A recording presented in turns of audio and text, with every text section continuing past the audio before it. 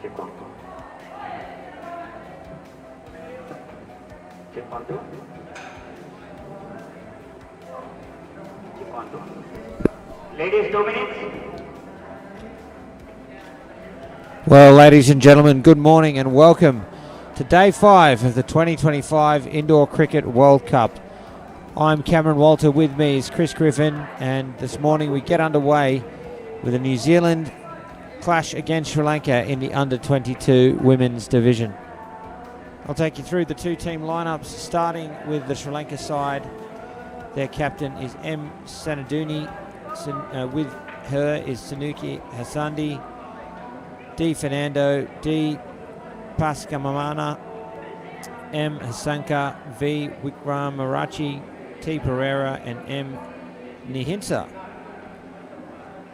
The New Zealand side, the captain today is Nina Wollaston. With her is Meg Moffat, Livy Crow, Nell McCrystal, Greta Abbott, Esme Olney-Boyd, and Leah Wharton, as well as Olivia Ross. Again, the New Zealand side writing out every player in their squad, so I have to figure out which are the 8. Team sheet only really needs those that are playing. It is a good morning to you, Chris Griffin, here on Day 5. Good morning, Cam. And fascinating clash we're about to see. New Zealand, well, they're on top of the table. Looks like they've rested a couple of players. Their captain, Caitlin Halliday, Bree James, Dale Anderson, Addison Stackhouse, all of those players have been in the sides that have taken on Australia, so a slightly different 8 here in this match against Sri Lanka. Give us a bit of background. Yeah, I think that can be expected considering the positions of the teams on the table. Sri Lanka so far, 1 victory against England, but have had 6 losses. So Caitlin Halliday, she's, as you mentioned, she's the top run scorer. She's a living wicket taker and she'll sit on the bench. But this New Zealand side, they've got a deep squad and we've seen what they can do.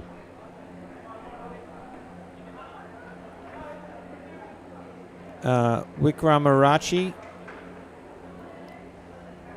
I believe it's Hasanka at the crease for New Zealand. We'll just see about getting our on-score display put on the screen for you, which will contain the names of all the players. Some last-minute attention. I'm not sure why the New Zealand side is standing in the middle of the pitch. The umpire seems ready. We're certainly ready. Are they waiting for something in particular?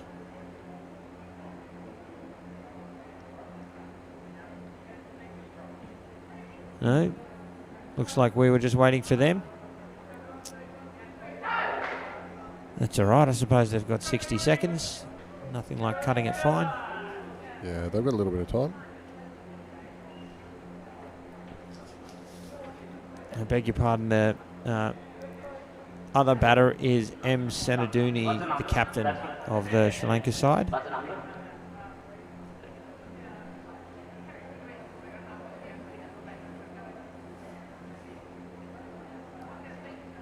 It looks like Greta Abbott is shaping up to bowl the first over.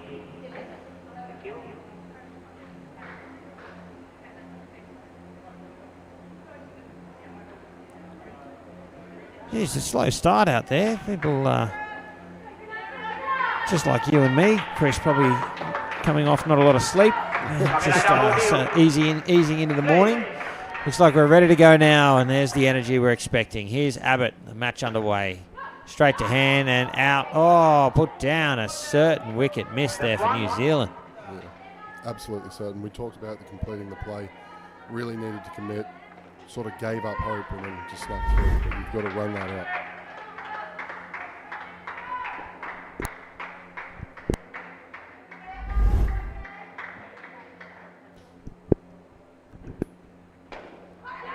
Chance again.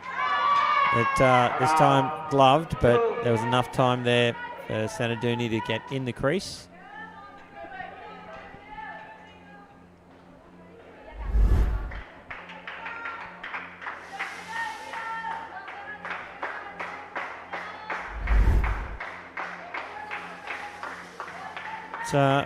was probably closer than it looked live because that bat did bounce. I think still grounded. I'll have to have another look to say otherwise. But it's played in the air. Backward of point. 2 scored. Some interest in a run out, but Wickramaracci was safe.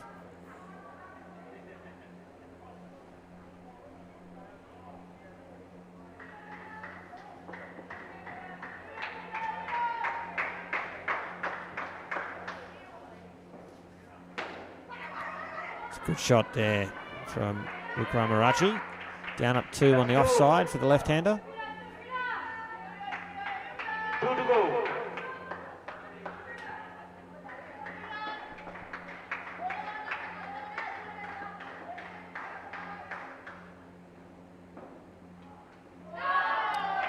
Beaten.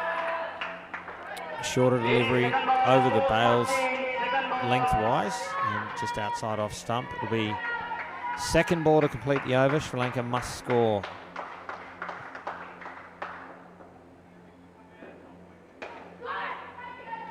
Single and 8 runs off the over. A good start for Sri Lanka. They'll be happy with that. They're away here in this clash against New Zealand. Not sure where our score graphics have gone, folks, but we'll get them back for you when we can. Not a bad start there, Chris. Yeah, not a bad start. Obviously, there was a chance. They started a little bit rough, but were fortunate to get away with it. 8 runs off the first over. They'd be happy with that, and they'd look to repeat it moving forward.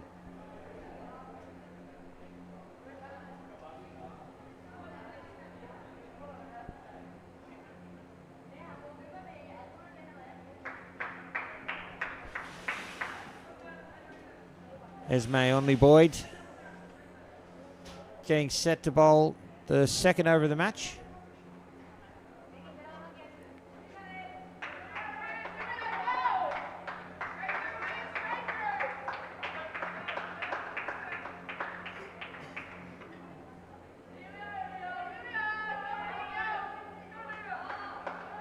Only Boyd's had a really good tournament so far, so she's second leading run scorer. She's third leading wicket taker.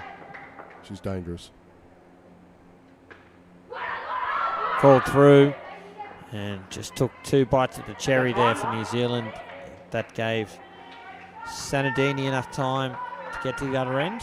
Change direction, coming round to you.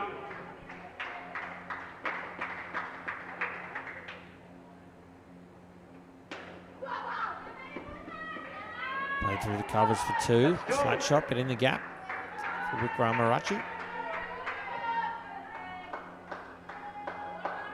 Change direction, coming over to you.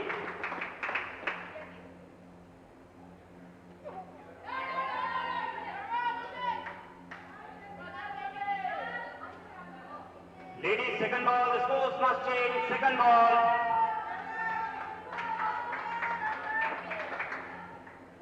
Second ball here. Sri Lanka have to score. And Beaten looking to smother ball. The ball didn't get to the flight, to the pitch rather, and wicket results, the first wicket of the innings. Yeah, she sort of came down the wicket and then stopped and then played it almost. See those little like Fred Flintstone footsteps. She really needed to continue to advance. If you're going to commit, you commit all the way. 2 to go. Change direction, coming around to you.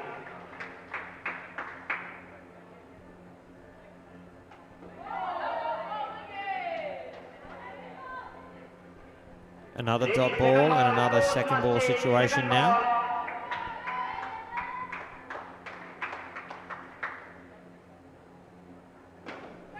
It's played up, it should be taken, and it is.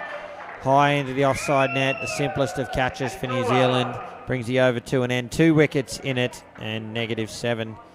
Sri Lanka back to 1 here in the under-22 women's clash. Sri Lanka and New Zealand. She's just looked to play it and got onto it a bit early, but these are little things that they're able to improve, you know what I mean? We talked about the change, what she needed to do when she came out of the crease. That's something she can correct. Something here is also something she can correct. You want to make sure the New Zealanders are getting you out while playing good shots.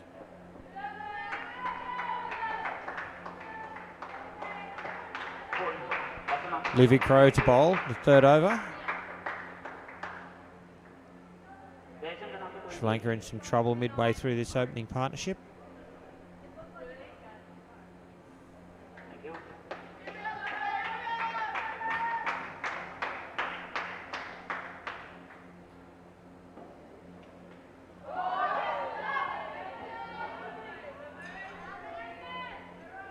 Ladies, second ball, the scores must change. Second ball again. It's the third scenario in a row. Lost a couple of wickets off the previous two. It was a great start from Crow as well, right on the money from ball one. It's a wide. Good response there from Sri Lanka. Happy to bank that too. See off second ball.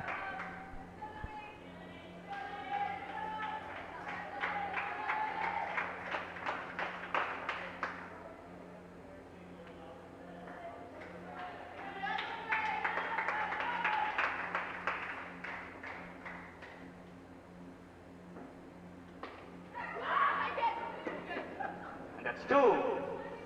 2 runs to backward square leg. Indoor centres just have a different feel in the mornings, don't they?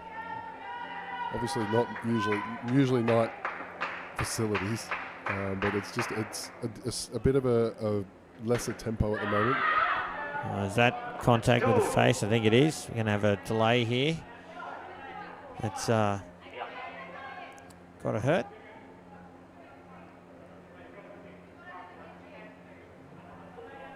Is that Ross down there in the front court?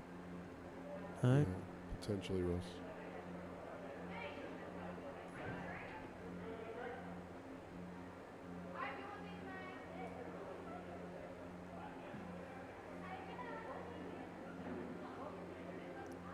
We'll just get some attention. Thank you for tuning in, folks. It's day 5, and Chris, yes, definitely a different feel in the morning in an indoor centre, particularly on the 5th day of a World Cup. A little bit of lethargy creeping in everywhere, I think. That is a very big word for the morning, I'm not going to lie. It's only 3 syllables.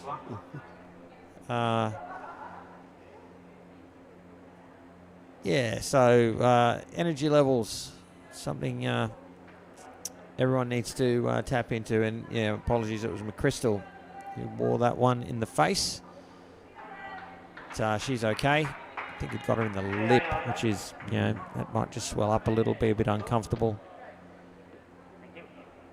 So that ball doesn't count. We reset back to the second last ball of the over.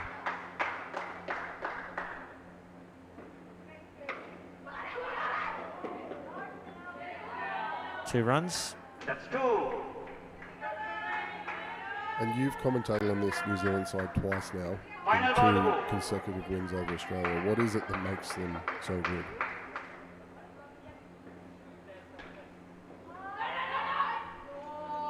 I think they've got a couple of superstars. I mean, Caitlin Halliday comes to mind. You were talking about her stats before. I thought she's bowled 4 really good overs in the matches that I've seen. But also strikes me as a great leader. So that's absolutely a difference. I think they don't make a lot of mistakes either. So that missed run out on the first ball of this match was uncharacteristic. I think, again, we'll put that down to the morning of day 5. I also, it strikes me as a team that's got a lot of belief. Now, they're coming in on the back of New Zealand having won the World Cup in this division back in 2022, so they're defending champions. As Leah Watton comes on to bowl the final over to the pair. It's hit in the air, makes it to the side net for 3. So there's a lot of confidence, and those 2 wins against Australia will obviously reinforce that confidence. I think they're going to be tough to beat.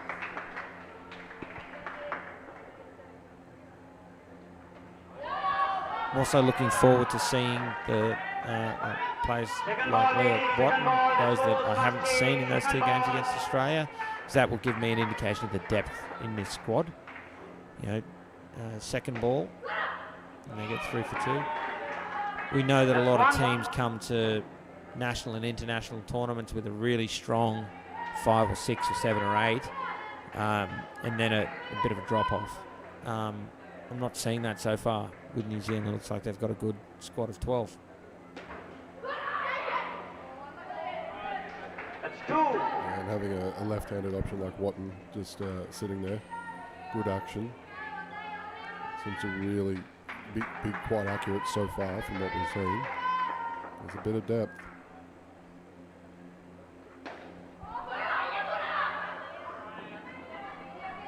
That's 2. 2 runs and a ball to come. Final ball to go. Yeah, I think a squad of 12 is great for New Zealand as a country, terrible for Jess Ramage as a coach. You know, how do you find your 8? It's never fun. Picking the 8, delivering the news for players that aren't playing in big games like finals. As that over comes to an end.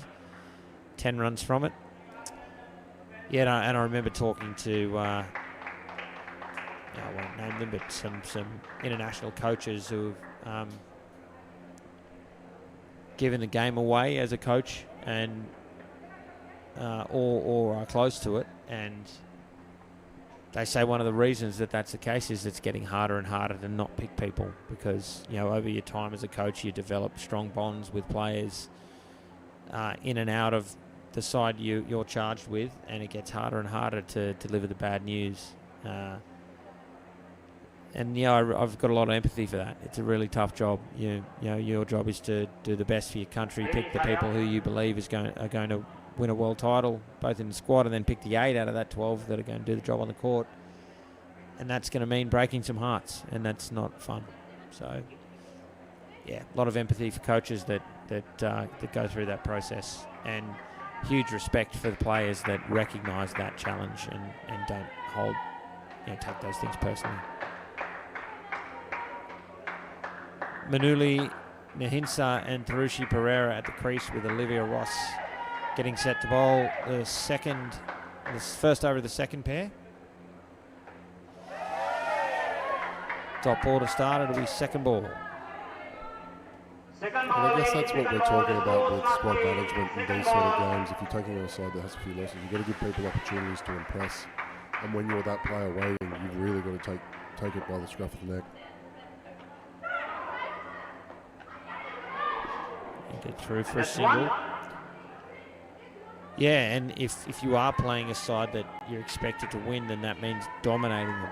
So coming out and absolutely, you play your role in dominating them, your processes, your skills, and never letting up.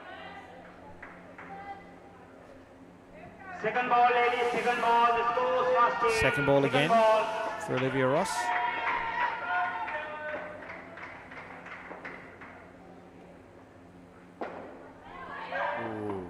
Smothered. It was rolling back. Do you think that would have gone on to hit the stumps? Yeah, but whether it dislodged the bails would have been a... Well, I can't believe the keeper grabbed picked that. it up. Yeah. I would have left it go. If that had hit the stumps and knocked the bail off, it would have been out. Yeah. Whether it had enough force to, that's another question. Second ball, ladies. Second ball, the third and over. It's been dot one.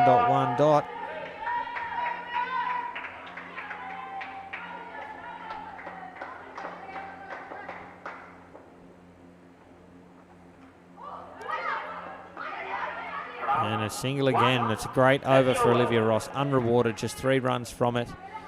The first over in the bank for this second partnership. So some more of those symptoms of the morning of day 5, a slightly smaller crowd and a few less poise up there in the stands, but I can see one going. Thank you to Paul Botterill for educating me on Poise. Yeah. Yeah, it sounded like a fish to me when I first said it. But yeah, I was doing research on the laptop behind you, learning what they were. Nell McCrystal will bowl this over.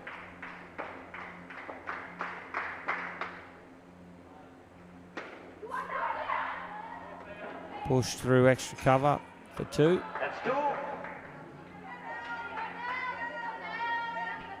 So yeah, I was watching a YouTube video of someone in full traditional garb or dress using them. It's actually a very cool sight.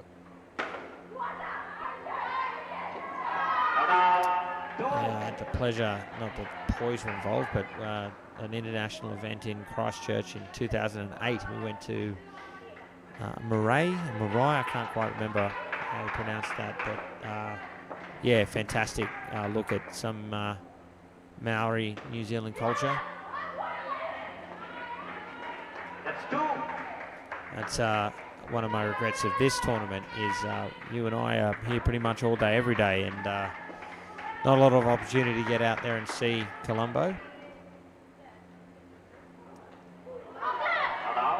Beaten. Short ball should have been put away. Second ball, But I understand that the teams certainly are availing themselves of that opportunity. A lot of these teams have got 1 or 2 games a day, which affords them some time to get out and see Colombo. Just means we have to come back then. Yeah. I barely have time to be here now. I don't know. Don't know how I'll do that anytime soon. I have to come back with the family and just do it as a holiday. 1 ball to come now for McCrystal.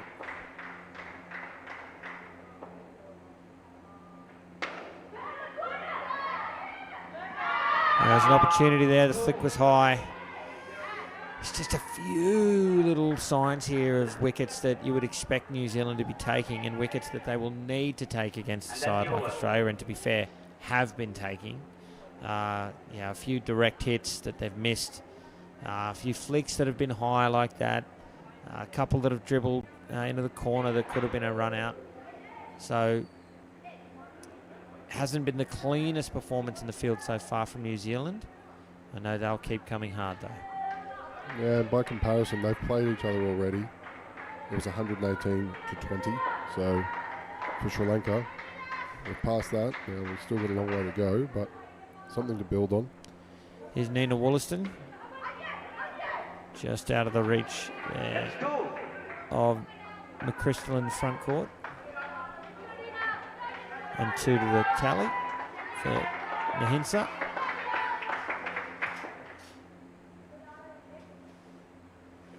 Used to the feet driven, should be out and is. Moffat doing the job at the back, and a wicket falls here in this second pair. Yeah, it's no surprise. Wollaston, equal leading wicket taker with Halliday. She now passes her during this game.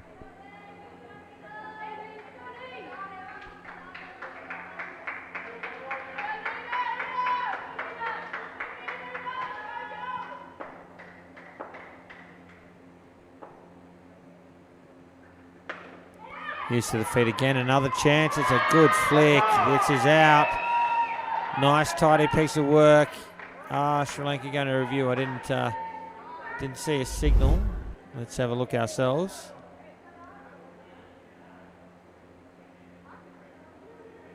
And it's out.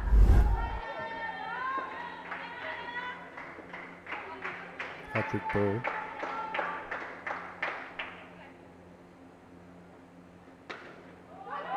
Oh, they're going to get it too. Oh, no. Just after a couple of tidy pieces of work, an untidy piece of work, robbed of a hat-trick. It's Shane Warne catch, that is.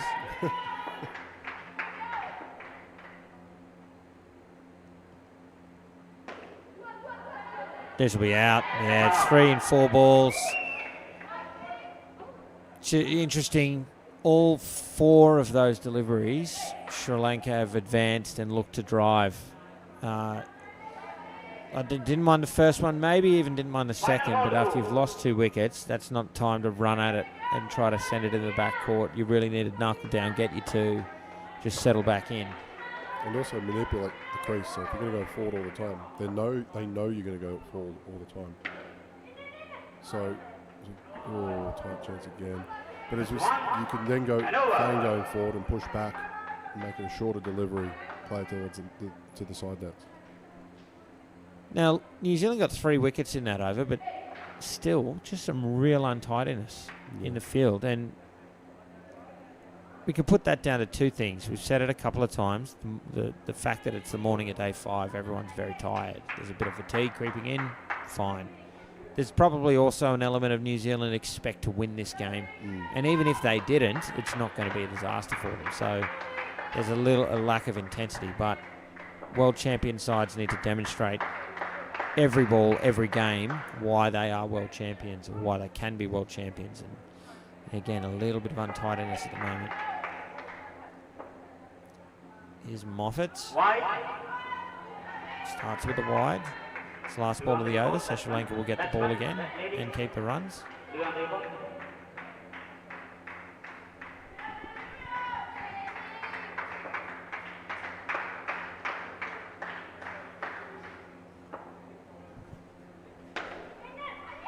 Should be out. It's gone straight to the receiver. Just hit it too well.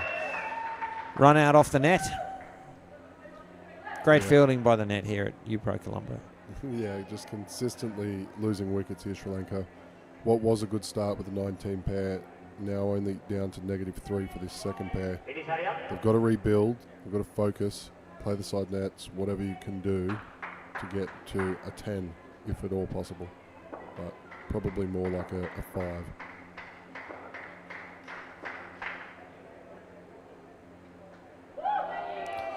Front foot cleared. Then trying to play on the offside, away from the body. Dot ball, and it'll be second ball.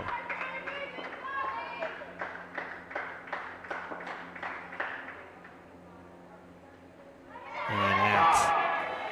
The wheels really falling off this second partnership now. I think they got as high as 13, and it's been all downhill from there. Yeah, and it's just come back from charging consistently and not really having a plan. I don't know whether it was a little bit of confidence. It's just sort of turned into being under the pump. But usually a wicket's a reset moment, and we've yet to see them really reset. That's one.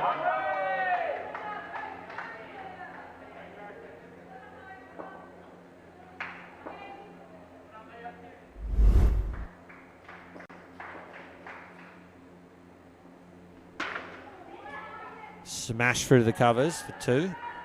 You can get away with it when it's through cover. When you hit that sort of through extra cover, wide extra cover, that's when it's going to come back to the receiver. Just angles. Last ball of the partnership falls safe. Another 2. And it's at 2 for -3 off the over. And that's where the pair finishes on -3. Showed a bit of promise early. As said, the wheels fell off, well, the last couple of overs. Let's have a look at what else is happening here at the UPro and Austasia complexes. For the morning of day 5 here at the Indoor Cricket World Cup, the under-22 boys playing right now. South Africa up against Sri Lanka. South Africa batting first, 27 at about the halfway stage of their innings. It's also England and Australia in the under-22 girls. England, none off the first pair. They're on 9 in the second. You would expect Australia to win that match.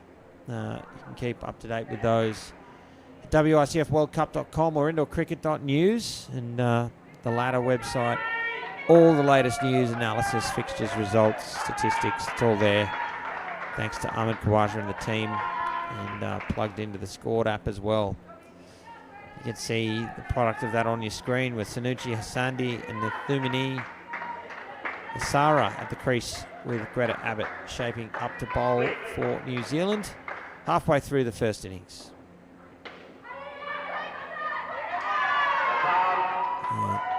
Well given. Interesting.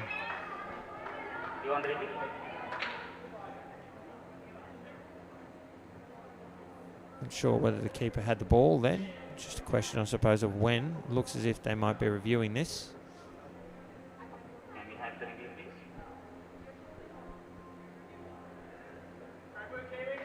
Can we have the review?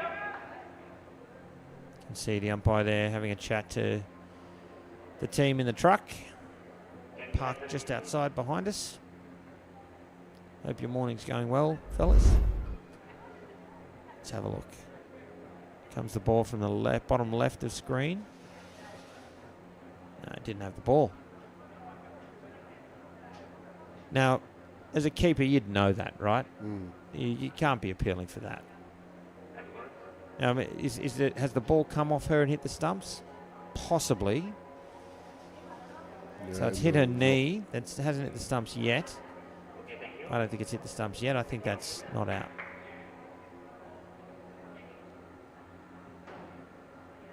Okay, thank you. Thank you. Having another look here. And I like this. We're having another look from another angle. You can see that the ball nowhere near the stumps. Yeah, the other angle really shows it Yeah. clearer. You mean this angle? Well, yeah. Thank you.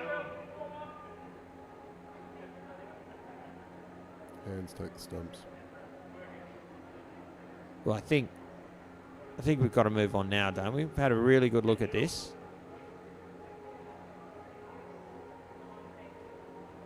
The keeper doesn't have the ball. Thank you.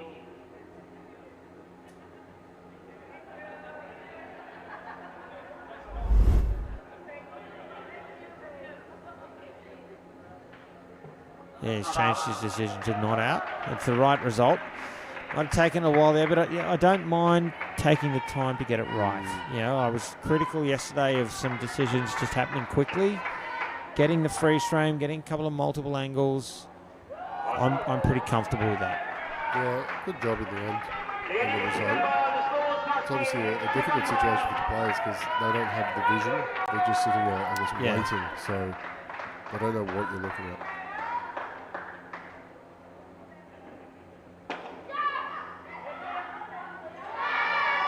Yeah, it's a good point, that. I think we should probably try and get a TV out here now that I think about it, that we can plug the feed into and let the crowd and the teams have a look at it. Just somewhere safe where they can't dive into it and take it out, obviously. Yeah.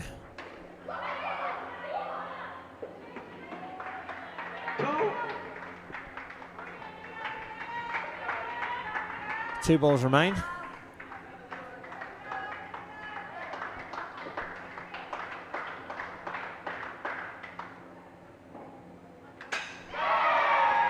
I think there was a little inside edge there, and onto the stumps, and another wicket falls.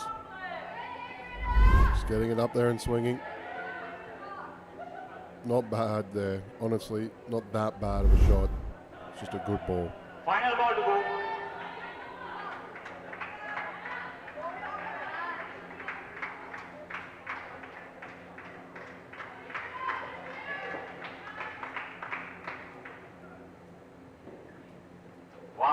Just want to go back with that. No, the wide that completes the over. That's 2 runs off it with that wicket. Let's go back to that run out of the DRS referral. What's your view? I made the point. The keeper would have known they didn't have that ball. Right? They would have known that was not out. A lot of keepers would probably just go and waved it away. It's not out. Don't bother appealing. New Zealand obviously made Sri Lanka use a review there. You know, what's your view on that? Yeah, that's an interesting one, isn't it? That's an interesting one. We're talking about the use of this and trying to lull people into decisions. Maybe we're going to see some people on the sideline feigning incorrect decisions and trying to bluff, and double bluff and triple bluff and whatever it might be coming forward.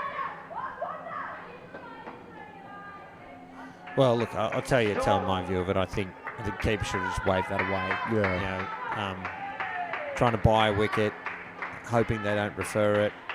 I'm not sure that's necessarily the spirit of the game, but also that chewed up a couple of minutes. Yeah, spirit of cricket comes first at all times.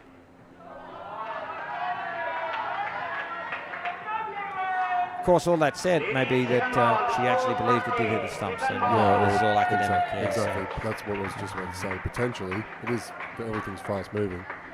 Potentially, she thinks that maybe it's deflected off her knee and going to the stumps or whatever it might have been. Run out of the top end. Asandi backing up too far. Having to think about this one too. Doesn't look like they're reviewing it. Oh, you can see why. She's run all the way down there and stopped. Yeah.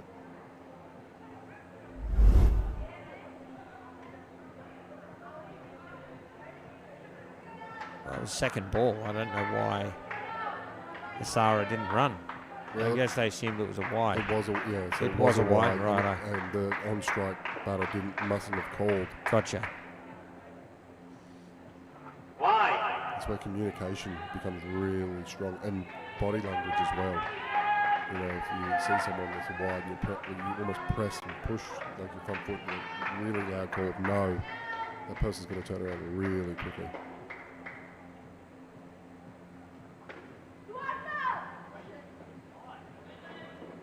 And that's 2. Final ball to go.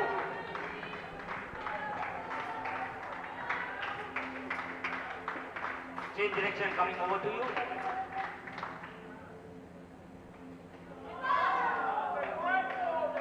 And that's the over. Next over, second ball. Brings you over to an end. 1 run from it. And I'll start the next over on second ball.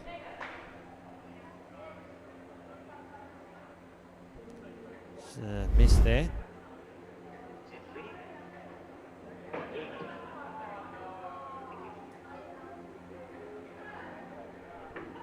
Just checking this team list. I'm not sure if we've got the right batter in. The on-strike batter is Coming Fernando. on to you. Ladies, second ball. The scores must change. Second Interesting. ball. Well, direct hit. They haven't been prevalent throughout this innings, but there's one of them. New Zealand cash in on second ball. It's the only time Williston's about, wickets occur.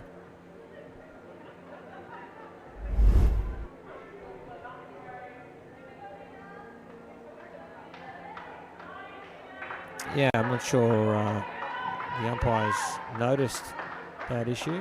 Change direction coming over to you. Yeah, see, you're right. Number 45, Fernando. Oh, a shot to the back for 7. That's a 7. Asandi, it's definitely Asandi getting some of those runs back. It's a big shot. Just gets the pitch, makes it a full Change toss. direction coming on to you. Boom.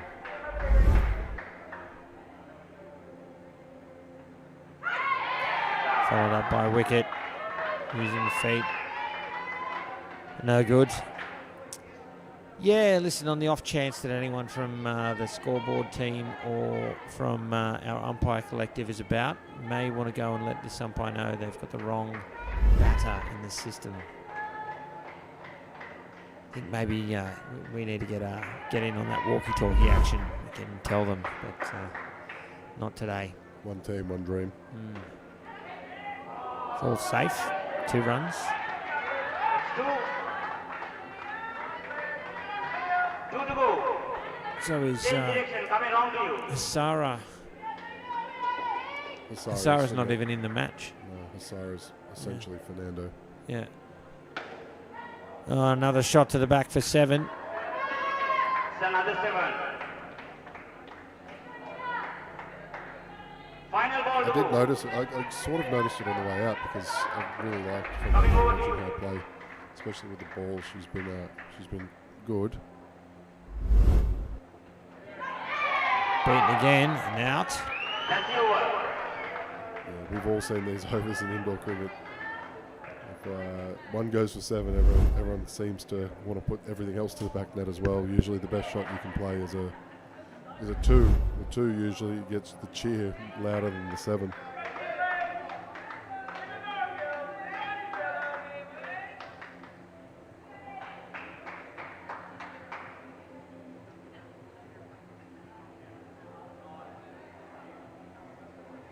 Players just inspecting the ball closely.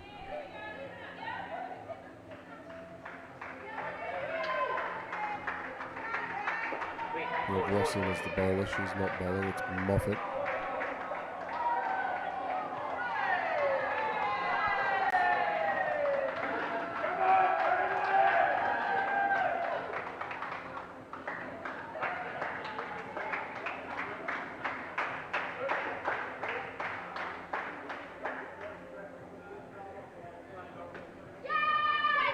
Out into the side.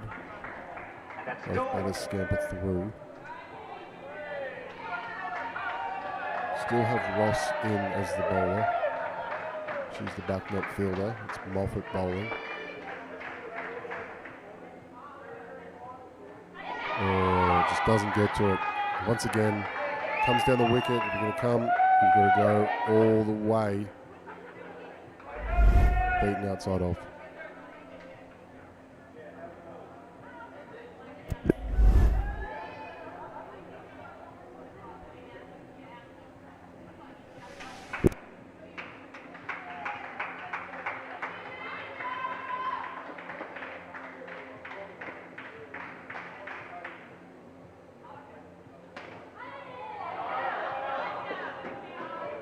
One.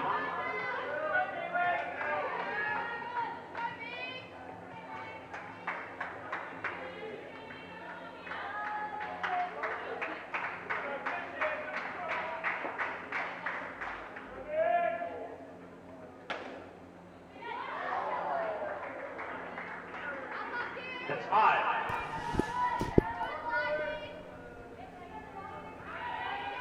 Big shot there for 5, making up some of the runs lost. The bowler is not Ross, as Chris pointed out. It's Moffat. There's a wicket there. Run out at the keeper's end, getting back that 5 for New Zealand.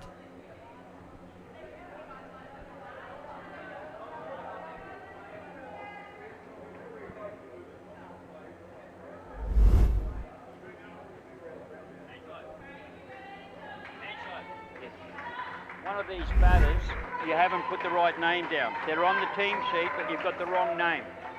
Check with their names. Sure. You've got the wrong name. The commentators just called me.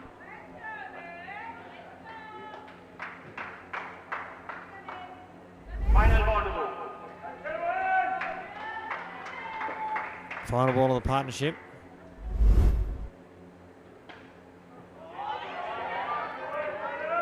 That's 1 and over. So I wonder if it's going to create issues when Olivia Ross does actually go to bowl her second over. So yes, David Shepley was down there pointing out the issue. And hopefully the name can be updated now. Okay. One of the batters that you had in is not on the actual reserve, so it's the name. The batter was okay, it was on your list. Right. Because I was referring to the Get the right names. I was referring to the jersey number. That's it. I was referring to the jersey number. That's Okay, the thing. well, just the commentators rang me to say that you had one batter that wasn't in the list. So Sri Lanka in some trouble here. 19 on the board, 3 pairs in.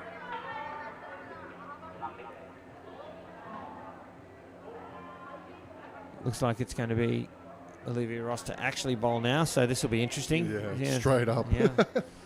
It's just the way it works sometimes, isn't it? Yeah, look, you just can't have this at an international event. The umpire has to see who the players are, and it creates these issues. I don't know if the scoreboard is going to point out that you've had the same name in, so now he's putting Meg Moffat in his bowling.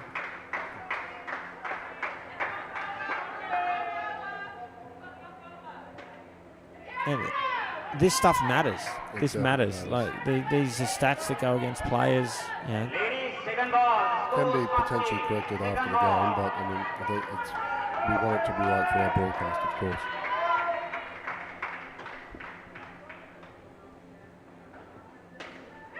It's up, falls safe. And that's 2. I really thought someone was going to get a hand to that.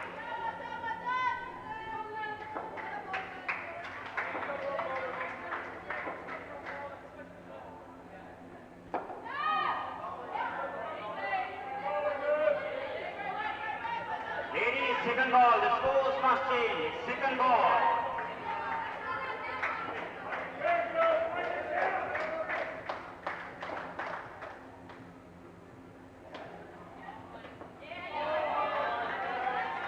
That's 1.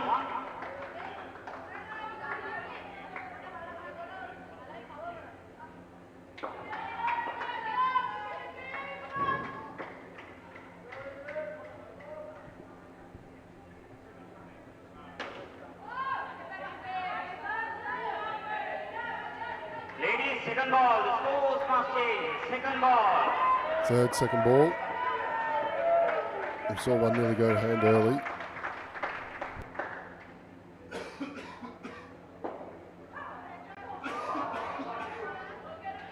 This one, over. Brings the over to an end. 4 runs from it, I beg your pardon. Dindila Paskamana and Milindi Hasanka at the crease. Now I'm relying on what the umpires put in there. But we shall see. And the bowler was Olivia Ross, who's bowled then, not Meg Moffat.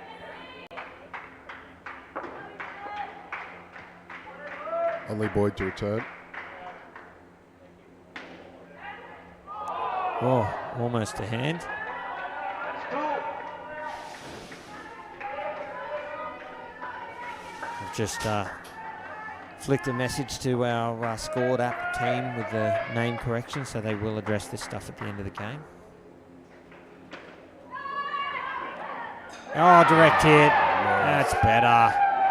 That's what we know New Zealand are capable of. And run out at the top end.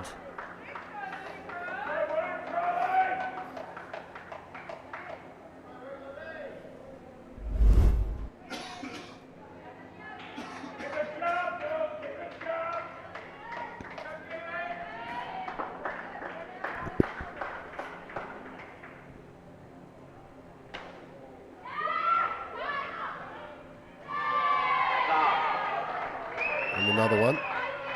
Really need to slide that bat. I feel like she could have accelerated and just ran through the crease. She would have made it.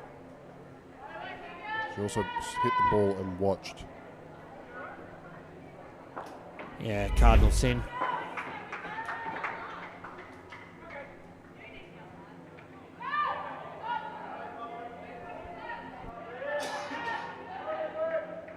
Ladies, second ball, the scores must change. Second ball. Another second ball opportunity after those 2 run-outs.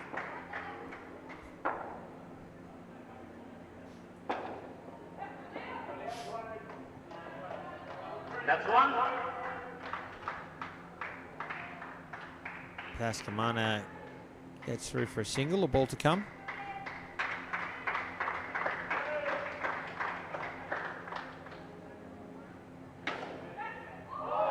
Oh, how about that? Only Boyd goes through her hands in a great diving effort.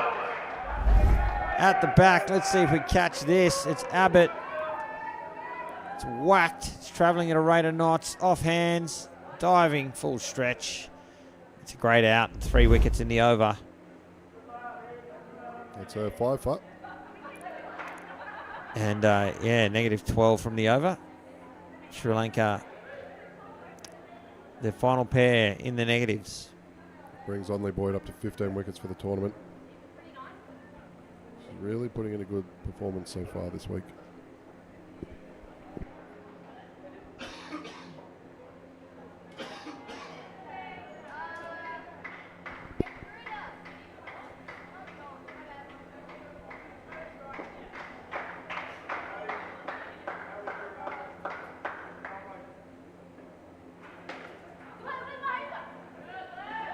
Livy Crow bowling. That's two. It's recovered for 2. Last name synonymous with New Zealand cricket.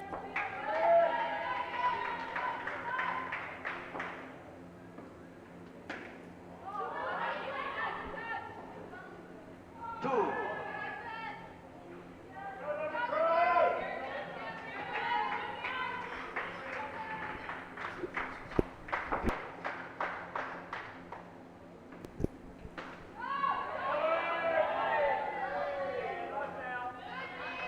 Ladies, second ball. The scores Brings about must second change. ball. Second ball.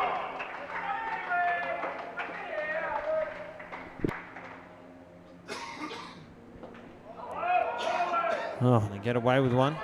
Through for a single.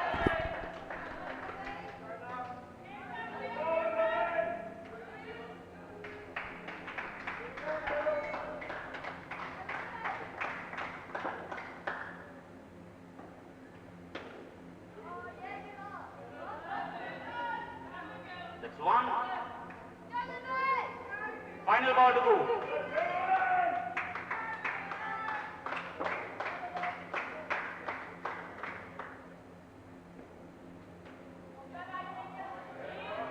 And that's the over. Next That over, completes second the ball. over, 6 runs from it. A better one there for Sri Lanka with no loss of a wicket. 1 over remains now in the match, in the innings, I should say. Getting well ahead of myself there, Griffin. Yeah, Sri Lanka, we talked about their previous result. They managed 20 against the New Zealanders, so perhaps they could still pass that.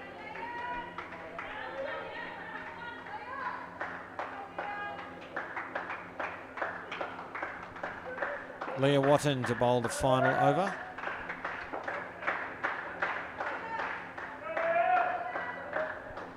Well, there's a second poi out.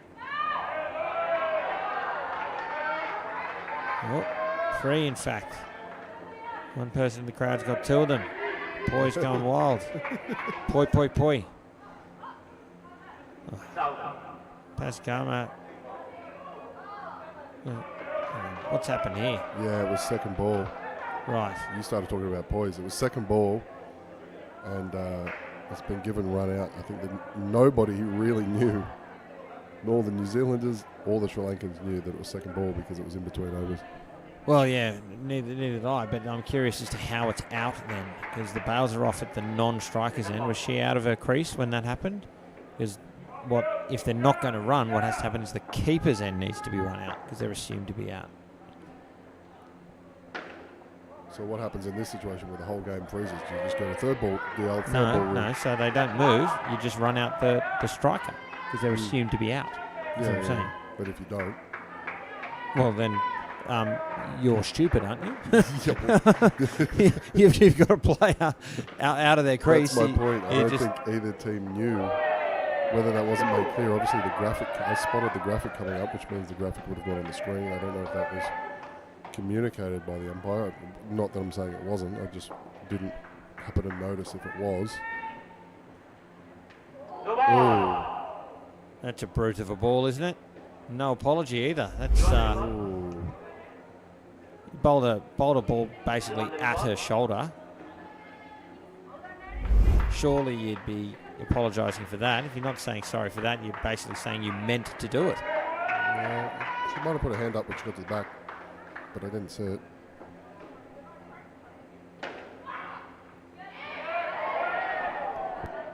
Yeah, not a fan of that. You're dominating the game. You've hit a player. Yeah, I'd be expecting a pretty quick welfare check and apology. And again, I mean, that one's wide, but falling at the body. Now, if you're meant to do it and you're unconcerned, all right, well, power to you. But if you didn't mean to do it, you should be apologising for that.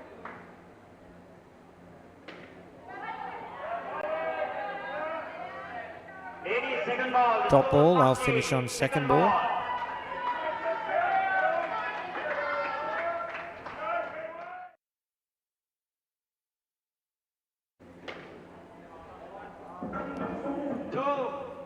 And over. 3 for 2. They'll finish on 22 runs here in this day 5 clash. Sri Lanka up against New Zealand. It wasn't the tidiest and cleanest performance from New Zealand in the field, but obviously still dominant from them. And for Sri Lanka, well, a modest improvement on what they've scored previously. Now their attention will turn to seeing what they can do with the ball and in the field. And we'll take in some highlights shortly. Unfortunately for Sri Lanka, most of those highlights will be wickets. And while that happens, we'll check in with the other matches happening right now here at Pro Colombo and Austasia in Sri Lanka. South Africa up against Sri Lanka in the under-22 men. South Africa has posted 60 runs, so Sri Lanka are a red-hot chance there. And as England and Australia in the under-22 women. England have posted, I believe they're finished, 33 runs, so Australia in the box seat there. And despite a little bit of untidiness, Chris. Dominant performance in the field there for New Zealand. Yeah, New Zealand just sort of switched it on after that first pair. That potentially it was a bit of a work from the coach. We did note a bit about untidiness early, but we've got some really good bowlers and consistent bowlers in New Zealand that genuinely bring in their field into play. And you can see it, like even the deflection catch and just commitment and cleanliness at the 3 line. A lot of good performances, and they're doing that all without their captain and their star player. We're just listening to the Indoor Cricket World Cup theme song here in the centre. That's going to be stuck in our heads for a while. Yeah, I was sitting in the elevator when we got back at midnight. I remember, I think it was Steve Waugh's last summer with the Australian Test side, and the song they played anytime any team was walking out on the pitch throughout the whole summer was Australia and India. It was Clocks by Coldplay. Just a whole summer of Clocks by Coldplay over and over and over again. That's burned into my eardrums, that song. And this one's getting there. The one that stands out for me was when you and I were both working together, and we did a summer of cricket. I think we were playing this big bash game. Don't say it. Don't say it. And it's the time flies by with the yellow and green. That thing followed us everywhere. I'm talking in the fuel stations, on the radio. Oh my God. And now we've got you on audio singing it. Yeah, thanks. I knew you were going to say that. I couldn't remember it, and I remembered it was George Ezra halfway through singing it. Well, back to the cricket, folks. New Zealand red hot favourites to take out this match here against the home side, Sri Lanka. But these are learning experiences now for Sri Lanka. For them, okay, if you're not going to win the game, what can you keep New Zealand to? As Moffat and Onley Boyd head to the crease for New Zealand.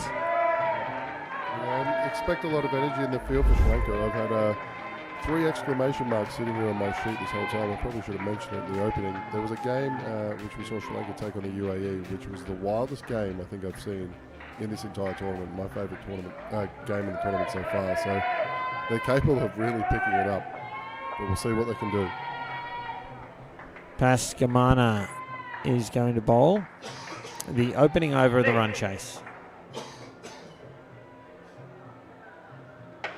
It's up. Should have been taken. It'll be 3.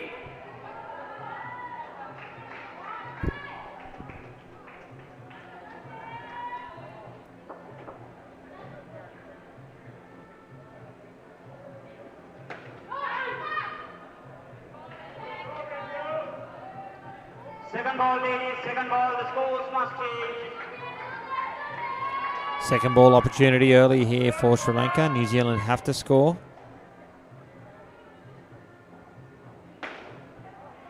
Again, it was in the air, falls safe. That's 3. It's 3 to the tally. One of the things I loved about that Sri Lanka UAE game was the Australian Open men were next, and they all had stopped and came out to watch it and were actively texting us just about how insane and crazy the game was, because players were throwing themselves around absolutely everywhere. One of the highlights for me when I leave Sri Lanka, no doubt.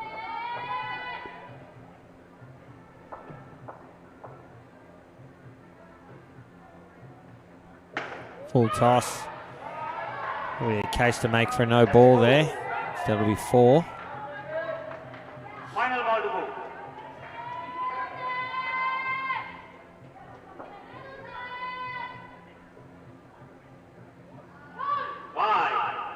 Wide to complete the over. A great start there for New Zealand. 14 runs from it. Over.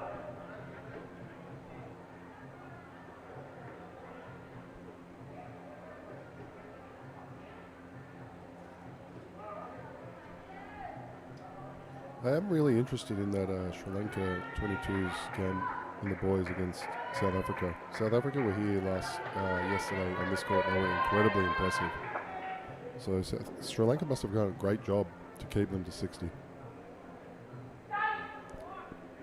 Vibusa Wickramarachie starts with a dot ball, and it's second ball once more.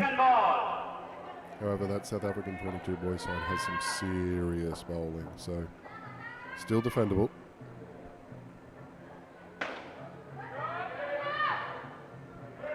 That's 2. 2 through mid wickets.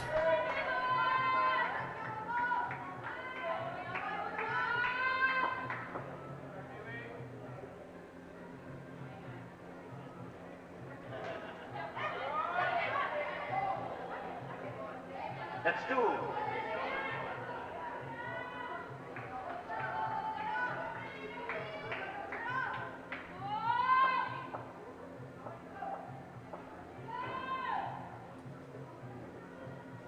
Next side.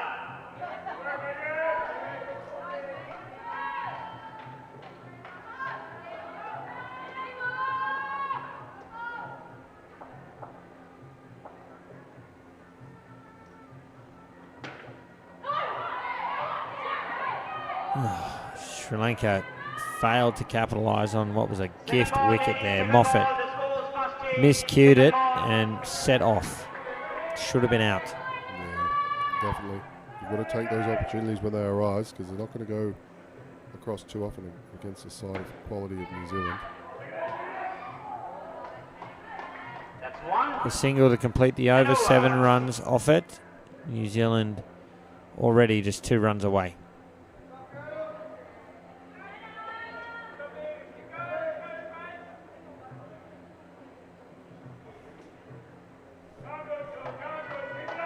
Thank you.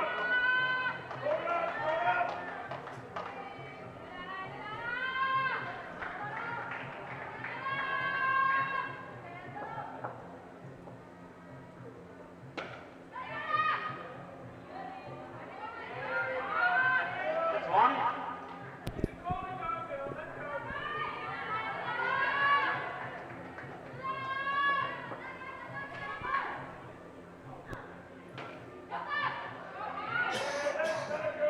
Two. 1 and a 2 so far from Hasara. This is Fernando again. Yeah, I wonder if it is Hasara just wearing Fernando's shirt and the umpire knows more than we do. No?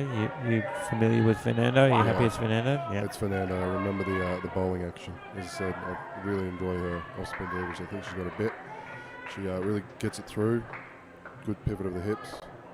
It's been a bit unfortunate not to have a few more wickets this tournament, I feel.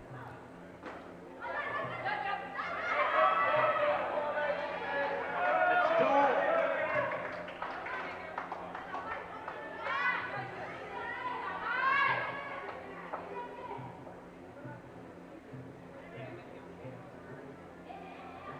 There's a few more poise going now. Yeah, New Zealanders are flocked in, just slowly but surely. The Australian 22 boys are up next. They've come in and they're sitting there watching. Oh, there it is. Fernando goes through Moffat, Final ball to grabs a wicket for Sri Lanka.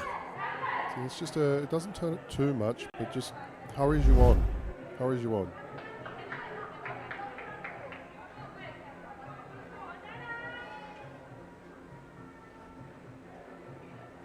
I wonder if you just swing the poise just because you have them as opposed to encouraging. Now, obviously, you would encourage, but I just saw the wicket and the poise was still going. Final No ball idea. to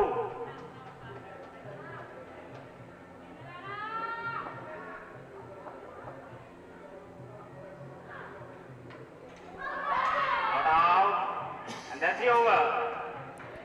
Next ball, Over second comes to an ball. end, 1 run from it. And over to come in the first pair.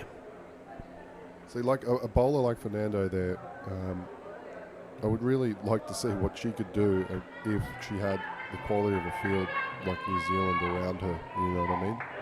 She produced a few good deliveries, hurried people up, beat people outside Second ball, off. the score was must change. Second ball. It's all about bringing your field into play, but it's difficult if your field's not there to execute consistently.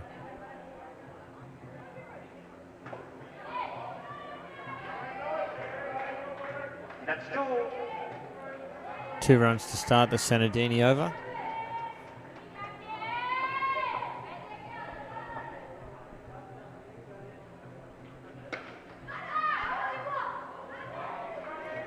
Oh, Chance goes begging.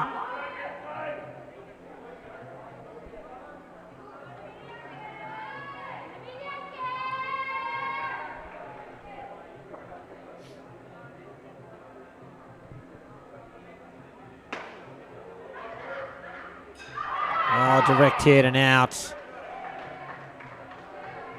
Good piece of fielding and pretty lethargic running. Yeah, hits strong, but Fernando too good. Pick up and throw on the 3 line.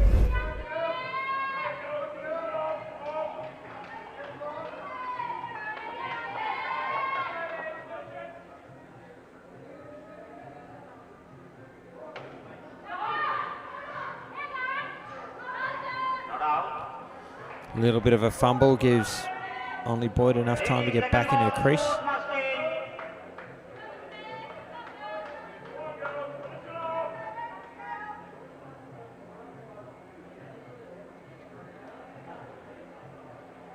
See a bit of a delay here. What is this, a review? Not sure.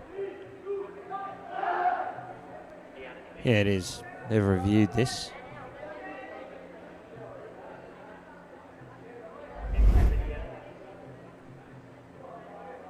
Certainly looked in live. There's a juggle, a juggle, a juggle. Can't see the receiver with the ball. Here comes the bat. Oh, it's definitely worth a shout. Is the bat even down? Not sure. Yeah, it's out. That's out. Yeah, it's a great review.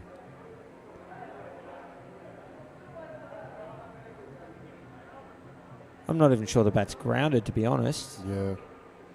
But I think that frame, the bails are up. The frame before, the bails are up. Yeah, that one there. Yeah. I agree. I think that's out.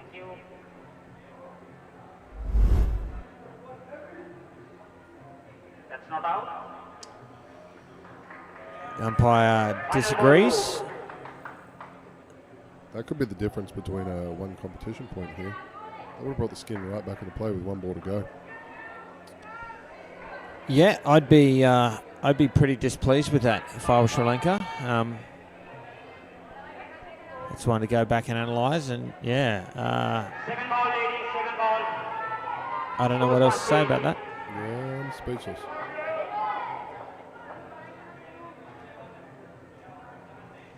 Hopefully they'll pick up a wicket. Unfortunately, it doesn't look like it's going to happen. That's Had one. that ball played out as it did, and the wicket was given, Sri Lanka, 1 competition point over the world champions. Still a ball to go. We've got a chance here. Oh, apologies.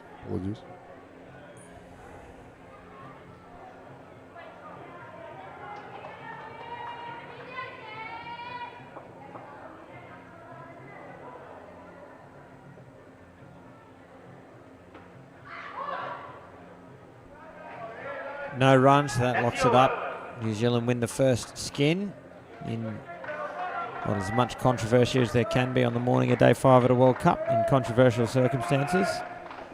It's a good fight from Sri Lanka. A couple of late wickets, really pegged it back, gave themselves every opportunity to win that skin as Ross and Abbott head to the crease for New Zealand. That's incredibly disappointing for the Sri Lanka girls, obviously. They would have gone in and adjusted their bowling plan to target that first 4. Essentially had got in that position to do it. And only Boyd, she's the second leading run scorer for the New Zealanders. Like, they've targeted that in reverse as well. So they've done a really good job to even be in the fight. Had it. Yeah, that's a tough decision if you're Sri Lanka.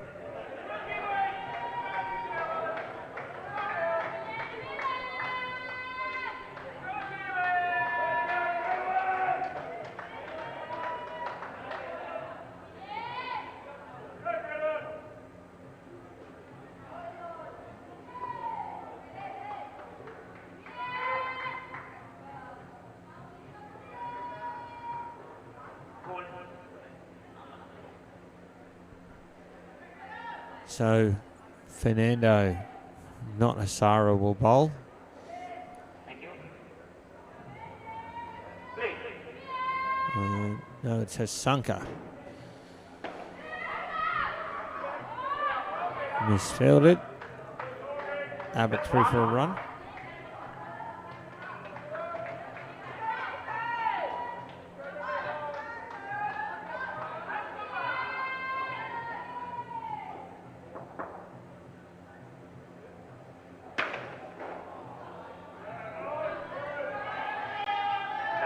Great shot for your first ball. 4 runs for Ross. And we can confirm that is Ross.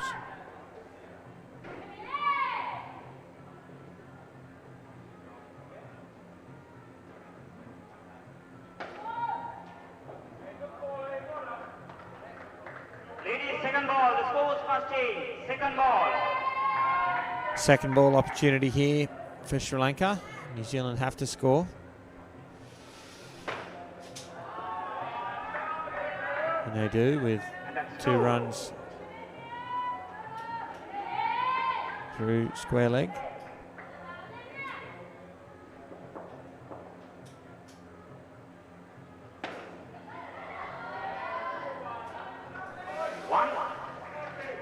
It's well kept off both the side and back net.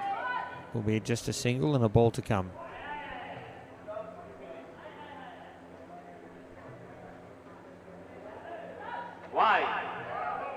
A wide completes the over, 10 runs from it. Second pair off and running.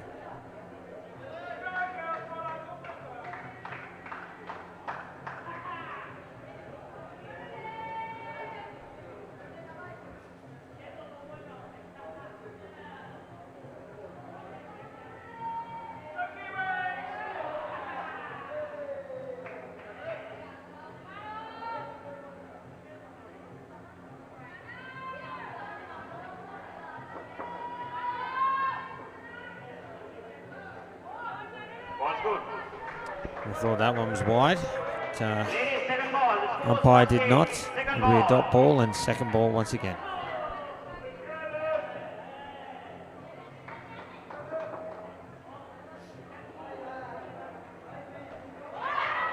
And out. Sri Lanka cash in. Much needed wicket. Yeah, and for Sri Lanka, the challenge here is to challenge yourself against some of the best players in your competition, right? So you want to just keep working, trying to take wickets. Are you possibly gonna get skins? Well, no, but you can really try and gain something out of it and look for a dot ball and earn a wicket like that and see if you can produce it again and challenge yourself. And that's out. It's 2 in 2 balls. Miscommunication between Ross and Abbott, and Sri Lanka don't miss. Indoor cricket is a momentum game. One brings 2. One always brings 2. I think that was a yes-no call from Abbott. It did look like a yes-no. There's nothing worse than a yes-no maybe. Yes, no, maybe, sorry. Sound like you know that all too well there, kid. Yeah. I can barbecue and can be barbecued, so I suppose that's true of all of us. Yeah, there's nothing wrong with some skills around the barbecue. 2 balls remain.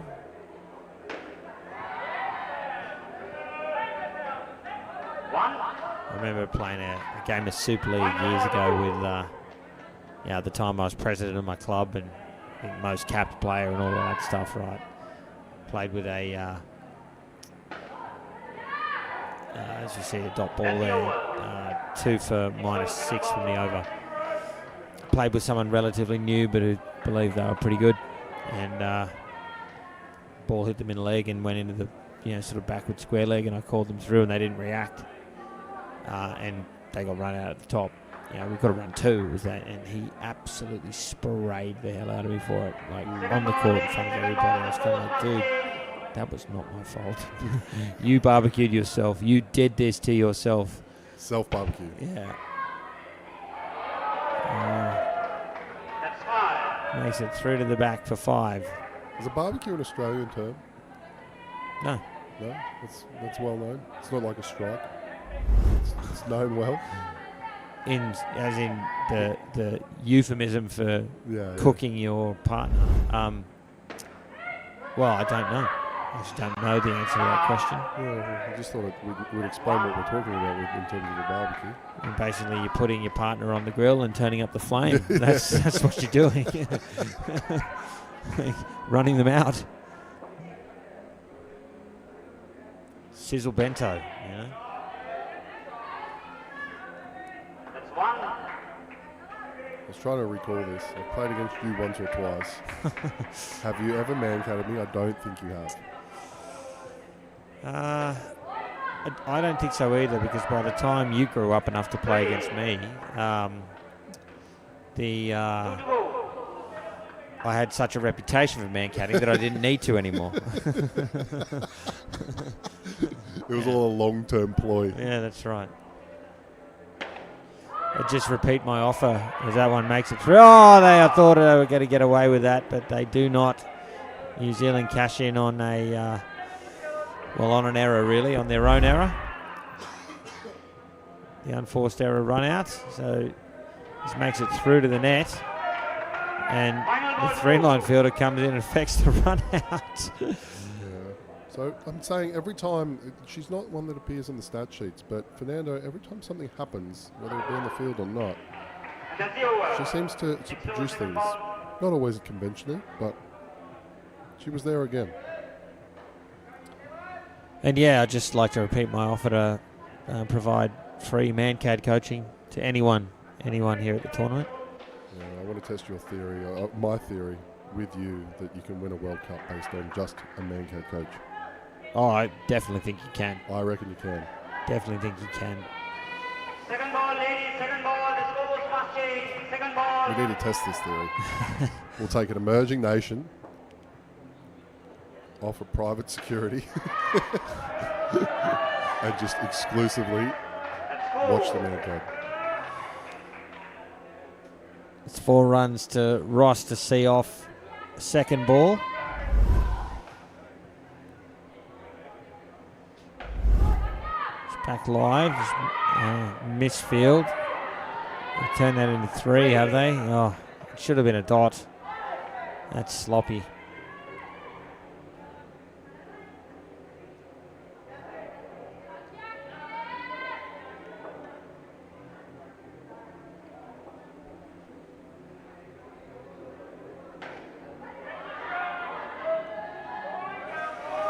Ross looks strong technical bat.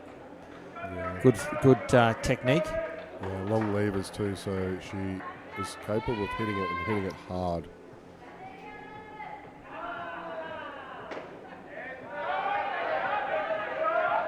That's 2.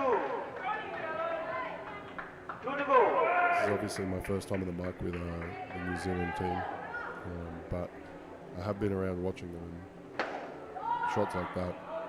Oh, nearly deflected on, but shots like that, you can just see it just very technically sound in a lot of different aspects. Yeah.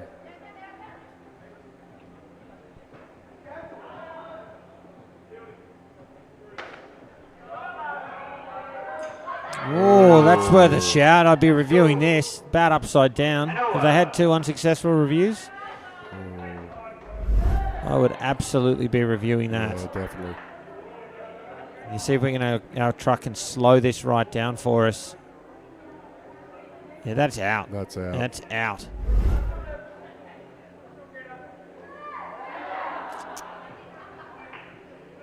Well, it's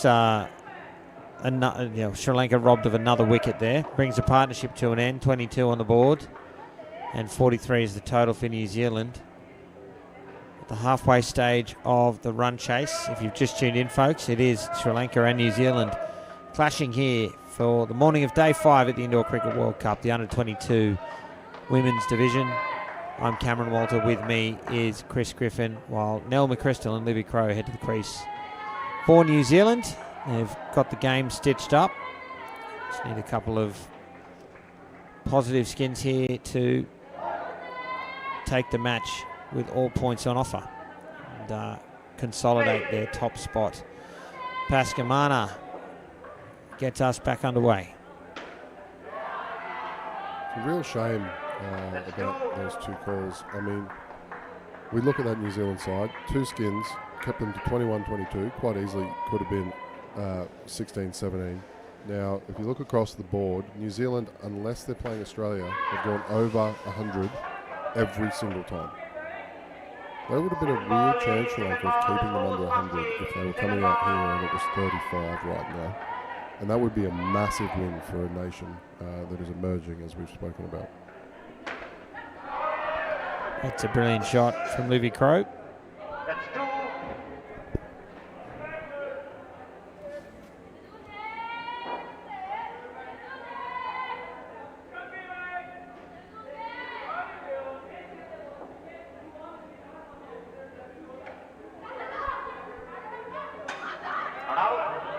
Edge backward a point for 2. And I've mentioned the game between the UAE and Sri Lanka before and how good it was, and you could just see the continual commitment from both those sides, and you're seeing it again here from Sri Lanka. They're still diving around, they're doing what they can, where they can, and getting wickets because of it. That's 1. Final ball to go.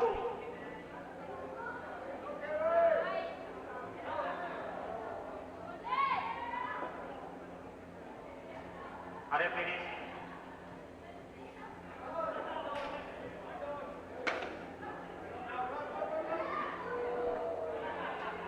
That's 1.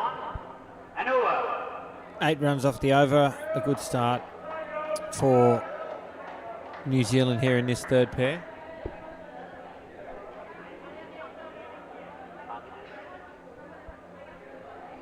Check in with the South Africa versus Sri Lanka under-22 men's match. Proving to be an exciting fixture. Sri Lanka 31. Well, in the middle of the third pair by the looks of it. 9th over. Start of the third pair. Start of So, third pair. yeah, Sri Lanka right in the game there against South Africa. You can follow along with that at indoorcricket.news. Don't know what this delay is about. There's a physio on the court. Oh, yes, there is too. I tell you what, I've ranted about this before, and I'll do it again. And look, I think the last time I did, I got pilloried on social media by one of my biggest fans. But the not that was a long delay or anything, but I've seen, the rule book, as I understand, says you get 2 minutes to treat an injury. It's actually not explicit what happens after that. Yeah. But the common sense should be, look, if you can't be treated quickly, you need to go and get treatment off the court so the game can continue. Why else would there be a time limit? Yeah. And I think as well, they're still going, so this may well chew up 2 minutes. Obviously, player safety is paramount. Obviously. This player's going to leave the court. I like that. Right? We're in the back half of the game. She's in a bit of pain. No need to continue. She doesn't need to be substituted. They might say, well, we'll just finish this over or play an over out with 7 while the treatment continues. The game keeps going. Now, again, if safety is an issue, if moving someone is an issue, who cares about the 2 minutes? That's obviously not the intent. That person could walk. 2 minutes is over. Leave the court, go and get treatment off the court, and then it's up to the team whether you substitute them or not. So I don't actually know this. How does it work? Say if they've gotten an injury like that, stayed on, and then a trainer needs to attend to the same injury again. Yeah, again, I think that the rules are silent on that, and it would really come down to a bit of common sense. So I think if it was something reoccurred, right, so if she got hit there again... Yeah, that's a separate blow, though. If they're just continuing to struggle and every other over the trainer's coming out to check taping or whatever, then no, off you go. You've got to make a decision. That's what needs to be that needs to be clarity there, because maybe it's you get half the time next time, or next time, no, sorry, you've got to go off no matter what. Yeah, I think it's... Ladies it generally has relied on common sense. I think, unfortunately, common sense is not that common. So sometimes it does drag out. Quick Ramarachi, the bowler. And it's second ball. Dealt with by McCrystal. So, yeah, that's just one of many pet peeves that I often complain about while I'm commentating. I'll keep a list from the tournament, but I wouldn't have enough pages in this notebook in front of me, Cam. So. Yes.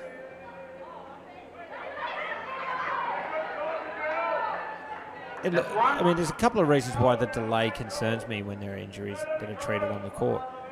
One is obviously we want to keep the game going, particularly when you're trying to fit 8 games in a day. But the other is the momentum of the match. You've said before, indoor cricket is such a momentum game. An injury can completely halt momentum for either teams. And it does open up the possibility that someone will deliberately slow the game down using an injury. And that's why I think we need to be... The clock starts ticking. Bang. Okay, yeah, no worries. You've got 2 minutes. And then when 2 minutes is up, if it's safe for you to leave the court, you leave the court. Yeah, I have to agree. Last ball of the over. Chance. Needed to hit. I think McCrystal would have been home anyway. Brings the over to an end. 8 runs from it. 2 overs remain in the partnership.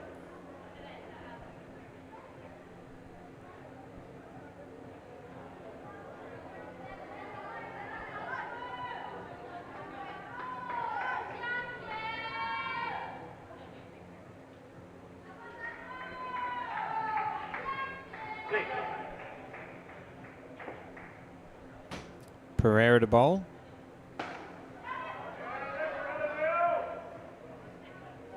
That's 2.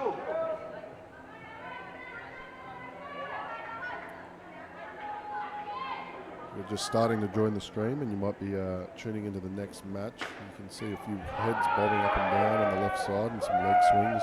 That's the Australian team warming up.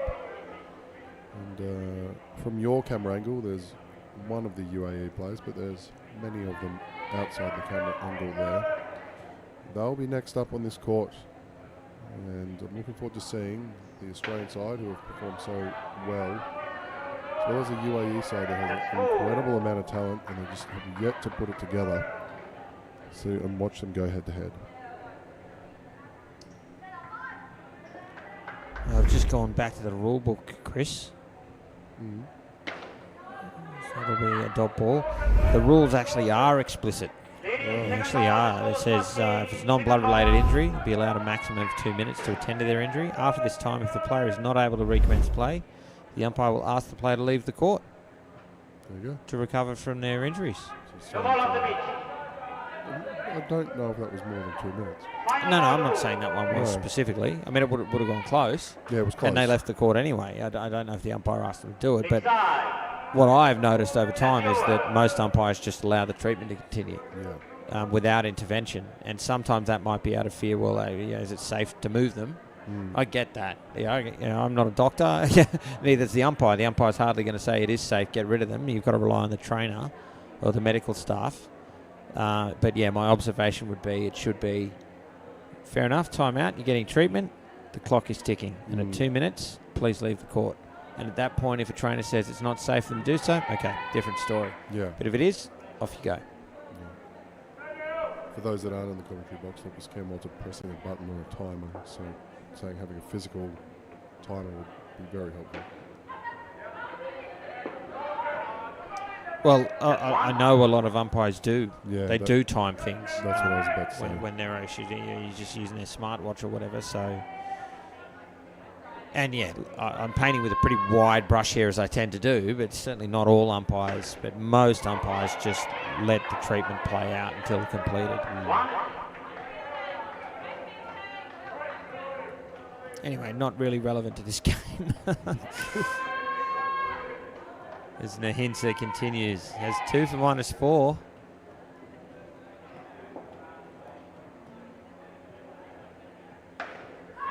Straight back, there'll be no run, and second ball once more. New Zealand slowly edging towards that 100 that I was speaking about. I don't want to keep harping on about it, but it would have been really, really interesting if it was a 63 there, not a 73. Kept off the net.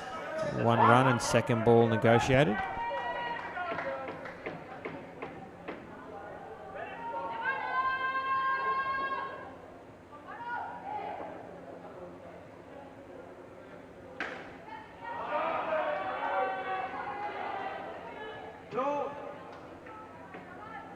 Final ball to go.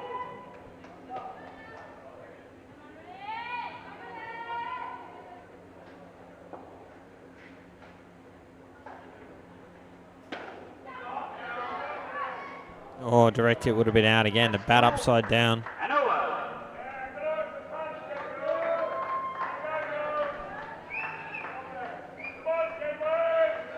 The boys continue. It's a great pair, the best pair of the game so far. 35, great partnership, McCrystal.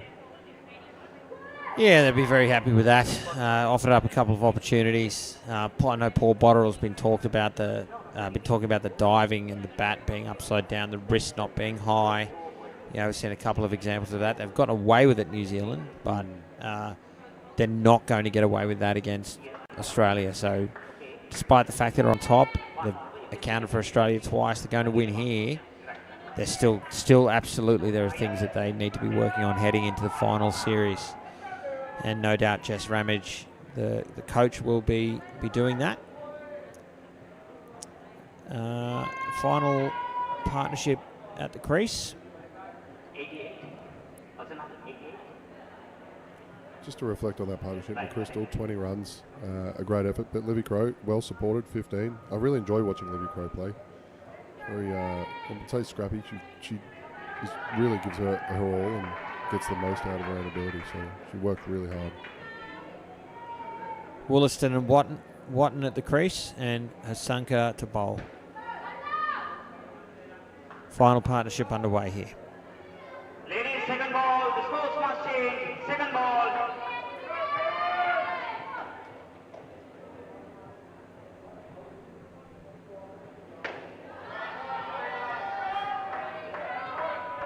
That's 2.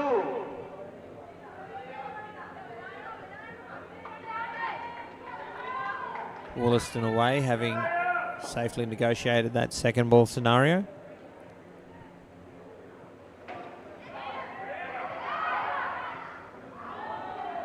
Well, there's half a chance there. Watton took a while to get going.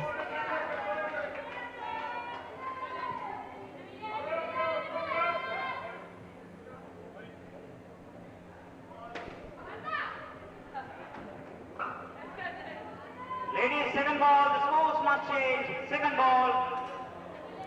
Second ball once more.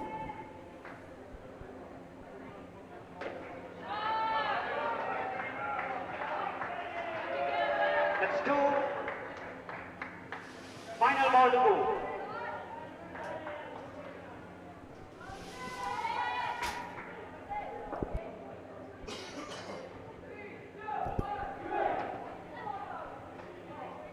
Sent back, that's out. Got to review this. That is out. Review it. That's the over.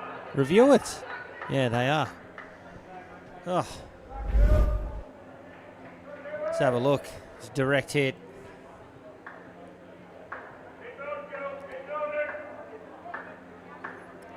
Yeah, you got to see the freeze frame. It was looked out by Mile live.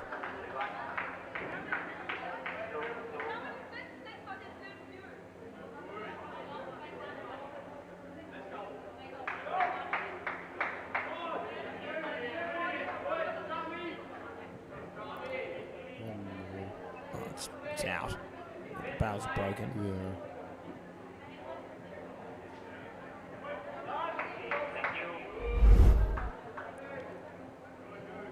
That's out. Let's change it. Correct decision. Would have had egg on my face if that one wasn't out. It was Been close. saying It to was- review it. It was closer than... No, optical illusion, mate. That was out by half a metre. The thumbs were broken. Bang. yeah. But ultimately, we got the right decision. That's That's what right. we want. Yeah. That completes the over. 1 run from it. That's over.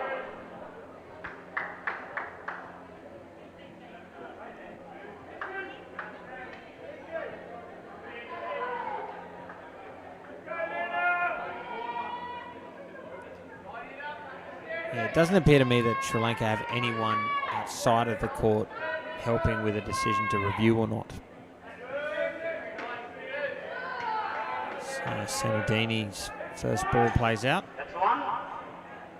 So, yeah, you definitely need that outside perspective, not the commentator saying review it, review it, review it. Yeah, especially because if you're a player, your head's on a pivot, you have a good sense, but you don't have anyone focused. You know, your eyes aren't necessarily level. You're trying to make the play. You're running around. You have someone just sitting there watching it, completely dedicated to the task. Could be the difference between winning a skin or not, or winning a game or not.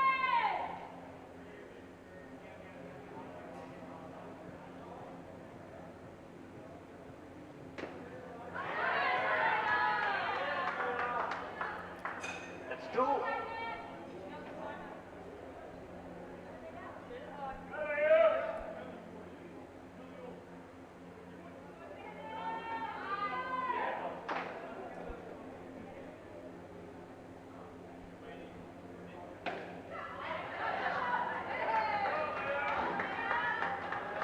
That's two.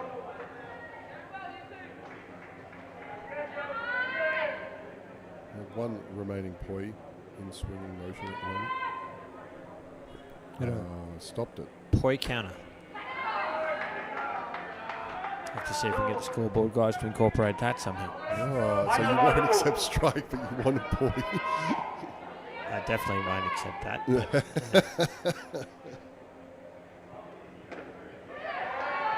Maybe if it was a dot ball and you just saw a poi going around.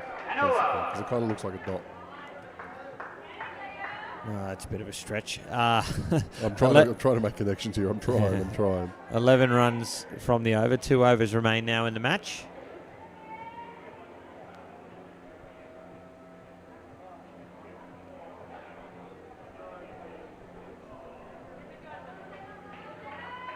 Sanucci Hassandi will bowl the penultimate over.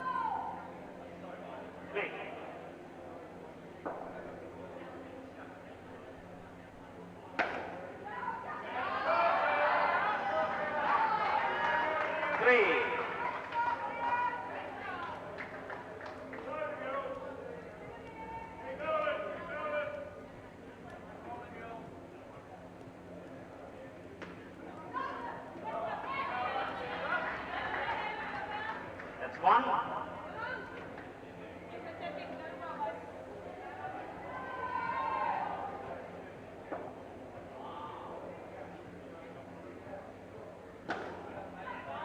Chance should be out. The throw was wide. Had all the time in the world. Could have taken a bit more time. Felt to me like she's thrown that a little too front on. The feet came across too far. Rather than that classic position of strength, side on. Ball going from ear to eyes.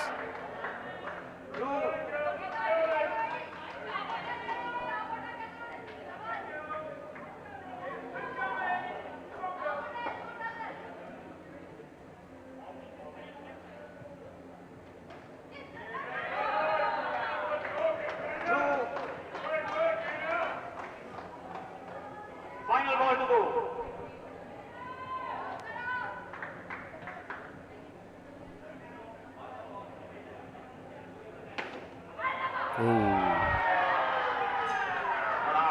That's a 7. That's over.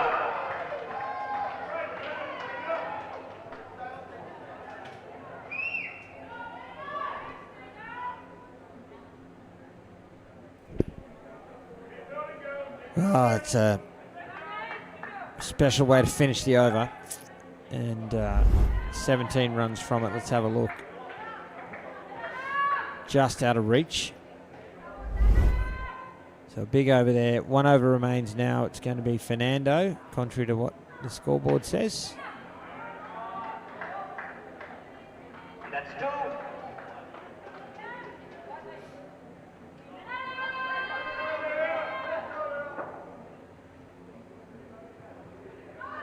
Wide.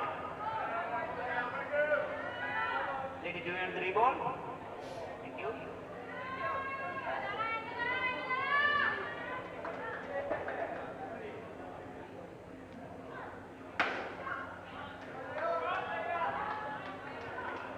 That's 2.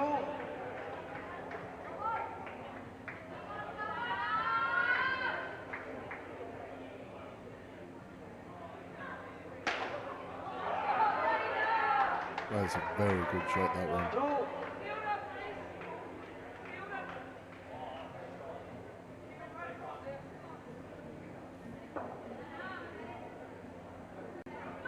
Leg side. Well, second extra to the over, and they have it re-bowled again. Got to get your money's worth, Chris. Got to get your money's worth. I knew what you were going to say as soon as I saw that. That's 2.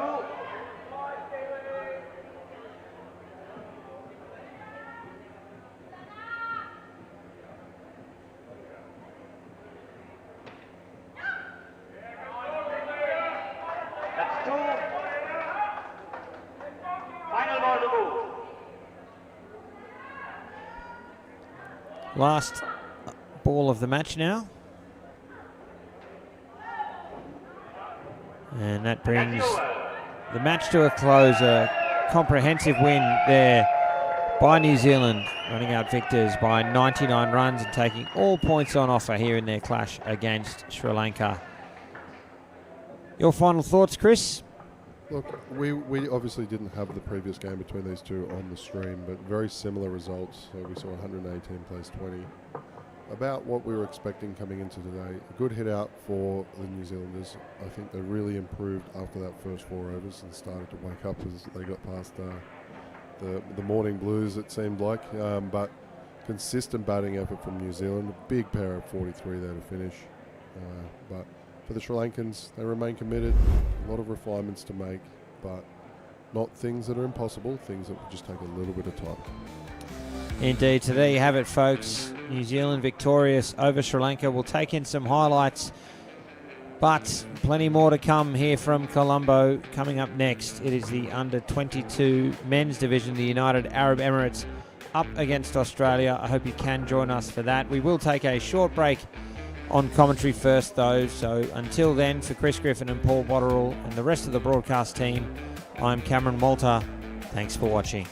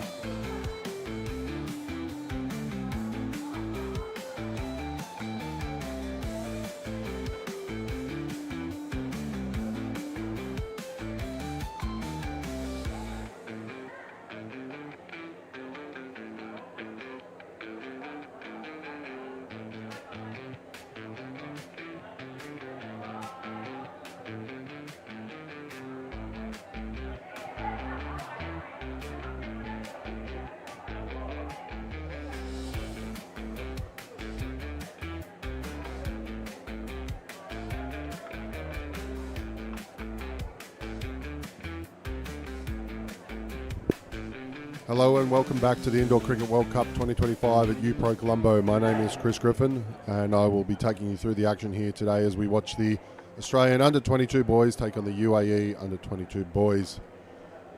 We have the UAE side on the court first. They won the toss and are bowling, and I'll take you through their side, which is captained by Adin Jalili, Ibra Hassan, Abdul Rahman, Joshua Fernandez, Atif Shahib, Hasha, Arad Sharma and Hamid Ali.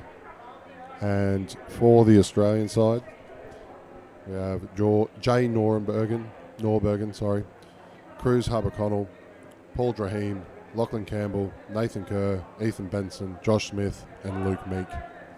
Now we might see a delay. If you can see just down the far end of the court, it appears there's a little bit of repairs going underway on the back, the keeper's net. We've seen one or two balls get stuck in there. It hasn't been too bad, but still, this is an indoor cricket World Cup, so we want to have the best facilities available at all times. And these things, if anyone's been involved in indoor cricket before, they've seen, they wear. The Australian side, they're just gathered at the back of the court, just awaiting the time as well while the UAE are warming up. So just to give you a bit of an overview as to what's gone on with these two teams since the tournament commenced. The Australians, well, they're on fire, they're doing well. They've won all games, so been close and pushed by South Africa and New Zealand, who both got very, very close. I joined you during the New Zealand game here. It was on the show court as well, and I think any one of those three teams could upset each other. Both South Africa and New Zealand, plenty of talent as well. And for the UAE side, they got off to a good start with wins against India, followed by a loss against Sri Lanka, and then a win against the Sri Lanka development side. However, they have lost consecutive games to England, Sri Lanka and New Zealand. New Zealand was a tough one for them with -41. Now, we've seen this UAE side though, there is plenty of talent, but they don't put it all together all the time. So I wouldn't doubt if they're able to do some spectacular things, but we'll see how they get along.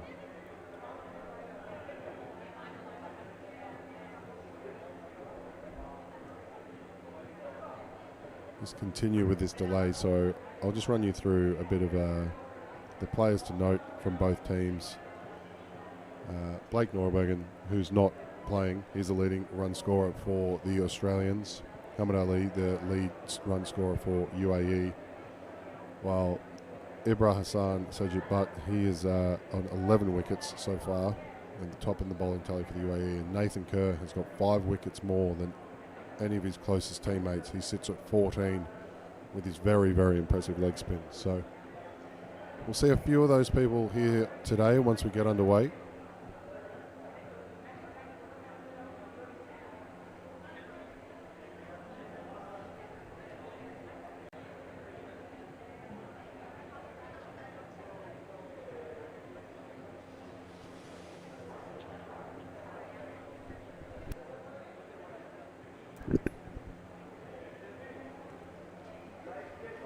Looks like we have been successful down the far side, so we might be able to give you some sort of indication as to who will be doing what in terms of the players themselves. And Norbergen and Campbell, they take the court. Jay Norbergen, the captain for today.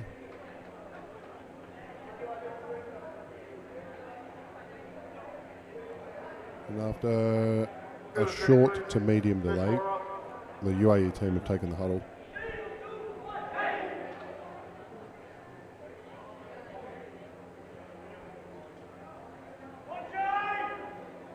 See a few Australian fans there, just up to your side. We'll have a few more people filter in as the days go on. It's always tough in the mornings. Plenty of activities to participate in Sri Lanka, and also go around and be a tourist. And Hamid Ali, we mentioned him before with the bat, but he's very impressive with the ball as well. He'll start.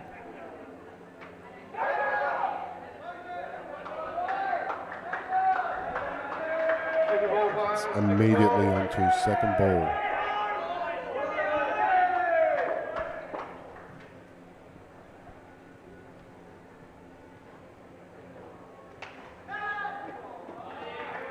bit of an edge, it seems, and they scurry through for one.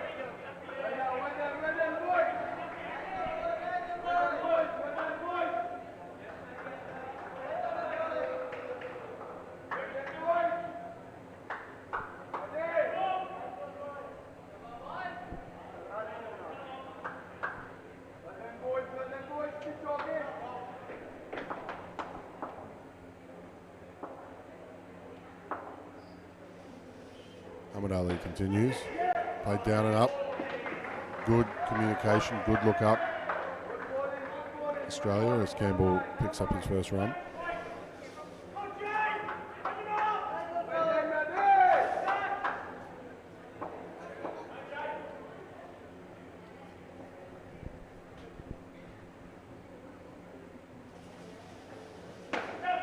Played down and up. That's solid contact. Just watch that all the way onto the bat.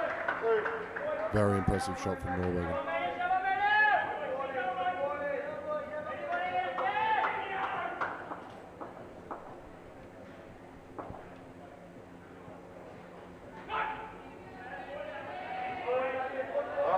And that's another dot. UAE are going to get off to a good start against a very impressive side. They're going to have to take a wicket or two early and really arrest the momentum to start, as Muhammad Ali just has a bit of a false start. The players consider sneaking a run while he had his back turned. Played flat. Field unable to execute. And that's the over. Muhammad Ali always looks a threat every time he's got the ball, but well navigated by the Australians. They've taken 6 off the first over.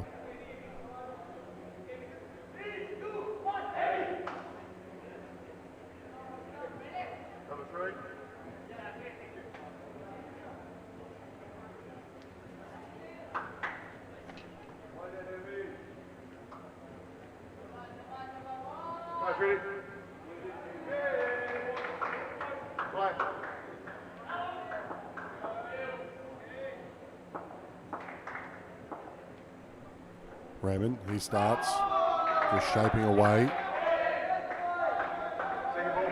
Second ball.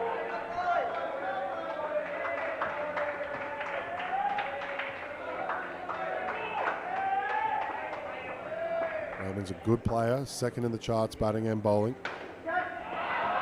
Side to back. So a little bit of disappointment, but that's a good quality cricket shot. Just beats the Sri Lanka on the offside.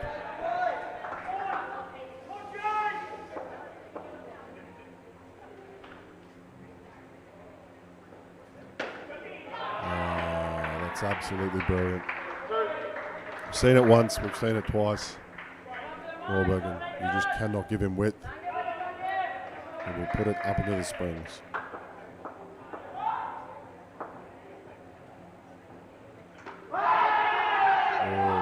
Big shout.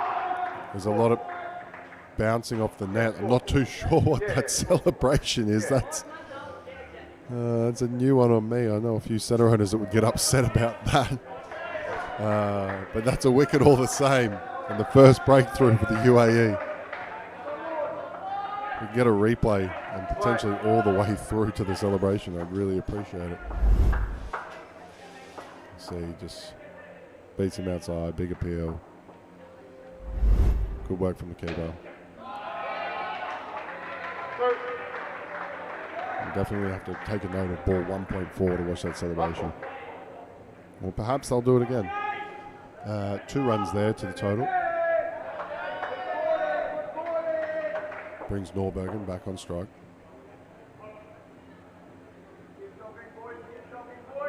Just a delay. Seems to have picked something up off the pitch. Push down leg. We'll take the 2 for free, and that'll be the end of the over, seeing Australia move on to 11.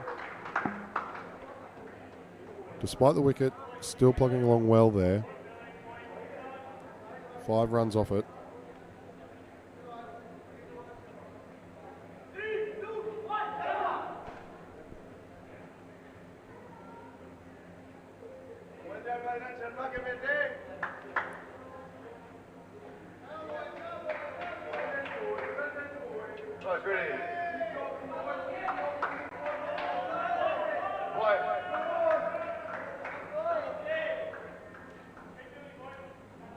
Sharma will take the ball.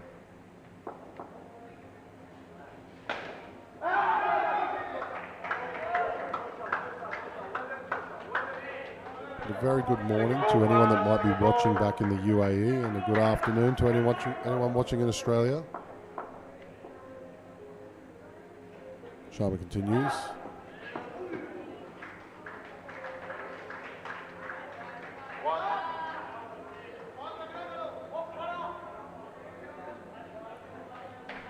Sharma doing some excessive cleaning of the hands to remove sweat.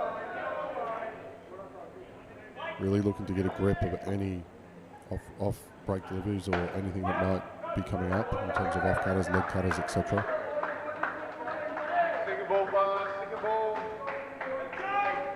That's second ball again. That's the second ball. And we said for the UAE to be competitive in this match, they're going to need to take consistent wickets. See if they can do it here. Comes down and up. Flick. Second run's continued. They choose not to do it.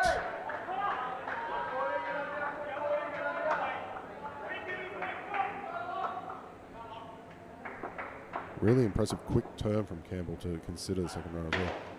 Flat, side to back. If they're going to need wickets to win this, the UAE, they're going to need to not concede like that. It's a solid shot. Campbell moves along to 9. Oh. You see Norberger look so good outside off and downing up in 2, and you can see him pointing centre to the springs, but he wanted to replicate the 4 he saw before, and he wanted every piece of that. It brings about the end of the 3rd over.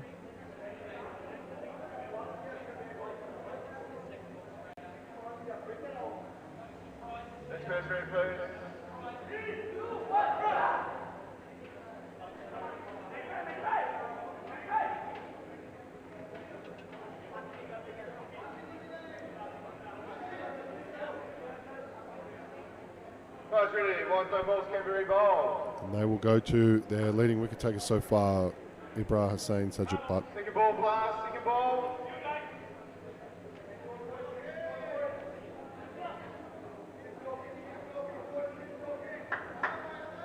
UAE really throwing their stronger bowlers at this first pair. And it's a great shot for 2. Just 2, full toss. Did hurry him up and still managed to get it away just a bit squarer. Ibra can really get them to shoot through, and quite a bit of pace. So pull them wide, the appeal, give a nod out, and the umpire signals, yes, it's the bat has hit the ground. That is not an edge.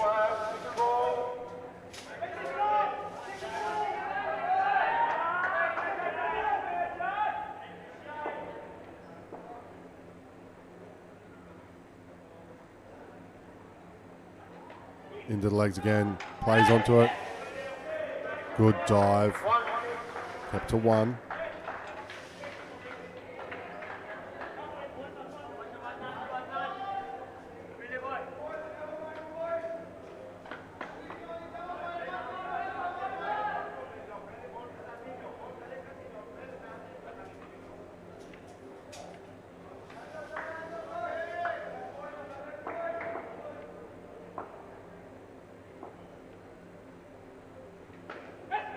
Well played, slap. Potentially close. Had the slap made contact directly to the stumps, but Campbell still gets through.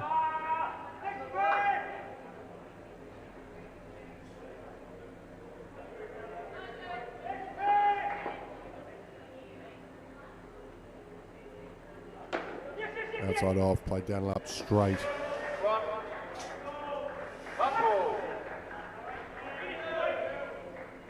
That's 1 ball remaining in this pair.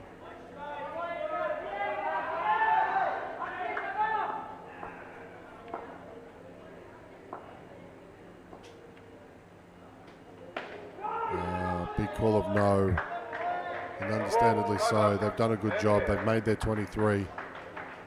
And And considering they've faced some overs of the better bowlers from the UAE, that is a great job from Australia. 23 runs.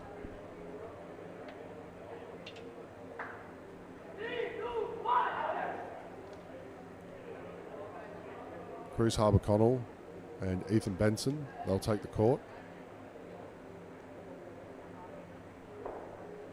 This will be my first time looking at Harbour-Connell. We'll see what he's able to provide. Ready?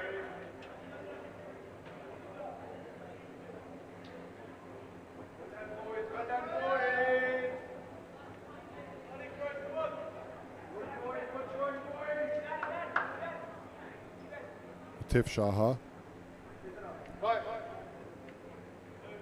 He's next up for the UAE side. Coming over the wicket.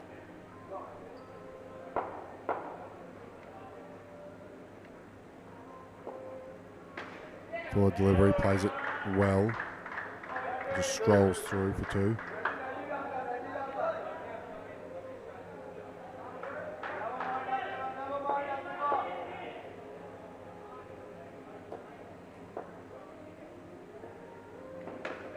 Played well.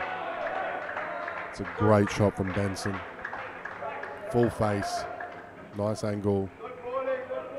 That's one great shot to get off the mark. Full, jams down. Oh, could have been close. That brings about second ball. See what Harbour-Connell does.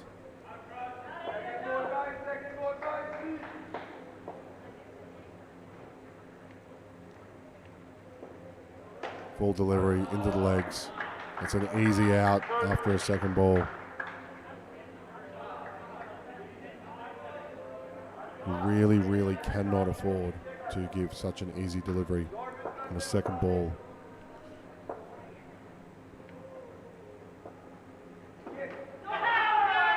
Beaten outside off. You can see him just trying to adjust his footwork. Knows what he should have done. Let's see if he's able to do it. Should he face the opportunity again? This will be the last ball of the over.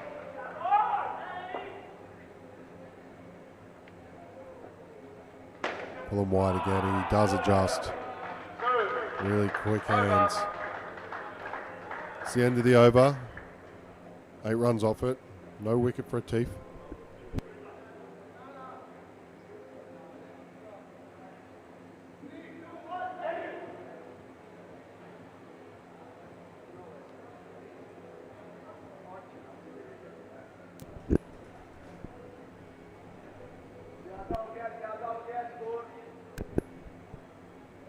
Captain Adnan Jalil.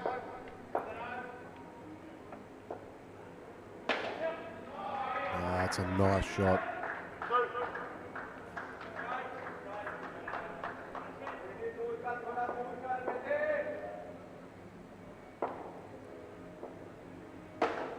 Full toss, down and up. Just a low full toss.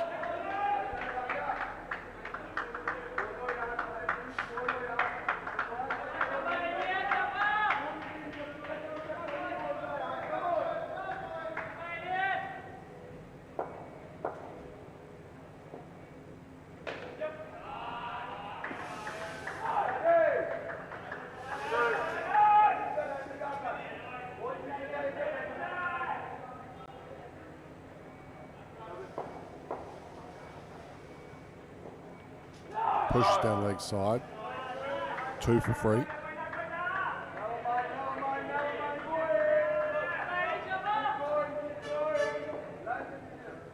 It's a very interesting commentary box we have sometimes. I don't know if you would have heard that, but you'll hear horns, you'll hear ice cream vans, you'll hear tuk-tuks and all sorts of different things. So never sure what actually gets through for the microphone, but I'm almost certain you would have heard that. It's a great shot. It was a great shot. Benson showing everything he's capable of.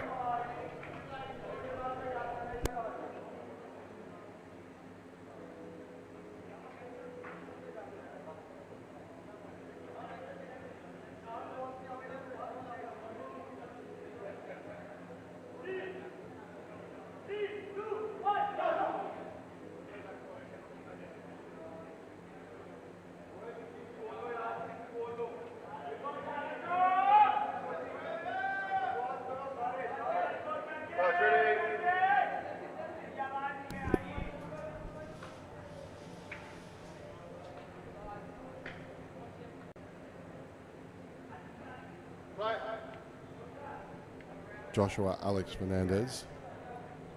He's next up for the UAE side. Goes around the wicket. Full delivery called no ball for height.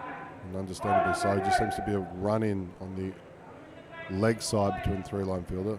Just an apology.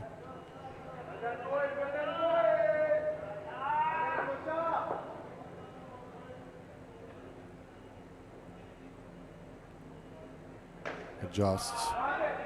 Quick throw, unable to make contact. Would have been safe anyway. Benson usually pretty quick between the wickets, I must say.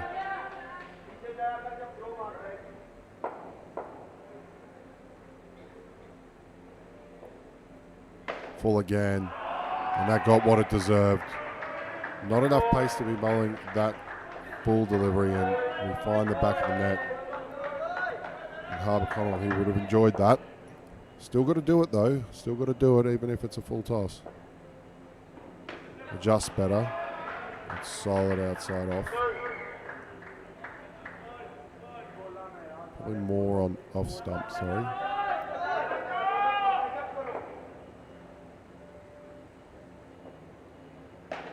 Yeah, solid shot. Oh, that's a big call. They were bound to hit one. I think we might have had a review potentially. Or maybe he was just adjusting his gloves, but we'll see the replay. Oh yeah, that's out. That's out. Not through a lack of trying. Good dive.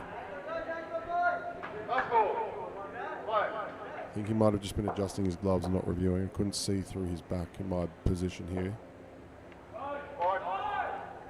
Down leg side, and you see a big groan from Fernandez. Nova had a little bit of everything. 1 for 7. Australia humming along nicely here, sitting on 48 with an over remaining in the second pair. Very consistent between the first pair and the second. As I mentioned, I think the first pair definitely got the best lot of bowlers in the UAE team.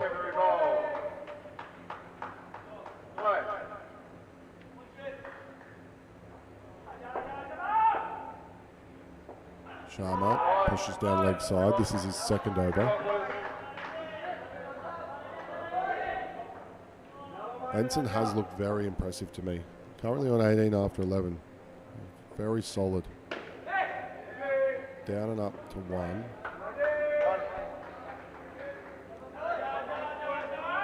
Let's see what Benson can do.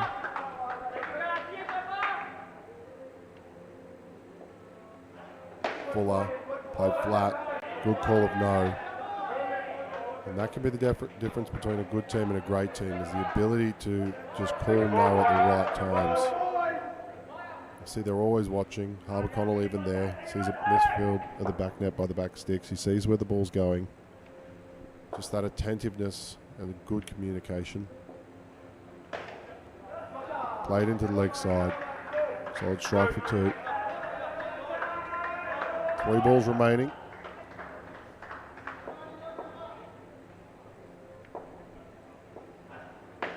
Ah, that's a great shot.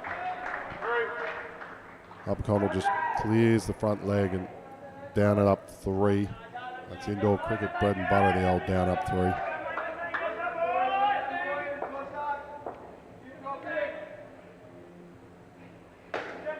And down and up again. Ends up being 2. The fielder unable to get to it. The Australians are at the back of the court to greet their pair and see off their next one. Full toss. They'll have that again. Harbour Connell will say yes please. Good thing about wides in this, if you're a batter, they all end up at your score.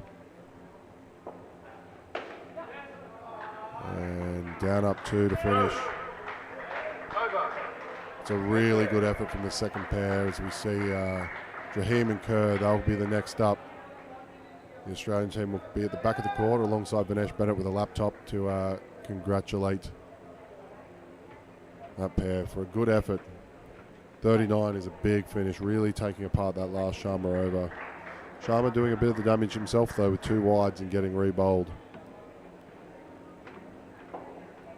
UAE just in the field, not able to get clean to hand to build more pressure and also bowl consistent lines, which is allowing consistent down-ups.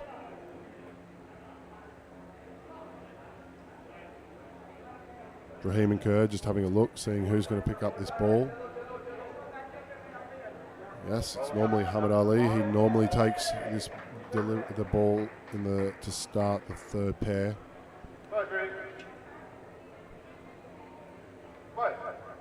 Raheem just encouraging him and his partner and looking for a straight playing. Oh, he doesn't do that. He really sees what Hamid Ali has. Yep, it'll come in and go away. He's a very impressive bowler. I don't think he has the wickets he deserves. He is capable of really making some batters look silly, but Raheem will counter it. And just in the legs, would have been well out. Kerr would have been well short.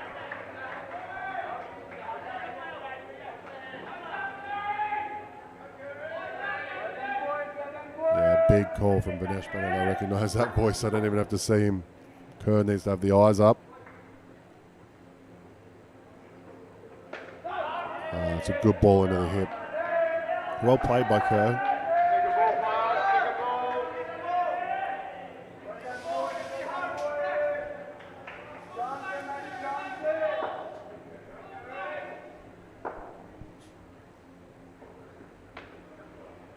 It's played flat.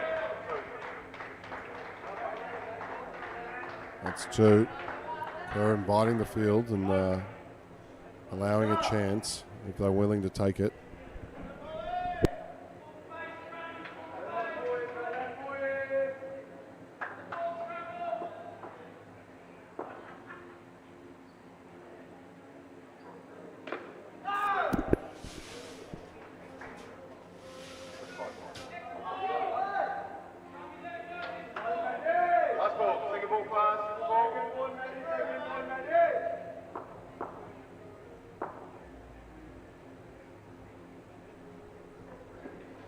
And just beats him there. There's the big appeal. And the celebration they continue to do of pushing into the net, I don't know if that's something that we should be concerned about in terms of umpiring, but you wouldn't want to be walking along the side, but let's not let that take away from what is a great ball from Hamid Ali. Just watch. Just takes it away. And as per the second ball rule, he's assumed to be out of his crease. So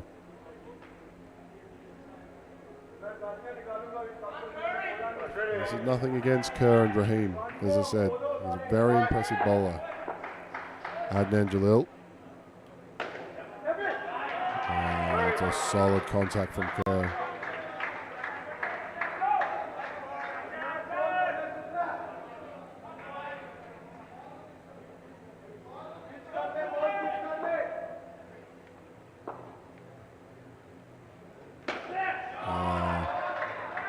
Raheem looking more comfortable. Jalil does have a bit of pace as well. That was a bit slower, but gets across. Good step across. And solid contact.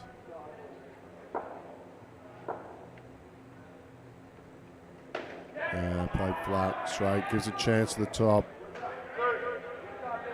Okay, just needs to get that up a little bit higher. Remove the fielder from the equation.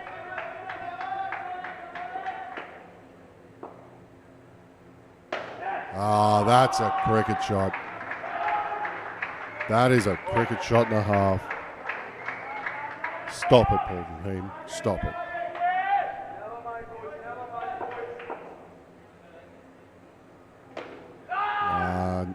Adnan Jalil, good adjustment. Kerr faces a really good ball.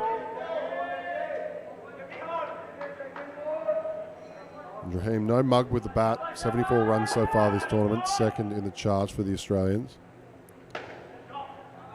Kerr being the leading wicket taker, so some 2 top performers at the crease at the moment in their specific skills. Obviously, got to be an all-rounder here in indoor cricket, but doesn't mean you can't excel in other ways.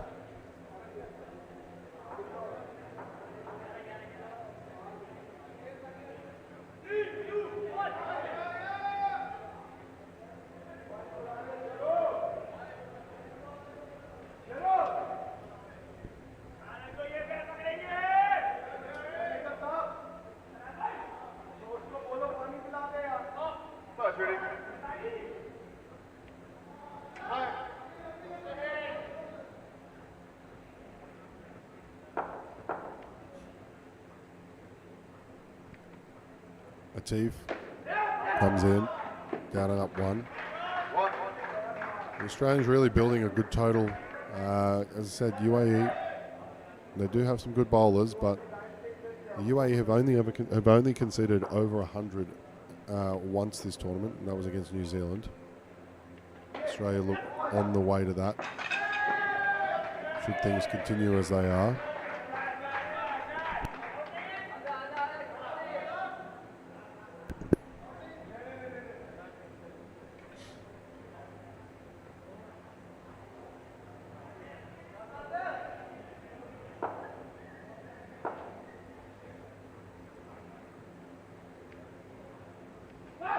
Push down leg, doesn't sneak in, 2 runs.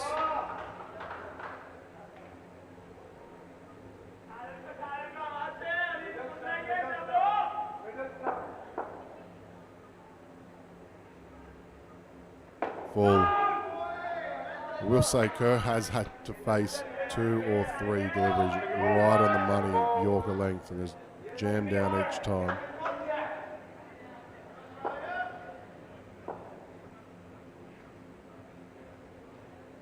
False start. He apologises. I want to tape on that left hand for Atif.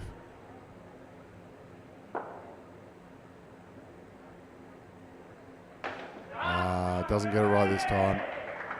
Hit strongly by Kerr into the leg side.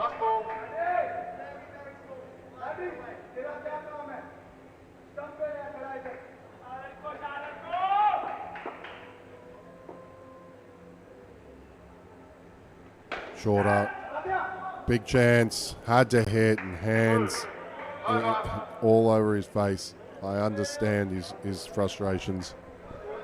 He would have had Raheem all ends up, but that's the end of the over.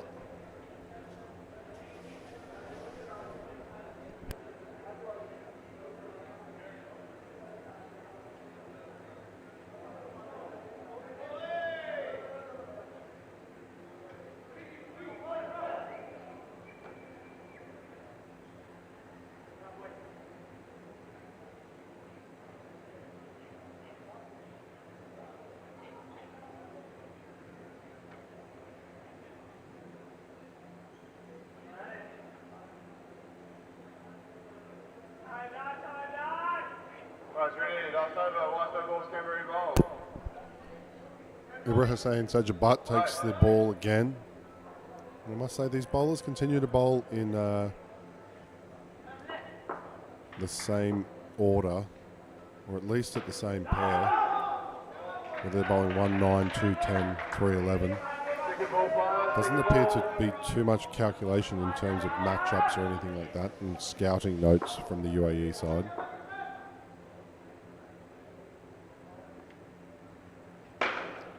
Solid contact. Kerr gets through safely.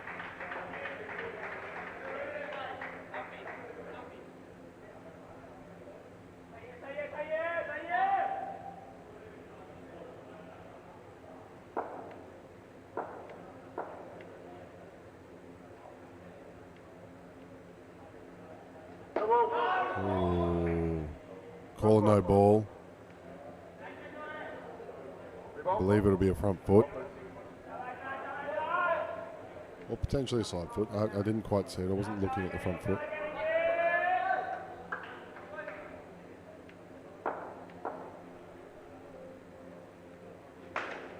Hit flat. Call a no.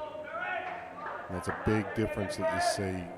I mentioned it before, is that there is a good solid call a no. Absolutely no reason to give away free wickets. And that targets the stumps. Kerr, that's a good ball to him again. He's copped a few of them. 1 run.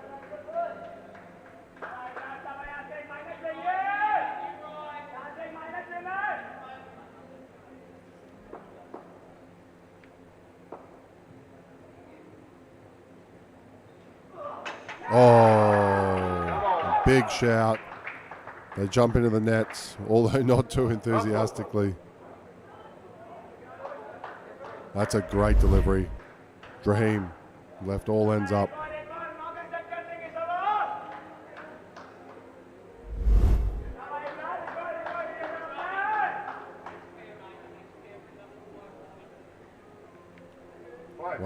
remaining. Score on 81. See if they get this pair back up past 20. It's a great shot. Looks for the second. Both decline it. Raheem just throws the bat in frustration at the court. Shouldn't be doing that, but I understand where he's at because he's copped some good deliveries, and so has Kerr. Kerr's managed to keep them out. Raheem probably making better contact consistently and some really good shots, but some tough bowling, as we said. They seem to have 4 really good bowlers. Kerr finishes on 17, which is impressive, as well as 4 for Raheem, who was better than the score before, most definitely.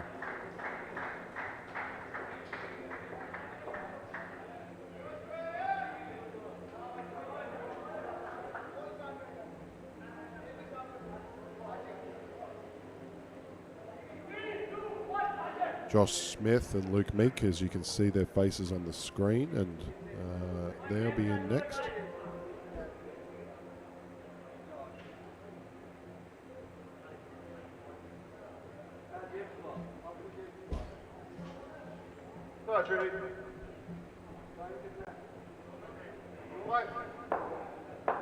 Hasha, he'll come in. This is his first over. Oh, and there's a strike to the head. Down and up into the head. This will take some time. So the physio run on straight away. We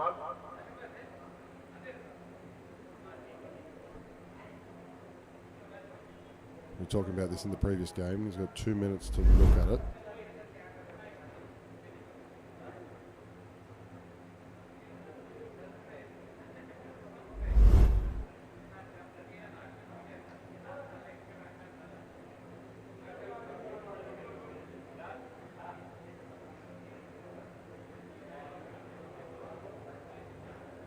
Batting pair over there getting some instructions. I'm not sure what instructions you could get after they've just only got out there, so there shouldn't be too many updates. Maybe they're just having a lovely friendly chat.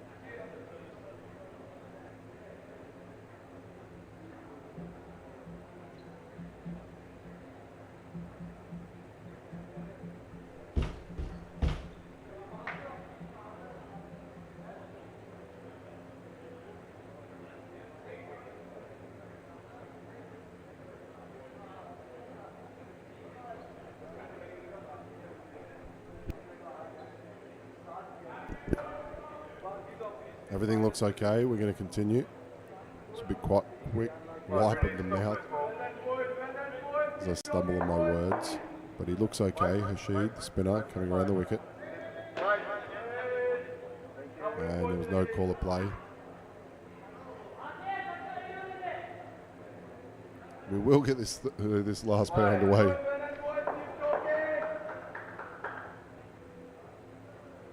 Shorter delivery. That's 2, and after 3 balls, we've managed to bowl the first ball, so we're underway. That's taken a bit of time, everybody, but we've gotten there.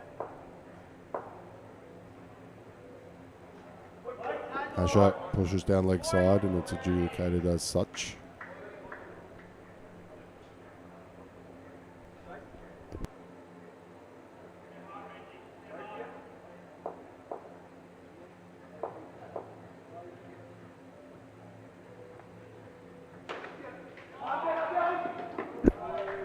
To the side.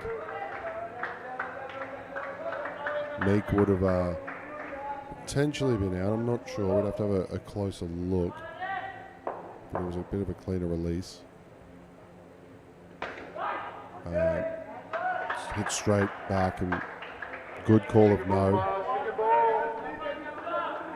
Brings on second ball though. Let's see if Hasha can do anything with it. Push down leg side.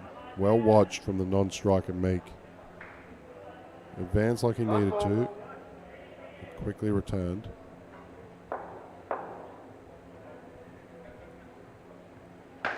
Faster, fuller, but then hit as such. Uses the pace. Smith sends it to the back. It's 13 runs, and it's a good over if you're an Australian fan who's following along. Big thank you to those at PO Sports and anywhere you can pick these games up. Hope you're all enjoying the coverage and friends and family watching from around the world.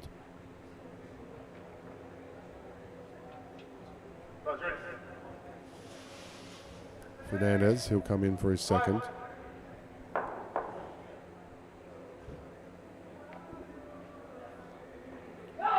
Push down leg side. It's really losing a little bit of discipline here. Smith on 11 off to 5. Hit hard again. He's going to keep looking towards the back, it seems. You hear the chant from the crowd. Big happiness with the hey-ya. 7 runs.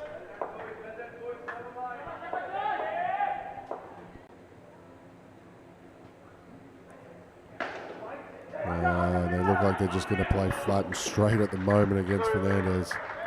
Meek wanted some of that as well. Keeps it to 2 though in the field.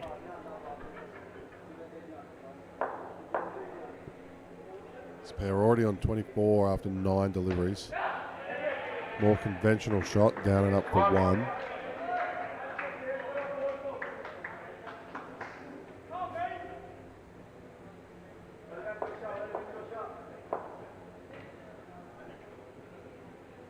Full toss, just played down and up, comes sprinting in.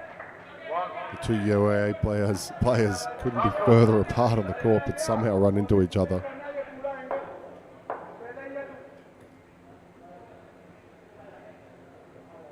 Shorter delivery, played down and up. They look for a second and they go for it. Scurry through, big appeal.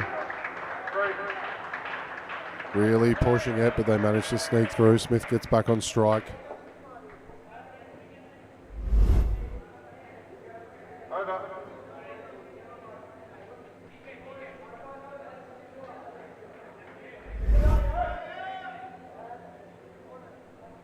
Takes the total to 112 at the end of the over. 29 after 2 overs. The UAE have really got to arrest this if they're going to try and compete for this skin. They managed to maintain the momentum, Australia. The UAE will only really have 2 skins they can aim at potentially. Asher continues in his second over.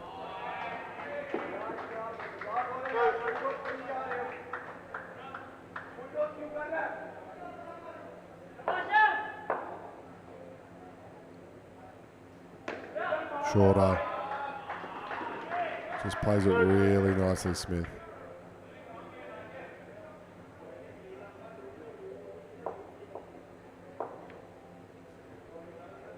Advances, hit flat, picked up, call a no.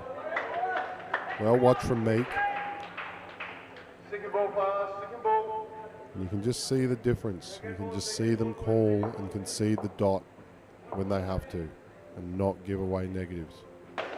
Hit flat, big throw, little appeal. Just 1 run.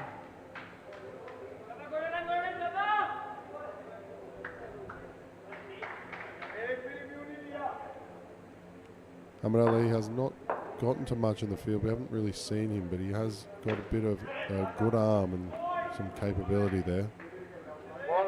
It's 1. Oh, they're still looking for that second. Strong call of no again. Asher. Down up 3. It's gone into the corner where I can't see it. Might have been 4, but potentially just 3. Yes, 3. Just 1 away from that second pair, and you can see the difference as you look at the skins. Because the UAE are bowling 1-9, 2-10, apart from Hasha, who's the spinner, which is obviously to give him the older ball. The better bowlers have managed to maintain pairs against Australia to 23 and 21, with the other pairs quite large at 39 and 38. Sort of bad tactic if you're looking to get some lower pairs, but I don't know if it's that intentional.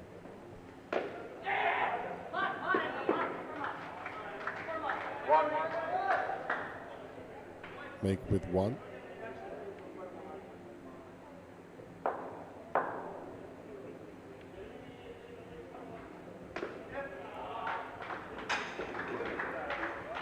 And that's 2. Great shot. Just too short and wide. It's once again, with the exception of Abdul Rahman Adin, who we've seen here right now, has been doing very well for the UAE sides. But that is a great shot from Meek. Deep, down up 3. Very deep in the net.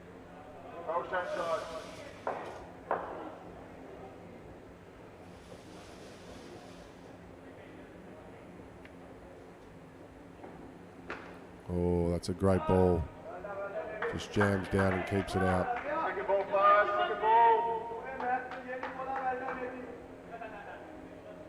It's his second ball.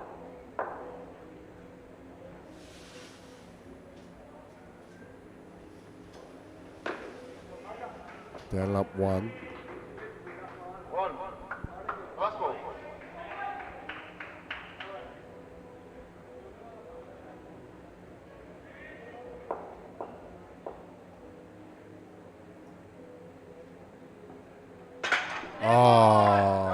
Frustration from Meek, but a good ball from Raymond.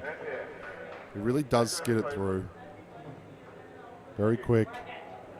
Meek wanting a piece of it, and they're going to finish with that. Really impressive pair, and they've just let themselves down by conceding a wicket in the last ball of the pair. But 40, very impressive regardless. 123 for Australia.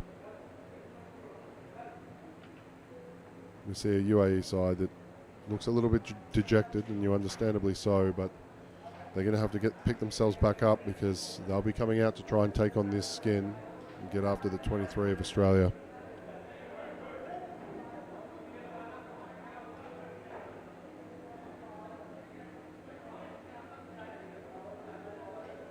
Thank you for those that are joining us on PO Sports or around the world. Let me just take you through what we've got coming up now. We have 2 open men's games after this. We see the England side take on UAE, and then Sri Lanka versus South Africa, which is a very important matchup in terms of the standings. Not that the UAE one isn't, because UAE are still there or thereabouts. And then we go into the women's competition, which is South Africa versus New Zealand, which will be pivotal in that competition as well.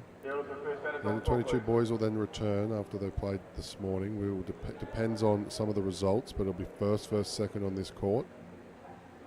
That being the extra round. And then tonight, our key matchup at 7 o'clock will be the Australian side as they take on India. India were previously undefeated before losing to New Zealand yesterday, and then we'll finish off with New Zealand as they take on the UAE. So a double round of open men's action all the way through. As the Australians take on the court, you've got some highlights on the screen, but they've just come on. Very excited and getting up and about.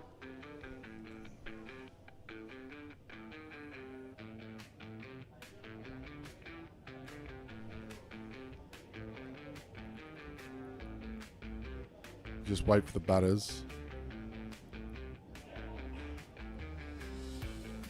Looks like Ibra Hassan. He's got bat in hand. Benson's warming up at the back of the court. He'll take the ball. And Abdul Rahman, he'll be the other batter. So that's who we've got in play. Abdul Rahman, he's second in the run scoring chart, so he goes okay. He's had a decent week. He'll be tasked alongside his partner to try and take down this 23, but Australia, they know they've got to be up and about. You don't win every game so far without reason. They're going to be trying to get every point on offer.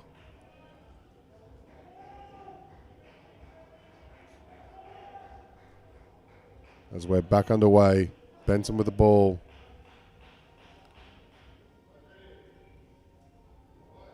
The umpire calls play, and here we go. Good start from Benson. Brings up second ball.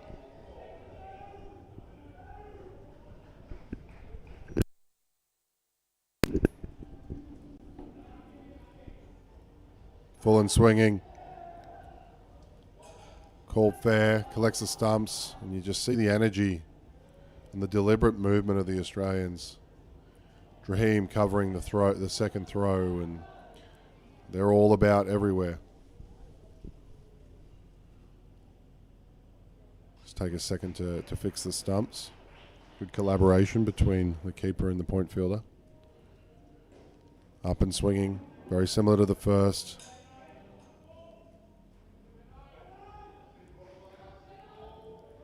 Second ball.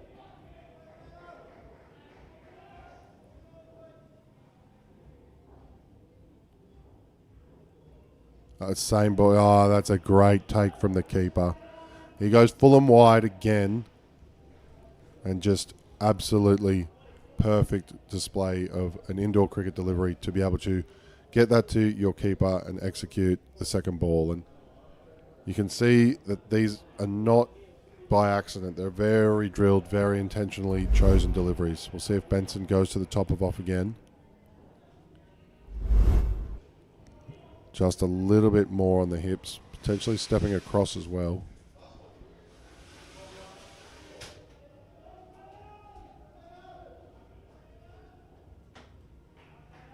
Third second ball opportunity. Yeah, it tries to go full and wide again. Oh, there's people diving all over each other. People spilling everywhere. We've got 3 bodies on the ground. There's going to be a lot of apologies here. We're going to have to talk to everybody. Yep, there's double apology. Very good. No intent whatsoever. Just see that in the replay. Looks like the 2 Australian fielders take each other out, and then one of them spills onto the UAE batter.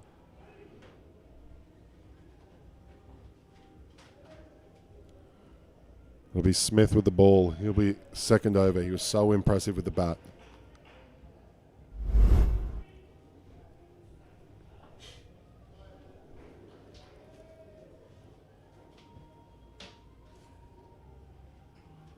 Up and swinging, full and wide.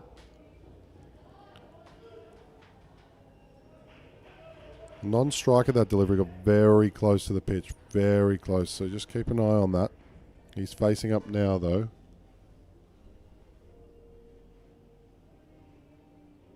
Push down the leg side. 2 for 3.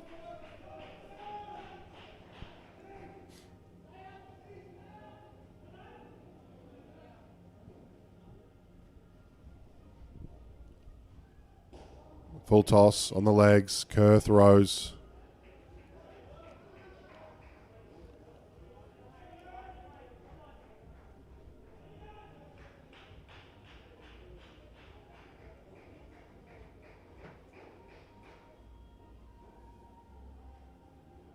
Pushes that one down leg again, but sneaks it on the inside line.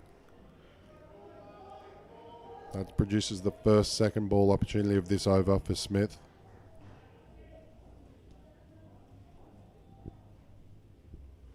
Batter just readjusting.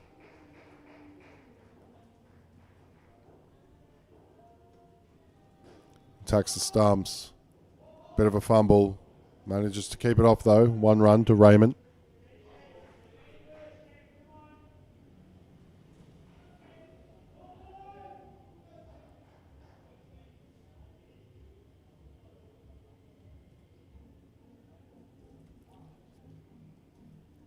There's a chance. Takes it.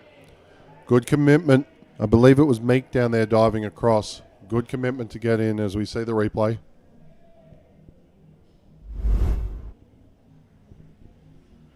Advances. Just takes the leg and clear slap on, and a good finish from the keeper as well. Stays low. Just keeping the ball in play. Getting it towards your receiver as well. And after that good play, he'll get up and bowl now. And Meek has made his way back to the court. To the back of the court, sorry. Wants 2 for the leg side. Adjusts.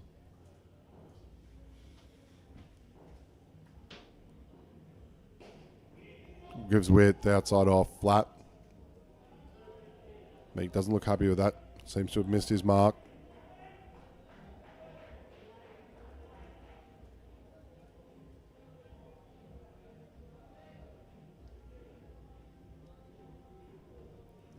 Yeah, that's what he's looking for. Good call of no.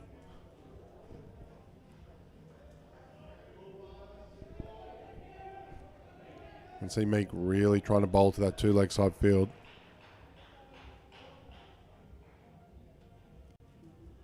He looks to change. That might mean full and wide. The non-striker switches across as well. No, double bluff into the legs. Don't know if that was intentional as well.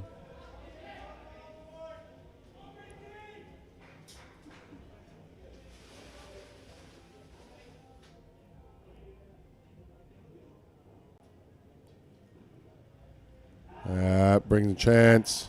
That's given out. Meek just attacks the front leg. You could see what he was trying to do, and he's able to do it in that ball. Relatively easy catch.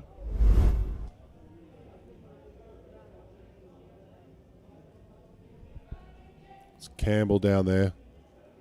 He's got a good position. Maybe a little bit harder than it looks, but he did all the right things to make it look easy.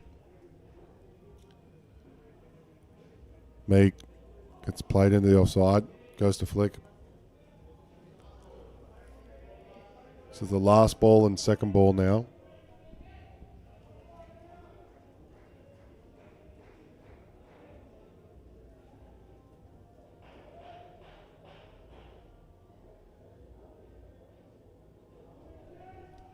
Meek potentially looking for a cutter because he's cleaning his hands very deliberately. Yeah, pushes it down, goes to the top. That is out. Bit more of an old school taking of the top. We'll just see the replay. Don't know if that means... Yeah, it seems to have... The umpire signalled when the stumps are taken at the top as opposed to the keeper's end in that situation. So I assume that means it was going to be a leg side.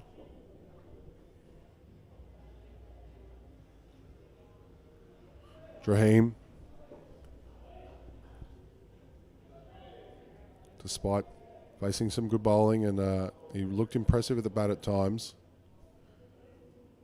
See what he's able to do with the ball. Oh, hit hard, overpitched. Some much needed runs for the UAE.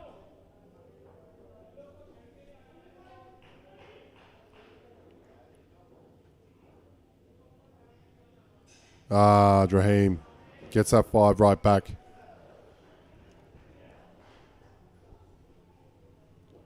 The Australians just continually taking wickets, keeping this UAE batting pair to -8. We had talked about this being one of the two pairs that potentially the UAE could take, and they look like that's not going to be a possibility right now.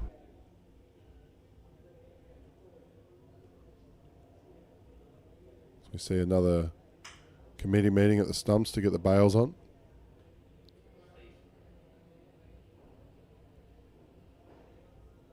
Raheem continues. Just does not get into the hands of the leg side fielder. Not too sure who that is down there. It was Smith.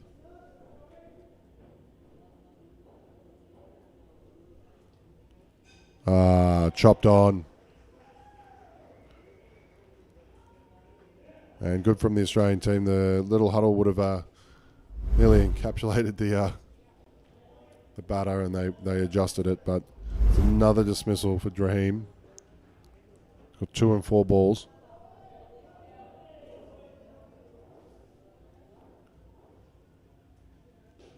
Flat, flick. Kerr sweeping, picking it up.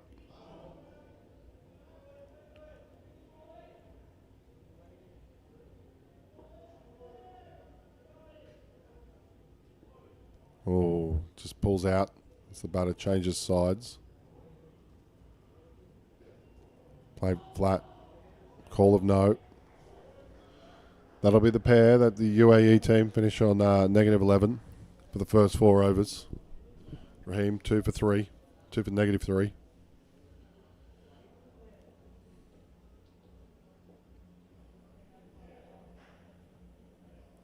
It's Fernandez. He comes out with Muhammad Ali. Really, really surprised to see Muhammad Ali here chasing the 39 as opposed to the 21, as he's the top run scorer for the UAE.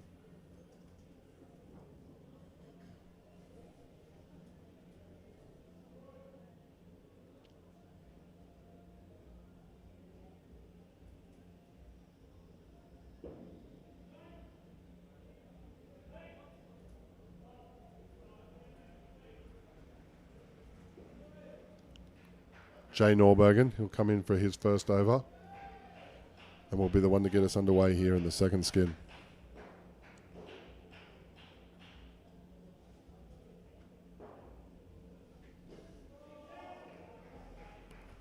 Ali just watches it, stands over the top of the bounce. He's quite tall, so he's able to do it. Second ball.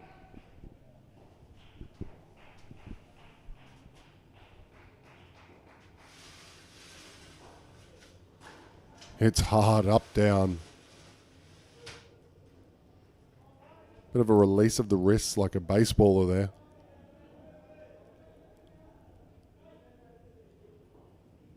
It's always interesting bowling to a pair. I've talked about right-hand, left-handers consistently, but this pair's short and tall, which is often can do the same thing and mess with your line, your length. Not necessarily your line, but your length, because shorter player is going to be able to pull more. Taller player is going to look to get on the front foot more and advance in terms of getting forward. Second ball. Advances, slap from the leg side. Fernandez not afraid to take on that leg side.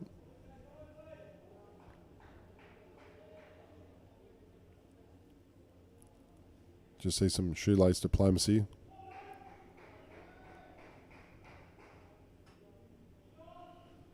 Not sure if they do those in training drills where they practice tying shoes, but they certainly have had to do a lot of it this week.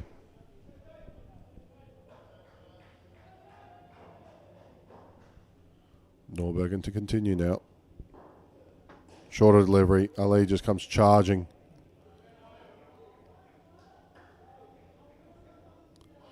If there's any holes at the top of the court, it's going to be because of Muhammad Ali. He just keeps looking to just roast the ball through the top of the net.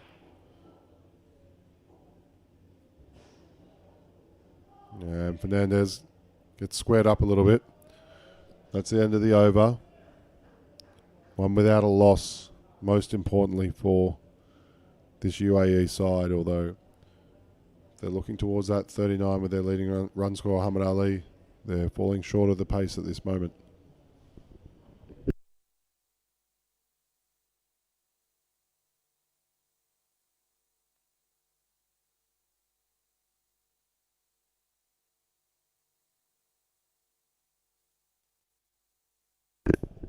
This is going to be a really interesting combination.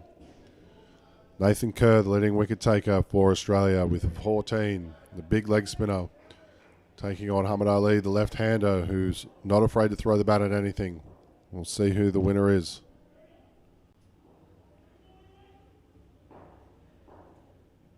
Comes down, smacks it. Oh, stop it, Nathan Kerr. That is ridiculous off your own bowling. Let's get a replay of that. That's a great effort. And that's the first wicket for Kerr off the first ball. Just charges down. Muhammad Ali just doing what he does. And a big diving catch. Gets the thumbs up from the back. That is a very impressive catch. Kerr changes sides to the right-hander.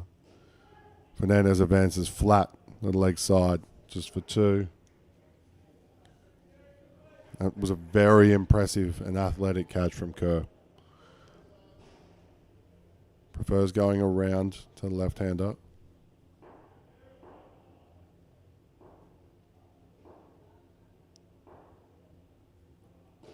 Muhammad Ali still not afraid to go. Big run out call. It's good fielding there on the 3-line. I believe it was Benson. Forgive me if I'm wrong. But Kerr, the leading wicket taker, as I said, coming in with 14, moves that tally to 16. Yeah, it was Benson. Just a good pick up. Straight to the back net.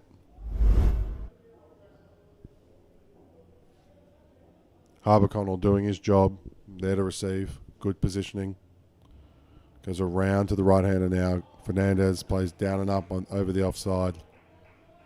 There's a lot of red on that board for the UAE. They're on -1 now. Muhammad Ali will try and change that. I don't think he's going to die wondering. Oh, wow. That is a great ball from Kerr. Muhammad Ali, he was always going to advance. It's his tendency. And we just see the replay. Probably doesn't show it that well. Clear stumping, Norbergen. Great job. Would have been just really interesting to see how much purchase that Kerr got. This is what I like about him. He does not afraid to change something when it's working for him. So he's gone back to over. Rips it big, top edge, diving catch, misses it. And we talked about it at the start, the battle between the best batter of the UAE and the best bowler of the Australian side. And the Australian side has won 3 for -11, Kerr. All over Muhammad Ali as we see the diving chance. Just shot back across. Probably didn't come out as much as they were expecting the front court. As Cruz Harper-Connell, he takes the ball.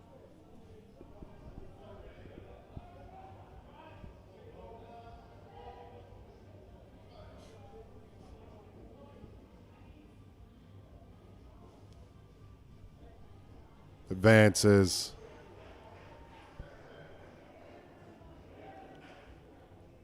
Fernandez, no luck there. Harper-Connell underway with the wicket.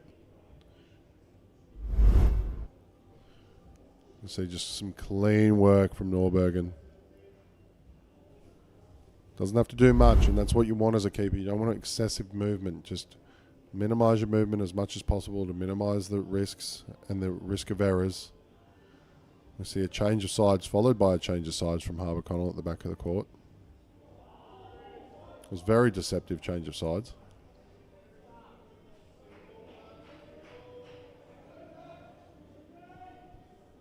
Second ball now. UAE on -22. Advances again. This time gets it. This pair not afraid to dance down the wicket, but it hasn't helped them whatsoever when Norbergen with his hands. He's got great gloves.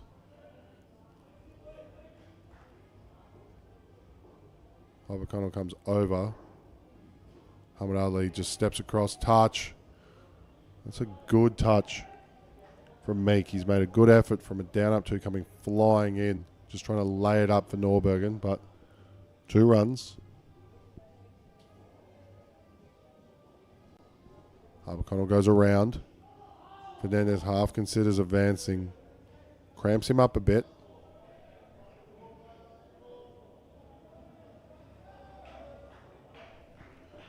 Second ball opportunity. So we're just having some trouble with the bails.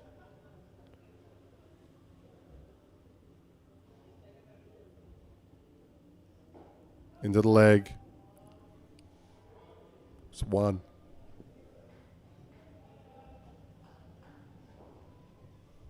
And that's the end of the over. This pair now -6.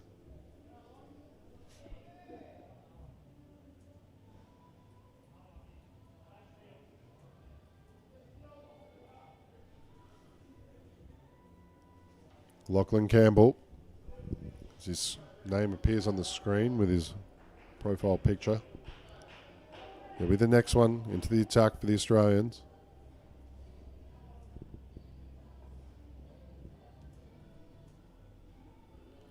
Muhammad Ali changes sides with 2 on the leg side. Oh. Just gets stuck in Fernandez's legs. Attacks the legs really well.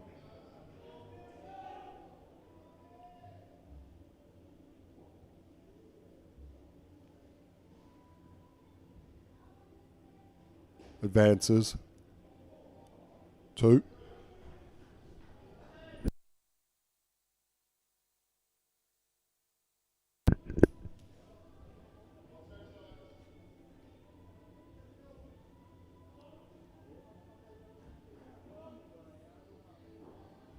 Changes sides to the left-hander.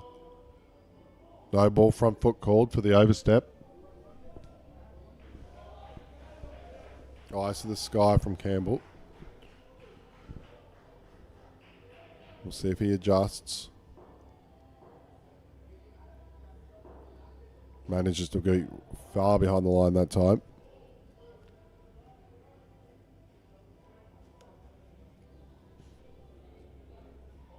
Changing sides to over the wicket.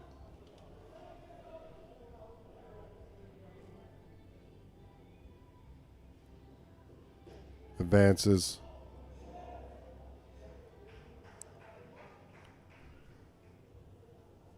Just 2 balls remaining in this over. And the pair.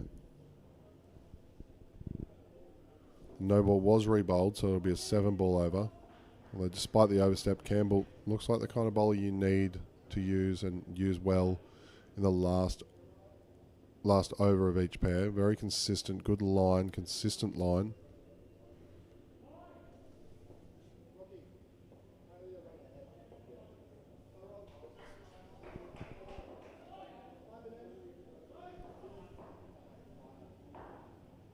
Advances side back, diving catch. Not sure you would have seen that in with our banner at the bottom, but side back caught, face first, going low hands, and he's a good finish. Great job.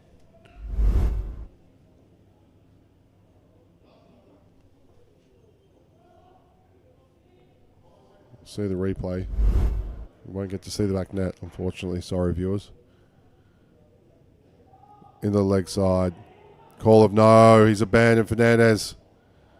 Fernandez almost, I don't know how to put it. He wasn't happy with Muhammad Ali and was jumping up and down mid-run and then turned and then still made it there. So the Australians missed one, but they haven't missed much so far. There's absolute dominance from the Australian team over UAE. They're in neg 15. That partnership, neg 4. Muhammad Ali really struggling against the leg spin of Kerr, which proved a big difference in the matchup.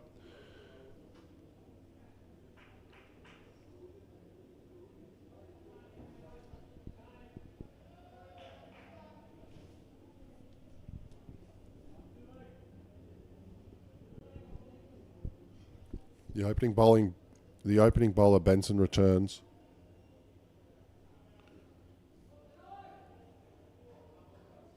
Captain Adnan Jalil and Muhammad Hasha Fadaradan. Apologies. They'll be the ones to try and take this pair. If they're going to do it, it's just going to take discipline. They need to get 21. If they're going to get something out of this game, this is the opportunity and the last opportunity.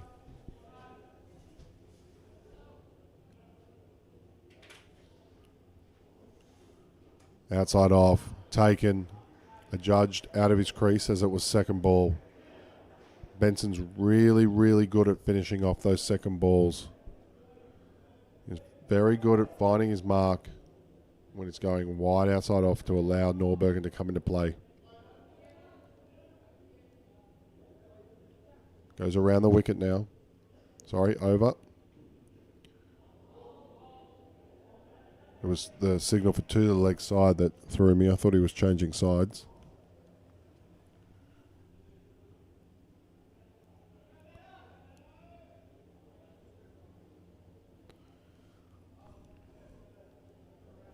Benson adjusts now. He does change sides to the left-hander. Driven. Call of no. Josh Smith down the front, losing a bit of his feet. Dot ball still.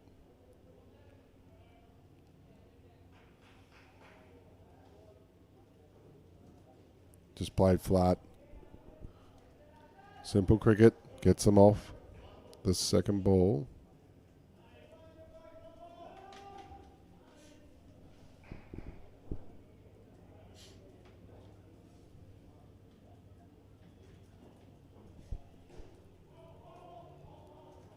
It's a flick and it's 1.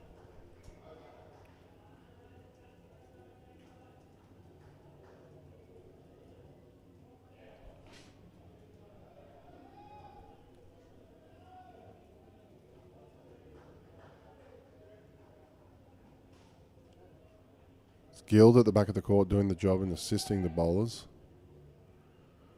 And they can tell that this pair is important because they've gone to Kerr. Now Kerr finished with 3 for -11, as we said, and took down Muhammad Ali, the leading run scorer. Now, with this pair on the line, they've gone back to their chief wicket taker. They'll look to scrub this pair out before they even get going. Played to the leg side, and a bit of a sweep, dot ball.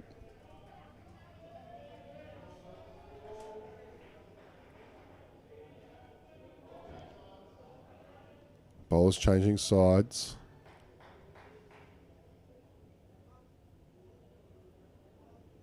Just rips it across him. Wow, that jumped. He charged.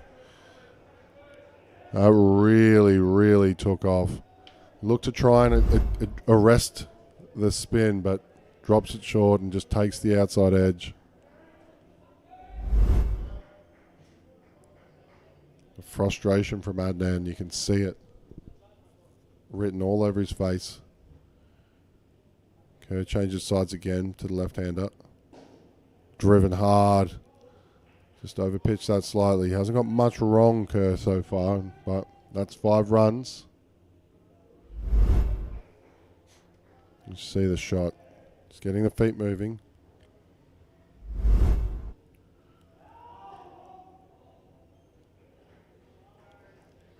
Dot brings up another second ball.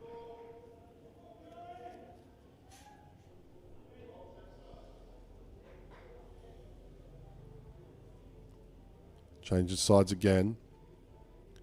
Rips it across him and takes it. We're seeing that consistent strategy from Kerr is to, once he gets the dot ball, he's changing sides. Whether that be for a delivery to go across the right-hander to allow Norbergen into play, or just to change the approach to the batter so they don't see the same thing twice.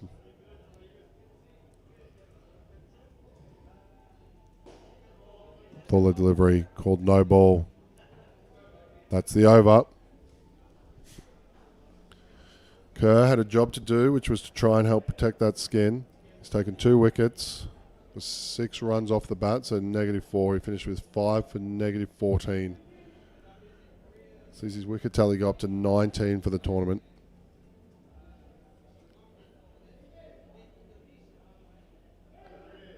He's kept them down, but they're not out yet.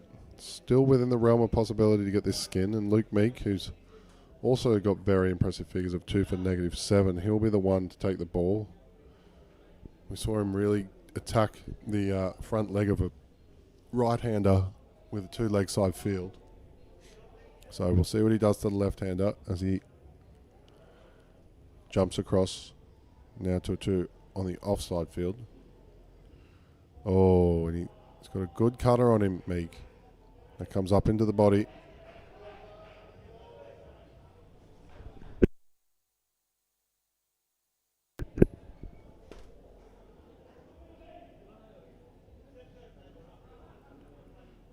And just fended into the offside.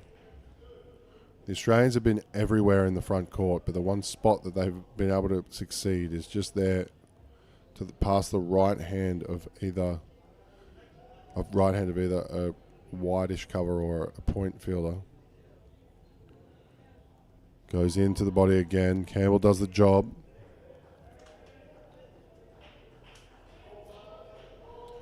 Saw Meek lose his radar a little bit to start in the first over, but he seems on it now. Some instructions from the back, and we'll find out what it is. He really pushed it down leg side. They run between wickets still, though. That'll be 3 runs. Did push it down leg, but he got a lot more purchase of that. He really revved it. That must have been the instructions to absolutely give it to it.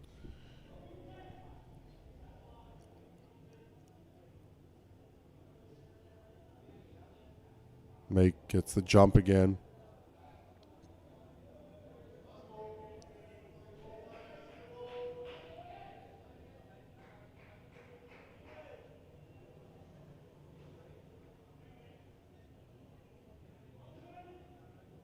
You can just see him in the back of the court shaping his hand. Played flat. Oh. Throw was not quite there, but Meek finishes for 2 for none. The UAE, this pair in the positives. Despite facing the better bowler of Kerr, the best bowler in the Australian side in Kerr. Jaheim, he looked great as well. Found his way to those stumps just more than once. He'll be tasked to maintain this skin. If they're going to do it, they're going to have to do it early. The Australians look like they'll keep the field up, but Jaheim, he's got enough control here. He should be able to see this pair through, but we'll see what Hasher and Adnan Jalil have got. That's a good delivery. That's a dot.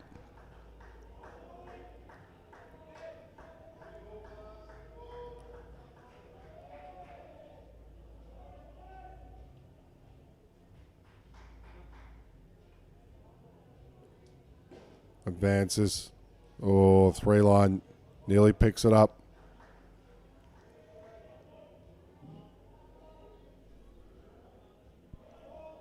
They've got 4 balls left. Raheem, quick between deliveries. That's a good shot. It's down up 3.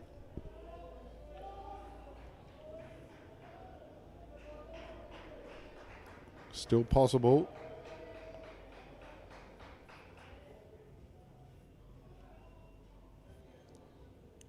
Throws hands at it. Caught.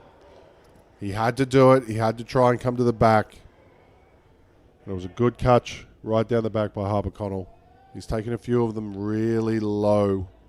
He's got good hands.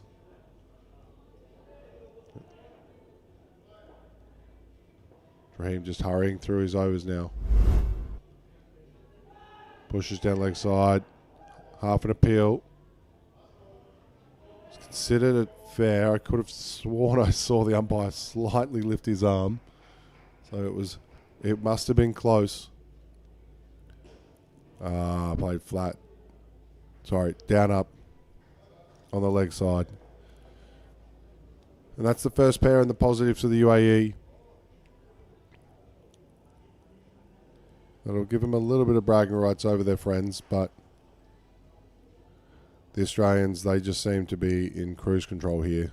They're a very impressive outfit, but across the division, the New Zealanders and the South Africans, 2 very good sides as well, so we'll see what happens when it comes to finals time.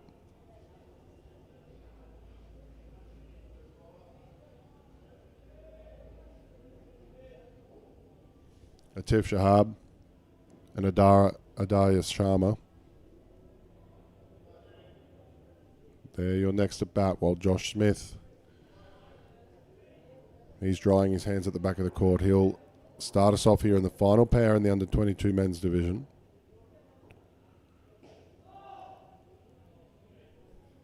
Top ball.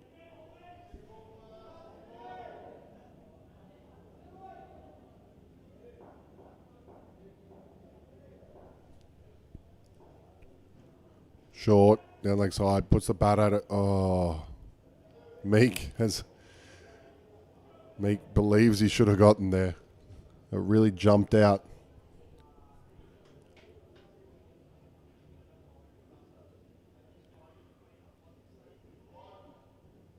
Leg side.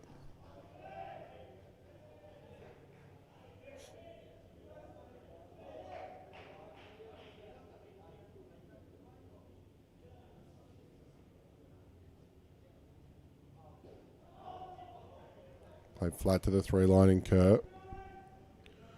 That's a dot.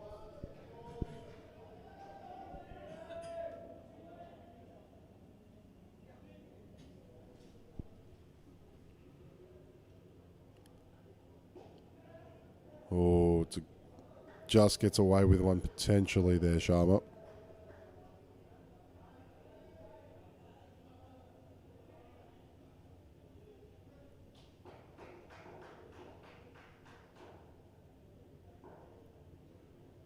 Into the leg.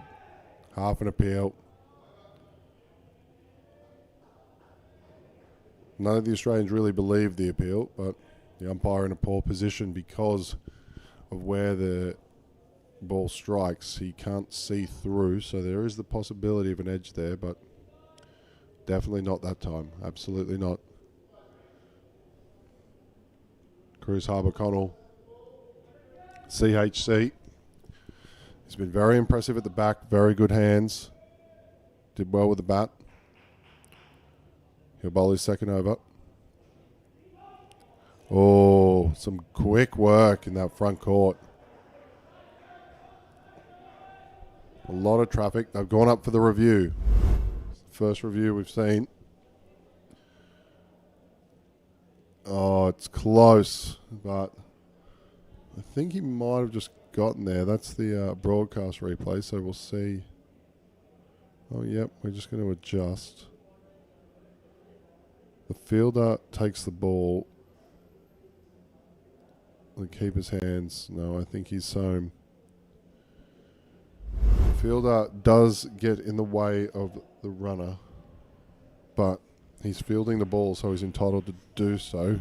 As he was going across. The batter does his best to avoid the fielder, so no harm, no foul.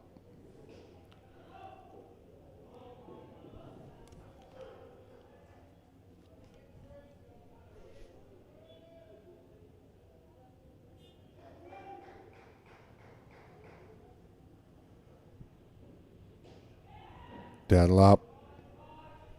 Good footwork from Sharma, I believe it is. Sharma.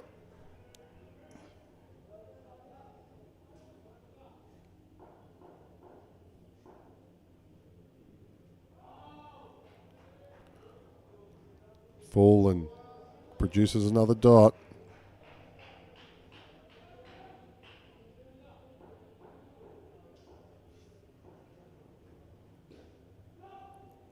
Oh, does not come to hand. Shahab gets through fine.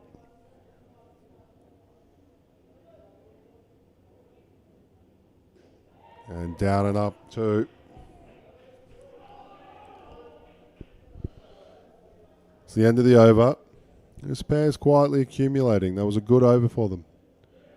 Harbour-Connell, 1 for 10, but conceding 10 in that over. So this pair moves on to 16, bringing the UAE side back into the positives overall.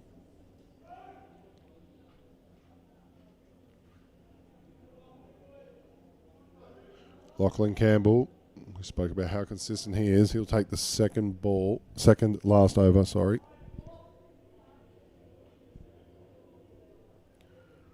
That's the third shoelace tie of this match.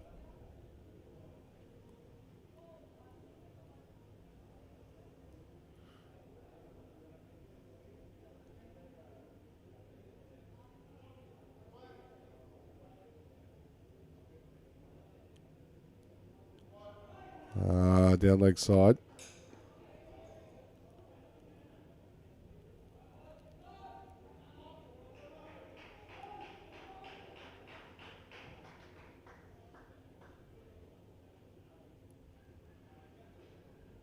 And he finds his mark this time. Backs away and Campbell follows him. Second ball.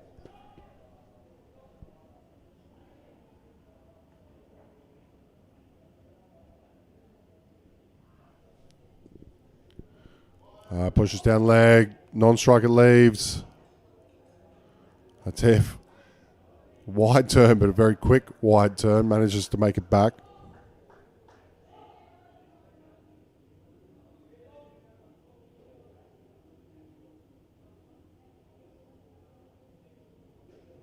Oh, good movement from Meek in the front court. He is tall. He's not the tallest we've seen in this division, but he is tall, but he's got great presence and great movement at cover.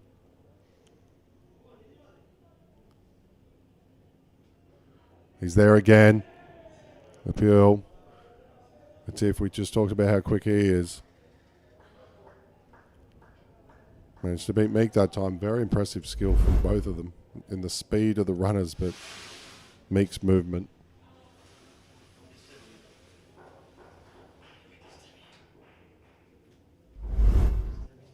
Campbell continues. Almost a chance at the top.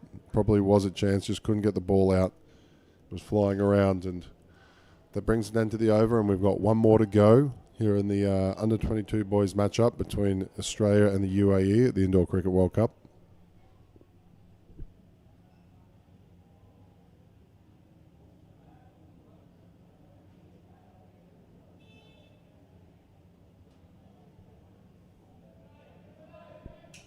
Norbergen has shown great hands with the gloves.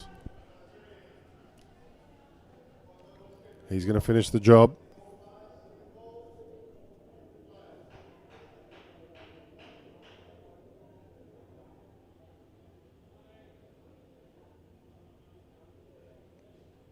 Played into the offside. Just a run in between the non-striker and the fielder.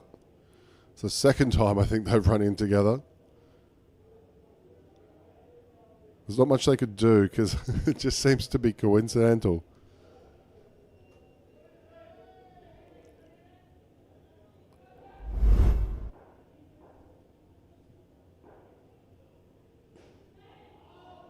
That's one, fielded by Kurt. Sorry, that's a dot. Second ball.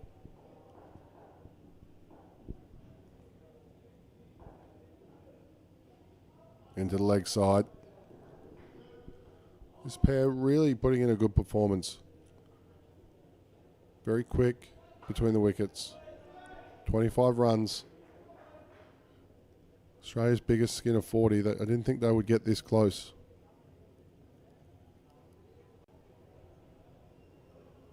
Norbergen. Oh, it's a great shot. That is a great shot from Sharma. Not to take anything away from this pair, but I think you can hear it in the field. The Australians probably let their foot off the gas a little bit here in the final pair. Saving some energy for a later game, but still very good application. Appeal, not out. Says it's hit the body.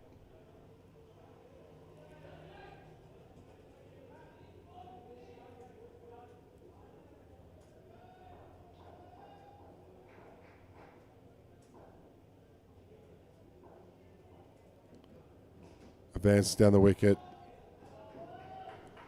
That's two. And the UAE comprehensively defeated by the Australians 123-20, but that last pair of the UAE with Shahib and Sharma, 29 runs. They'll take a lot from that and they'll be very happy. For the Australian side, a lot of good bowling, a lot of good intensity. Kerr looks a definite threat with the ball.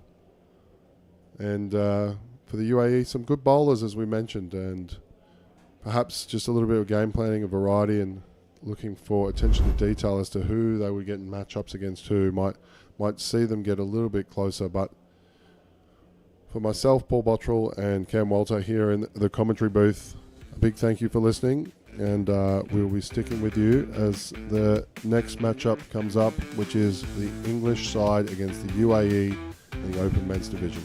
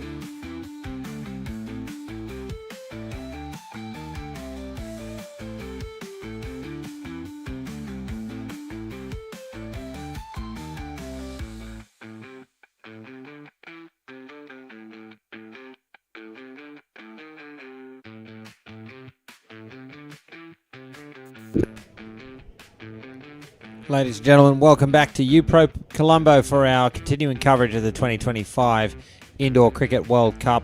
I'm Cameron Walter, and this is England up against the United Arab Emirates here in the men's division. I'll take you through the two lineups, starting with England. Their captain is Nav Patel. With him, Anish Patel, Jaden Bartosh Short, Tom Clark, Neil Patel, Matthew Galea, Kabir Imtiaz, and Connor Roff. The United Arab Emirates are captained by Aqib Malik. With him, Hariharan Gurumurthy, Jay Joshi, Ruksha Malik, Shijash Baka, Vikrant Shetty, Rishi Ramchandani, and Sahel Kazi. The news here is that the United Arab Emirates won the toss and they have elected to bowl. Connor Roff and Kabir Imtiaz at the crease for England.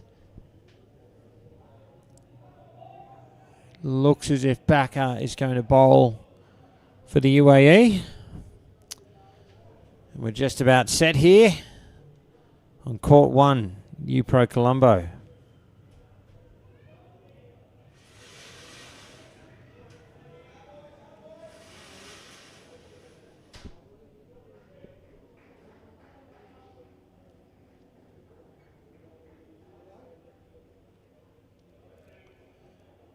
All right, England up against the United Arab Emirates. It's the 2025 Indoor Cricket World Cup. Baka has the ball, and the match starts now. No run.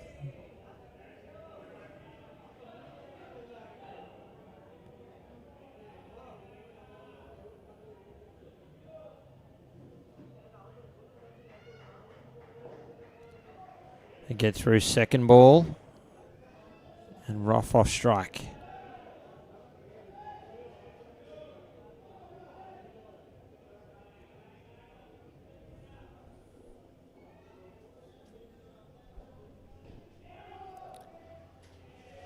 No run. Ball fended into the leg side region. It's a dot ball and second ball.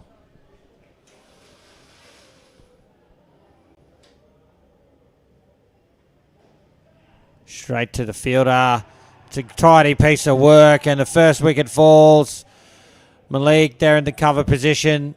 The captain getting the ball to the back sticks in a hurry. And we'll see here on the replay. Imtiaz short of his crease.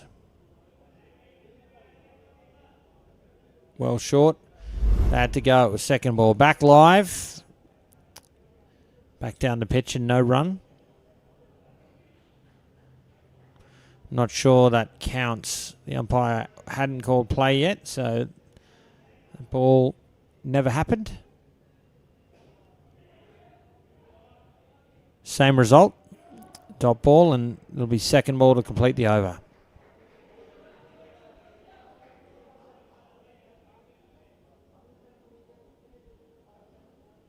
Full toss. Played backward a point. The flick needed to hit. It does not. That brings the over to an end, -2 from it. And a good start there for the UAE.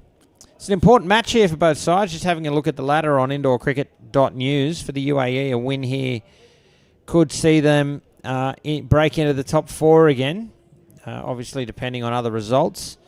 Whereas for England, it will give them a hope. Well, they'll stay in touch with the top 4. So we're about halfway through the week. It's a very important match.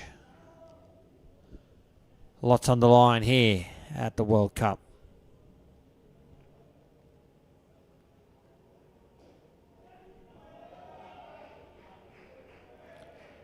Ramchandani, the bowler. Roff grabs 2 off the first delivery.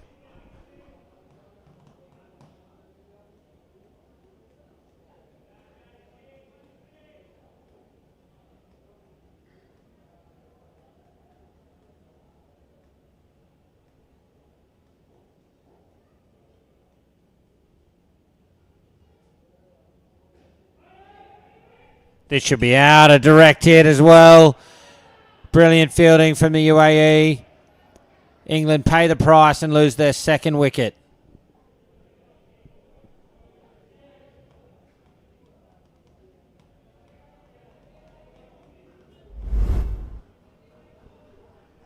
Let's have a look at this on the replay.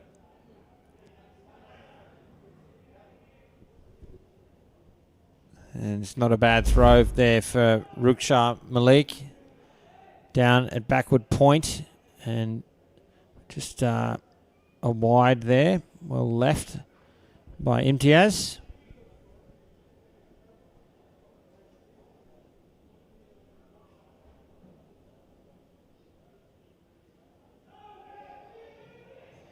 Oh, big appeal. It's worth a shout. I think he was home. They're having a look. Thinking about a review. Looking at the sideline. I think they're going to accept that call.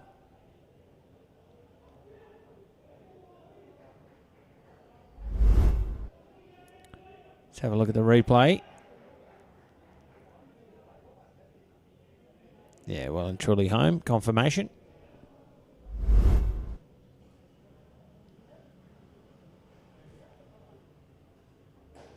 Oh, great shot. Hit with power. It's a direct hit, but he's home. And looking to the sideline to think about a review again, but the advice is right, and they do not.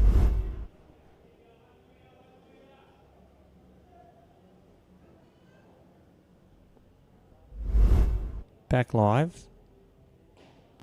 It's up at fourth safe. Bit of a nothing flick completing the over. What do we got? 1 for 4 off the over.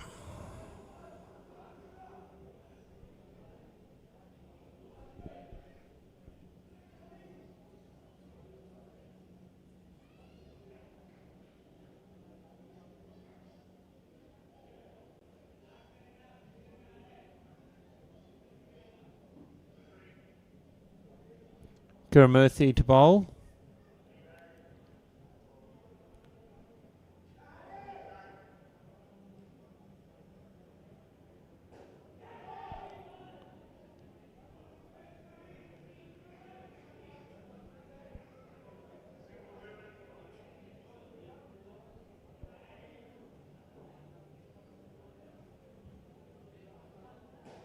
Oh, lofted shot to the back net for 7. Imtiaz had enough of this. He sends one on the journey.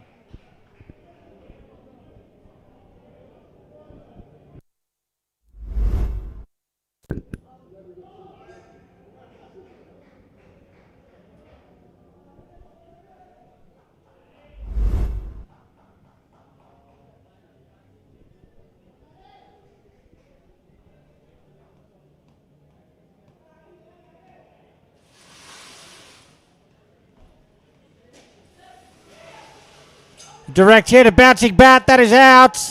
I think England might have a look at it. But for me, the bat had bounced. They are having a review. Let's take a look.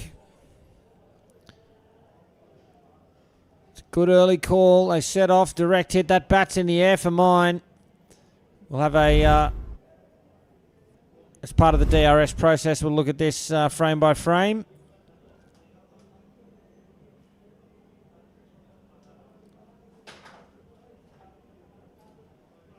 In the air, barrels off, that is out.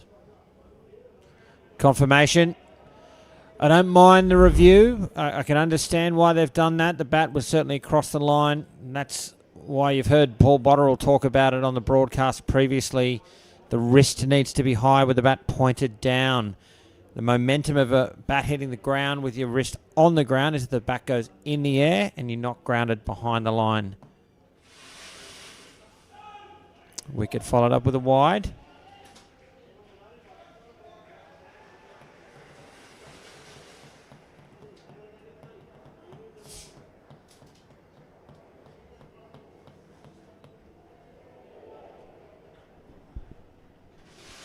Last ball of the over. It's in the air and taken. It's 2 in the over. And that's 7. A distant memory now. 2 wickets, all but erasing it. And 1 run from the over. UAE fighting back.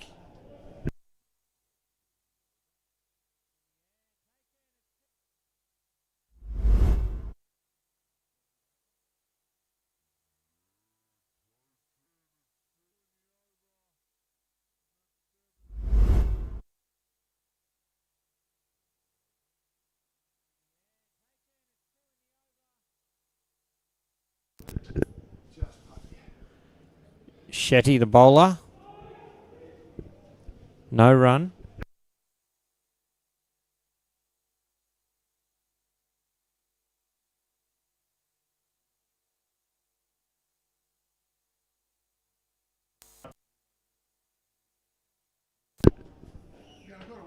And played on the onside there for 2.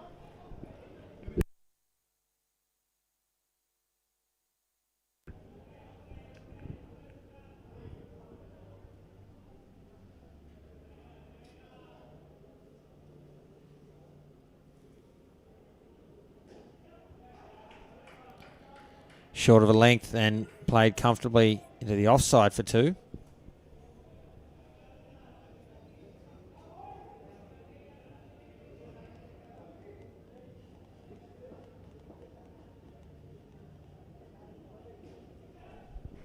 Played flat, it was through the gap, and they get through for another 2. Building back nicely, though it is the last over the pair. 2 balls remain.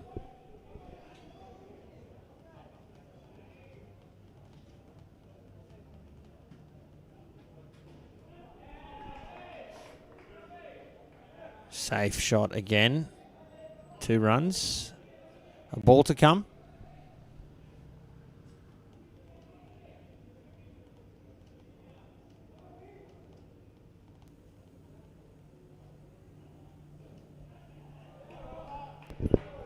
And another 2 to finish. A good over there for England.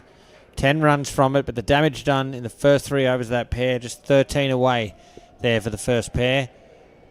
And England will have some work to do across the next 3 here in this crucial clash against the United Arab Emirates. We say good afternoon to Paul Botterill for the first time today. Good afternoon, Cam. Thanks for bringing me in. Nice to be here. Important game for UAE today. Tough game last night. They went up against Sri Lanka, a game they needed to win. They lost by maybe a dozen runs. And interesting, the 2 guys that batted third that scored no runs in that game gone to the bench today. UAE, I think, face a must-win game against New Zealand this evening if they're to go through in the top 4. So they've got to get the skins out of this. Got to get the points. They've got to win it. And they've got to win again later on. And really, for mine, they've benched their best player who had a bad game yesterday. It'll be interesting to see how that works out. Bartosh short and Anish Patel at the crease. It's Rishi Ramchandani to bowl. Look, set to go. The second partnership here in the first innings. Reaching for it. Down and up. No net, just a single. But Bartosh short is away.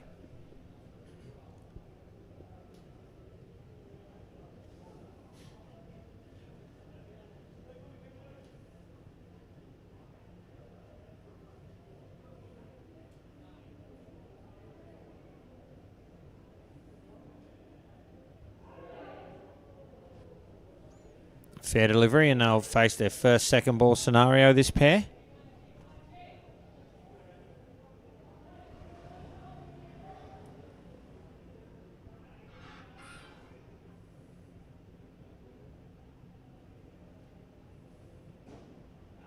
Should be out. No, needed to hit.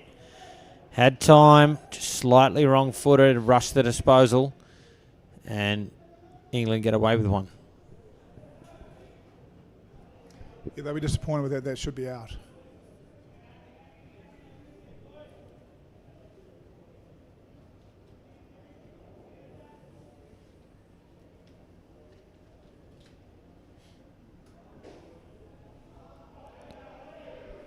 Hit flat, but hard enough. It doesn't go to hand. 2 runs to Bartosh short.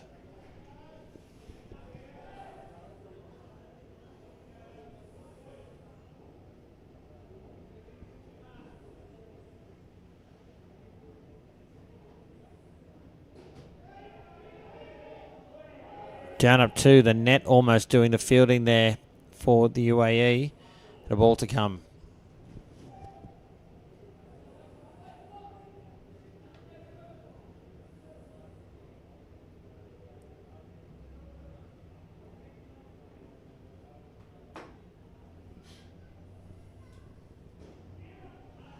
Down and up, single, direct hit. That's going to be tight.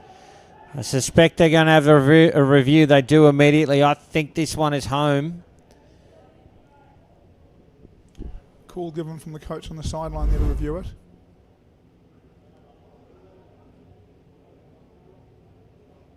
Oh, I think he might be out. Let's have a look. Yeah, well out. It's a good review and a great piece of fielding. An excellent way to finish the over there for the UAE. Just one run from it. Consistency has been the big issue for England in this tournament. They've got a number of good players, but they just seem to bat well for short periods of time and then find a way to get themselves out, or they've got to bat them with a weaker player who gets out when they're batting well. They seem to really struggle to put together good over after good over after good over, and it's not through lack of talent. I think at times it's just, again, they don't have great home competitions. They're not used to concentrating as hard as you need to concentrate here, and they just make mistakes. Stuff they get away with at home when they relax, they don't get away with here. Good as players, but they need to be a bit tougher on themselves in mind. Well led by Nav Patel, to be fair. He's a big addition for them. That's a brilliant shot from Bartosz short. Down and up 3. He's looked absolutely fantastic for every ball apart from the ball he got out to.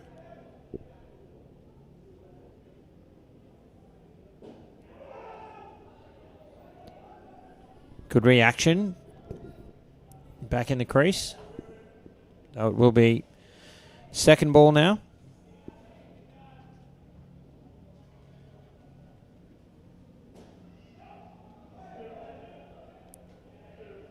It's valiant effort, but the ball finds the net. 2 runs. Second ball seen off.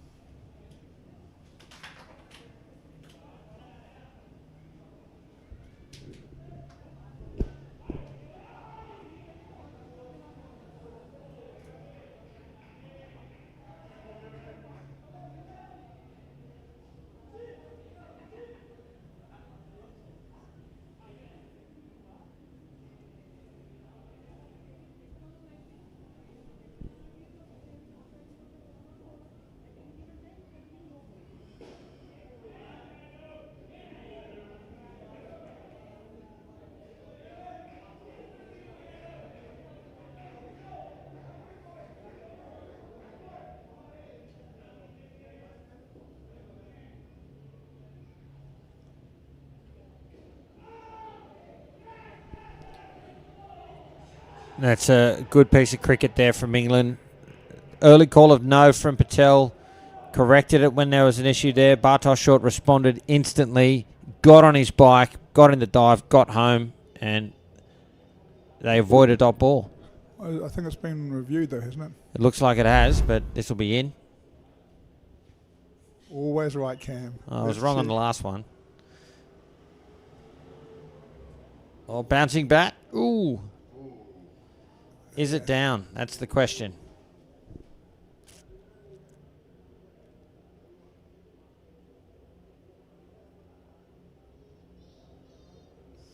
It's across the line.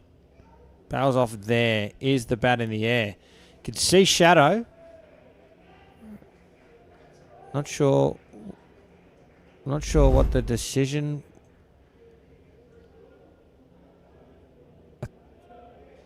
Yeah, he's given it 3. Yeah, so look, I could have gone either way on that replay. There's some shadow under the bat there, right? Which is why I love the decision. Yeah. Benefit out's gone to the batter, because for mine, I could see the shadow as well. But we've got a camera angle above trying to work out what's going on below a bat. I mean, it's not perfect, and it wasn't clear to me that it was on the air. Benefit out to the batter. Good decision. Yeah, I agree. Especially because it means I was right about it. Which, I'm pleased you don't have to review your own performance, Cam. So, 11 on the board. Here is Rukhsar Malik.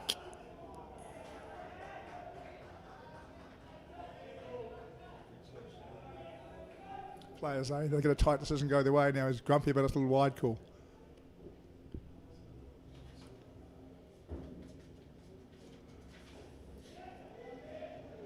I think one of the things, Chris and I were talking about this in an earlier game, one of the things we're probably missing here is a screen for the players to see the review, to see the footage.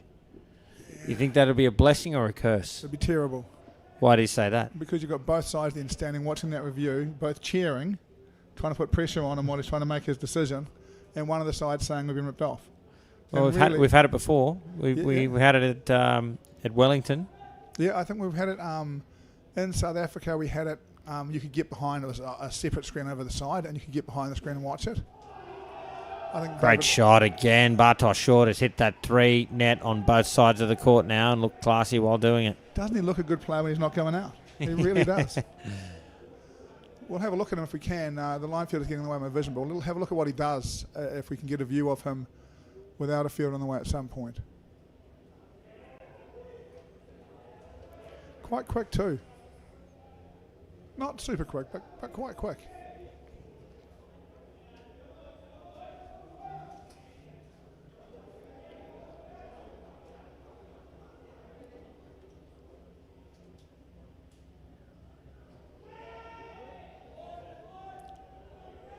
So a little bit open. His front foot's to the leg side of his back foot. But just before release, he squares right up. He brings that leg straight back and lines it up. Stacey's going to be pretty good around off stump and just outside off stump. And the one that got him out will be the one that swung back in, and he said it dead straight because he isn't open enough. There, oh, different that time. Walks across.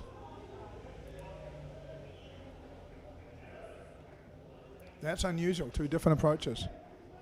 We'll have another look at him, see what he does a bit more regularly. 7 off the over, 1 over remaining now for this partnership. They've moved to 18. Well placed here for 25 plus.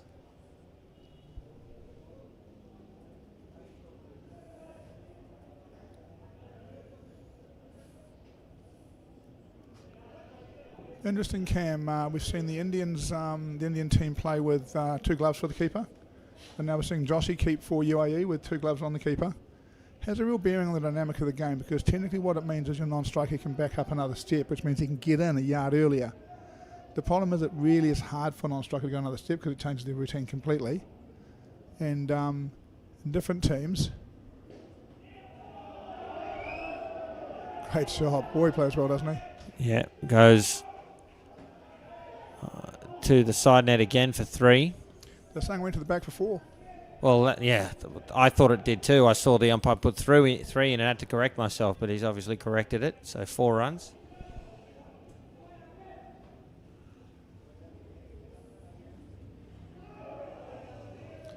Big difference. If you have a keeper with 2 gloves and you've got Matt Flores leg side, then non-striker still can't back up because his arm will pick them off. But for these sides, you really can.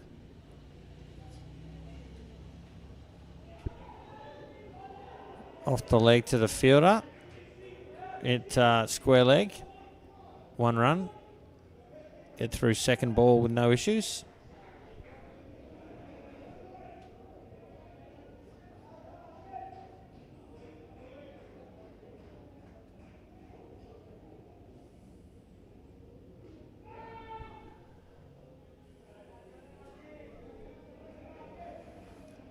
It'll be second ball now with 2 balls left in the partnership.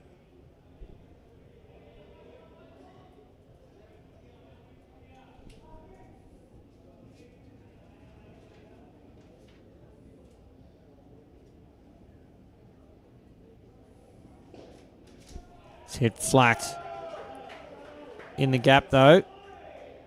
And another 3 runs to Bartosz Short.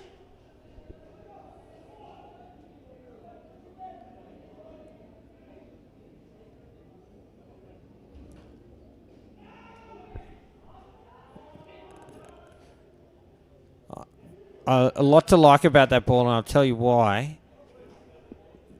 The call from Anish Patel was loud, it was early, and it sent Bartosz Short back quickly. Anish Patel also, the throw was wild, spilled into the back court. Anish Patel looked at running, saw that Bartosz Short was on the deck, and decided against it. Great match awareness, Yeah, all for a dot ball. Really clever cricketer, and Anish Patel is experienced, clever cricketer.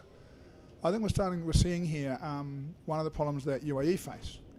Now they are a world-ranked side.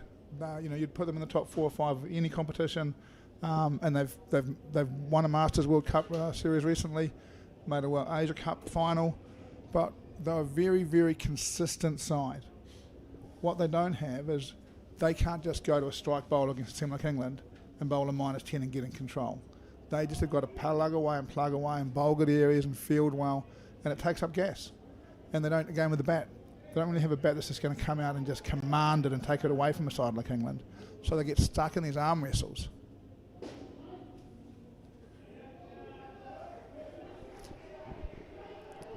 Clark and Neil Patel at the crease. Sahil Kazi bowling. The first ball is a dot ball driven into the back court. Same with this, and he's missed the stumps. Only had to hold on to the ball and hit the stumps, didn't he? He must have been a half a foot away when he didn't go over, he was so close. Bit of confidence building this English side. UAE probably a bit flat. Sri Lanka last night big.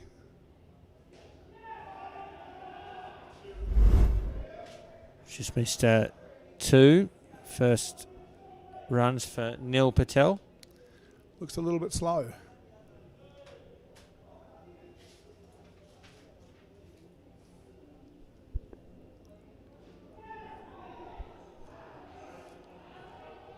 Nanette does the fielding. Thinking about a review here. Not so sure about that one. Yeah, they've just lost one, haven't they? So they won't be, I'll need to be sure. Well, I think they've done it. Yeah. Interesting. He's a bit slow.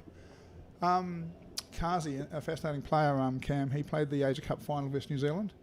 He's the guy that got penalised 5 runs for non-matching cap in an Asia Cup final. Wow. In or out? Out. Out. Well, again, though, is the bat in the air? You have a look. Has he grounded the bat? And sorry, I said not out, but now I'm looking at it going the bat may be in the air. I mean, maybe short either way. Are the bails considered off there? Yeah, well, look at that. Good review. And he is a little bit slow. And it's a pity, really, because it brought some attention to Kazi in a negative way in a game that was one last ball by New Zealand, second last ball, really close. That 5 runs hurt them. But I thought he played really well, and I've been really surprised he hasn't been in the starting 8 in this event. And now with a couple of guys not playing well against Sri Lanka, he may well come into the starting 8, and I think it strengthens them. I think he's another very dependable player.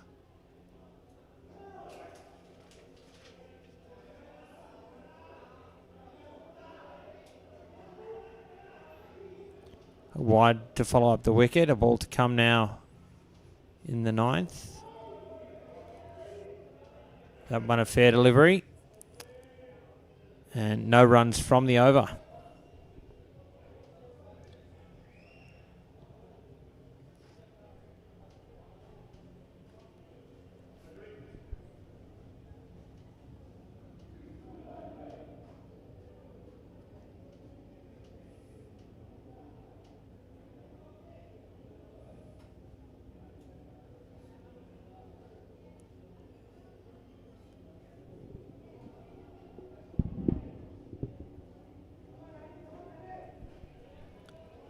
Gurumurthy will bowl the 10th.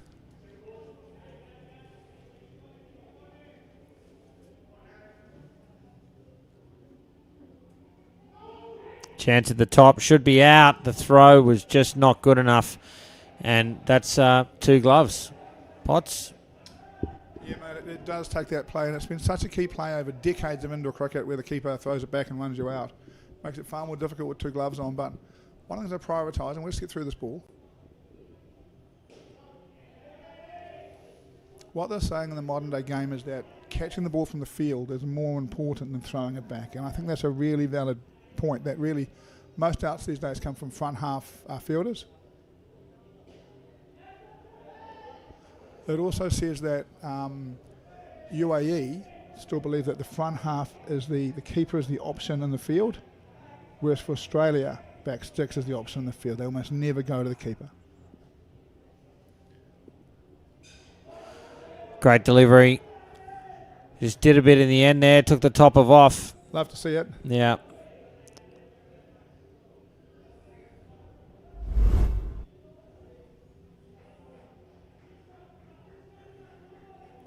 Straightened off the deck.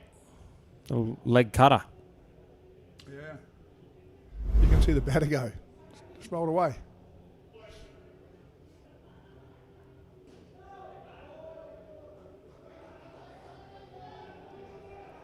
Second ball to complete the over now.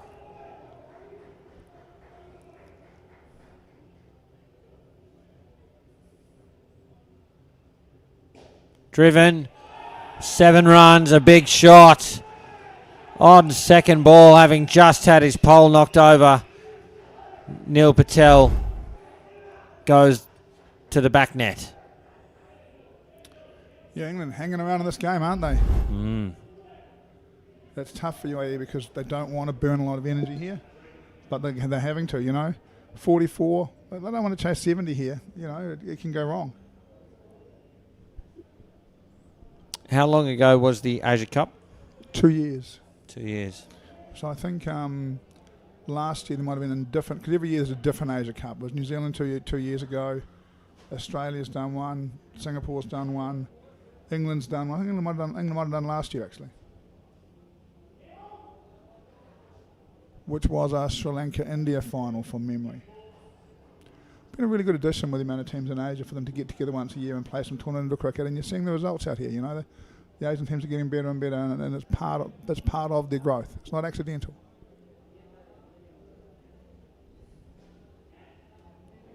Yeah, we're talking about the increase in not just cups but trilateral and bilateral series in this region of the world.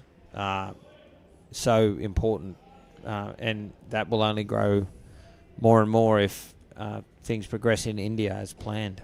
Yes. That'll be, I was going to say it'll be out. The deflection went the wrong way.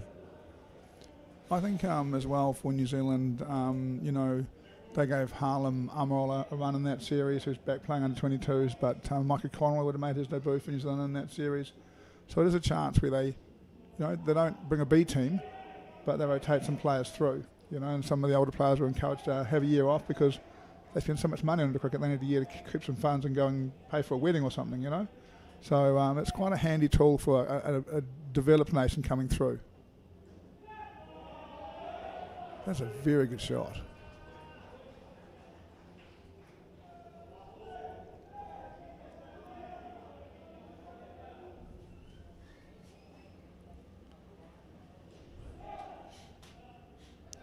No run off the last ball. It'll be second ball to start the final over of this partnership. It'll be a crucial ball for both sides, that one. This game has seen a massive improvement, and I'm conscious of the commentator's curse here, but England's running and calling in this game has been the best I've seen in 10 years. I don't recall a bad mistake. I don't recall them both being at the same end, and that's just a normal every partnership for England, really. So we've seen massive progress there. This will be a good challenge, possibly the most underrated bowler in the game, Jay Joshi. He looks very ordinary, but he is hard to play. Second ball. England will have to score. Advancing.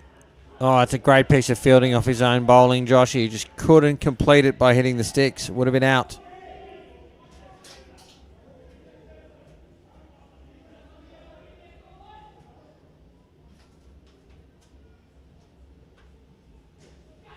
In the air, it falls safe. It'll be another dot ball.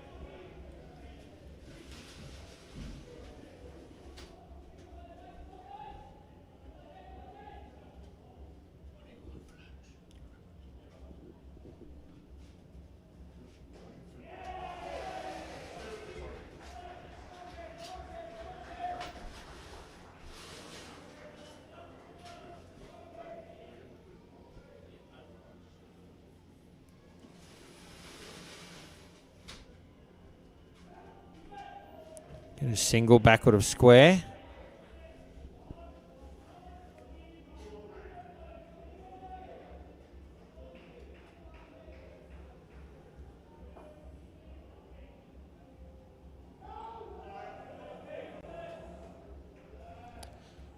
The extra hurts in the last over of the pair. They get the ball again and keep the runs.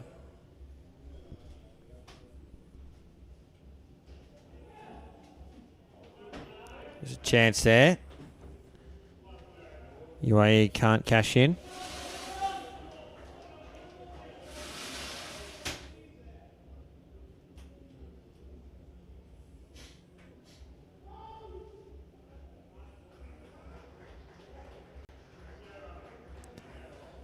Brings a partnership to an end, 20 runs for it. And tight contest we're seeing unfold here. Yeah, England will be thrilled. Nav Patel and Galea going into bat. They're both good bats, good players. Patel both primarily bowlers, but both bat well. England would feel that right now. I think this would be their best score against one of the top 5 teams in this tournament. They'll feel like they've got a real chance. And going for UAE really hard. It's just the truth. They've known since their draw came out they had to beat Sri Lanka last night. They had a -11 partnership. They were in the game till late. They lost. It's late at night. You've got to get up this morning. You've got to get back here. You've got to get yourself up. And they just look a little bit flat. And, people say, well, they're wearing their national shirt and they say it should never happen. But the human beings, it does happen. And this may well be a very good fight. Patel, anything could happen from here. So there's Nav Patel and Matthew Galea at the crease. Rukhsar Malik gets us back underway. Patel starts with a down up 2 off his legs.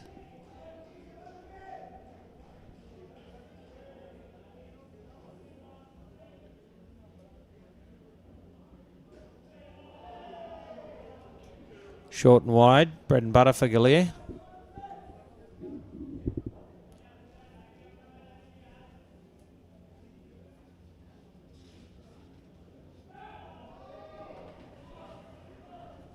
It's a single by way of the keeper's net.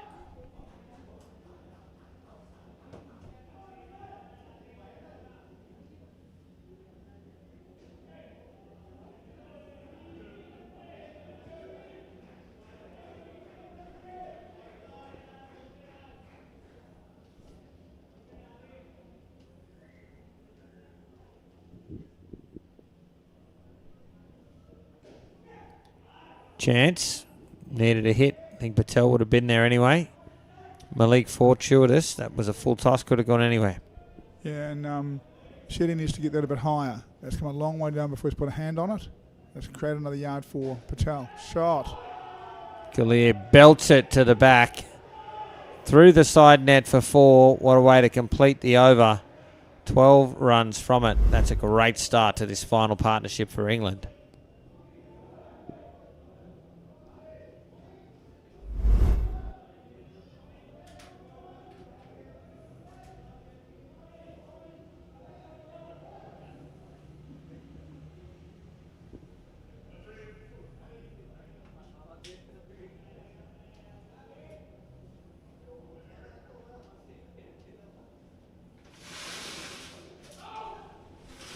No run.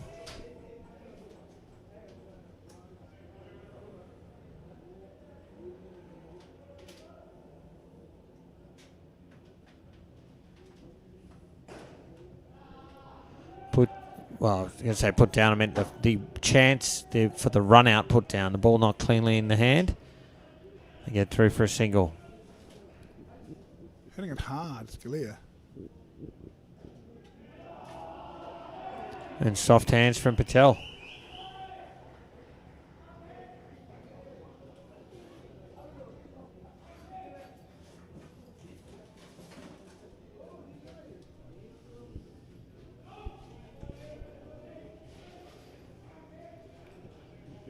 My recollection, Cam, is that the top 4 go and play a 1 vs 2, 3 vs 4 semis here. But 5 go straight to the plate final and 6 go straight to the plate final. 7 plays 10 and 8 plays 9. This could be a really important game for England. It might get them up into one of those guaranteed semi-final spots. They're not going to make the top 4, I wouldn't have thought. If they can get points here, they might be able to push up around 6th and get themselves a bye in that fourth round of quarters.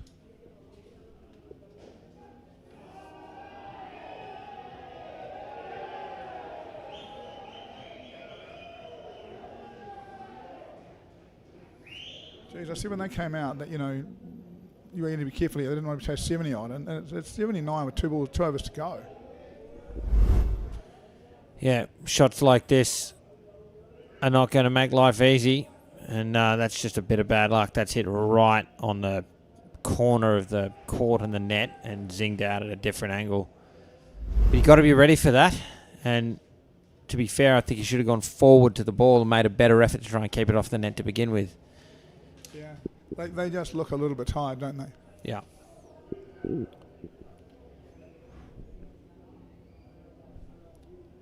Kazi to bowl the new over.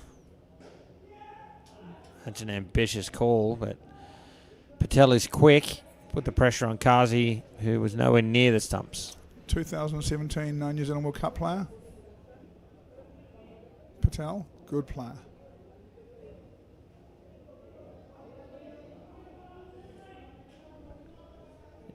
...2022 World Cup for England. That was his first World Cup for England, wasn't it? So 2017 New Zealand, 2022 England. Yeah.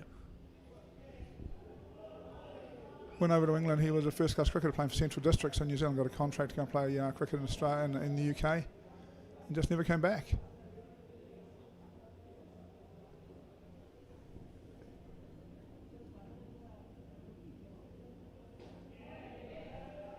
Beaten outside off. No feet. Dot ball and a second ball opportunity once more. It's nice to see. It's been bouncing over the leg side like nothing on earth. When someone does that to you, you've got to go somewhere else, and you know they got some reward from going somewhere else. Oh, direct hit. That's out. A great piece of fielding there on the 3 line. They had to go because it was third ball. That's a much-needed wicket there for the UAE. Yeah, hit it flat, didn't he? Didn't want it, I don't think. A good bit of bowling. Again, they've changed their line to him and got a little bit of reward for it. Not as full, but whitish. Could have took the hit. If it hadn't hit, he got away with it. Oh, big shot. 5 runs. 4 runs, I beg your pardon. I think if the net wasn't there, they might still be going. Can hit a ball. Matt Gallier. So 80 with an over to come. We say this in all the games, right? How important. A couple of wickets here, 72, 73. Probably reasonably comfortable for UAE. A couple of back nets from Gallier. Yeah, 95, and boy, that's a chase. Oh, yeah.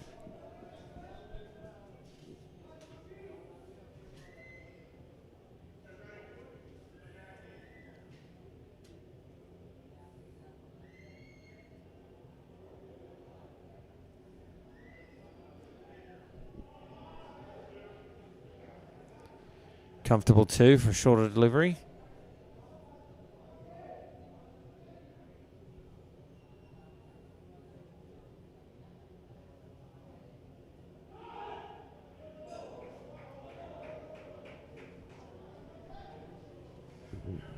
Josh is able to vary his pace and how much he turns the ball. He's got really great control. Makes him a little harder to play than he looks.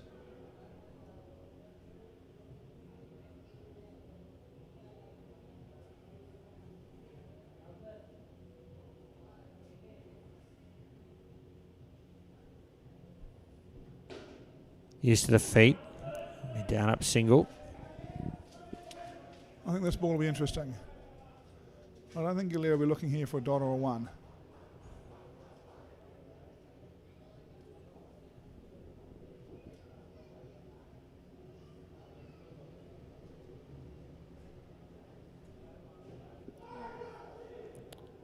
May not have been looking for it, but he found it. Yeah, certainly did. Got a bit inventive, didn't he? Second ball. England must score. And that's a good catch. Read that very well off the top net. Took it cleanly. And an important late wicket here for the UAE. And the shot was likely always coming, right? He's bowled it well, taken advantage.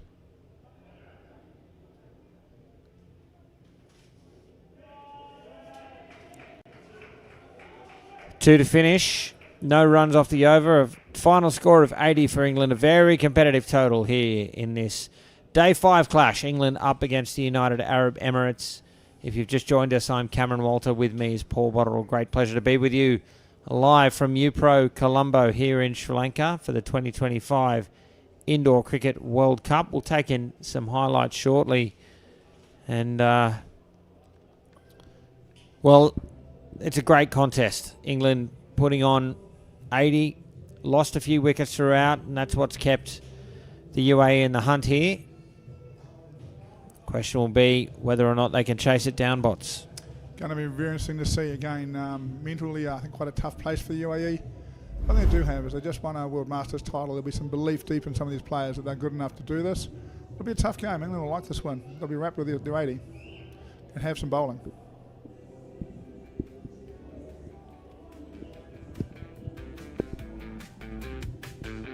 We might have a look at the other matches happening right now. One of which is the T20 International between New Zealand and Australia bots. New Zealand batting first, 4 for 101 off 11.1. So scoring at a rate of knots in that match. And just having a look at indoorcricket.news, the game's happening right now. The United States of America up against... What's happening here? Any reason? It's a milestone game for Nav Patel, is it? Yeah. Can't hear you, bots. Yeah. So some sort of a milestone for Nav Patel. We'll see if we get the intel on what that is. But back to the other games. The United States taking on Australia. They're -2 in the last pair. And Sri Lanka Development up against India, also in the men's. They're on a total of 22 in the last pair. There's also plenty more cricket to come today. The next match here on the broadcast court will be another men's fixture between Sri Lanka and South Africa, and a fascinating match that will be. Coming up after that, a women's game, South Africa versus New Zealand. An under-22 men's fixture, then back to the men. Australia and India tonight at 7 p.m. And then at 8:45 p.m, the United Arab Emirates against New Zealand in what will be a must-win game. On top of this one, as Paul Botterill was saying earlier.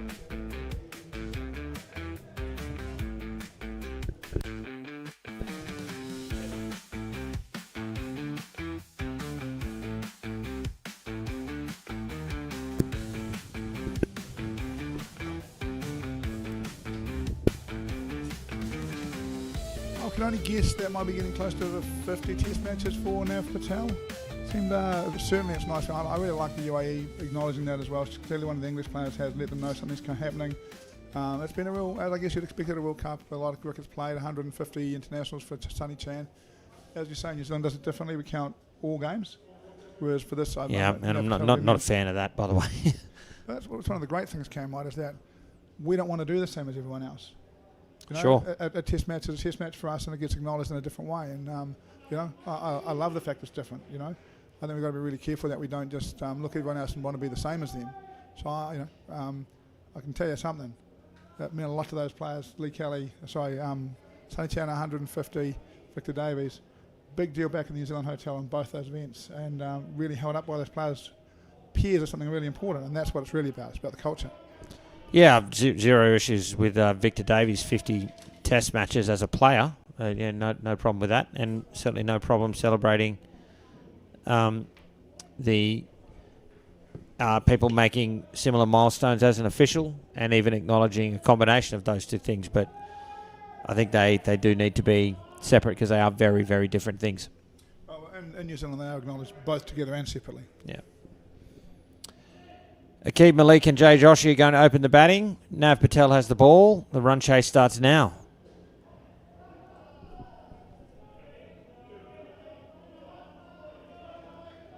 Two runs and the UAE are away.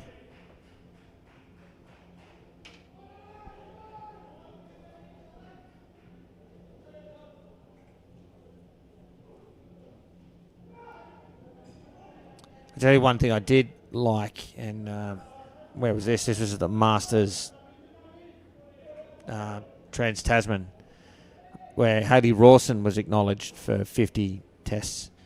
Now, one thing you certainly, I've not seen, well, firstly, I don't think there are many trainers that have reached such a milestone, but I don't think I've ever seen anyone acknowledge a trainer for doing that. So that I'm a big fan of. Look, Cam, it's one of the things that Tony Watkins has his critics in the world. One of the things he's done in New Zealand is bring recognition, and they're very big on creating their provincial prize givings. I'm on stage with a couple of other guys that have, I think it's 50 men's internationals, or maybe 100 internationals in total. There's 3 of us, I think, last time we counted. But they bring up a lot of different people who have reached different milestones and acknowledge them. And for a long time, I had a long time in this game where no one acknowledged anything at all. I think it's really nice to see a little bit of it. Yeah. I'm not too concerned about the structure personally, Two different batters. We've got the left-handed Malik. We've got the right-handed Joshy. Both of them like the ball going away or space. You get there to Joshy, you might do okay. Got confirmation from Ahmed Khawaja at indoorcricket.news that it is Nav Patel's 50th men's international. Well, I'd like to pass on my congratulations to him. I coached him in 2017 and I think 2016 in Australia. One of those guys in cricket is just a very, very good man and a very, very good cricketer.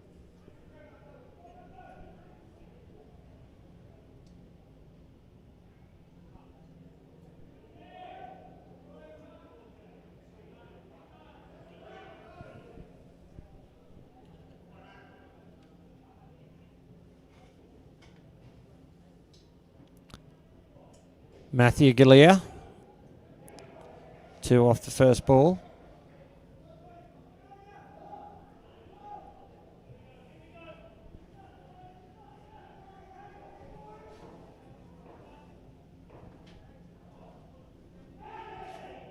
Oh, went without the ball.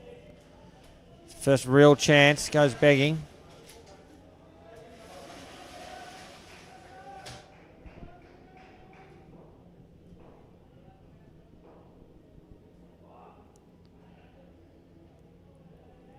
Got some more detail from Ahmed Khawaja. Nav Patel, 11 matches for New Zealand 2016-2017. That would have included the 2017 World Cup. 39 matches for England from 2020 through to now. And was player of the series in the Trans-Tasman in 2016 on debut. Yeah, played very well. And what's more, a lot of chat this morning, funnily enough, in the New Zealand ex-players group about that series. We lost the series 2-1, but we should have been 2-0 up. We blew it. They had a 7 off, 3 balls to go. Went 7-2-2 to beat us in the second test match. And really, I got the bowling wrong. And, we got a wicket, 4 balls to go. Chicken bowled the right-handed fast bowler from Queensland's name I can never remember. And then he went 7. They got 2-2 and beat us on the last ball. I can't say well done. There's a wicket. I think they might have a look at this one. They're considering it. Yes, they are reviewing. It's always worth a look when it's got to be a gather rather than a direct hit. This will be interesting. Well, it's always interesting, isn't it? Here comes the ball. Yeah, he's in by a mile. Oh, it's a bat in the air. You've got to believe it's in the air, doesn't it? Yeah, it's in the air, yeah. I think it's clearly enough in the air, yeah. Yep. This is where it's tough because you have got a guy on the side who's saying, yep, refer that because he can see the bat over the line. Correct, right? yeah. But he perhaps can't see quite as clearly the bat's in the air. Brings you over to an end, no runs from it. I think I still don't mind the review, right? Yeah. We were talking before about the fact that the top-down angle isn't always going to show that bat's in the air. So if your bat's across the line and if it's a gather and the bails go, I'd be reviewing. Yeah, I think it's fair. Interesting to watch. When I watch different cricketers, Malik's one of the ones I enjoy watching the most. He's a very nice man. Often comes and has a quick chat, but he's a very one-paced cricketer. Every ball he hits at the same speed, and that's where you bowl him. He's a guy that likes the ball going across him, so you bring the ball back at him, but he just hits everything at one pace. It's amazing to watch from mine. He's a very good bat to do it.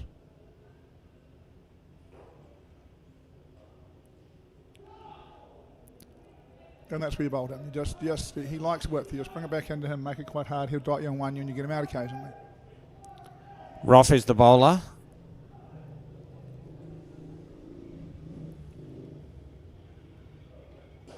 Driven back to Roth. Gee, that's good hands. That is an incredible bit of fielding, that is. And then to get the ball back to the receiver, that's impressive stuff. And great work from the UAE guys who didn't run on contact, right? And that's gone past the line field and they still haven't moved a yard.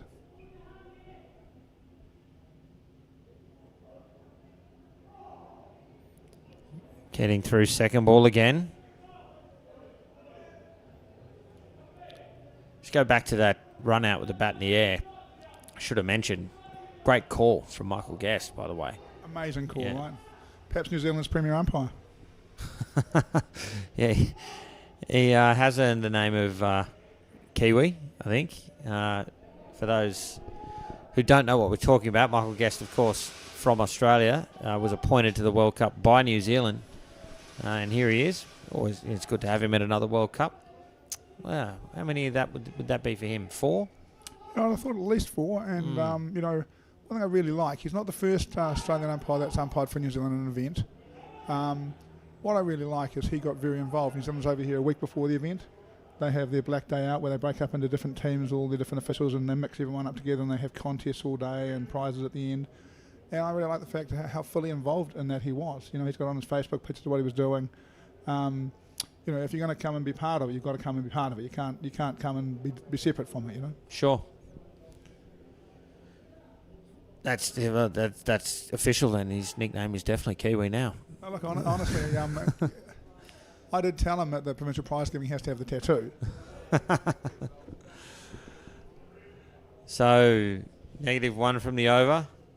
And in the end, all joking aside, if it increases the quality of the officials here, it's a good thing for the game. And Andrew Hall-Villiers, Neil Patel bowls. Andrew Hall-Villiers has confirmed for me 6 World Cups for Michael Guest, so I was studying him there. And I should have realised that because I've been at all of them. So I should have. Actually, no, I haven't been at all of them, but I've been at most of them. So I should have known it was 6. So great to have him back for number 6. It's another one, I think, in the New Zealand setup, Cam. If you did 6 World Cups for New Zealand, he'd have 50 Test matches, and that would be acknowledged. Harder for umpires because it's not tracked the same way. But I would think that Tony would make sure that stuff's tracked to some degree for people who do a lot of these kind of things. They're very big on acknowledging that sort of stuff because it's a massive commitment. Yeah, no doubt. So UAE 4 runs ahead in the skin here with 3 balls remaining. Do not want to lose a wicket. It's going to be a high pressure moment now. It's second ball. They have to score whether they want to or not. And a wicket would put England back in front on this all-important first skin.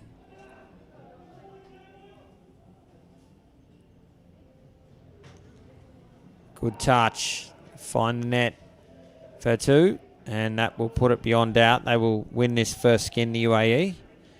That is a point that they desperately need.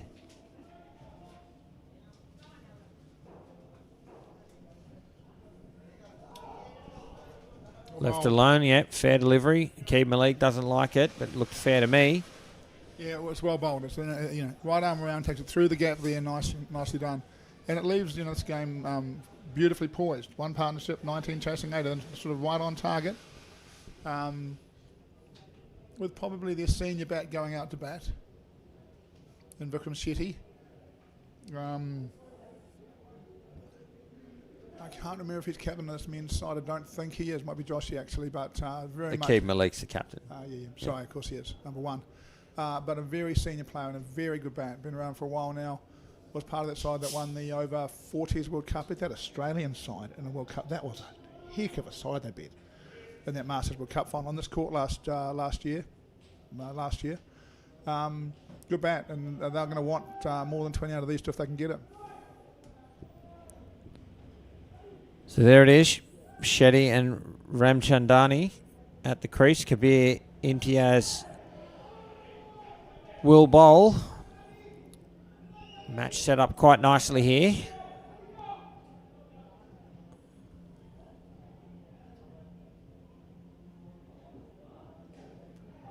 Great shot to start. Full and wide. Got on top of it. Got across. Down up 2.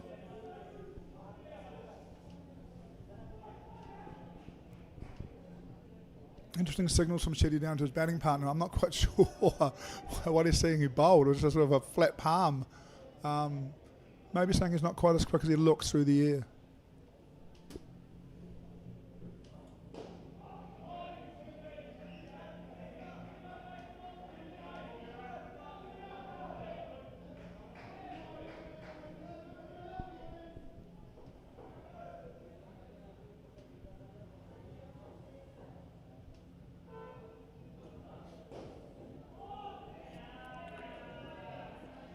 Well, 3 runs wasn't the most convincing shot, but it's 3 in the book.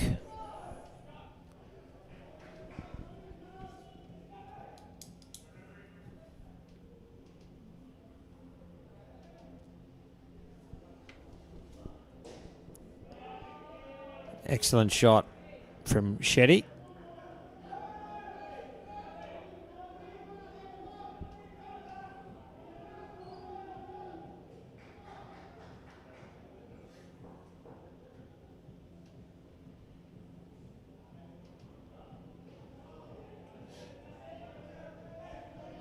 It'll be second ball to complete the over. The score will have to change on this delivery.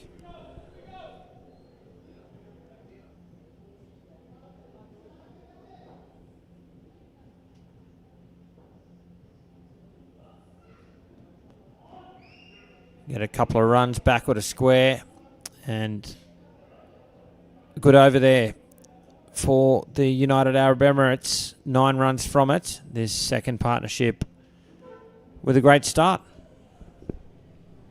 Yes, indeed. If it were up to you, Bots, where would the next World Cup be?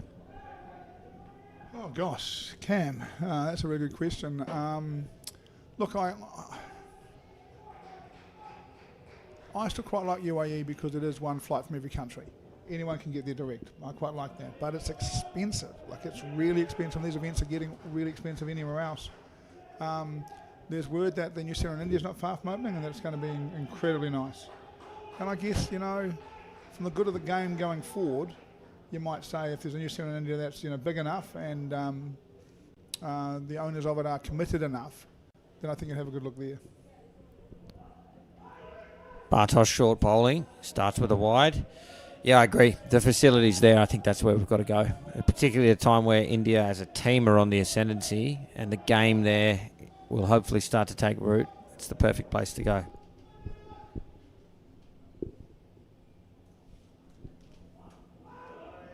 I think India at home in the next World Cup, they'll take a lot of keeping out of a final. Yeah, I agree. And that would be great for indoor cricket. Amazing. Particularly if they could do the same thing they've done here with the TV coverage. Definitely. You know, it's one of the things, if Sri Lanka was having a little more success, then the viewing numbers for the TV would be even higher here, right? So if India could get over there and win some games, maybe organise the draw so they win 5 in a row at the start like they have here, get a bit of coverage of that, and, you know, we'll start to get some more people watching it. 3 extras in a row to start this over.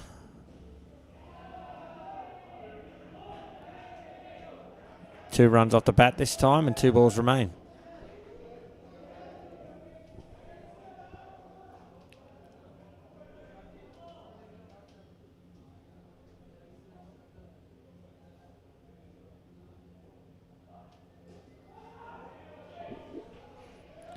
Just getting in the way in the front court, good enough to keep that to a dot. It'll mean the last ball is second ball. Big moment here. Midway through the second partnership. UAE need to score. Swatted into the onside net for 2. Completes the over 10 runs from it. This is the planning, right? They've got a chance to win a game here, and they've just bowled 3 wides in a row. After a bad over, not a bad over, but an over that's gone for a few runs, they just needed to bowl some dots, build some pressure back, you know, do the basics well.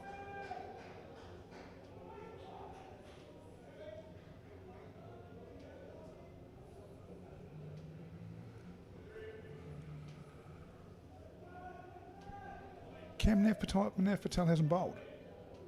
No, he hasn't. He's the best bowler. I wonder what they're keeping him for. They must have someone in mind. Maybe that third partnership where the 2 changes are coming, or a change is coming.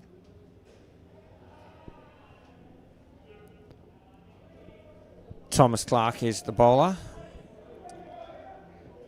You think they're prepared to concede a skin or 2 and then destroy a pair? Is that you're thinking? I think England would be happy to win this game in any way they could win it. Be a massive thing for them. Make the whole tournament worthwhile.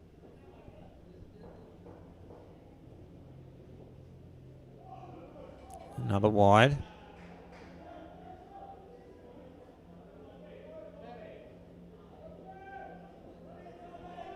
No, I beg your pardon. Nav Patel bowled the first over.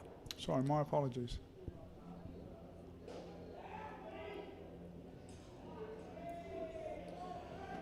As soon as I said no, he hasn't, I doubted myself. Had to go look at the score sheet.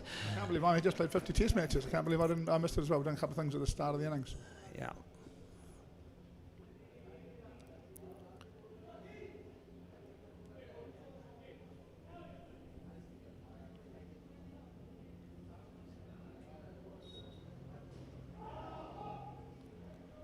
Got to say, it's thanks to the Scored app that I'm able to jump on and have a look at the score sheet in the middle of the game on my phone. It's cool, isn't it? Mm. Can you send it to me? I can. Appreciate it.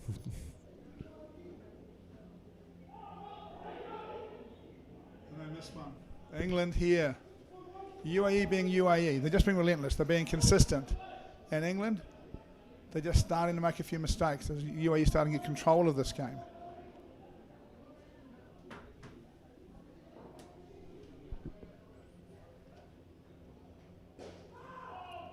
Deflection off the bat. They're going to run. He goes to the wrong end. Yeah. It's a little bit unkind when the bat coming across the pitch caused the ball to deflect out of the fielder's hands, but that's how it goes. That's the game sometimes. Yeah. And this is what we want to see from England, right, is that this is perhaps the history where things go against them a little bit. They just seem to not push hard enough. Can Nav Patel get these guys to rally and to find, 2 good overs of cricket, find a couple of wickets and put themselves back in this contest? It's going to be a crucial over. They're in front of the skin now. And with it, they're in front of the game now, right? 45, more than halfway there. Yep. Anish Patel will bowl.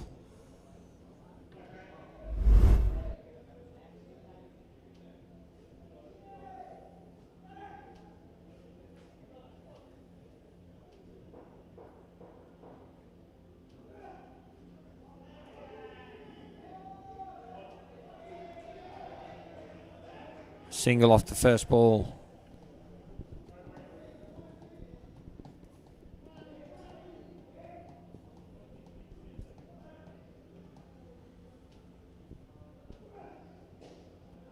Wonderful shot from Shetty. Grabs 2, banging it into the deck for a down up. Yeah, looks good, doesn't he, today? Mm.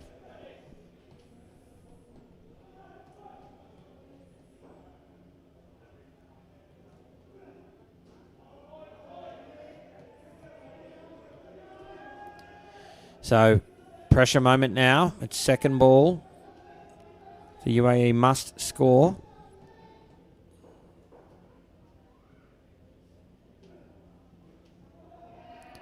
A single called the keeper's net. Sees off second ball. They stay more than a wicket in front. 2 balls to come.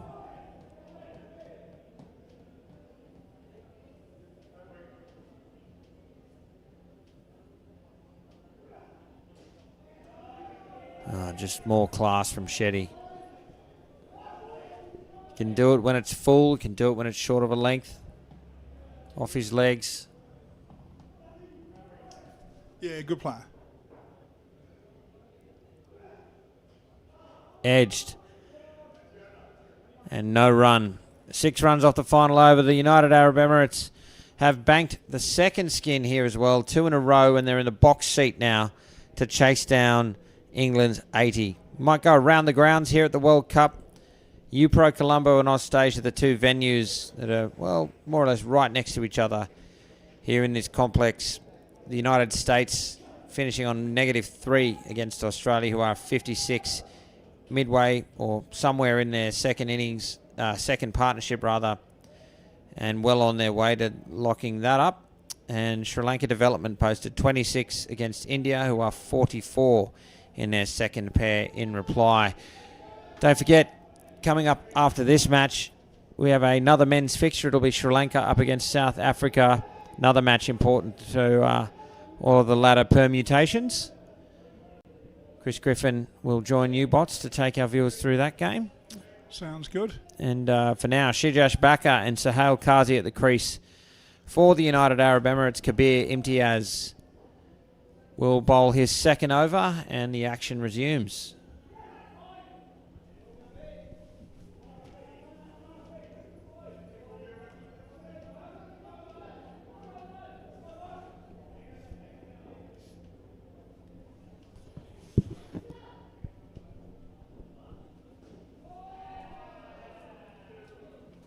Short and wide, Backer finds the offside net for 2.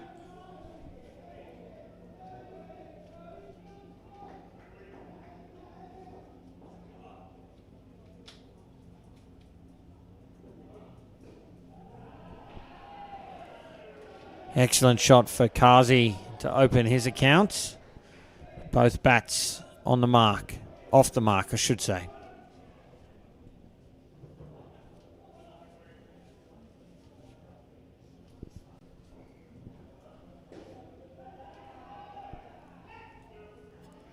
Oh, 2-2-2. Batting with ease at the moment. England have to stop this momentum if they're going to stay in the contest. They've got to find a way to break this up.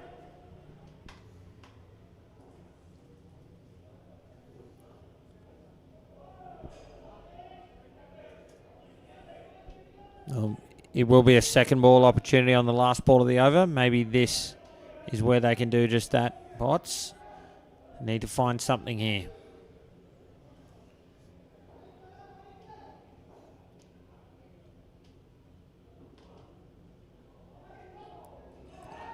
Well, the UAE get away with that. That's surprising. The ball was in the hand immediately. UAE had to run.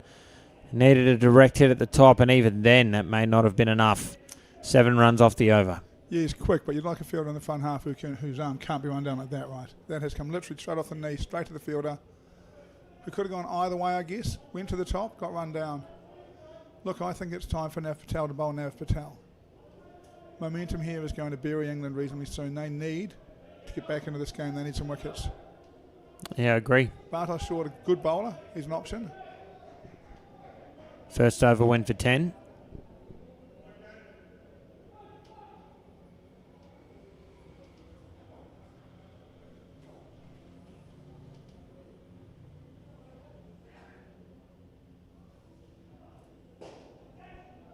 Bashed into the back court. It's a direct hit, but he's home. 4 runs to Qazi. Diving on the back of his bat. Home. Bartosz Short bowling left arm leg spinners. Needs to make him bounce.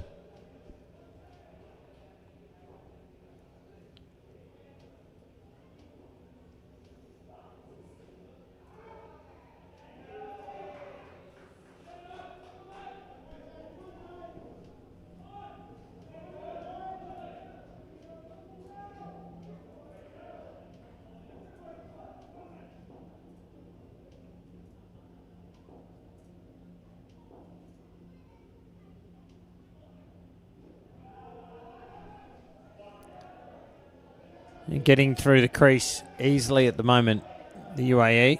There should have been an element of risk to that run. It didn't feel like there was any. Yeah, agree.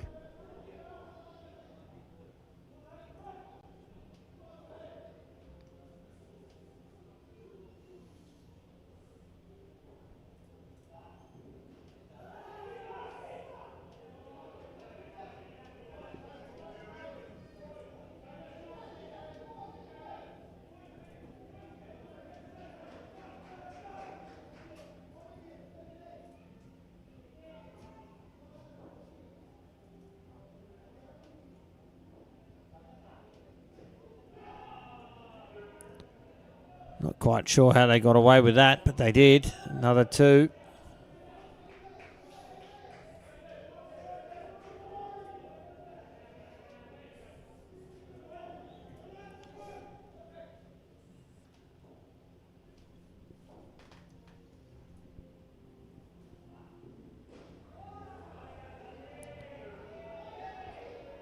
An excellent over. Once again, 11 runs from it.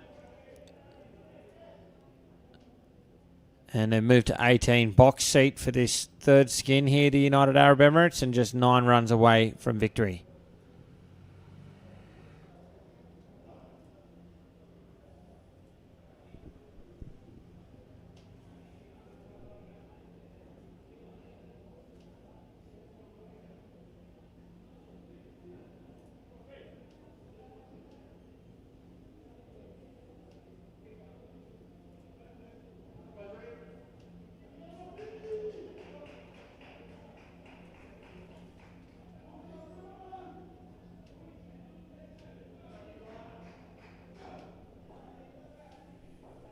Roff to bowl.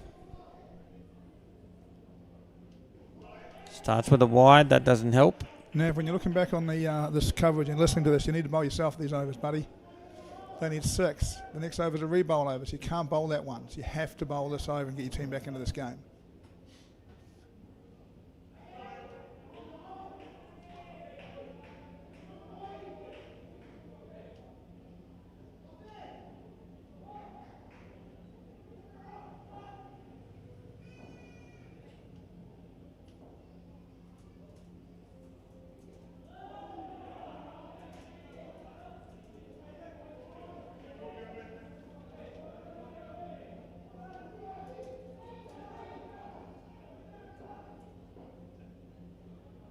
Second ball. Chance. And they get through again.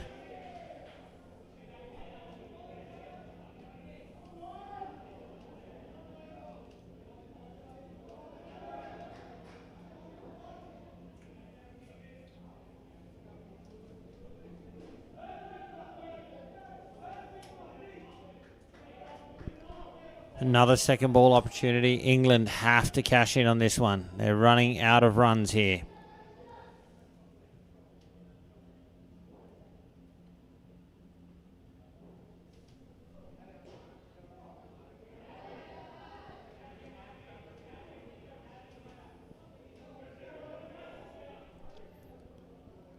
Single there and 6 runs off the over.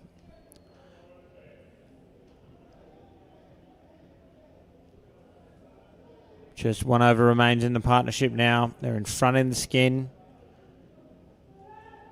It's going to be Anish Patel to bowl.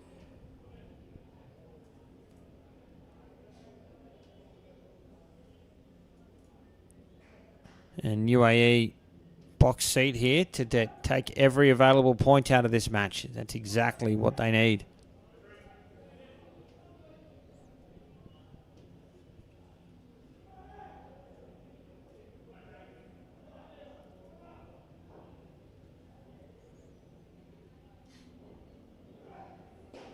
Use of the feet driven. Chance and it's out.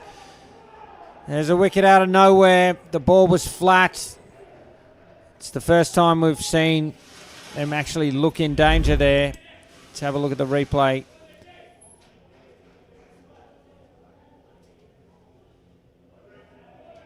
Can't really see any of the fielding happening there, but yep, short.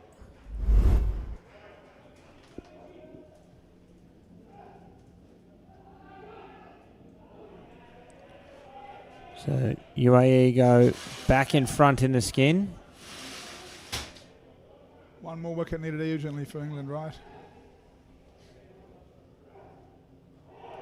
Wide. So they'll get the runs and the ball again. The UAE, it's the last over the pair.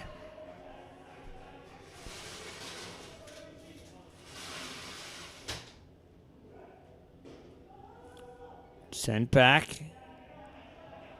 Big moment now. Second ball. A wicket here puts England back in front in the skin. Keeps them alive in the game. UAE must score from this ball.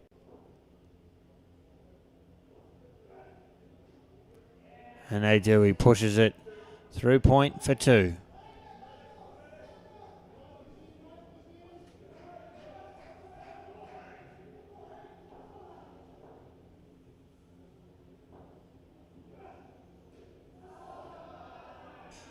Comfortable 2, and they move more than a wicket in front of the skin, so they're going to bank this one as well.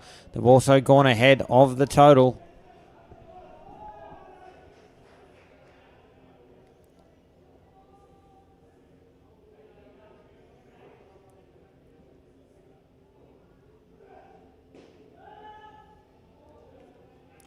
And that completes another very good partnership there for the UAE. They'll win the third skin. They've put their final pair on the court with the score in front. And that last over to me, great sign for the UAE. They lost that wicket. They're putting them back in front of the skin. They could have melted down from there. They could have folded to that pressure. Instead, they then got another 8 runs, took 3 off the over, and look at the position their team's in. Yeah, really nice. Be interesting to see where the Kazi's played his way into that 8. The 2 guys that are playing today, Kawati, I'm trying to remember how to pronounce the other guy's name. He's their best player, I think. So I think he'll come back in. Another, not Umish, the other dude. So I can't remember his name, but he'll come back in and he'll play. So I think that's the question is whether Kawati will come back in. He yesterday was in a run out, and the guy on the side told him not to review it, and he reviewed it and burnt the review. And you know how there can be quite a lot of conversation between some of these sides. There was quite a lot of conversation off the court directed at him at the time, and I thought, they're not pleased with that at all. And then he was in a -11 partnership. I think his spot might be under some pressure. So whether Kazi can play his way in, it'll be interesting to see. Gurumurthy and Rukhsar Malik at the crease. Nav Patel will bowl his second over now.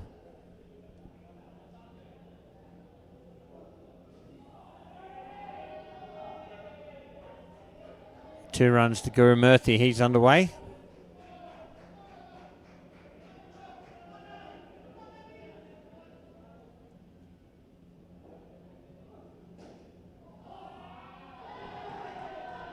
And Malik finds the net. Soft hands down up 3. Big runs early.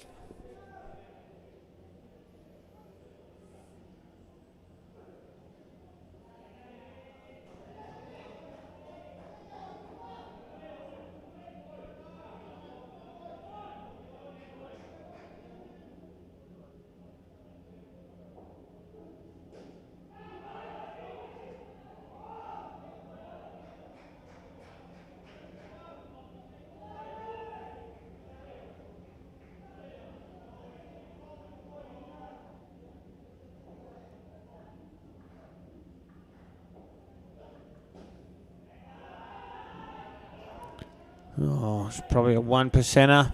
Maybe would have been home. Yeah, I think possibly home, but still. Got to take it clean. A ball to come.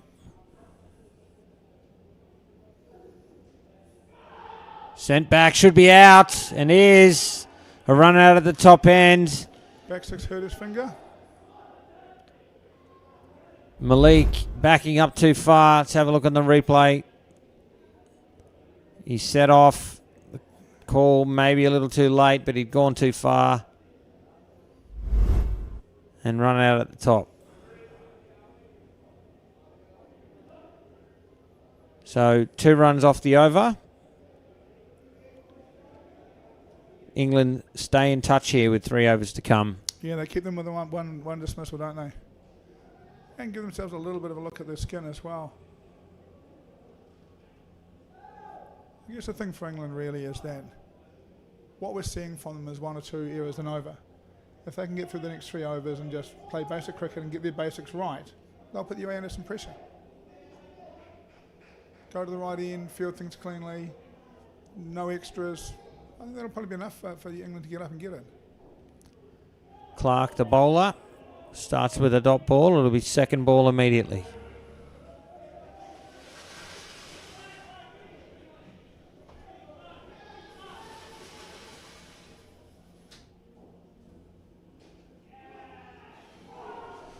That's a chance they need to take from here. They're behind in the game. They need wickets like that to stay in it. Really do.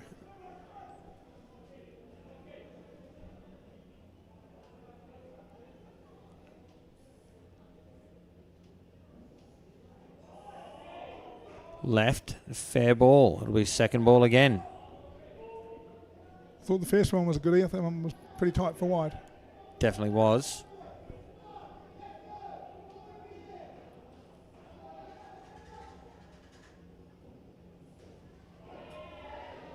Excellent shot. Second ball seen off again.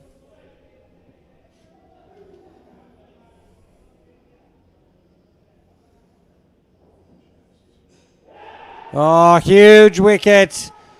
Clark knocking over Malik late in the second over of this pair.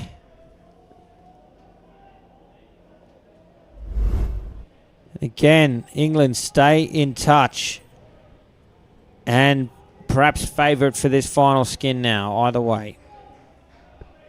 Well, bowled, right? And I was seeing the UAE players trying to get inside the line of the ball and giving them the stumps as a target. Oh, they had some glove? Yeah, I think so. Tough for the umpire to give it out, though. Would have been unsighted, but for me, it was a catch. -1 off the over. 2 runs separate the two sides. The UAE need 20 to tie and therefore win the last skin. Huge 2 overs coming up now.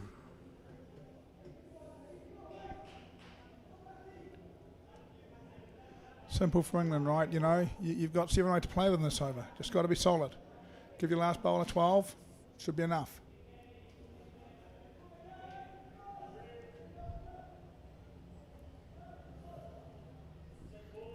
Matthew Galea to bowl.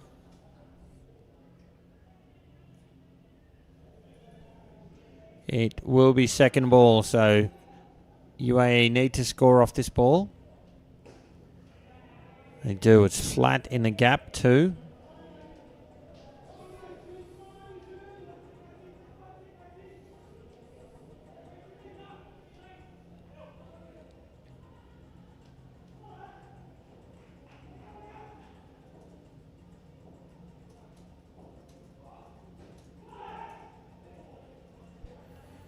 Ball finds the net, but no interest in a run. Another dot ball, and again, the UAE must score.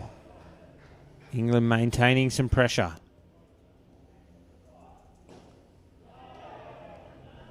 Again, trying to stay inside the ball and push the face through to hit on the offside. More success that time. Yeah, finding the 2 net.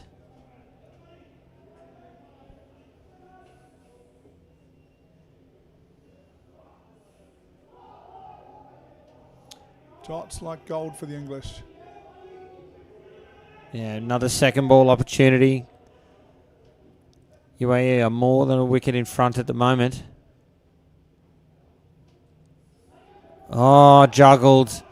The non-striker stopped. If they kept going, would have made it. But a huge wicket now. You would think England are going to win the last skin from here. But more importantly for them, they are right in the hunt to win the match. Just 1 run separating the two sides now. 7 balls remain.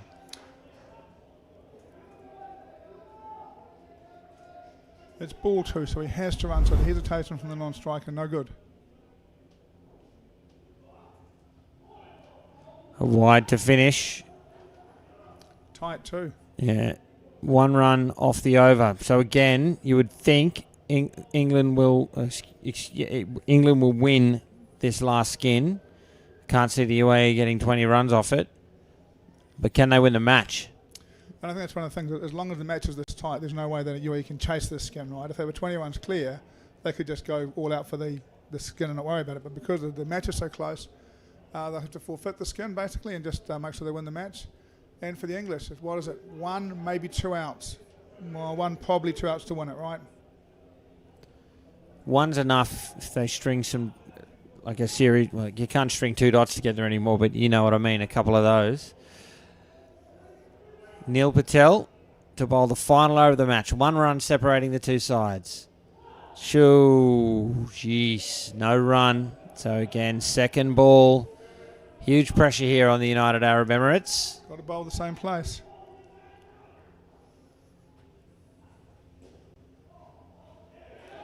Just Kept off the net. Gives them just a bit more space there, just a little bit more room. Got to keep it nice. I think for this over, you just want them bowling at the top and middle and see if they can make a mistake for you.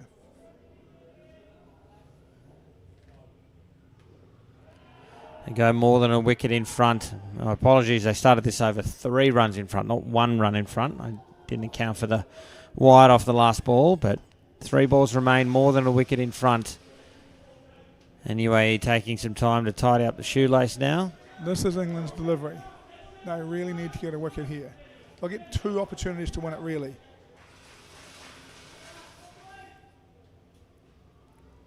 Gee, this is straight out of the Cameron Walter playbook. This, under a bit of pressure. Undo both your shoelaces, do them back up. Take a bit of time. Penalised 5. I've never been penalised. That's not true. I've been penalised lots of times. But not for that. You could write a book about what for, I have a feeling. Definitely. Oh. And the chance, England. Look, Malik, he's just like, what are you doing, man? They must get a wicket, this ball. It's second ball. Full toss. Must have been out of the crease, but that'll seal the deal. The UAE can't lose from here. All England will get from this will be a point, this last skin. The final ball of the match. That'll do it. The UAE winners 87-80 over England. A great contest, and credit to England for staying right in it up until the last over. Yeah, look, I think that's fair. I think there's an opportunity for England to go away here because really they've lost by 7 runs and they're the team that made the most mistakes in this game. They've got their basics wrong the most. And look, the difference between an international cricketer and a club cricketer is every club cricketer can hit a 2. Every club cricketer can bowl the ball out of stumps, you know. International cricketers need to do these things way more consistently. And England failed a little bit to be as consistent through the middle as they needed to be. Too many wides and no balls, missed opportunities. If they can tidy that up, they become a really competitive side because they've just beaten lost to a really competitive side. Well, there you have it, folks. A great match, some great analysis there from Paul Botterill. Don't forget, coming up next from 1:45 p.m. local time, which is about 15 minutes from now, it is Sri Lanka and South Africa in the men's division. We'll leave you with some highlights ahead of that game. So until then, for Paul Botterill, Chris Griffin and the rest of the broadcast team, I'm Cameron Walter. Thanks for watching.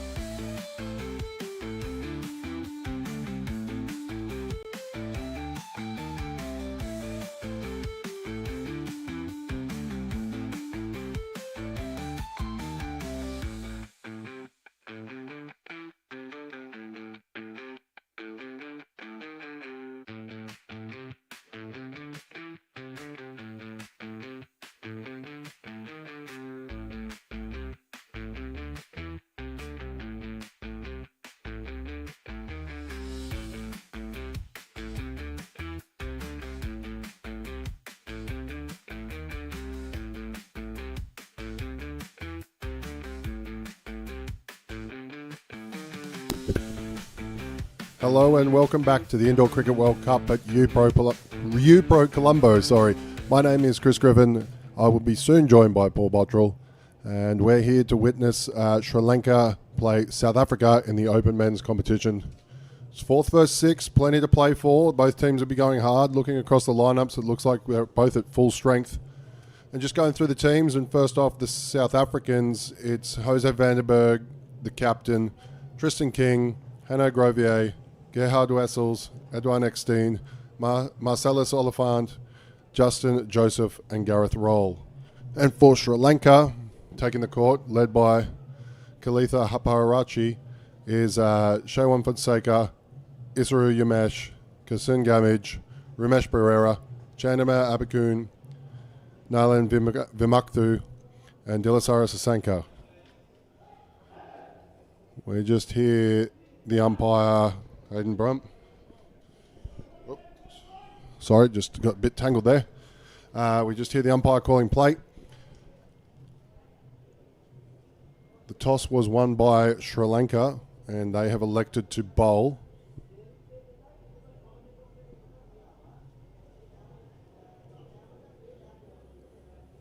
As I said, fourth versus sixth, this is going to be a very big contest. Very important for both teams' hopes moving forward. Looking out in the court, it's Edwin Eckstein. He'll be joined by the captain, Jose Vandenberg.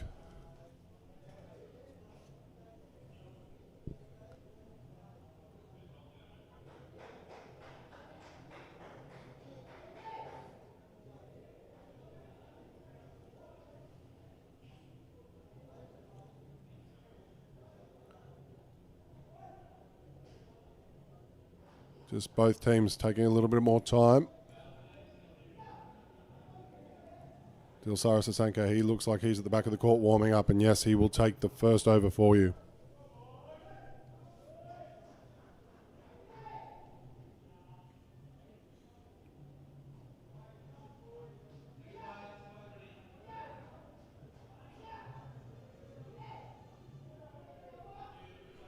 We can hear the call of play, and we are underway here between South Africa and Sri Lanka. No ball, front foot call, diving chance. It's all happening. First ball, run out. Eckstein sort of frozen there looking back. No ball, front foot, played down and up into the leg side, lowish, and that's a run out and the first wicket for the Sri Lankans in unusual fashion.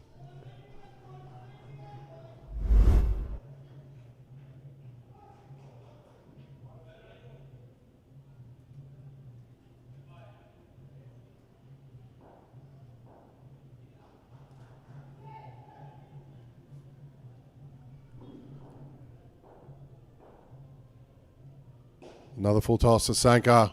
Played down and up. 5 runs. Well, we're back to level pegging after 2 balls. And what are 2 balls? All sorts of things happening here. And that shows you how much this means between South Africa and Sri Lanka. Played down and up, down the pitch. Umesh is there to take it. Just one.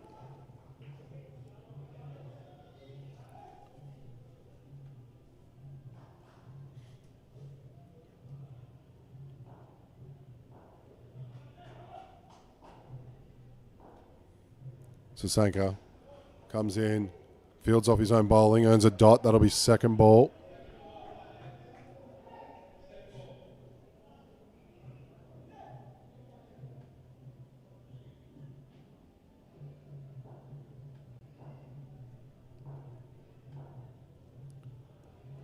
Wide across, takes the stumps. That's out. 2 wickets inside the first over with 1 ball remaining.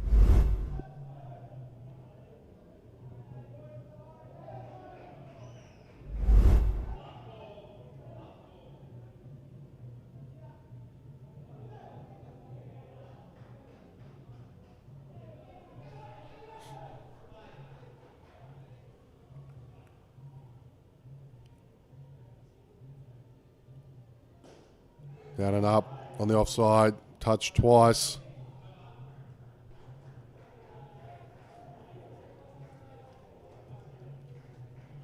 That's the end of the over.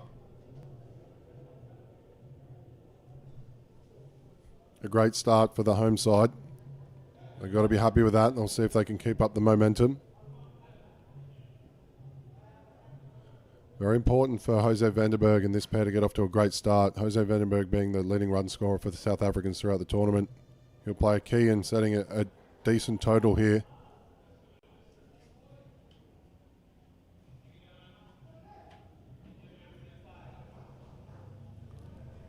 That's Pereira, number 11. He'll commence the second over. Down and up, down the middle of the pitch. Leaves without the ball, the back net. Tries to bring it there instead of throwing. Just fumbles.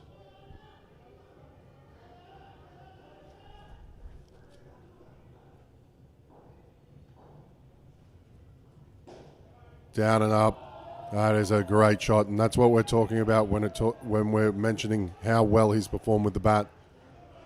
South Africa have been up and down throughout this tournament, but he's going to try and drag them through and try and get them in a position to sneak a finals place. And another one. Good dive. Eckstein just meets him and dives through to get to the 2.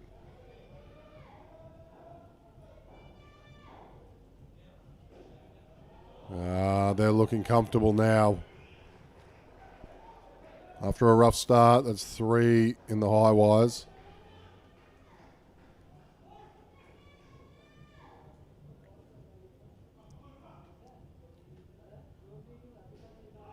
Play flat, call a no. Ball went into the keeper. That'll bring it long. Second ball.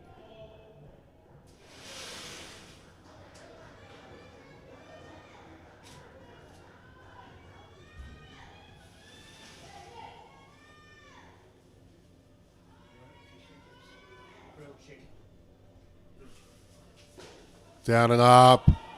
That's a quality shot. Just a bit of a fumble on the back net from Dilsara, but Eckstein is looking good as well. That's 3 runs. Bring about the end of the over as Bots. Good to see you. Good to be back, Chris. How are we going? We're good. We've had 2 overs and a hell of a start from the Sri Lankans with 2 wickets, but South Africa now look really comfortable with the bat. Who bowled the first over?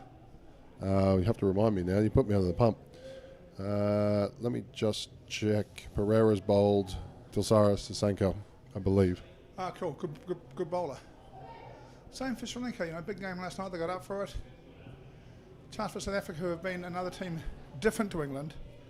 England who are a bit up and down through a game. South Africa just have some really good players. Some players who struggle. Van der Bing has been a very good bat for them. I haven't seen his stats, but he looks the best bat on that side. That's out. Oh. Give a nod out. Will they refer it? Where's their spy? There's a spy on the line. They're going to the spy. The South African batsman saying, no, I'm home. He's having a chat.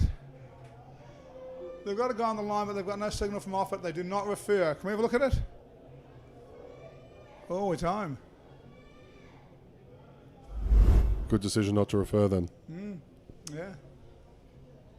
And welcome to the South African supporters on the chat as well. We're just spying your comments as you support your team. Big game for South Africa, as we've already mentioned. On the...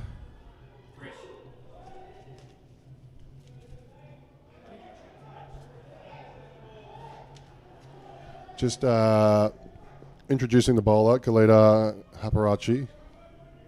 Second ball.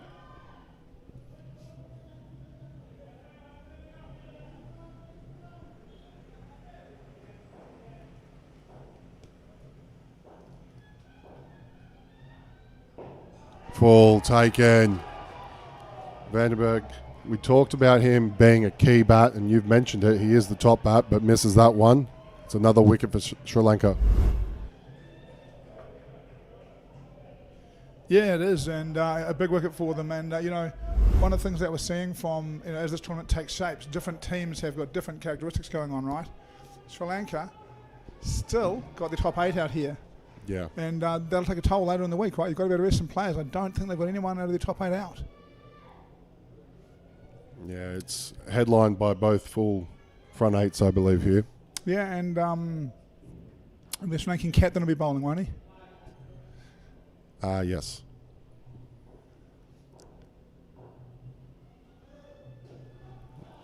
Down up 1, just on the offside. It's a lot of responsibility for Van der Berg. He is batting in the toughest position, and he has got them a lot of starts, but no one scores runs in every game of a Cricket World Cup. Just a bit of a fumble from Gamage, but top ball again.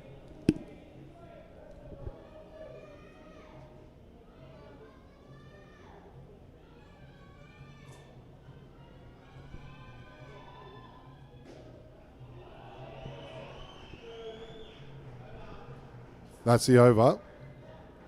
Sri Lanka off to a great start, really putting the pressure on what's considered a top pair for South Africa.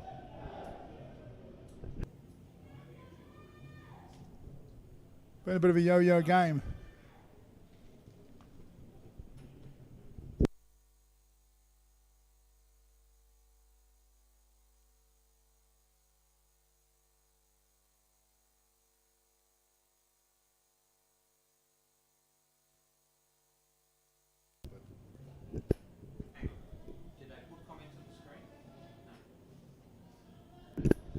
Yo-yo game, isn't it? Big over from Sri Lanka, big over from South Africa, big over from Sri Lanka.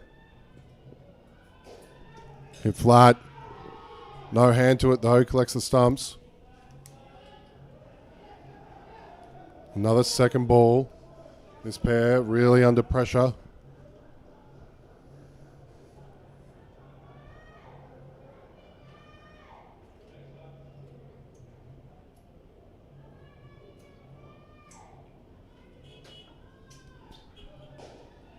Hit hard into the offside.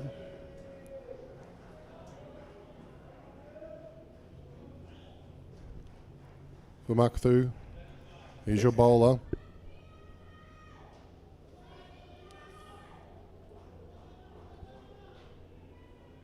Changing direction.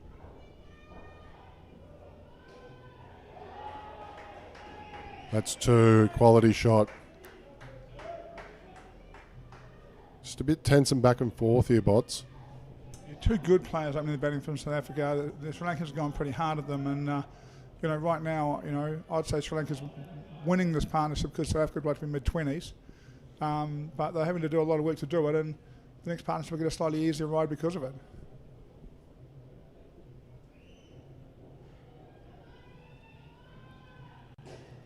Hit hard and flat again. Call of no. Throw. They take the runs. That's the difference between direct hits and getting it in the hand in that situation, Bots. Yeah, it really is. And as a fielder, you've got to hit because hits get outs and hands don't.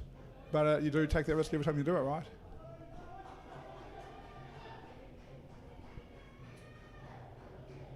I guess the key is not to hit it when they're in. If you can deal with that in this fast-moving, rapid game that is indoor cricket. Indeed. Hit hard, flat down to the back. This pair have really fought back after a slow start. Very impressive. Yeah, Van der Berg's saying, don't get me out, I'm good. You'll pay a price for that, buddy.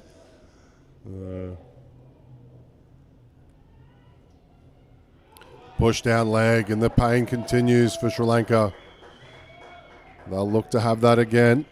I think Nellam might be playing 8 in Sri Lanka too, so he won't be enjoying this. He'll want a big game here because there's big games coming up. Yeah, and if he wants to be included in all those big games, he needs to come back. Played well last night. Hit hard again. Throw. Oh. Just see the wry smile on his face, XT, as he poses with his bat on his knees. He's smiling, laughing, saying, I was trying to hit it over here, but I went through there. And the only thing really worse than the rebound off the stumps is hitting the guy who's backing up in the guts. Yeah, that's never well received. Pun intended. Yeah. 18 off that over, Bots. 18. Big comeback. And I was saying, right, South Africa want to be in the mid-20s in this partnership, and they found a way back there. And Sri Lanka have used some bowling to get there. One of the things we are seeing for mine at the moment, we're starting to see this competition close up as fatigue has a thing, as an effect. England pushed UAE. That hasn't happened in the first few days. South Africa off to a great start against Sri Lanka. And this is their question, South Africa in the games I see go 25, 18, minus 40, 12, and they're done, you know? And can they get 4 positive partnerships here? Because if they can, building off this, they'll give themselves a chance in this game. Hanno Grovier, he'll be on strike with Tristan King, his partner, down the other end. And it's the captain, Khalida Haparachi. He's in for his second over. Really interesting for a guy that bowls off spinners, who's the captain, to want to bowl too early. Most spinners want to bowl late when the ball has less shine on it, a bit softer, bounces a bit more. Played Abish. Just collection. That's out again. And just after the great setup from the first pair, we see history repeat. First over, wicket. It's well bowled, isn't it? From right arm around, he angles right back at the legs. From the legs, no room to clear your arms. Not great contact. Oh, is that home? I think he might have just been out, but we'd have to have another look. No review from South Africa. Played into the 3 line. That was worth a review. Yeah, it was close. It was very close.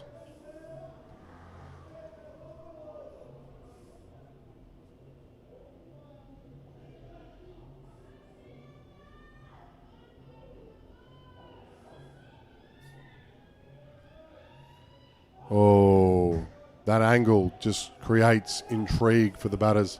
Sort of caught looking for it there. Bowled a couple of big overs last night as well, from what I remember, particularly one in that game as well. So bowling really well. Second ball. It's one of the things that's changed in indoor cricket for mine. I think 5 or 6 years ago, spinners were just a waste of time.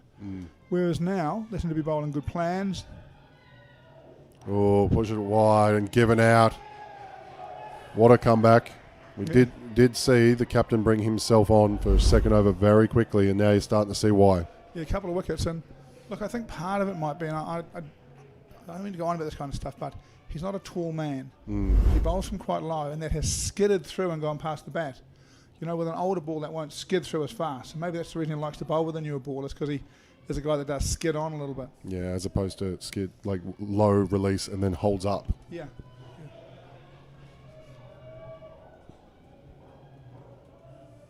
One more to finish. Oh, and just beats him again. Sets up second ball for the next bowler coming on, and that's a great over there, Bods. Yeah, and again, nice change. You know, a lot of teams, you know, if you ask any indoor cricket player out there who bowls fifth over, our number 1 strike bowler bowls fifth over, and that's what batters are used to facing. So something a little bit different has had an effect here. But I am concerned about the South African impact here, where big partnership, negative partnership. Yeah, and you called that earlier on. Let's see if South Africa can prevent that from happening with Abby Kuhn. He'll be next.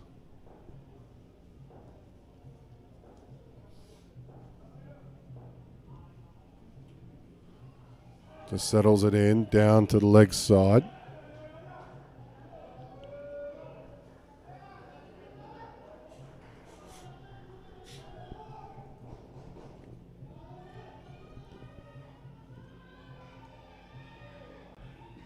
Up and swinging, driven, hits cover, big appeal, but I think it might have been the receiver's hands. Yeah, did ball hit stumps? If he says you can point at them as much as you want. If he did, then refer it. If it didn't, then don't bother referring it. But if it did, then refer it. They are referring it. Happened very quickly, so we'll just have a closer look. Ricochets, great work from point. Hits the stumps, doesn't it? It does hit the stumps. Yeah, get some hands in there, but it doesn't matter. Hits the stumps. Well scored. I wonder why we're still rolling that on. Yeah. I've got that first one hitting the stumps and that's out. Even if the bails are broken.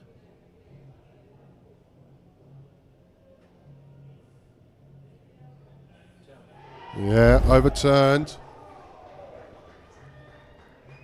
Fair enough too. I think he would have just thought it was a bit messy and potentially take it with the hands. Not probably the distance with the bat in the crease, but... I wouldn't have given it out from behind either. I wasn't sure that was the ball that broke the stumps, but on replay it's pretty clear. Yeah, and that's what the system's there for. Yeah, it is, and you can't watch both things at the same time.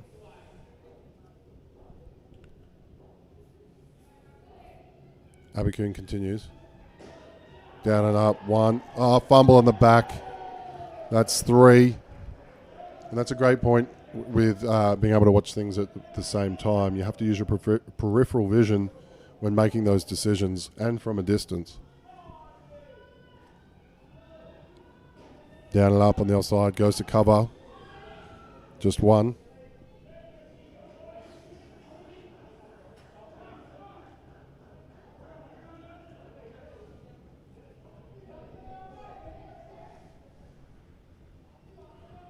Just a delay as bail needs to be reset on the back stumps.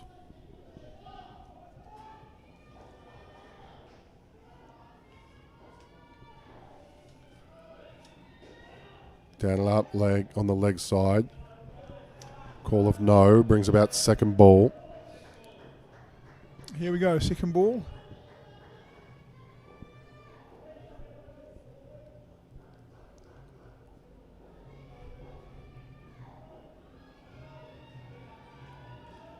Down leg side, comes across. Just 1, and that's the end of the over. Different look again from Sri Lanka to the last game. The keeper for Sri Lanka wearing 1 glove. Fonseca, I think the vice captain. And what that does, it gives you more chance to run out the batsman backing up if you beat the bat. It also means you won't be quite as good from the field. Or catch quite as many from the bowler, in all honesty. So it's a different look. I prefer 1 glove. It's certainly been the tradition for the last 20 years. But I understand the 2 glove thing as the fielders become more and more into focus. Slight changes continually occurring. Down and up off the legs. Called no. I think that's because he's potentially hit his own foot. Just Ramesh Pereira at the back of the net. Yeah, I think their best bowler, left arm over, brings it back to the right hand. He'll take it away from the left. Quite sharp. Full and swinging. Big call. Well worked in the front court. Just when South Africa start to look like they're going to rebuild, another wicket. And there's a question for me, and some of these questions are quite hard to phrase. My question is this. Is the bowler just a bit too good for him and he gets rushed here? Or is that just a concentration lapse where he's hit it dead set square along the ground? Because if you hit it dead set square along the ground in international cricket, you're going to be out. You can just see there. Yeah, there was a review for that as well. You'd have to keep track of these reviews, bots. There's a lot early. Yeah, they are using them up, aren't they, I think.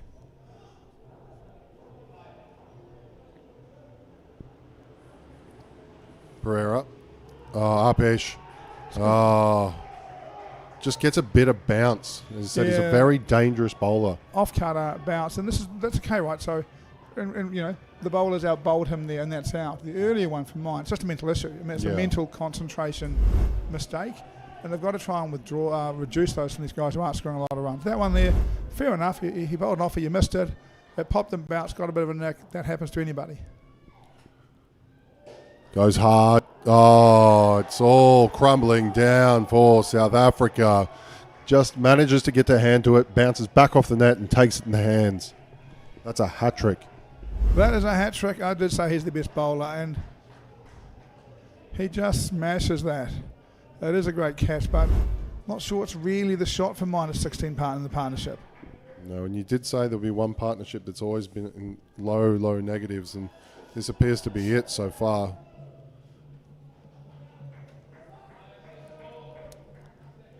Second ball, the pressure continues. Left-hander on left-hander.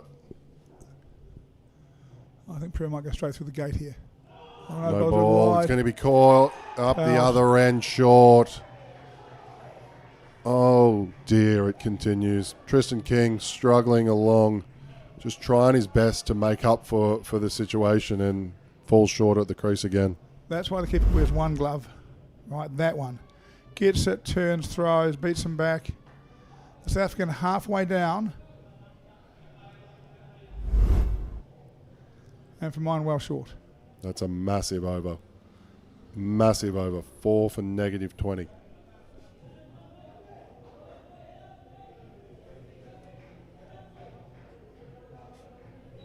Gamage at the back of the court now.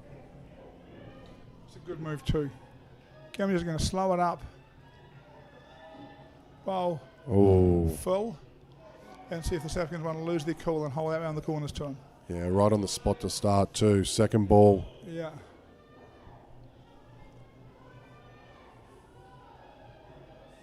Overpitched a bit, just hits the knee. South Africans are a lot of tall men, and they're reasonably broad, fit, strong-looking men. But the taller you are, the higher your point of balance, and the harder it is to turn.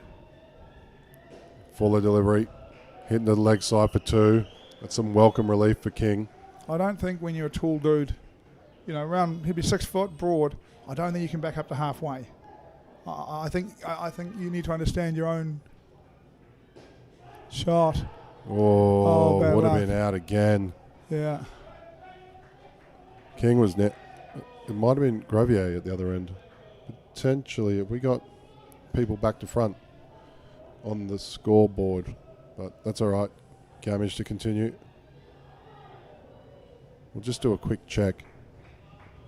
Sorry, I might have been calling it back to front here because King's now on strike, but it's Grovier. Yeah, they've gone the wrong way around, right? Yeah, so I don't know who scores who, so I do apologise if I've been referencing them back to front. I've been relying on the screen graphics, which are inputted by the umpire.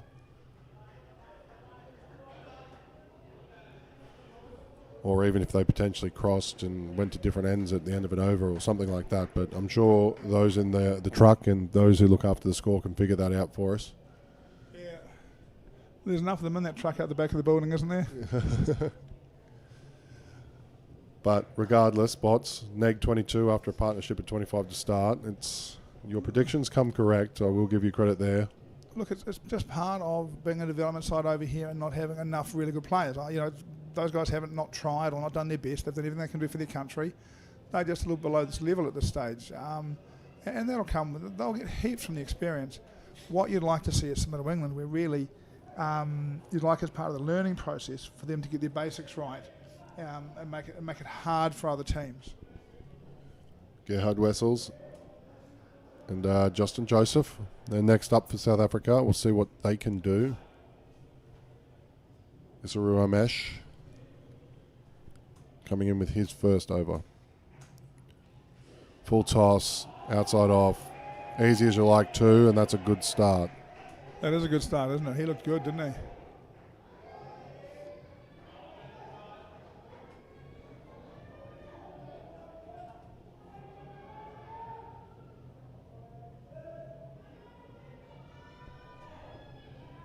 Mesh goes around.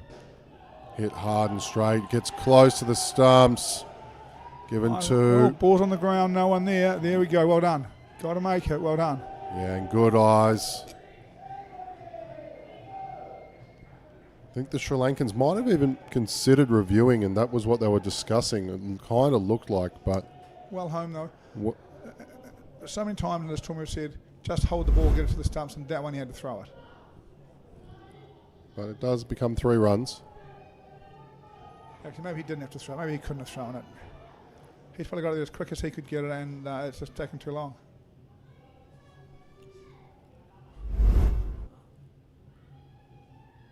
Oh, Mash.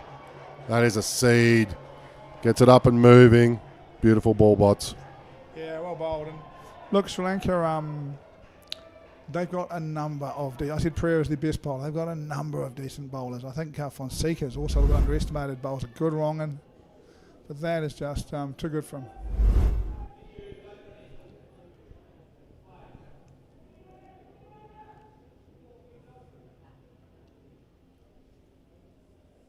Hit hard.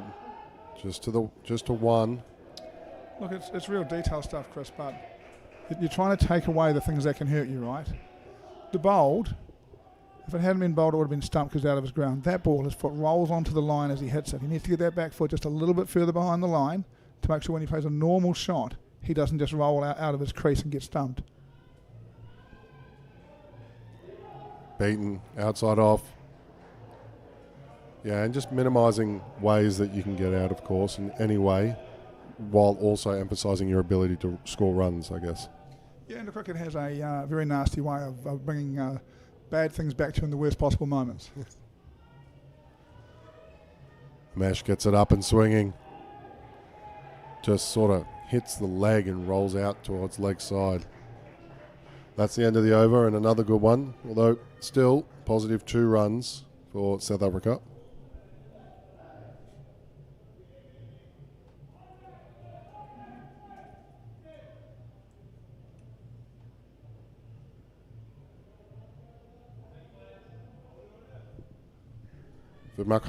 Vimakthu, I will get that right one time. Next up. Probably personally quite an important over for him. Got a little bit of tap in the first over. He'll be looking to get some wickets here and pull those bowling figures back a little bit. None for 18 off 1. He'll want that to be, you know, 2 for 14 off 2, I'd think. Down and up. Some more welcomed runs for South Africa. Nice positive intent.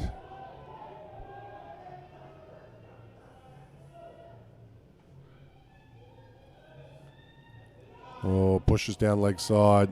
Hands all over his face. Not happy he missed his spot, but he wasn't far off.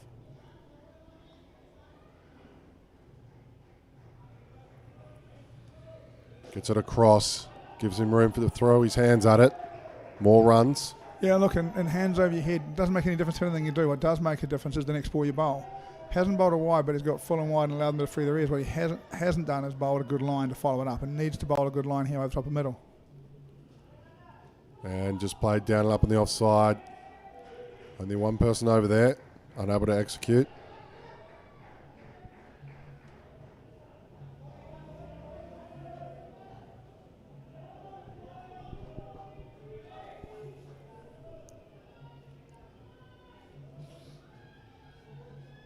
Slower delivery. Deceives him. Really well bowled. Leg cutter by the signal that came back down from the batter. I just want to bowl another one of those. Yeah, second ball. See if he does that or goes full and wide to bring his offside field into play. Oh, more at him. Going to take it. Not even a slide of the bat. That's another wicket. And just as they were progressing to 11, they're back down to 6. Yeah, a bit in between, wasn't it? Needs to soften his hands there or punch it, try and get it through. But he just got it caught in between a little bit.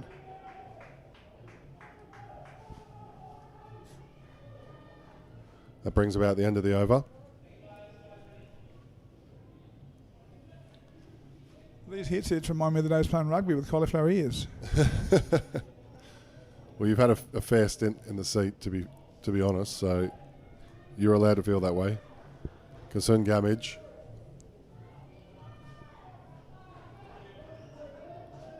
He's here for his second over. Didn't pick up a wicket, but only conceded 4 runs in the first. Over pitches, hit, deflected. Just one. Really just running at him there. Trying to get on top of the spinner.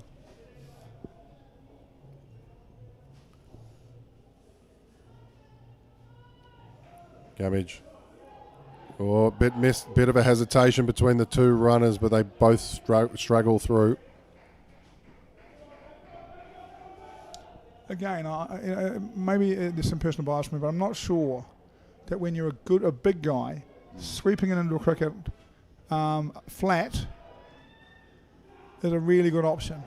And again, no aspersions when I say a big guy. He's not carrying weight or anything. He's just a tall dude, right? He's got a body to get moving, and sweeping to the side with his 2 on the leg flat, you're asking for trouble at the top.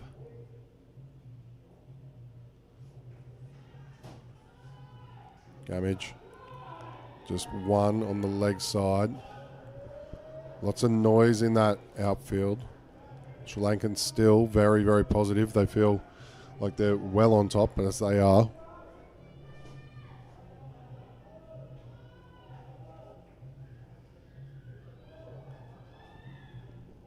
Well bowled. Gamage looks up at the lights. He thought he had him there. That was a great delivery.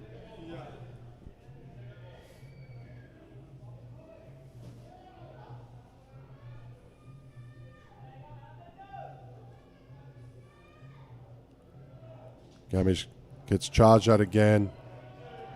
Into the leg side, called 2. Lovely shot, wasn't it? Lovely shot. Full face of the bat, bangs it through the leg side, gets a couple. And importantly, an over without another loss of a wicket. So 8 runs. 1 remaining here for this batting pair.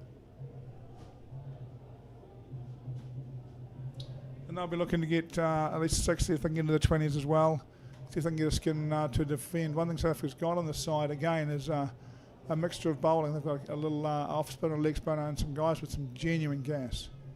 Yeah, and their leading wicket taker now, Dilsara Sasanka. He's coming back for his second. He took 2 for -3. Just having a discussion with his captain at the back of the court. Shorter. A little bit at the body, maybe a little bit of room to get the hands through, but 2.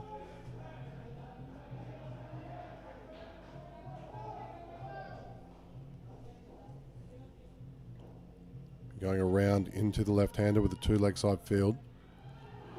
Oh, and just takes the gap behind the leg.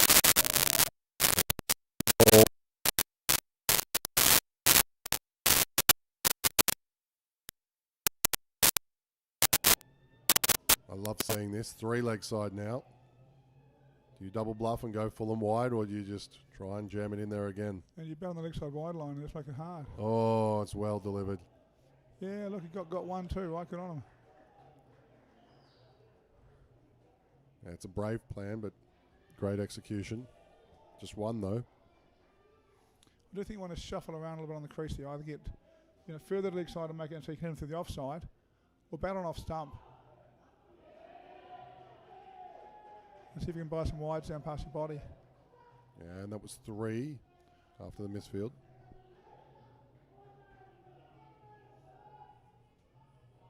South Africans now at the back of the court, getting ready for the next pair. Hit into leg side. Simple as you like. You can't give those chances in international cricket. Stranded in the middle. Easy run out. You hit it flat and ran. Was it ball 2? No. No, you no need to run right. He said that flat, just needs cool no, both go back. Still, they're on 15. They've done a decent rebuilding job. Yeah, they've batted well, right? I mean, for everyone, there's strengths and weaknesses. It's disappointing for them to get out like that so late because it's a bit easy, I guess, for the fielding side. But yeah, they have played really well. And it's just gone to the keeper's net. That's 1. And the end of the over and end of the pair.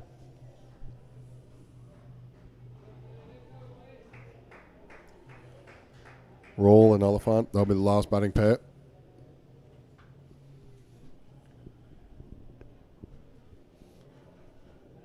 And ultimately, Bots, if we're in this situation and you're coach, what are you looking for out of this last pair? Look, I think at 19 it's quite tough because it's hard to see getting enough to win the game, right? If it was 30, 35, you're saying go get 25, get us 60, we'll make it enough. Here, I think probably you've still got to go the same way. I mean, it's the same thing, right? Get 30 for the skin and make it hard for them to chase us. Gives us 50 to defend. What I've been doing as a coach right now, because I'm not a nice person, is I've been talking to the 2 guys that scored minus 20 and saying, no problems, just bowl me a minus 10 game. Yeah. You know, you get ready to go out there and you get those runs back with the ball. Oh, Abicoon fielding off his own bowling. Particularly if they are strike bowlers and say if they've got some strike bowlers, I don't know if they are or not, but I'd be really having a little word about, come on, that's 10 runs from him and 10 runs from you, get us those back and we're back in this game.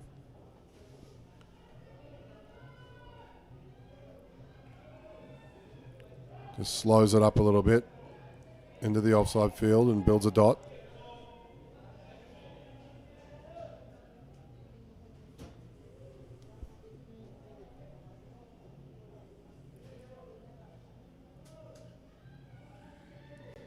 Goes wider. Pick up. Oh, fumble.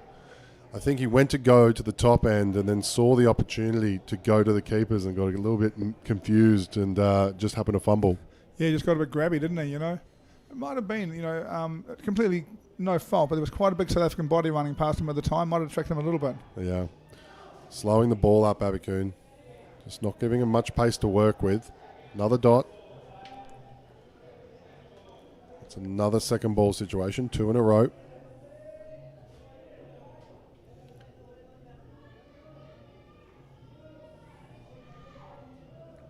Oh, squared up. Oliphant still manages to get through.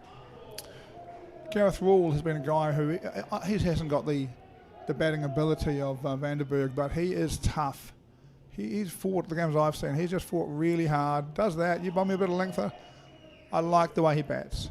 You give me a bit of length, I'll use the length. You give me a bit of width, I'll use the width. The way that good players bat. He's not an amazingly talented athlete or anything like that. But he's a good, tough cricketer, and if you're going to get the best out of the side, you could do with 2 more really good, tough cricketers, guys who just competed really hard, did the basics really well, and let the stars be the stars. Yeah, and that was a good shot, little pivot, but he'll be the one to watch with the ball. He's their leading wicket taker with the ball. Is he really? He is with He's 11. bowling leggy, isn't he? I think he's bowling leggies. I can't remember, to be honest, off the top of my head. They've got they've got a couple of guys who are rapid. Yeah. Seems to be a common theme. We saw the 22s. There were some rapid boys in those ones as well. Yeah. Fonseca. Leggy. That's a good shot. And you can hear the screams from the South Africans. They're happy with that shot. So there's a good shot, and what it shows us clearly, we're watching the same doing analysis. What I'm going is he can pick the leggy, therefore we don't need to bowl a leggy at him. You're looking for the guys who wait for it to bounce before they know. Oh, hit straight. I like the intent. Well, if you're going to come down, you've got to get there, because if you don't, he will spin it past you. Yeah, he leans back on it. Feign to moving forward and then really pulled it. Looked to me, though, like Francesco, instead of a googly, has an offie. Mm. It looked just like a front of the hand off spinner for his variation. Yeah. Well played, too, as the South Africans continue to get really loud. That is a decent shot, isn't it? Yeah, it's a great shot. He's finding the middle of the bat continually. Oh, Fonseca gets a dot. And didn't pick it right. You can tell by the way he played that he wasn't quite sure which way it was going to go, so he's just gone across and watched it really close. Mm. And if it's a leggy and an offie, he should be able to pick it. If it's a googly, it could be harder. Oh, that one jumped a bit too. That's 2. Yeah. The South Africans making a bit of noise, as I said, but then there was some Sri Lankan fans trying to start a Sri Lankan chant, so a little bit of back and forth. It does make for some atmosphere in the building when they do it, doesn't it? I missed the drums from earlier in the week. Did you hear the drums? I still hear them every night when I'm trying to go to sleep. I did hear the drums. One thing I can promise you, they'll be back. Yeah, they will. They will. Umesh. A good first over. He's going to take the ball with South Africa on 32 for the total. Oh, didn't quite get hold of it. No run. Second ball.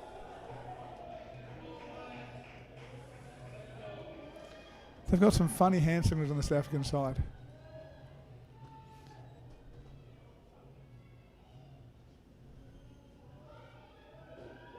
Down and up. That's a good shot. Oliphant with a big smile on his face. What was the hand signal? What was It looked like, it wasn't sure whether he was going an outswing or it was sort of a mixture signal, but I think Oliphant didn't pick it, just waited back for it to bounce and then soft-handed it. Looks to me... Good ball from Umesh. Yeah. Looks to me like he's got just a bit of angle across you, but there's clearly something with fingers that, again, it can be quite hard to pick up from up here what it is, but from what we saw from the hand signal, I suggest it's probably a leg cutter. We'll see what he comes up with now. I think that was on pace. Really got it through. Yeah. Went for full and straight, but well played. South Africa again. I feel like I might have mentioned this at the start of the broadcast. 3 good partnerships, right? And a game perhaps. Oh, hit hard, straight. Good effort on the back net, but not enough. It makes its way there. It was bouncing and just slowly went there, antagonising the back net fielder.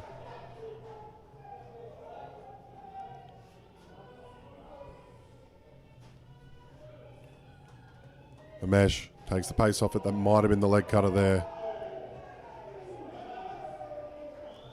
And that's the over. It's a good partnership here. 24, just one away from their highest pair. You've got to be happy with that as a bit of a counter attack. one of the things that I think is really encouraging about this World Cup, it's a lot of cricket. We're sitting here day after day watching game after game, but what I see is if you put, if England are back next year, next event, 3 years from now, and they've brought up 2 guys from their 22 that can just bat really solidly, get in the middle, bat third, score 30 for them, all of a sudden they're a real handful. South Africa, if they can get a couple of guys in that partnership that bat second, I just get 2 guys here that can just bat really solidly and score 30 batting 2 for them, or 2 guys that can bowl 150 clicks and it doesn't really matter what they score, they're just going to bowl the house down. They become a real handful. I think what happens in Indoor cricket is that these little weaknesses, and they're not bad players, it's just little weaknesses. At this level they get exposed and it makes the margins blow out. But really South Africa here have been in 3 of the 4 skins. England were in 3 of the 4 skins against... Oh, dropped. Throw to the keeper. Direct hit. Sorry to interrupt you, bots, but there was a little bit of action. Oh, good pick up and throw and stayed in the game there, Sri Lanka, to finish the play. Important piece of action too, right? Here we see it, Fonseca. Got him on the fill, drove it. Misses the catch, but non-striker hasn't gone. And what will have happened there is the non-striker's watching the ball, so it's behind him, so he can't see the striker. He needs to watch the striker. That's just a quality shot. What's going on behind you when you're the non-strikers of no interest, no relevance to you? All that matters is what the guy at the other end's doing. A bit unfortunate for all that run out because he's been looking really solid. The 9 doesn't really do justice for how well he's batted. Sweep with the 1 net, called no. Yeah, hand up too from the non-striker. My apologies, mate. There's definitely one there. There's one field there, you had the roof. We should be able to get through. Such is life. Sorry, man. And we all move on. Quicker one. Splayed down and up. Raw probably in his 40 years of Indoor cricket, 30 years of Indoor cricket, hasn't seen too many guys sweep the ball down up on the leg side.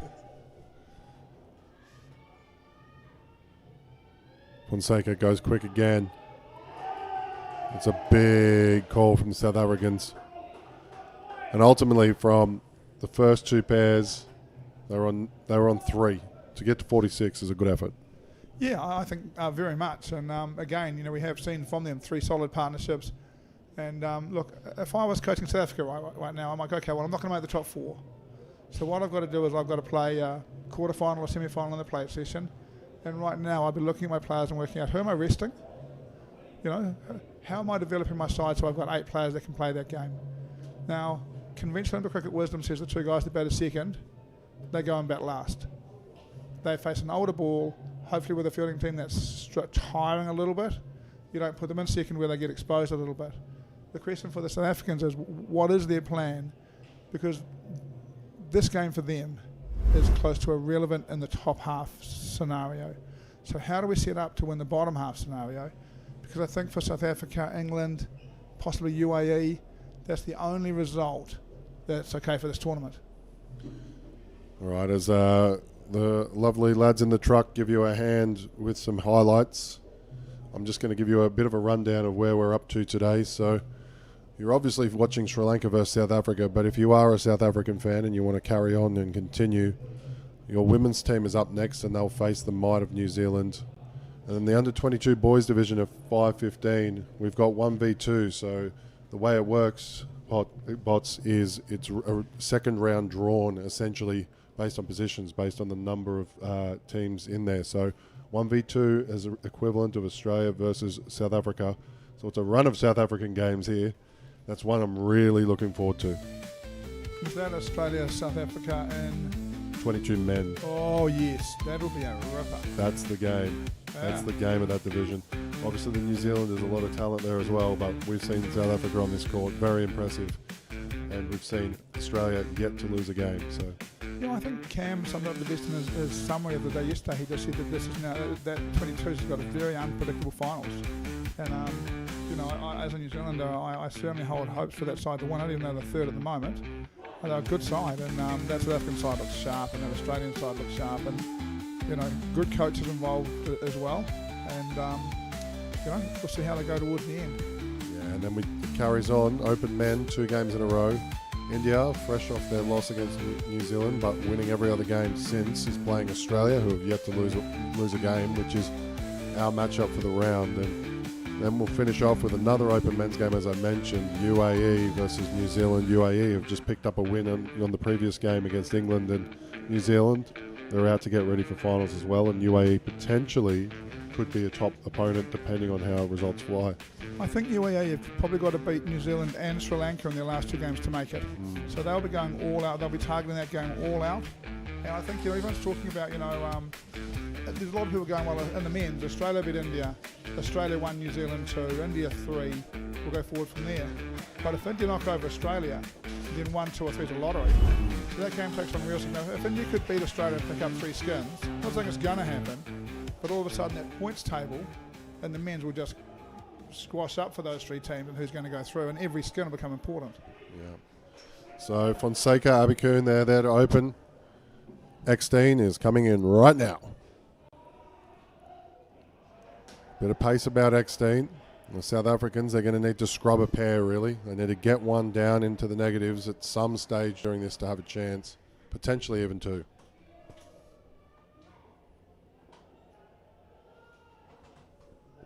Push down the leg side. He has got not only quick, he's just got a fantastic action. If you're sitting at home watching this coverage, watch this guy bowl and see what he does. He's just got a fantastic action. He is bowling quite quick. Up and swinging into the left-hander. Good dive from the non-striker, Fonseca. Abikun looking a little bit rushed. Yep, understandably so. Eckstein now to the right-hander. Oh, squared him up, and that's the start you need if you're South Africa. High fives in the net, high fives at the back of the court. That is a good start. That is beautifully bowled. That's probably started middle and leg and head off. Watch it here. Watch the line when it leaves the hand. Oh, yeah, middle and leg. You don't hit that at pace. I mean, that's not doing 100. That is ripping through. Oh, that's for the highlights. Oh, he's gone to the back net. Deflection. It's the same thing that had happened in the Sri Lankan effort in the first innings. That is gone from 5 runs negative to 5 runs positive, and we're back at zero again for the 2 balls. And Fonseca quietly quite happy he's not going to be back in the striker's end against him. Gets one to go away. We're bringing the energy here, South Africa. They know what they need to do. Great start, but Sri Lanka, 4 runs. Tall man, bowls from height. I would imagine we're going to see another over, something reasonably similar, probably not quite as quick as that. But I would imagine that they're going to go again with King. Yeah, it's King. He'll be the one to continue the momentum. Fonseca on strike. Left hand swinging just down the leg side.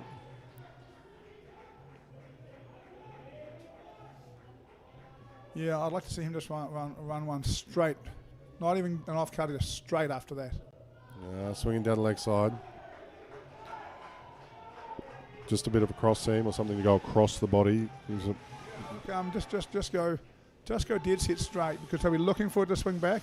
If you bowl the off cutter, you slow it up. Yeah. There's no need to slow it up. You just want to bowl a dead set straight, hit a length. I've always found that you don't see that enough is when you see, say, a cross seam or something to be able to keep that ball going straight when the ball's swinging. That's deception. That's a lot of deception, and it could be used a lot more. I'll be disappointed in the call. Oh, it's dead ball anyway. It'll have to be re-bowled. Another as Cam. I'm pleased that Cam's not in the broadcast room, because he'd be sitting here shaking his head going, he's missed it. It's gone straight through. There's no run on here. What is the need to replay it? There was running repairs down there before one of the games earlier this morning. They ran by and tried to repair it. No, the centre staff were working on it. Yeah. But still issues. To be fair, it's hitting the net pretty hard when he's bowling, isn't it? Yeah. It's what you do. You get the best indoor cricketers around the world to put holes in these nets. King comes in, pushes across. Sri Lanka just quietly building. 2 wides and 3 consecutive 2s. That's 10 off the over so far with 1 ball remaining.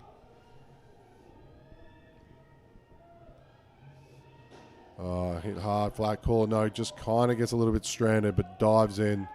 It's a dot ball, but they're away. It's 14. Dives and hits the stumps. The skin of 25. Look, if I was the king batted second, right? King batted. The bowler. Yes, Yeah. yes. If I was the coach, I'd be saying to him, look, I'm going to be tougher, but I can live with that. But you can't bowl 2 or 3 wides and over for me. You know, you're in there because you can knock guys over, and you've got to come and you've got to make them play 6 times. Gerhard Vessels. He's up third.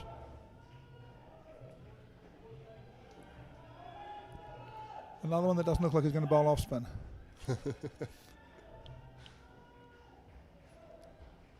Gets it down there. Just played well by Fonseca. Hard for him. I don't really like this option. You know, he's probably brisk, right? But having just faced the 2 guys you've faced, he's going to feel medium pace. You need to break it up and bowl someone a little bit slower and then bowl him well bowled. Nothing wrong with him as a bowler. I just think from a point of view, as a batter, I love this. Because the first guy, he's quick, and the second guy is quick, and this guy just feels pedestrian, even though he's not. And Fonseca, he's the leading run scorer for Sri Lanka. So, 2 caught down one end. Oh, that's what you needed for South Africa. They got in and out of that huddle real quick. They need to build momentum and try and pin this down so they can pick up the first pair. Yeah, look, they put the skin right in play, right? Absolutely. In fact, they're probably in control in the first skin. And it's a bit of an interesting scenario. Fonseca, as I said, leading run scorer, diving there. But the rest of the batters have just sort of contributed, in comparison to him. The captain, Khalida Haparachi, he's not bad as well. Another one of those kind of sides for me, Chris, but just a lot of good players. Not this kind of weaponry. South Africa's got this kind of weaponry, but, you know, they can also get smashed to pieces in places. Sri Lanka are far more consistent. Wessels brings up second ball, second time this over. Pushes down leg, non-striker returns. Great work from the non-striker, right? He hasn't overcommitted. Yep, learned his lesson. That's the end of the over. 9 to tie it, to take it into the next skin, which would obviously be very favoured. That's what you're aiming for. Sorry, 11. Sorry, 11. Is there still a ball to go? No, the ball's on you, so 11. Sorry, 11. So really, South Africa need to keep this under 10. They've gone for Oliphant, who's their most inexperienced player, an okay bowler. I might have gone to Vanderberg here, who reminds me of their senior player. Just, you know, take the pressure. Again, often when you set a target around 10, if you bowl no wides and no half volleys, you'll probably get there. If you bowl a couple of wides and a half volley, it just won't work out. 2 on the offside, the non-striker changes over. Interesting field. Gets it up, hits it hard. It's what you needed to start. That makes it a bit easier from Abakoon. Yeah, and look, it's full of endeavour and good intent, but it's just a half volley and off stump, and that's why, you know, you perhaps bowl someone a bit more experienced. Oliphant, good ball. Big appeal to try and deceive the umpire. It's hit the knee though. Yeah. Interestingly enough, and they might change it for ball 3 now, but they've been playing Oliphant without a point. They've had 2 guys at cover and 1 at leg side, so there again, right, there's nobody around that square line. So he's going to bowl full and straight. Ooh, but he goes short and down leg side. Pick up. Not called a wide. I thought there was a foot outside. Your angle's a bit skewed, so I think it wasn't that far, but it was still leg side, I think. And they don't catch it and grab that's out. That is out. That is a skin. That's a point in a competition, you know. You got to get it.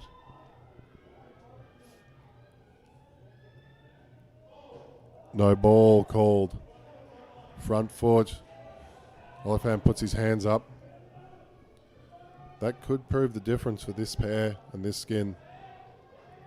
4 runs to get to tie. I feel for the coach. Oh, just worked. 3 line. Sort of got caught inside out, Abakoon. He was looking for the same shot, it seemed. Yeah. Here we are, 2 to go. 2 needed to tie it. Tying it'll be enough. Yeah, and a good time to have your best bat on strike, but he's still got to do it. Got to get a wicket. Make it. No ball. Front foot, I can assume. Yep. Front foot.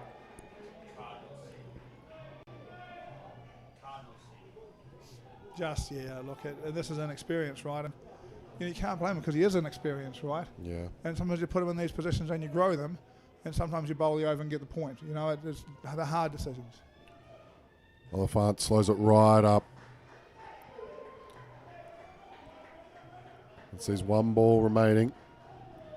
They just need, they're 3 ahead, so they should defend it, or do you chase this because you're still chasing runs? Nah, they're going to run, I think, here. I wouldn't be running. Yeah. Shorter delivery, down and up. A bit of a mix-up. It seemed like the 2 Sri Lankan batters had not have a plan as to what they were doing. They were either should have said, yes, we're doing it, or no, we're not. Caught in a bit, but got away with it. As Cam Walter in the back of the box here said, cardinal sin from Oliphant with the front foot no balls, and that's proved the difference. Yeah.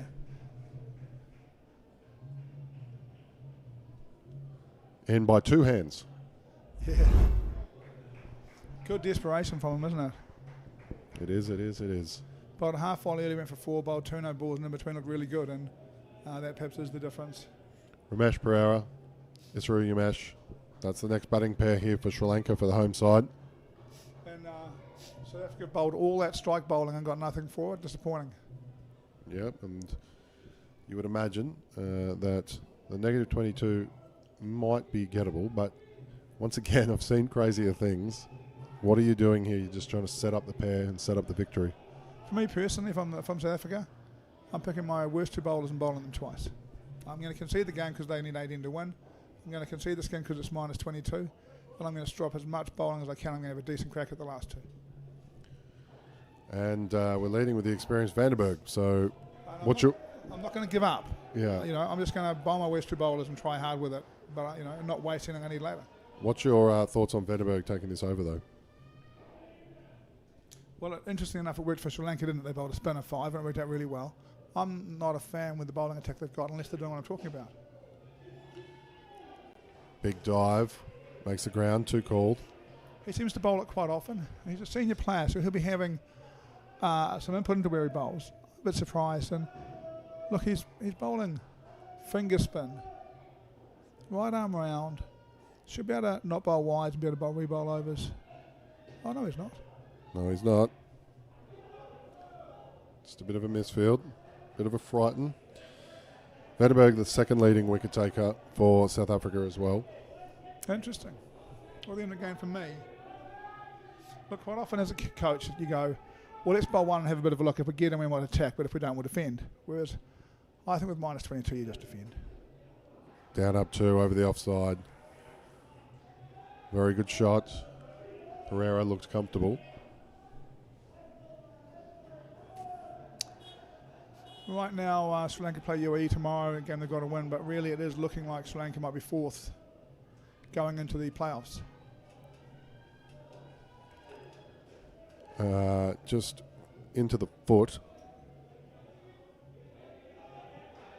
I do believe, so Sri Lanka still have to play India, I believe. Oh, cool. So Sri Lanka, so UAE's got New Zealand and Sri Lanka's got India and... Let me triple check that just to make sure. Yeah. Oh, leg side stumping. Beautiful. That's a wicket. Good experience. Just takes the stumps. Looking good on them. If they're trying to win the game here, good on them, right? They certainly looked excited to have the wicket, right? And you should do, because what you've got to do is enjoy every moment, every opportunity to be happy with how it's going, who you want to take. Yeah, I am correct. Good. I triple checked my pre-notes. So India and Sri Lanka, they're the 7 o'clock game. And that will be a thriller on Thursday. On Thursday. So it's India, Australia today, India, Sri Lanka tomorrow, and it's Sri Lanka, India tomorrow morning. So Sri Lanka, UAE tomorrow morning. Yeah, so Sri Lanka have got the US in the morning on the Thursday. And obviously South Africa now, so Yeah. that's the situation. Down up to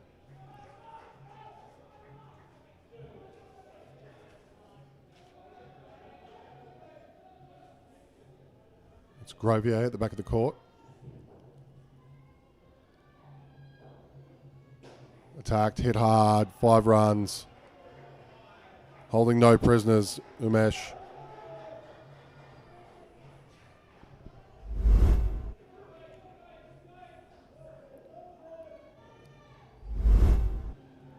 Shorter, but into the body. Gets a dot, second ball.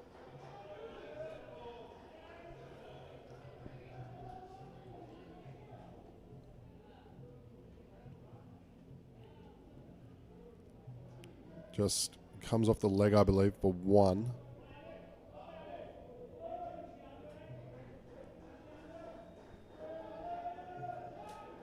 Just 1 ball left in this over.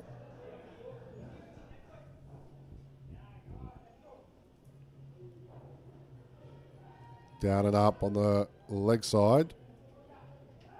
That takes this partnership to 11 and the total to 39.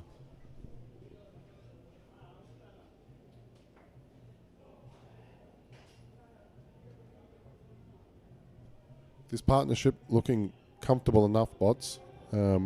Really trying to set up the win so they can attack some skins later on.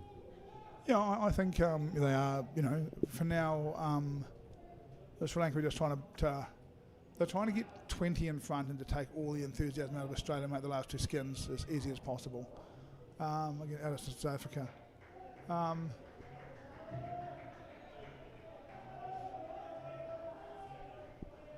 It's King back for his second over. Let's see if he can... Gets it up and swinging. No run. Vandenberg on top of it.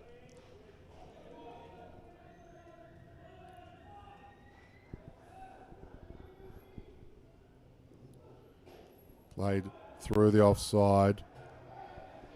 2 runs, Pereira.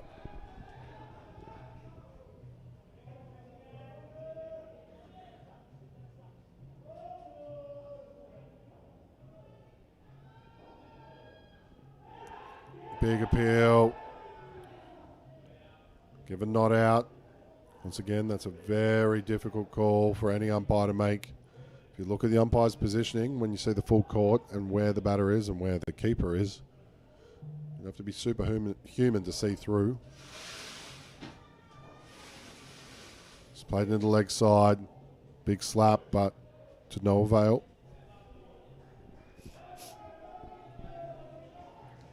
Got a note from Brian Spears telling Marcellus played in 2017.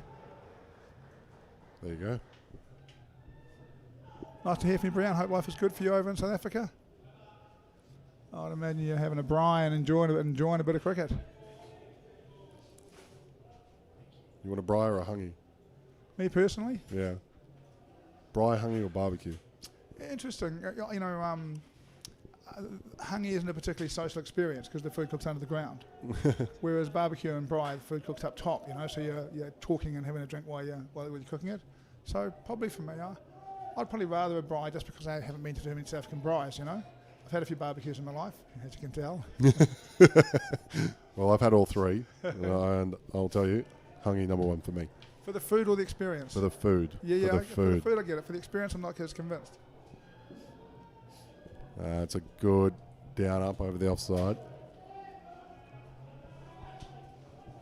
Justin Joseph. First over for number 23.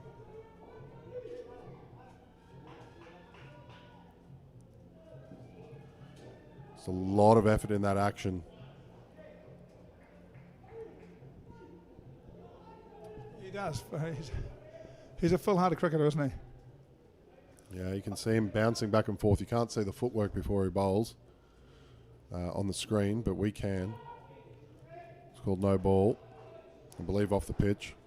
Because it's not hot enough, and here, he's decided that tie enough to do a few extra steps before he runs into rhythm. That's what he's looking for there. Get in a rhythm, then bowl it. Pushes down leg side. I like the way South Africans play sport. I expect them just to keep fighting and be really tough all the way through. I still would like to see them let a bit of bowling go here and keep a bit to chase one of those skins. That's 2 runs to the total.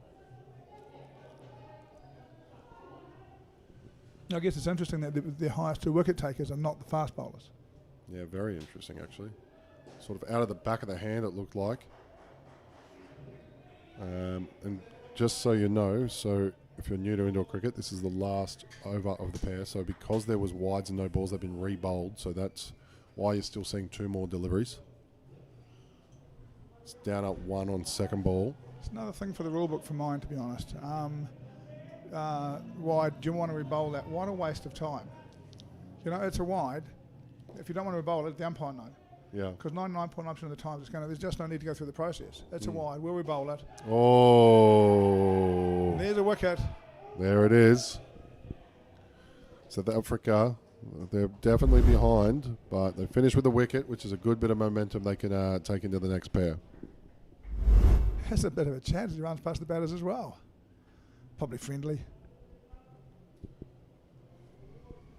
No, I agree with you on the re-bowl. If you want to decline it, tell them. Yeah, otherwise it's the default, because it is the default, right? How many times have you seen a guy, I mean, unless it's the last ball of a match or, how often do they turn down the re-bowl? But then we wouldn't see the nice roundabout signal, though. That's always entertaining. So. Yep. One of those signals that seems to make very little correlation with what we're talking about. Kasun Gabbage. He'll be found at the non-striker's end. Bamaktu, he is on strike. He said Nalin, he had a struggle with the ball in the first over. He'll be determined to get this skin. But as will South Africa. Grovier will be the one tasked to start this pair.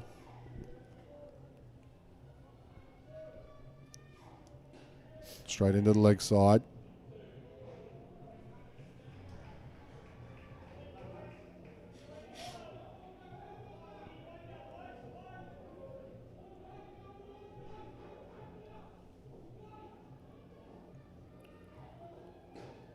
Oh, finding all the fielders from the offside to the leg side and still a dot. Oliphant's got good reflexes, hasn't he? That's a great effort to get a hand on that. Yeah, he does. And he's got a bit of a presence in that front court as well. Yeah.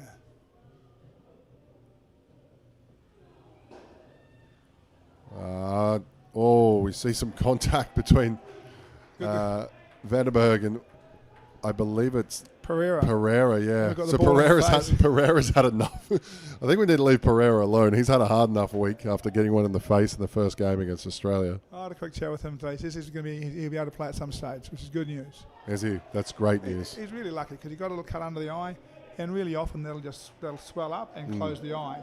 But his eye itself, he's got a bit of a cut underneath, but his eye itself is completely normal. So cricket should be possible. And no called. So he was wearing sunglasses inside all week. I thought that might have been a protective maybe for the light, so he's okay then. Yeah, he told me today he was okay. Okay. I mean, it might have gotten lost in translation somewhere. Yeah. But I don't think so. I think he'll be back at some point playing. He's a good addition to them. He very much so. It's a good dive. He did look a very good player. Yeah, he is a good player. And well rested, apart from the eye. He does have an ice pack on the back of his head now. Sometimes you just can't buy any luck. No.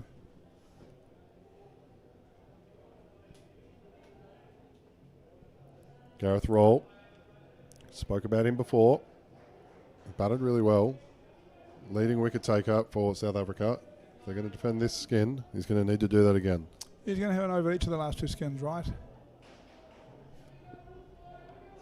Another leg spinner by the look of it.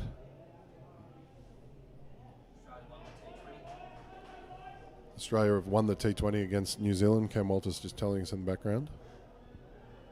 Was it an official A series or was it got full status? It's full status. Oh, batter does well to avoid the fielder. Full status. Full status. Come on. Well, notice that only comes out after the result, Bods.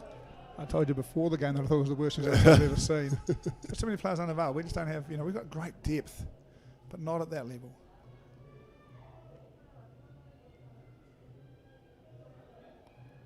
Rawl rolls in.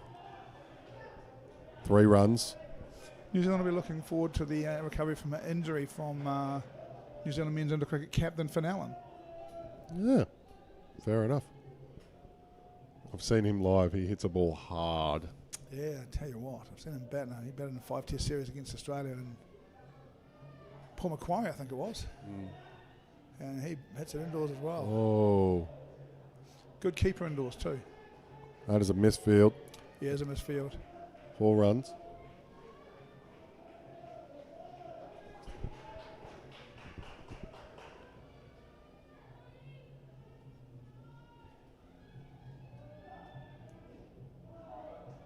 Down up 2 on the leg side.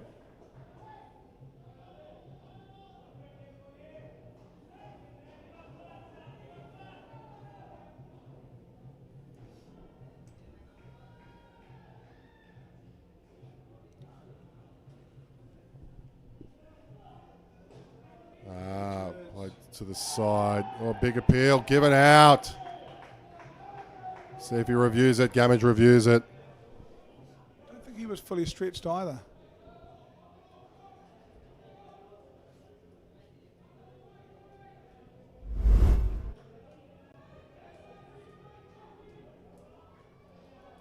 See if it closes in. Yeah. That's out. Don't mind the challenge considering the situation. We were talking about this maybe yesterday where you challenge to try and help the skin as opposed to the overall match, and that's that situation. Yeah, certainly. Oh. And we did say Roll will get a wicket, but still goes for 6.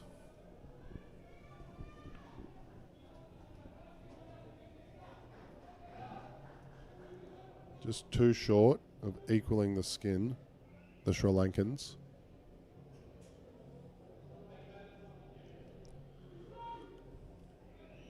Oliphant.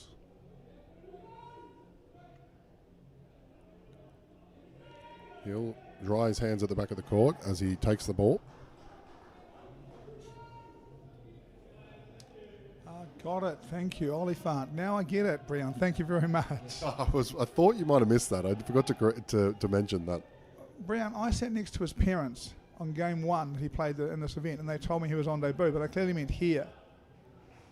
Ah, right. Yeah. Okay. Lovely couple.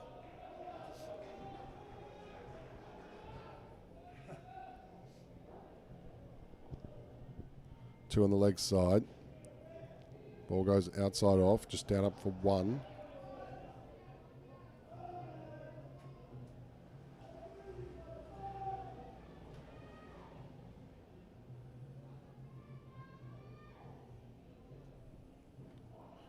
Pushes it well wide. We'll have to reset. Yeah.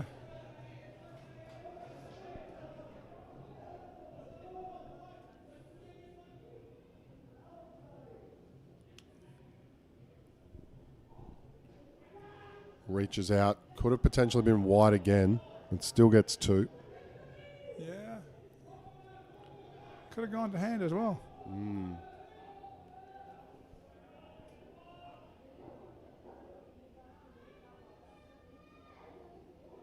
Shorter delivery, just rides it on top. That's a good cricket shot.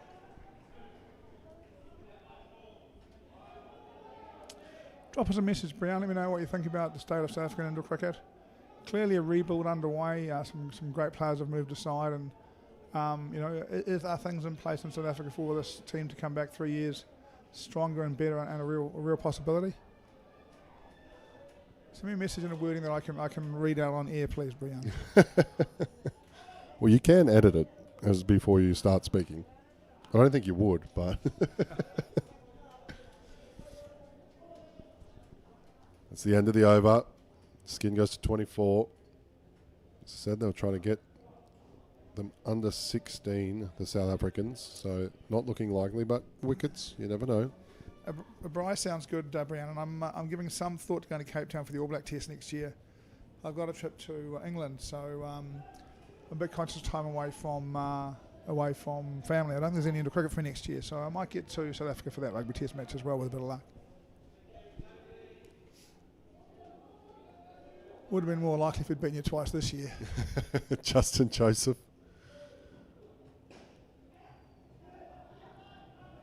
Flick towards the back, controlled.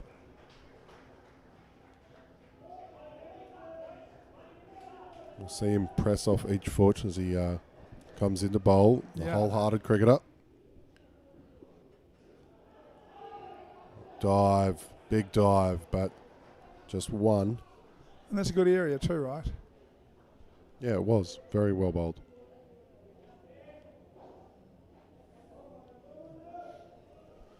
Still two on the leg side. Down and up. Outside off.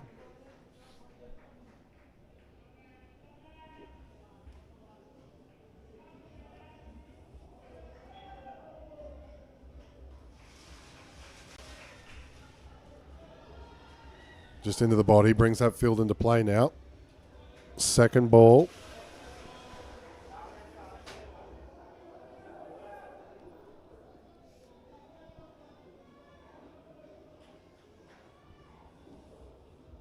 Seems to be that back of the hands ball just lapped around for one.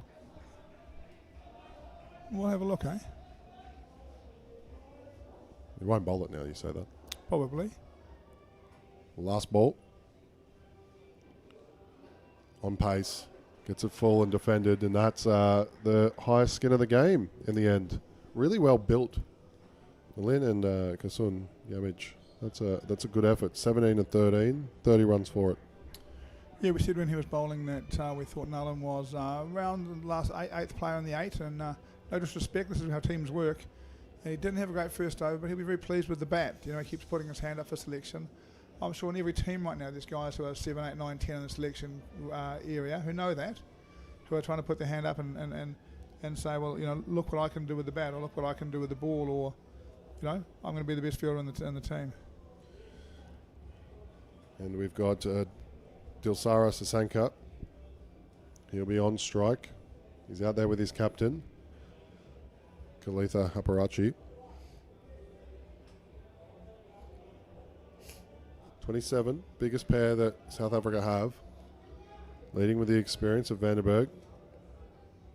I'm going to paraphrase what Brian said, and he said that there's a lot of people in South Africa who really love indoor cricket, and they're working very hard and they're doing their best to get things back on track. Lovely. I'll look at the original message once we finish this. It's a dot to start. Jose Vandenberg. Ryan Jackson, who's had a disappointing team tour with the ball, took it out on Singapore, 7 for -30 for the game. Right, is that just now? I've just seen it come up. It's on the New Zealand chat. It's on the non-team chat. I'm not in that one, but the old players chat. Someone who watched it has just posted it. Well, they would be the best figures I've heard of around this tournament, but if anyone's seen anything else, please do let us know. Nice and good fun. He took 5 for against South Africa, I think, actually. Took 5 and an over against South Africa. Wow. But he hasn't got many more against the better sides recently. Vandenberg. And behind the legs. Good take. Sort of halfway behind his back. Yeah. He's done that before. He does a really good job of not following the ball. Doesn't turn towards the net, so he picks it up on the way back out the other side. Second ball opportunity. Into the legs. Just one. Boy, it's a frustrating game, isn't it? That could go anywhere. It goes into the corner where you can do nothing, and sits in the corner so it doesn't come out, so you can't get a wicket. You know, that could just pop forward off the line and you know, sit up for the slap for the run out. It never does. No. That shin does some damage. Into the leg side fielder. That's the one ball to go. 27 for the skin for Sri Lanka, and you know, a bit of bowling. What's going on down here? Hold on, maybe we've potentially frozen in terms of our graphics. Yeah, on the screen looks like it's frozen. Got a physio going out. I think it's a physio. Oh, it's a physio. Sorry, we both missed this. Yeah, it's potentially. Can we have a look at the last ball, please? Can we have a look at the last ball, please? See if we can see how this head knock happened.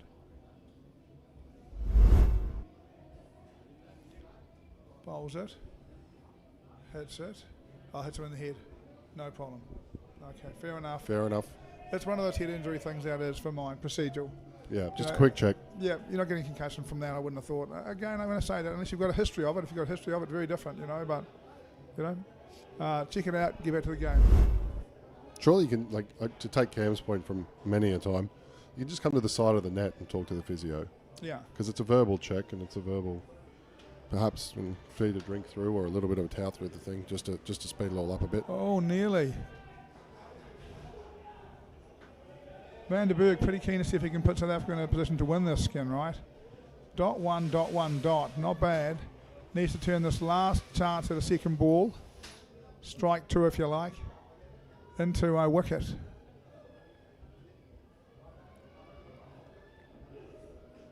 Played flat, catches the foot, appeal from the ground from Oliver. That was a great appeal from the face down. I like that one. Great over, right? Dot one. No wickets, but Sri Lanka now need 24 off 3, 8 and over. Yeah, and that's no wicket, but that's all you can really ask for if you're trying to get on top of this skin. Keeper's still got one left as well, right? So that's the second best bowler in the team. Yeah, so we haven't seen the reintroduction of the pace that was up front yet. So here comes the guy that bowled 3. Yeah, Gerhard Wessels, he bowled 3. And he was useful. The wicket-keeper's got one left as well, hasn't he? I believe so. I'd have to run through the lineup. And does Roll have one and Eckstein have one? Yeah, Roll and Epstein, yeah. You bowl this, then you bowl Epstein. Well, I guess if you bowl this, you've got to bowl Epstein last. Leg spinner won't want to bowl last. Wessels, play up his catch it. I just followed you up on the catch it. You got me involved in the catch it, and there was 2. Come on, buddy, we're trying to help you guys get to a win. How it works is if you can catch it, they lose 5 runs. Big moment for South Africa. They want a skin here, and I'm sure they do. They deserve one too. Quick, straight, just outside off, dives into the net. I think the call is 1.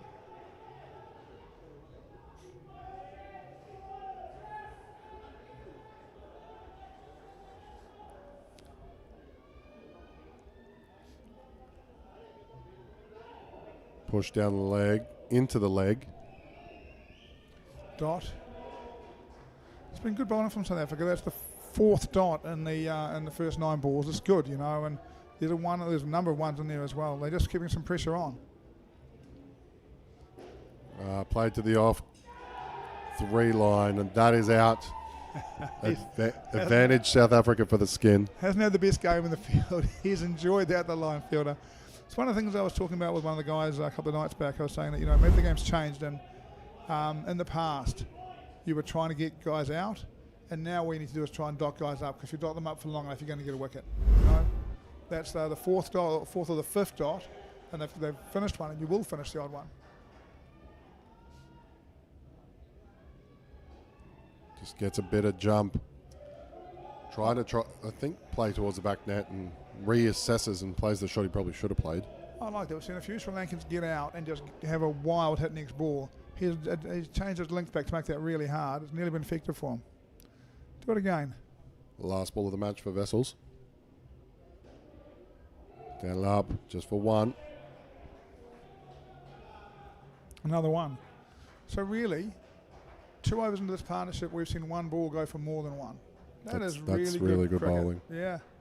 And all of a sudden, all the pressure for the skin goes on Sri Lanka. And I suggest they'll want it, because they're in this fight with India, UAE, potentially New Zealand, for who's going to make that top 4.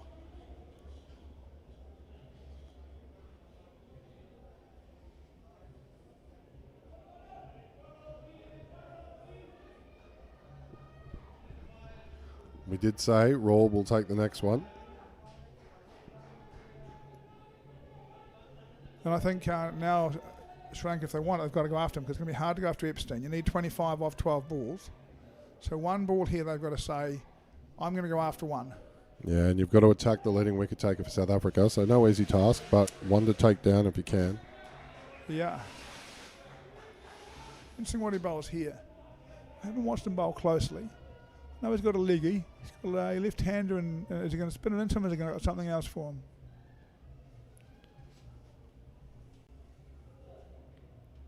Oh. Spins it in quite nicely too, doesn't it? That's turned a fair bit. Another dot. Yeah, another dot. Just keep bowling your dots and wickets will come.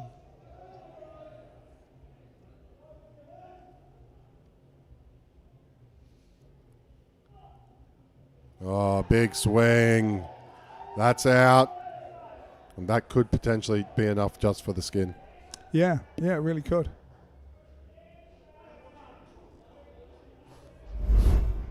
He's pretty happy with that. You can see the back net, the big wry smile. Yeah. Takes him to 13 wickets for the week. It was pretty agricultural, wasn't it? Looks like he did him a little bit for pace there. Like he just must have been very early the slog too. Sorry, very early the swing too, you know. How have we only just used the word agricultural for the first time this week, just now? Yeah.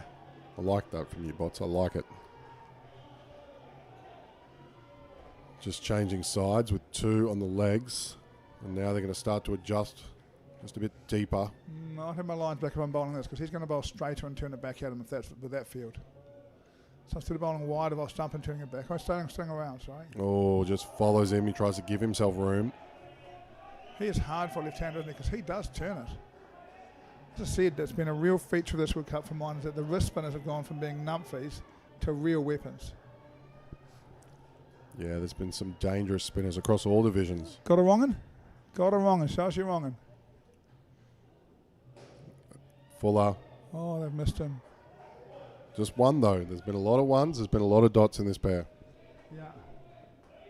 Oh, we're one ball away from being through 3 overs with one score higher than 1. And if you get enough dots on 1 to get enough wickets, then you win. Just some adjustment from the captain. Vandenberg just directing people. 3-line fielders back.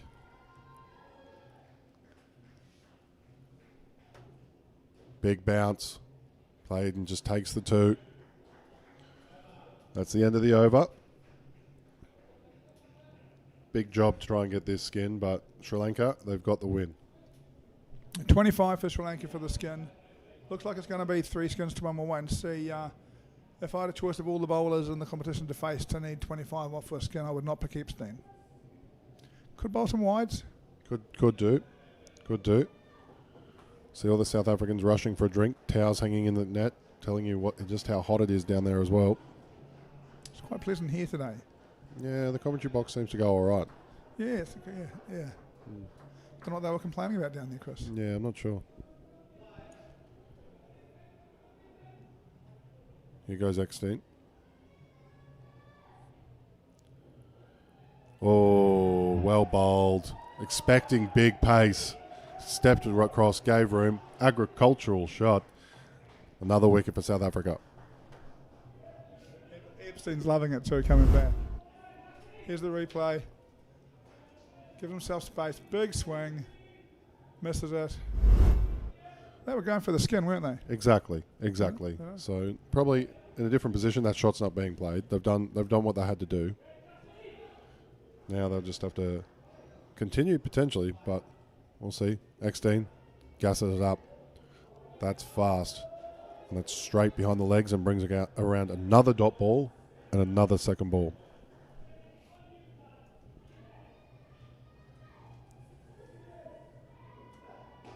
Hit hard into the leg side, pick up and throw. There's another wicket. Big shout from South Africa.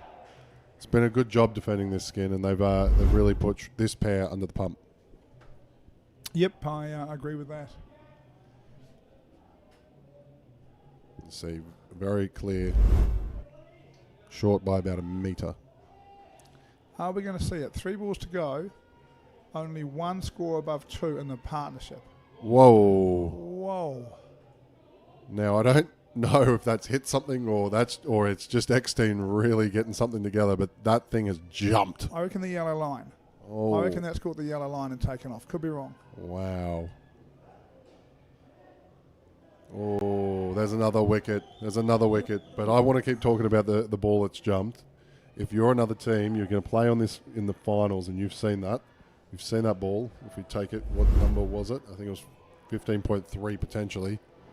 Are you going to aim at that, or what happened there? Oh, I'm going to aim at that. Yeah. Look, again, it depends. You know, our medium Or is paces that, aren't going to. or is that just the delivery? I haven't seen it all week. You'd roll that back on the tape. You'll have a look and see. Yeah. Because he's a metre short of the yellow. Yeah. And it's gone through it sort of chest high. Yeah. So something's happened. If it's the tape, are you going to bowl at it? Not a lot. But the truth is, they're not going to hit it. Yeah. It's hard to do. Oh, well bowled. To the top. X-team finished with a 5 for. Well deserved. He's bowled the absolute house down. However, it will be the Sri Lankan men's side that comes away with the victory. Bots, what are your final thoughts? My final thoughts are, you know, when you can bowl a partnership where they get one score above 1 in 24 balls, 25 balls, you know, you can win into cricket games. And, you know, for the South Africans, as I said at the start, really, the balance is how they're going to make the balance work is the question. And I guess really whether they have the experience and to understand how to structure a team like this to get the best result out of it. They lost by 18. Lost by 18.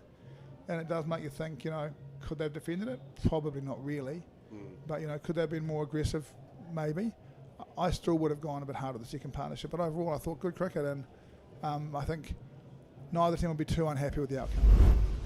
And if you're a South African fan that's just watched your team, stick around because your women's side is up next. They will play New Zealand. And on behalf of Cam Walter, Paul Bottrell, myself, Chris Griffin, from the commentary box, thank you for joining us. See you soon. Cheers.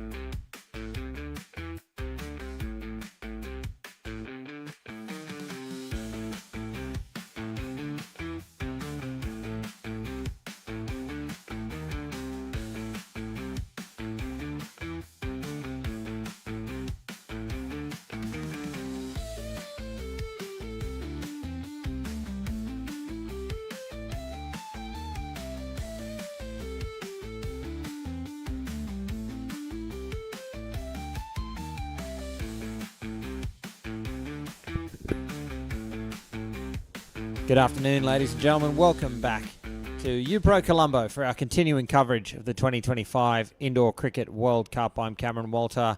With me is Paul Botterill. This is New Zealand versus South Africa in the women's division.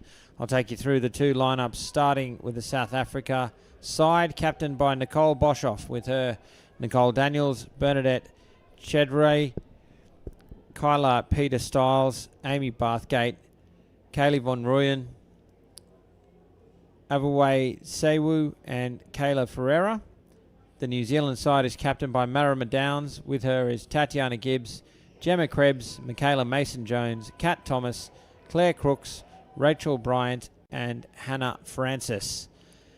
And this is an important clash in the context of the women's division. Both sides shaping up at the moment to finish second and third, and potentially have a crack at at Australia for a top spot finish, but that will take some doing.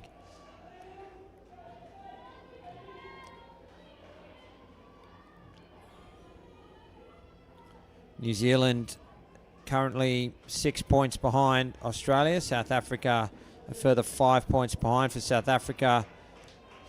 They're equal on points with England, so a critical game here as we get underway through the bowling of Michaela Mason-Jones. An opportunity off the first ball. But South Africa are through for 2 runs to get the match underway. So an important match in particular for South Africa, Paul. They need to win to try and shore up a preliminary final berth. Yeah, it's 1 versus 2, 3 versus 4 in the ladies again. It's 1 versus 2, 3 versus 4 in the ladies playoffs. Yeah, you're right. I was confusing it with the 22. So yes, you're right. It is 1v. Yes, so it is. Big It's game for on the line for the major semi-final. Yeah, they've got to knock them over here to South Africa needs to win this to go up with New Zealand and have a chance of finishing second. And at this stage, play Australia in the 1 versus 2. it is Nicole Daniels and Kayla Ferreira at the crease.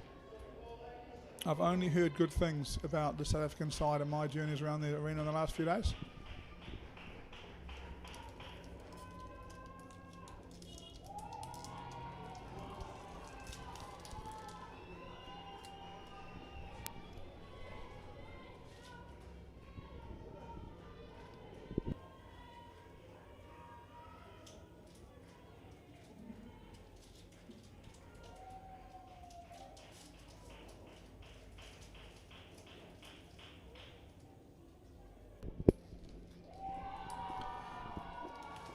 A bit of traffic there, and it's fair enough. The fielder was fielding the ball, and it's on the batter to go around them.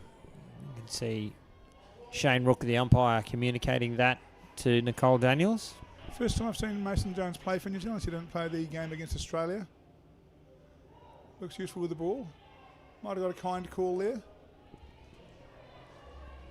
Brings the over to an end, 7 runs from it. Decent start there for South Africa.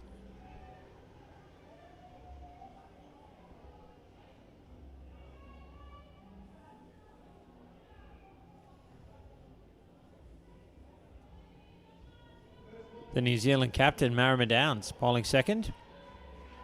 It's second ball. So South Africa will need to score off the first ball of the over.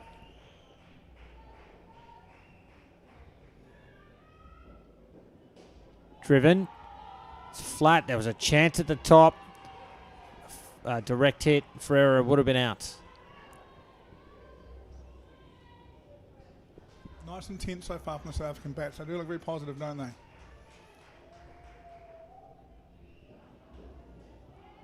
Chance. Needs to hit. Does not. South Africa home for another 2.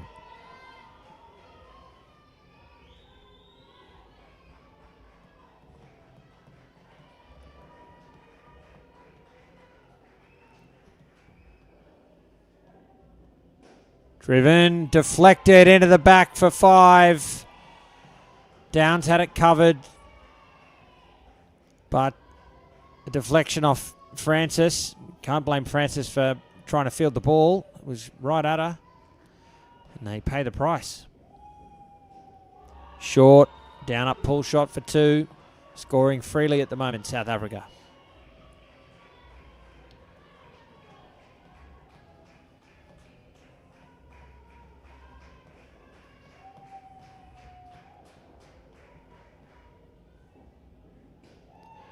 It was up in the air, and there's a wicket that New Zealand should be taking.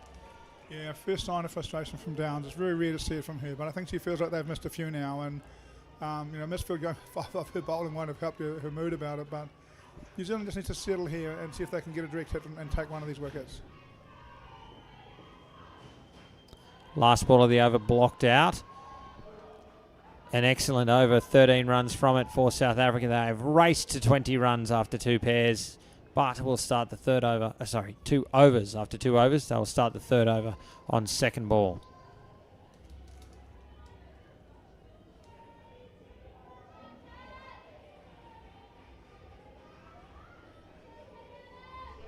New Zealand well beaten by Australia, but considerable changes out there to the side. I wonder whether players have pushed their way into the 8 in between games, but quite a lot of change.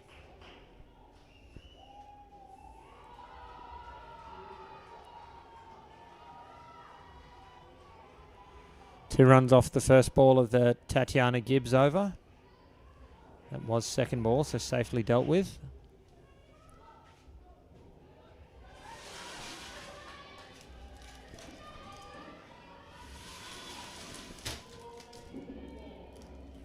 Another second ball scenario now.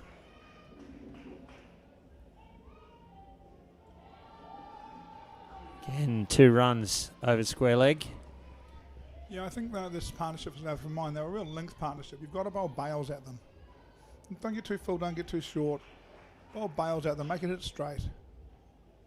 There.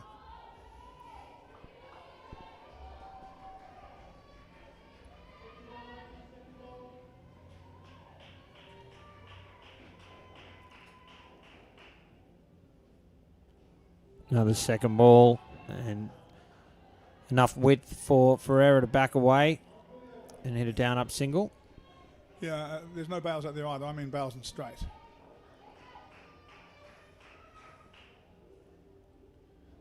I don't mind that at all from her. I think it's a good place to bowl her. I think you're a decent chance in there.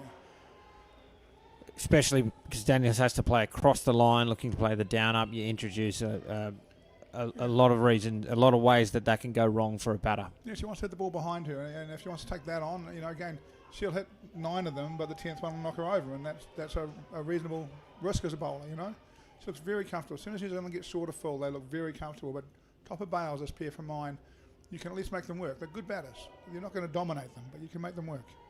So 6 runs off the over. Claire Crooks will bowl now. 26 on the board. It's the final over for the opening combination for South Africa. So no ball. Front foot, no ball. And no extra run, but they will get the ball again. New Zealand with a deep straight onside field. Half a chance at the top, but Daniels is home.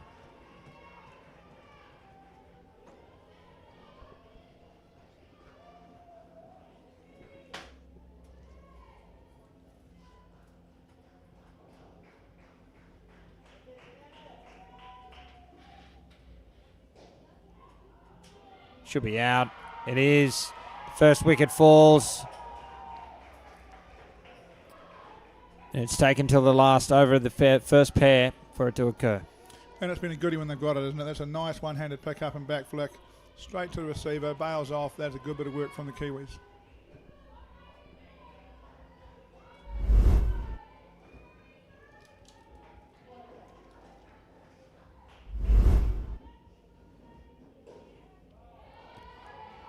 Jammed out by Daniels. They just got second ball again.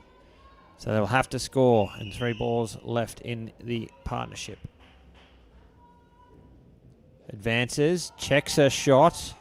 Another good pick up, but this time Daniels safely behind the crease.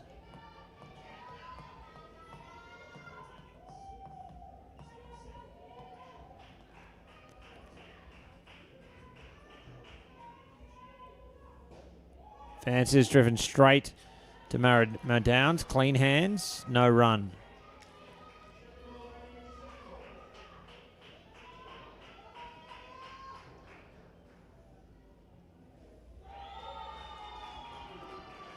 Two runs to complete the partnership. 28 on the board, that wicket, helping the New Zealand cause, but I suspect South Africa will be very satisfied with 28 from the first set of 4. Yeah, it certainly is their first partnership. If there's any chance, I'd love to see the replay of the wicket, in particular what Mid-innings does on back sticks. The back flick's coming slowly. She grabbed it, yeah, I saw. She reaches in front, she brings it back to the stumps quickly. Everyone's taught to wait for the ball. There's a time not to wait for the ball. I thought it made the difference for 5 runs. That's the time that a little bit of class makes for a player. Couldn't agree more. I saw exactly the same thing and thought the same thing, Bots. That's a smart cricketer and a split-second decision to do that. She doesn't have 5 minutes to decide, right? It's in flight, right? It's in flight, and she has to make the decision on the go. And that's the difference right now between 28 and 35. Yep. Bathgate at the non-striker's end. Kaylee Van Rooyen on strike. Gemma Krebs will bowl. Getting set here for the second partnership for South Africa.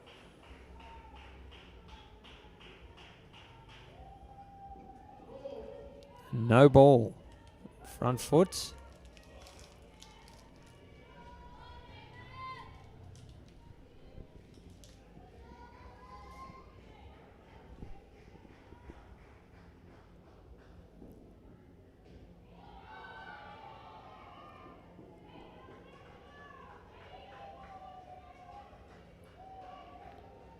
First run off the bat for Van Rooyen. Full. It's a good touch to keep that to 1. That may well have gone to the back for 4 or 5. Another positive start from the Australian bats ladies. South Africa. From South African bats ladies. Gosh, I've done a bit of that in the 2 days. Yeah.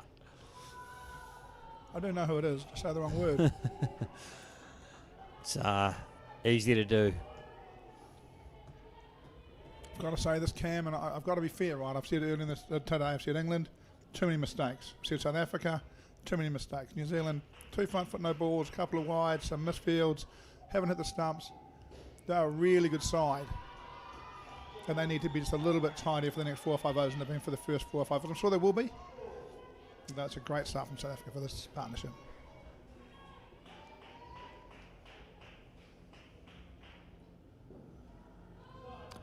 And a wide to complete the over. As you say, Paul, a great start for Van Rooyen and Bathgate. 8 runs. 10 runs, rather. Off the first over.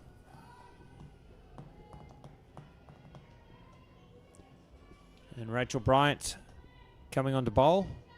Rachel made a guest appearance in the commentary box earlier in the week, but didn't chuck the headset on.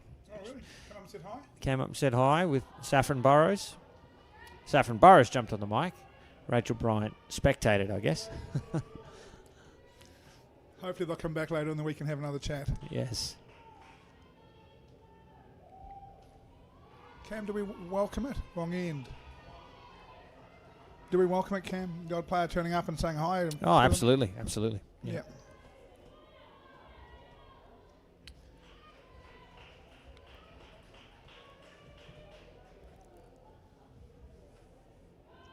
Sure. That could have gone a bit better for New Zealand. She's hit that back and just missed the stumps. Finding good areas here. They just need to be a bit consistent for a little while here. Oh, that's out. Second ball. It was the old wide run-out trick and a much-needed wicket for New Zealand. I think the key, though, is the .1 before and the non-striker's pushing. She's trying, feeling a little bit overcommit. If that had been what we've seen, 2-2-2, I don't think she would have overcommitted. So a little bit of pressure helps to build a wicket. It should point out that that wicket should have been against Van Rooyen, because she's out, assumed to be out on second ball. So the run out at the top was academic. Should be out. That's a great piece of work from Marama Downs. Getting across, maintaining a stable position, and then whipping the bails off to a left. Tough to do quickly. You watch this. A fraction further, and Downs will lose balance and not be able to... See the knee goes down? So she doesn't overfall away. She's making a difference to captain at the back. 100%. It's a great piece of work. And another wicket down. Brings the over to an end. 2 for -7 from it.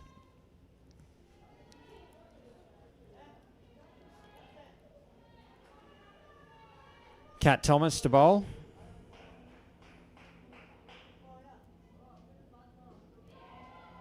Short, it's kept off the net. It's worth a shout, but Van Rooyen home. And now we're starting to see it right. New Zealand's starting to look better in the field. A little bit of wicket, a little wicket, bit of confidence. It's a decent bit of, it's not out, but it's a decent bit of work. Needed to hit to be out, and maybe not the bounce right if you want to hit and run them out.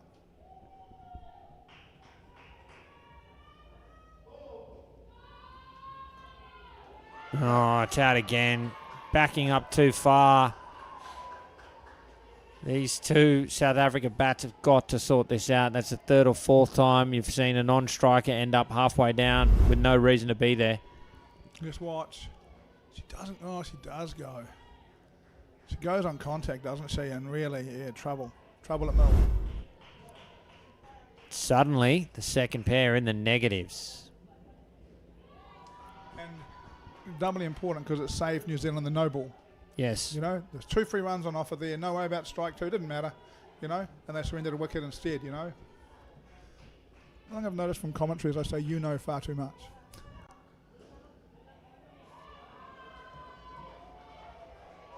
I think anyone can say something too much when we do as many games a day as we're doing. So. Yeah, you know, I think you're right. Oh, inside edge, misses leg stump.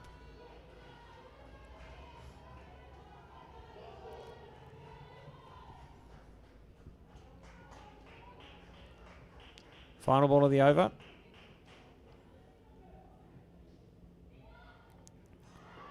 She's home. Got a hit. Yeah. Got a hit in today's game, right? Just a little bit long with the ball in hand as well. 1 for 2 off the over. And 1 over remains in this partnership. New Zealand on top of it. A real critical over coming up. Single digits, or is it going to be 15 plus? Yeah, and looking at that over we've just seen is such a good description of how this game's going. Every ball is hit for 1 or 2 apart from the wicket. There's no dots. South Africa looking to dominate, to hit the net, to run hard. New Zealand knocking them over. It's really competitive out there and will continue to be so, one would imagine. 33 after 7. Hannah Francis will bowl the final over to this pair. Advanced. And another out. It's just... Look, not, you know, sorry, just not okay. Not even an effort to turn around and get back that time. Yeah. You know, maybe just felt her partner should run. So she was just running through. Maybe that's a bit harsh what I've just said. But, yeah, I would imagine there'll be a little whiteboard and a bit of a session on running and calling at the end of this game for South Africa. Win, lose or draw. Oh, gee. The keeper was shaping up to throw it to the top while the striker was a metre out of a crease. Yeah, she still had time, you know. Look, amazes to me because I watched the first over of this and thought, wow, here goes South Africa. They're going to be 70 after 8. That is really good. And New Zealand just battled their way back in, tidied up a lot of the mistakes they were making. Still stuff to work on for Busters. Look, she's batting. Yeah, look, I'm surprised the keeper even thought about throwing the ball when she's going to start batting a foot outside the crease. Yeah. Who sees it going now?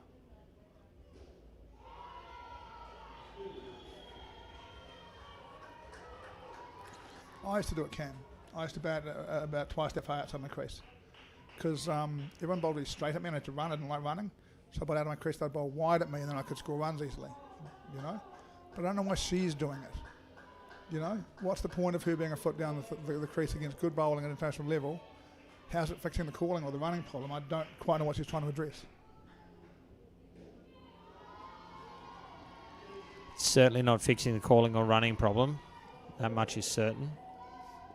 Maybe she's just trying to give the bowlers a different length.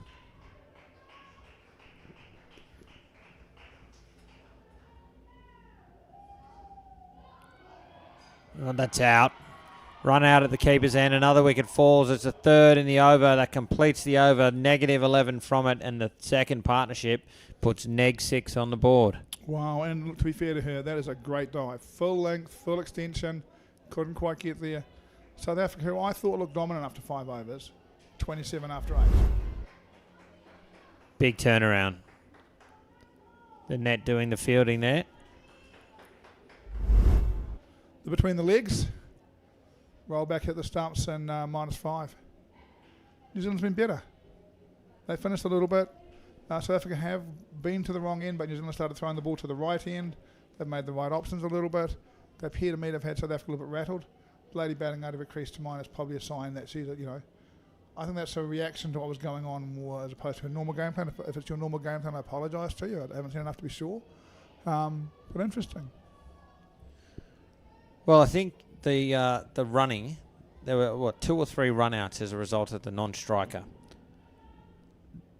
What you don't want to be doing to a team like New Zealand when they're not quite clicking, they're not hitting, the ball's not going to hand, is be giving them wickets like that. You absolutely do not want to be doing that. Nothing fixes your fielding like good fielding. If you get a couple of outs, no matter, you just build some confidence and it just takes away. And, New Zealand, Mason Jones bowling the 9th. Starts with a wide, needs to get straight back online. Anika Todd on the back giving some advice. 2 runs there to Aviwe Sewu. That'll bring Nicoline Boshoff, the captain of South Africa, on strike.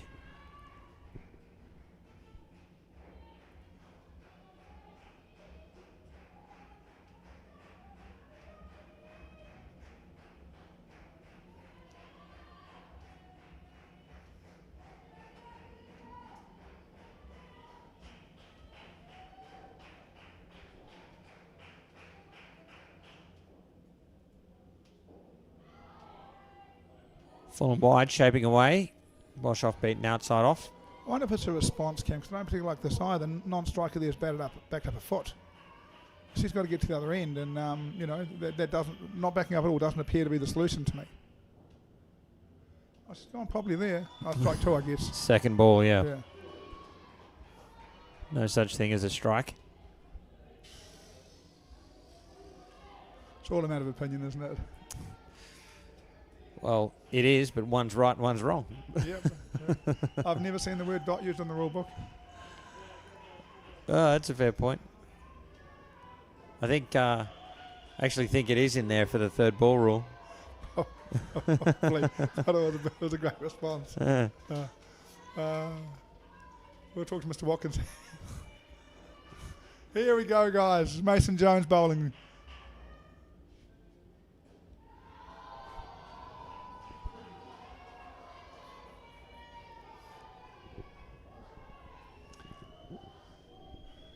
Another one, Boshoff, where she's straight at the bails for mine. Make her hit straight, make her run. Don't give her width. Every time she gets a chance, she hits the ball behind her, and that means you want to take that chance away.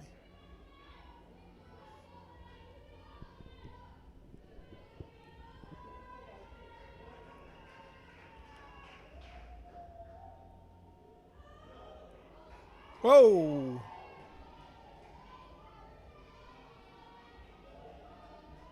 That just went past the back of the bowler's head. Yeah, no dot in the rule book.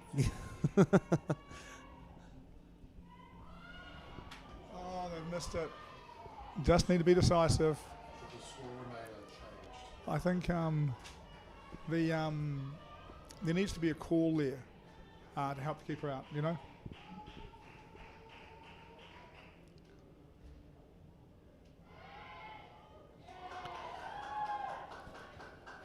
Played up into the leg side net. Simplest of catches. Another wicket falls for New Zealand.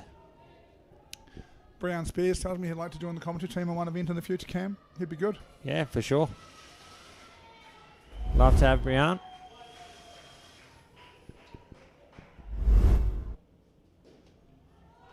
Out. They're thinking about reviewing this. I don't think that would be a good review. That is the difference a direct hit makes, right? Oh, they are reviewing it, are they? I'm not sure. I'm not sure that the umpire's sure either. It was a sort of an ambiguous gesture, but no review.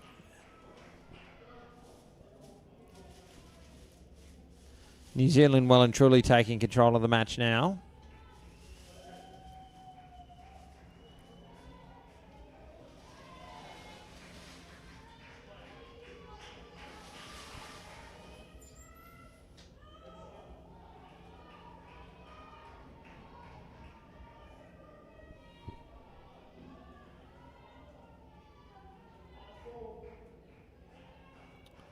Final ball of the over.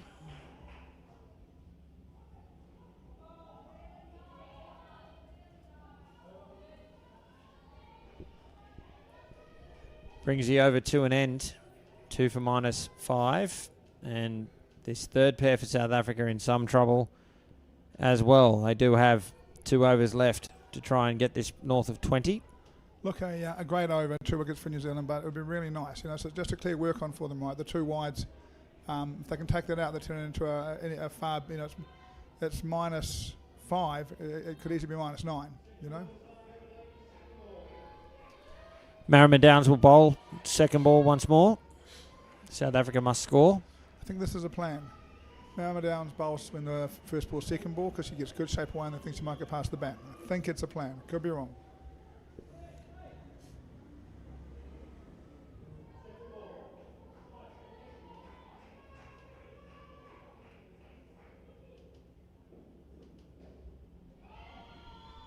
Block back down the pitch for a single.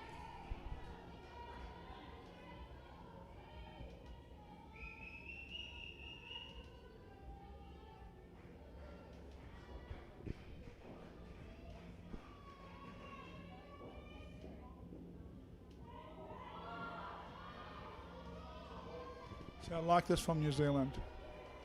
Bowl straight at the bails. Make hitting it behind difficult for her. Make the game harder for her. Give her width on either side. He just bangs it square and wanders through. She'll be out. No, not out. Just got to turn and throw in that. Had enough time just to turn around and let that go. And hit. It's one of the good things, right? I think it's been New Zealand's played some really good into cricket, but you see plenty of upside left in them, I do know.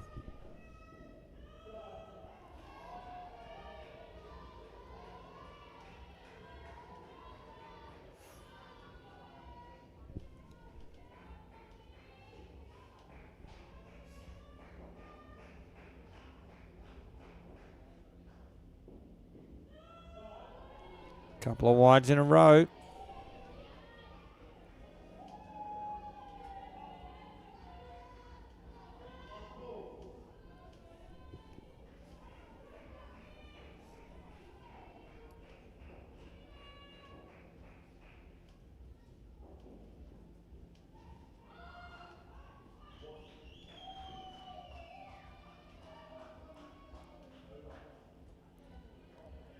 Some argument as to whether that came off the bat or off the leg. The umpire says the leg. It's 1 run and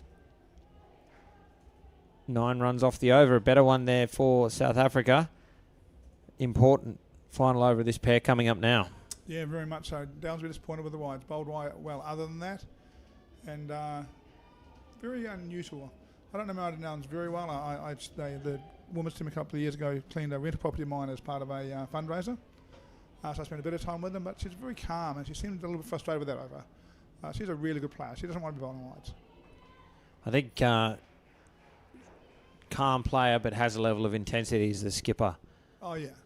Don't get me wrong. She's a competitive player. Wants to win, no doubt at all. But I've seen a couple of signs of frustration from her that I'm not used to seeing from her. She's normally, she appears to be a very calm leader to me, I'd suggest. Claire Crooks is the bowler. Oh, another flex past her. You can't complain, right, bud? I'm not sure it's helping Malcolm Downs' mood at the moment, but deflected by the bowler, past the back six to the back for 4.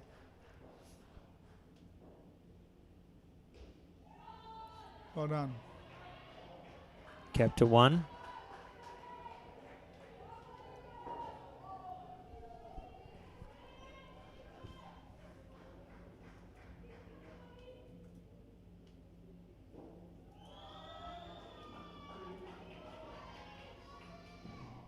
Cam, I'm not sure. So they've got the new field, right, with the line fielder well back, the 3 on the leg making a straight line. But mowing it down to the leg side of the bowler who's bowling right arm round creates a very big gap on the off side. I'm not sure it's the right side for her to be on. Well, that may well be intentional. You know, if you're trying to force the batter to play on that edge of the V rather than on the onside, that does mean you've got to get the ball right, though. Yeah, really do. If you put it there in the slot, it's going to go a journey.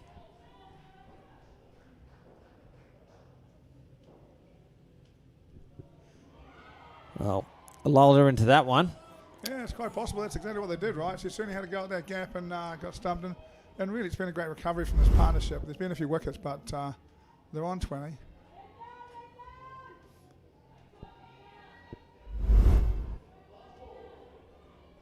One ball remains for the pair.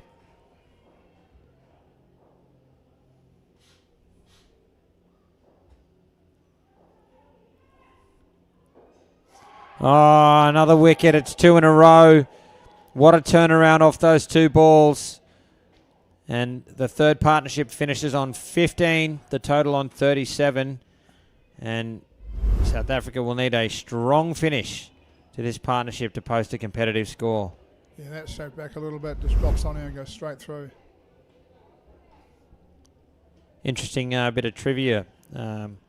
Credit to Michael Wenck. New Zealand and South Africa first played each other in 1996 in Midrand, South Africa. And head-to-head, New Zealand 13, South Africa 11. It's over, 29 years. Anika Todd, who's just running past us down there. Her dad played in that game. I'm talking about women's. Oh, women's, sorry. Yes. Okay. And that game. Sorry, Corey, I take it back. Sorry, women's. Yeah. 13 to 11, 1996, right? Yes. 97, 96. I think that would have been Maya Lewis, Antoinette Spain, that era. I'm not sure who played in that game, but that sounds when they were great games to watch, weren't they? Did New Zealand win 13-11? That's the head-to-head in entire history. Oh, really? Yeah. Oh, cool. Who's 13, who's 11? New Zealand 13, South Africa 11. Oh, I like that. Okay. It's been a good battle, and these two have played out for second and third in repetitive World Cups, right?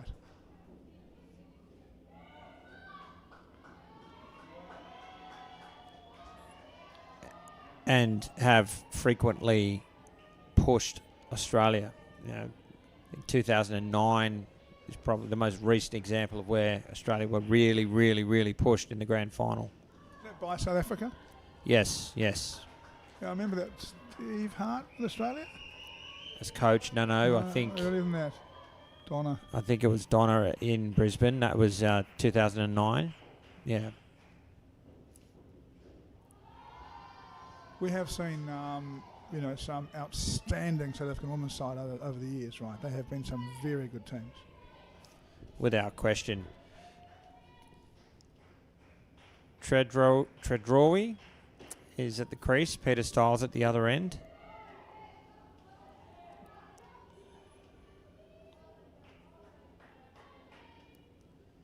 I've had some names to pronounce this week, but that one I'm not sure about. Tredrawi? My apologies to Bernadette. That one I'm not at all familiar with. I'll have to go and have a chat after the game. I think it's reasonably easy to pronounce. Her name is Bernadette. Yeah. It brings Gemma Krebs' second over to an end, 5 runs from it.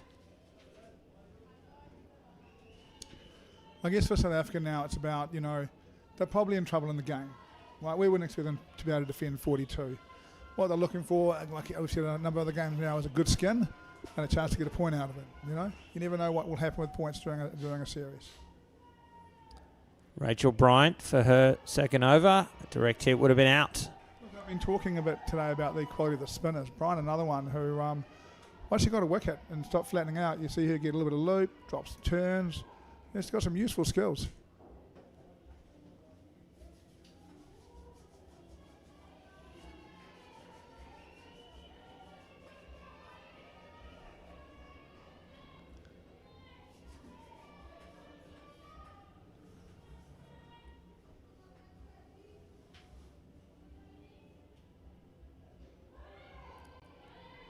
His second ball now.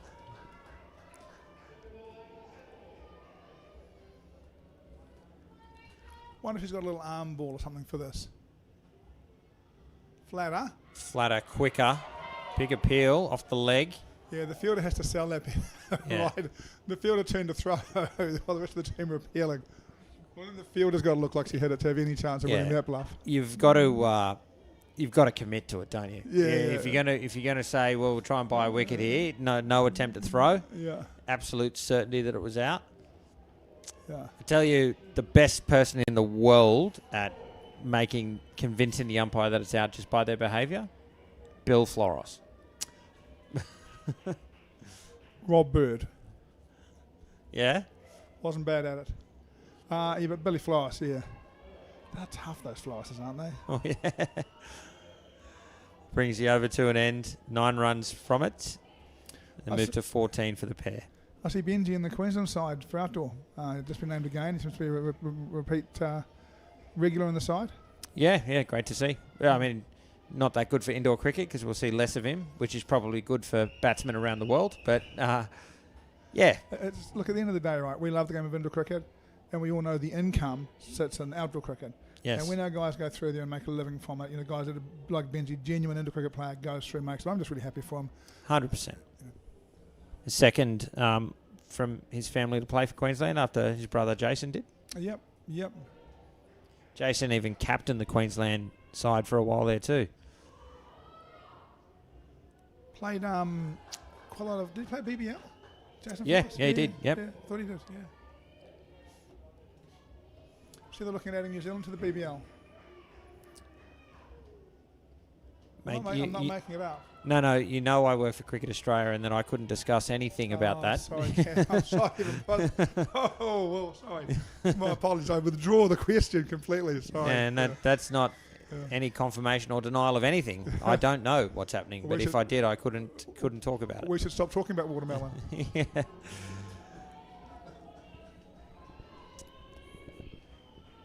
Cat Thomas bowling. Peeling off a couple of runs so far, or 3 of them in fact, is South Africa. So they try to rebuild here. I think this feels a bit holding pattern-ish for me, right? South Africa ticking along at 1s and 2s. Need to do it. And New Zealand probably, they'd like a wicket or 2, but 1s and 2s aren't going to do any damage to their position in this game right now, so they're probably not overly concerned about it.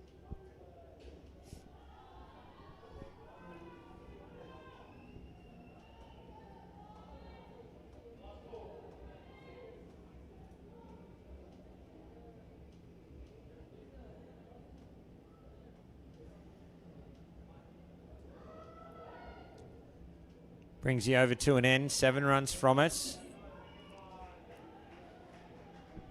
been interesting to watch South Africa bat. For mine, I know I've talked a little bit about bowling bails and straight.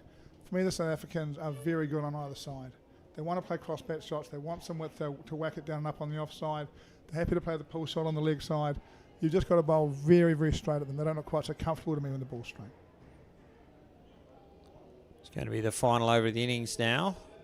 58 on the board.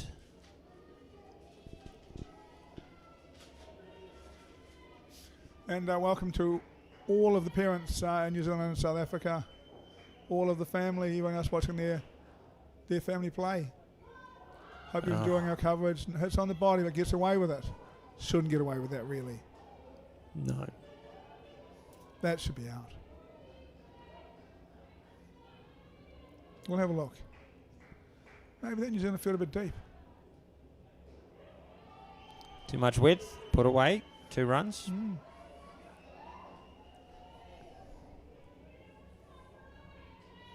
Interesting that the leg side fielder is back on the line. That's a long way back. Maybe New Zealand defending to some degree here.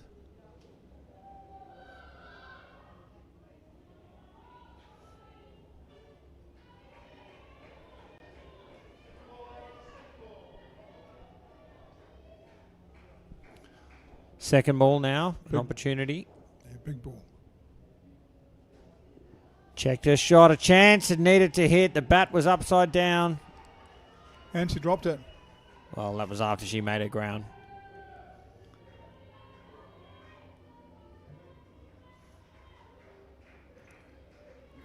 Two balls remain.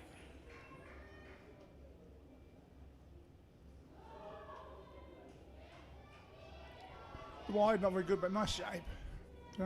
Swung back in quite late.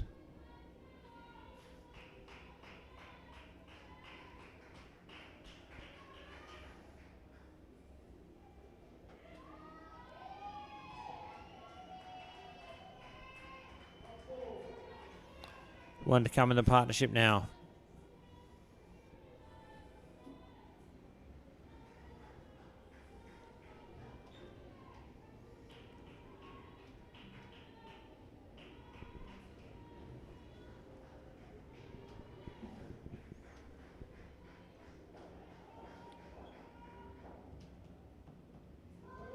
Left alone. It is wide. They'll get the ball again.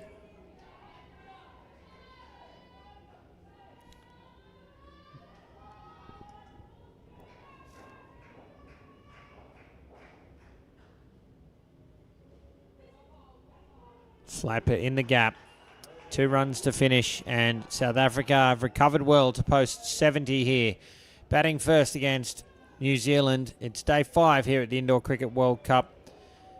Appreciate your company, folks. We're live from UPro Colombo. I'm Cameron Walter. With me is Paul Botterill. And as I said, Paul, a pretty handy recovery there for South Africa. Yeah, look, and what they have done after -6 second is stayed in the contest. Can they defend 70? Probably about a 30-35% chance of doing it, but that's a chance, right? And if they can hurt one of the New Zealand partnerships, get some wickets early, all of a sudden that will swing very much back in their favour. So I think when you are 22 after 8 and someone offers you 70, you take it, right? 100%. Let's take a look at what else is happening here in Colombo. The matches happening right now. The 22 girls taking place on both of the other courts. Sri Lanka up against Australia. Sri Lanka somewhere in the third pair. They're on 18, batting first. And New Zealand taking on the UAE. New Zealand, third partnership, -2. This is the defending champions. Third partnership, -2. New Zealand have posted, or it looks like they will post 49. I'll just have a look and see. Under 22 girls. See, so they're in the 14th over on 49 against the United Arab Emirates. That's a turn-up, that is. We'll watch that with great interest as the rest of this match unfolds. Paul, I'm sure I asked you this in Melbourne in 2022, or maybe some other tournament, but where does the blue in the New Zealand uniform come from? The ocean. The ocean. We're surrounded by water in New Zealand. Well, so's every country, yeah, like Australia. Well, I mean, that's true.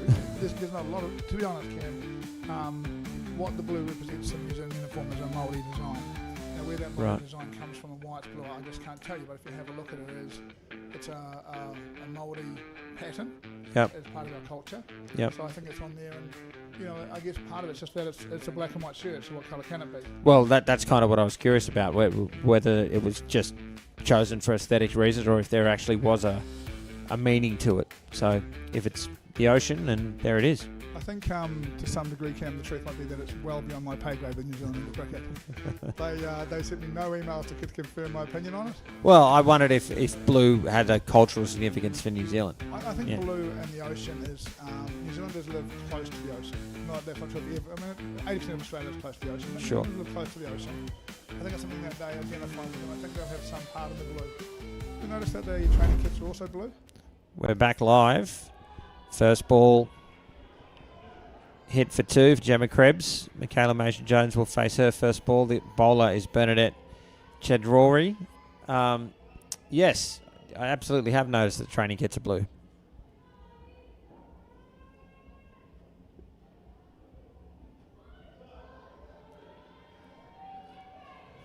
There's a wide for the second ball.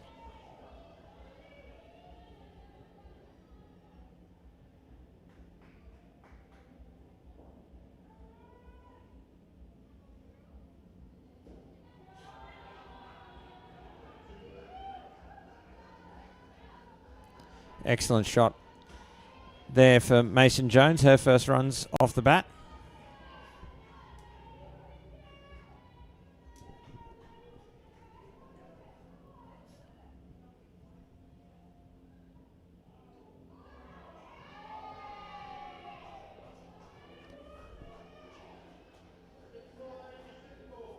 And in answer to your question, what other colour would work with black and white? It's been orange in the past, which I assume was because of one of the sponsors. Look, we have an orange training kit because of D3 Tape. Yeah. They've supplied tape for free for New Zealand for probably 10 years now, and during these events we take a lot of it. So certainly the one of the training kits is orange, and we generally take photos and send them to D3 in their colours, as part of the sponsorship deal. And with the blue, I'm really not so sure as to why. Last ball of the over. Oh, wrong end. Your fielder's pointing. Why don't you throw to the keeper's end? Maybe you need to tell her. Yep. 7 off the over. New Zealand are away on the run chase. Be a goodie this skin too. 28-7, right on track for it. Gemma Krebs, an experienced New Zealand player. I think Mason Jones may have come out of the under-22s last World Cup. I could be wrong. I'm probably wrong, but a solid start for New Zealand.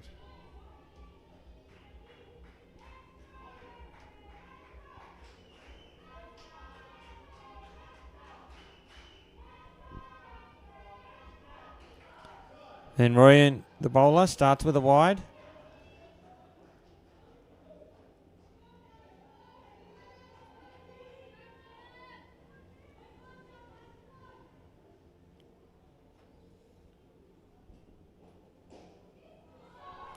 Sent into the back court for 4. Shot from Krebs.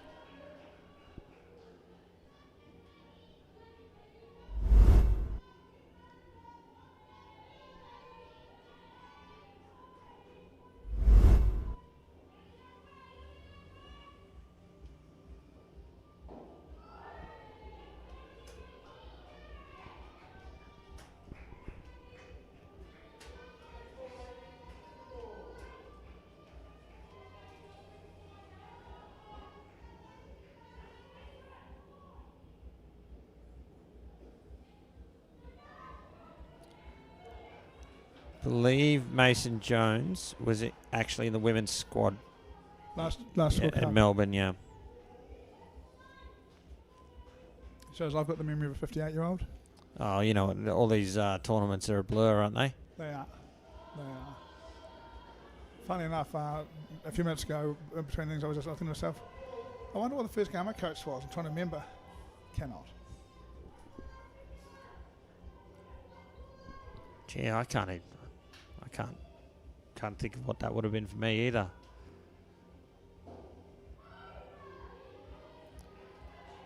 Over comes to an end, 9 runs from it. New Zealand already looking strong. Still only 1 wicket away from missing the skin, right? Definitely. And the opening pair for South Africa dominated until there was a wicket late in the pair. The second pair dominated after first over and then fell apart. So indoor cricket turns on a dime. We all know that. Yeah, and bowlers. I'm interested to see the bowlers. Haven't seen much swing from the early Australian South African bowlers. That looks more difficult. V-way to say whoop.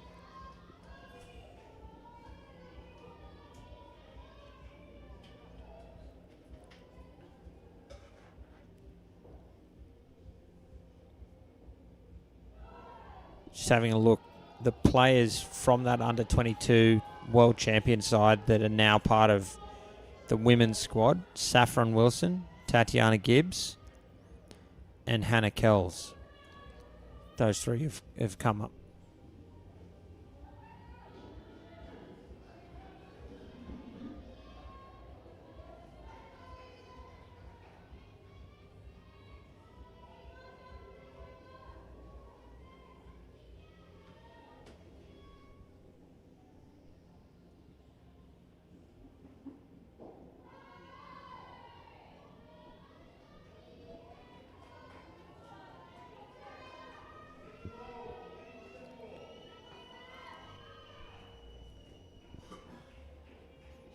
Can see a couple of the Indian squad coming in to watch. Second ball, they get through again for 2. Did you say the under-22 girls are struggling on the far side? Yes. Yeah. So I saw a couple of under-22 boys coming in at the moment.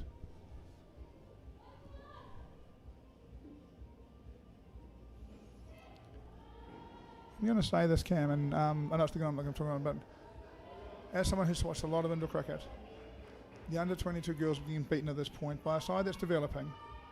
Do them no harm at all. You beat Australia a couple of times, you get a bit over, you want your overconfidence kicked out of you in a round play game. You don't want your confidence kicked out of you, overconfidence kicked out of you in final. So if they get beat, they get beat, and they'll take away plenty to learn and get better from it. That's why it works, right? Couldn't agree more. And there have been plenty of times we've seen an eventual world champion get knocked off by a developing nation or somebody during the round games, and everybody thinks, oh, it's all over. No, that reignites the fire in the belly. They learn some lessons. They go back to the drawing board, come back refocused, and then dominate. And the truth is, you can say it a million times over, but winning is not the same as losing as far as staying on top of your game. You do get comfortable when you continue to win. Nicole Daniels bowling the last over to the pair. New Zealand looking good to take this skin. But to your earlier point, Bots, 1 wicket will change that very quickly. So 5 balls remain for South Africa to take one. Yeah, they've been really solid so far. If they can see it through, they look good. But as I say, the 1 wicket would be a problem. Let's see how they go.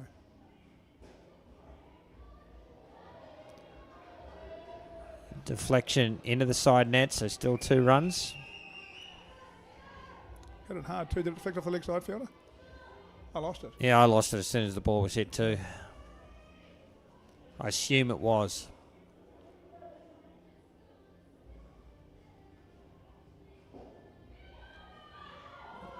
There's the chance. Yeah, good fortune there for New Zealand. South Africa not able to get the ball in hand quick enough.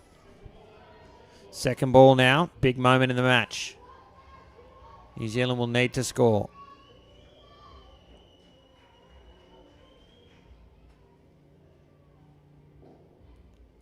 Oh. Feel for her. She's done great work to get the ball in hand, hasn't she? You know, and sometimes you hit and sometimes you miss. In these moments, you really want to hit. But she's full extension to one way. She'll be gutted. And that should be out at this level.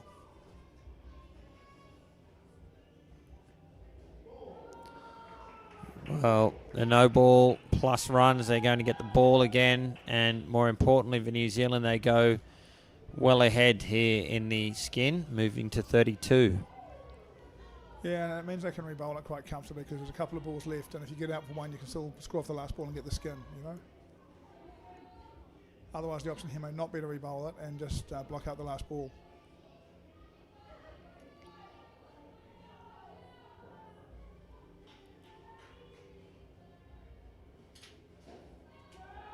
Good use of the feet. Great shot, sending it into the back court for 4. And all of a sudden, New Zealand starting to look dominant. Amazing how few balls can change it round, right? A minute ago, we're thinking South Africa might still nick their skin, and now we're thinking, what's trouble?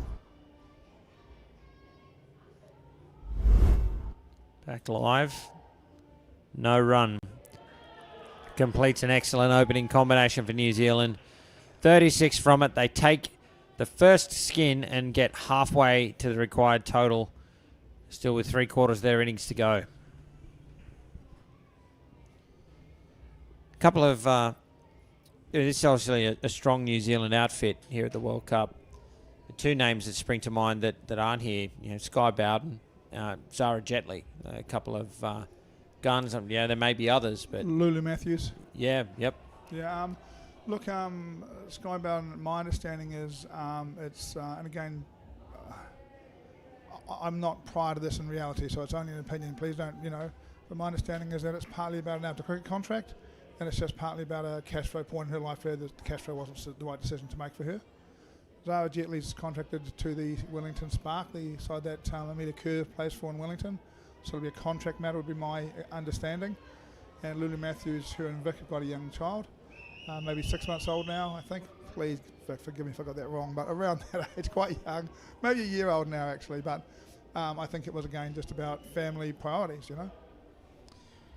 Can absolutely appreciate all of that. I can just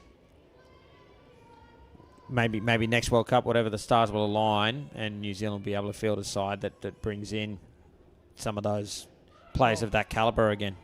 One of the things, Cam, is that if those two players were playing, 3 of these players would be playing 22 girls. And, they're a good side, but you had 3 more in there that are really good players, and that really does change the dynamic a little bit. That's exactly why I raise it. Yeah. Exactly why I raise it. But I think, all of us who are long-term sufferers of indoor cricket understand that it takes a genuine commitment, and there's times in your life where the right thing to do is to make a commitment to other things, So Tatiana Gibbs and Hannah Francis are batting second here for New Zealand. Amy Bathgate is the bowler. South Africa in search of wickets. Gibbs, one of the players that came up from the 22's last World Cup, right?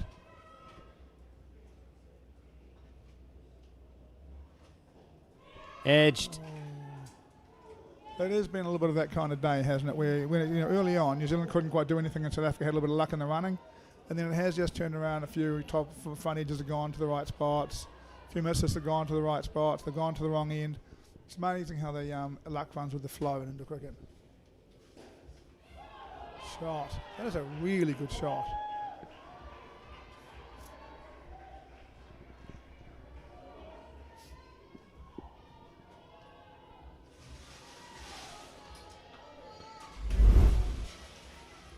Here it is on the replay. Pang sent it in the back court. A safe shot for 4 runs. A big over. Yeah. They're off and racing. 10 runs from it.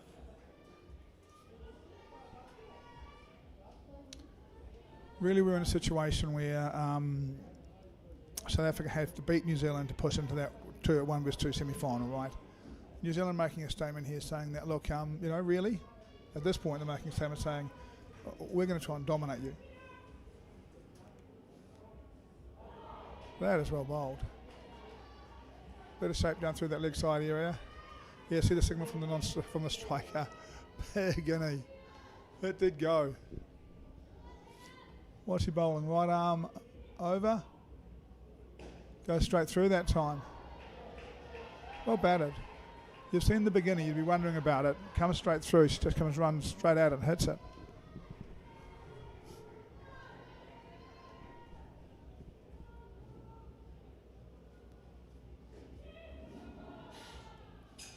Direct hit, that's worth a look.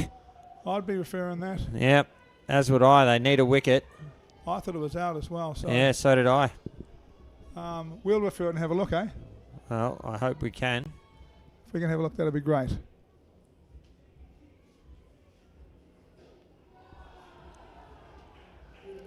Guys, can we go back to ball 3 and see the top end, please?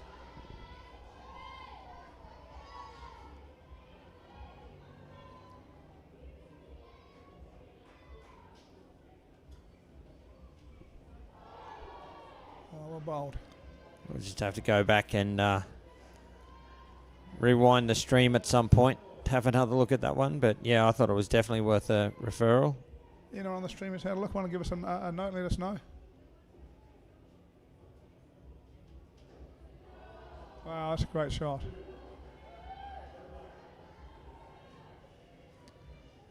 Brings the over to an end. 7 runs from it. 18 runs away now. New Zealand.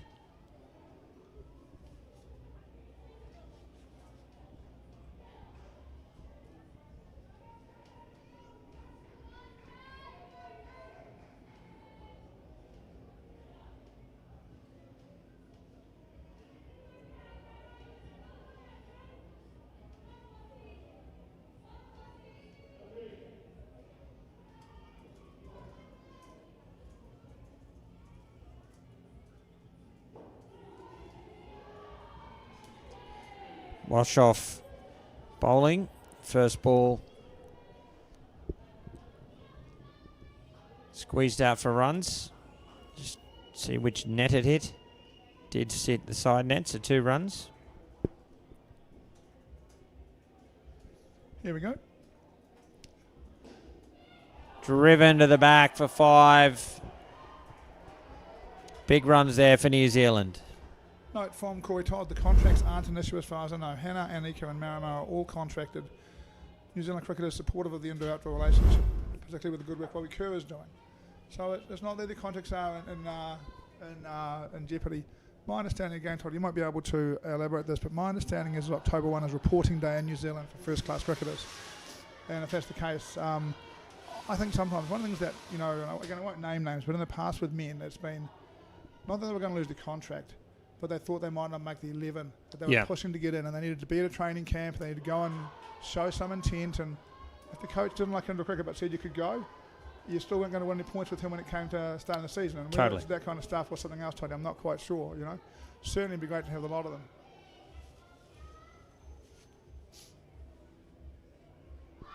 Oh, there it is, the much-needed wicket there.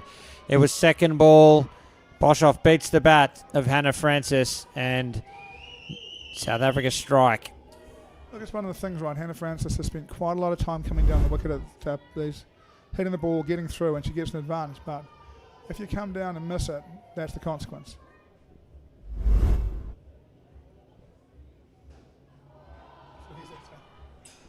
That's a positive response to getting out, isn't it? Definitely. By the way, Tidy, I hope you're doing well. What is it? Daylight saving midnight in New Zealand. I guess the wife and daughter over here in Sri Lanka. Buddy, I'll bet it's blissful. I bet you're set up somewhere, you know, a little blankie, cup of tea, a coffee or a beer, probably a beer, this, you know. Just loving watching the indoor cricket. Anika rested for this game. So she's fully strapped on the shoulder too, Tidy. I hope she's okay. Tell you what she has been, Corey, she has been busy. She is running drinks, running water. She has been noticeable all day, helping get stuff for the other team members. That's the kind of stuff that team members really love. Andrew Richardson comes past. New Zealand women's coach. Kylo Peter Stiles is the bowler, and this is the final over the batting partnership. Here we go. So the skin is put away, no question of that. But New Zealand 59.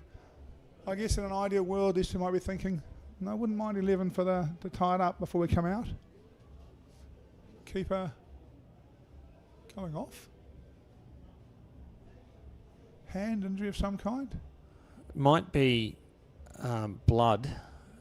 So just take a minute while the keeper receives some treatment, and check in with the other games happening now, particularly that New Zealand 22 girls game between them and the United Arab Emirates.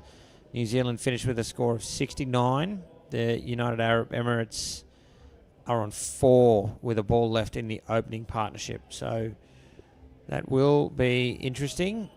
New Zealand obviously doing well in defence of that lowish total for them. Sri Lanka posted 39, Australia are 17 in their first pair. That is also in the under-22s. You can follow those results at wicfworldcup.com or indoorcricket.news.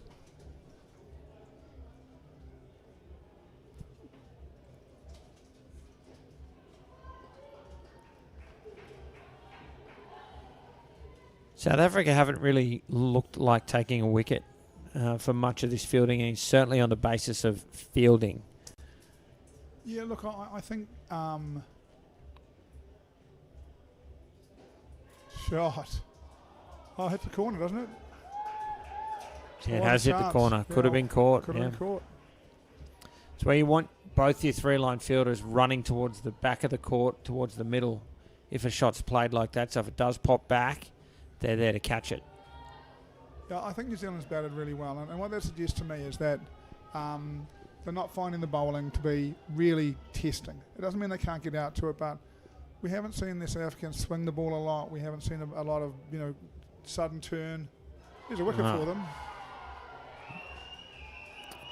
Dragged her out. Gibbs looking to get to the pitch of the ball. There's a couple of stumpings when they've come down now. She changed her mind and tried to rock back, knowing that the ball was short. I think the bowler saw her coming and dragged it down deliberately. They just need to finish this off now, right? That's such a good shot. Yeah, look, and you know, on a different day, they can all look completely different. Ball does a bit more for different kinds of bowlers. You know, it's also a lot different chasing 110 than it is chasing 70. Mistakes come.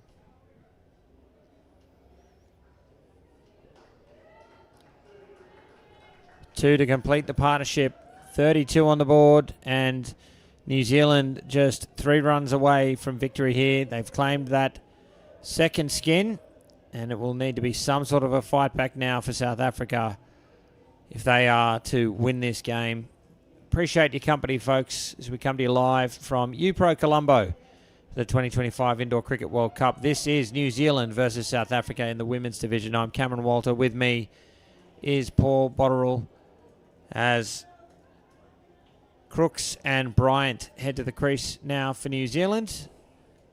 They are in the box seat. South Africa having a big chat in that huddle. And look, I'm sure all you can be doing as South African team right now is saying, hey, this is the time. Again, it's simple stuff, right? Let's bowl 2 really good overs. Let's create a couple of chances in each. Let's finish 1 chance in each. Let's get in a little bit of a roll. You know, we can see if we can defend this skin. We can see if we can defend this total. Or at least we can just play well. Because, to be honest, playing well feels a lot better than playing not so well. So there should be a good focus in there on just seeing if they can lift up a little bit. And, you know, I think it probably starts with bowlers. I thought New Zealand had quite a nice bowling plan in South Africa at times. What's the South African bowling plan coming back? Kaylee van Rooyen to bowl. We're underway again. Great start for Crooks. At the same time, right, for mine, what I saw there was a little bit of shape.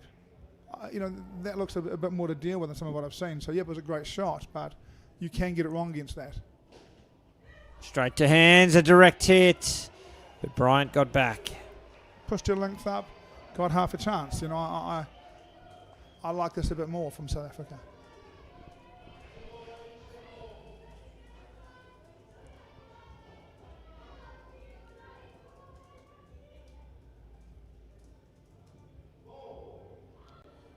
Oh, Bryant took off. They stood in the middle of the pitch, and that's out. It was a no ball.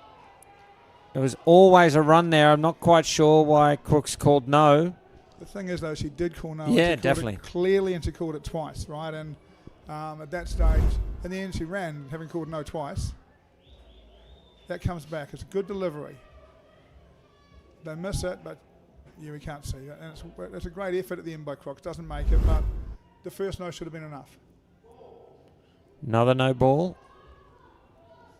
This time they don't run. They take the 2. Again, I like this over way more, Cam. I just think that we've seen... I don't like the no ball, sorry. And that's good work from the back 6. You can see she's putting a little marker saying, hey, that's where your back foot's going. Keep it behind here and you won't touch the line. She touches it, misses the line. Good nut. It'll be second ball to complete the over. They will have to score. It's been a good over to start this punch. There, I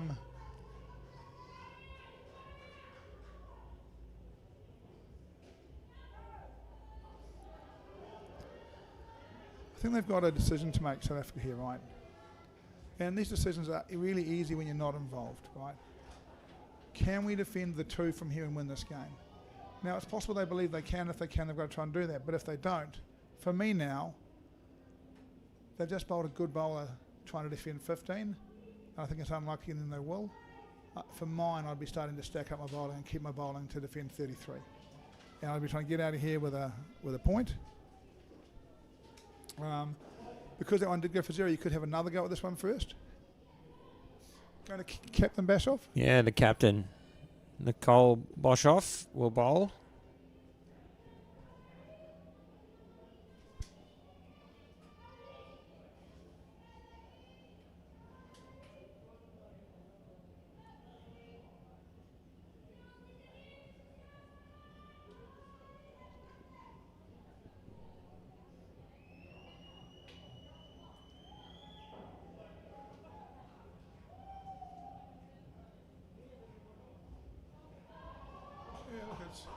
Well bowled. Wicketkeeper calling the line. Did you see that?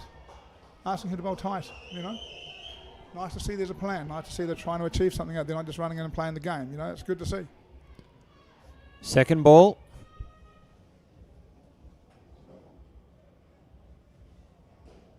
Use to the feet.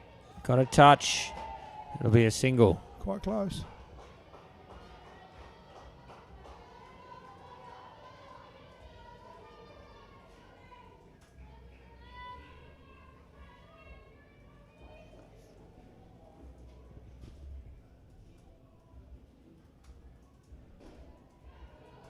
Chance. That'll be out. Run out at the top end. Much needed wicket for South Africa. They stay alive. Yeah. They stay on the skin too, which is significant for them, because if they could win the third as well, that'd be a bonus for them.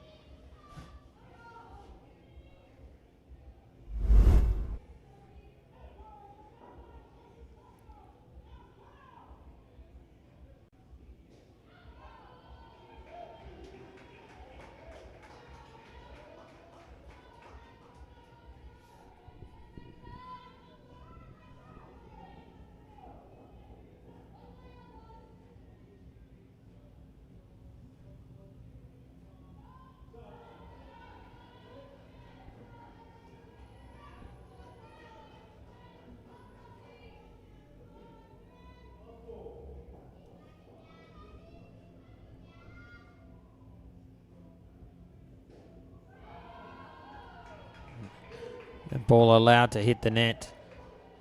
Don't think that should have happened. And to be honest, when it did, I'm surprised. Oh, it was 3. I thought, yeah, it's 3. So the over comes to an end. That's 3 off it. And with that 3, New Zealand go ahead for the first time. And need 13 for the skin off the last 2. Which is interesting because it'll keep South Africa interested in defending the skin. And they are going to go to the lady who I think is their best bowler.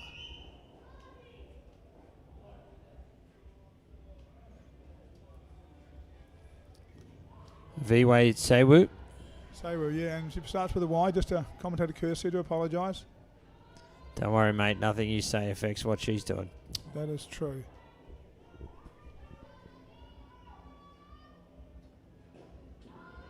Straight to hand, no run. Good cricket, right?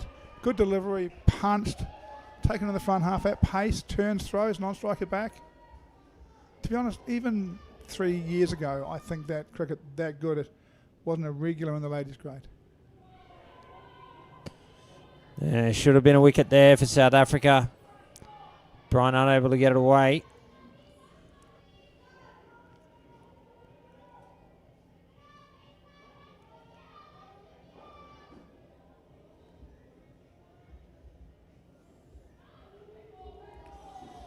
Tight, called good. Batter looks up in disbelief.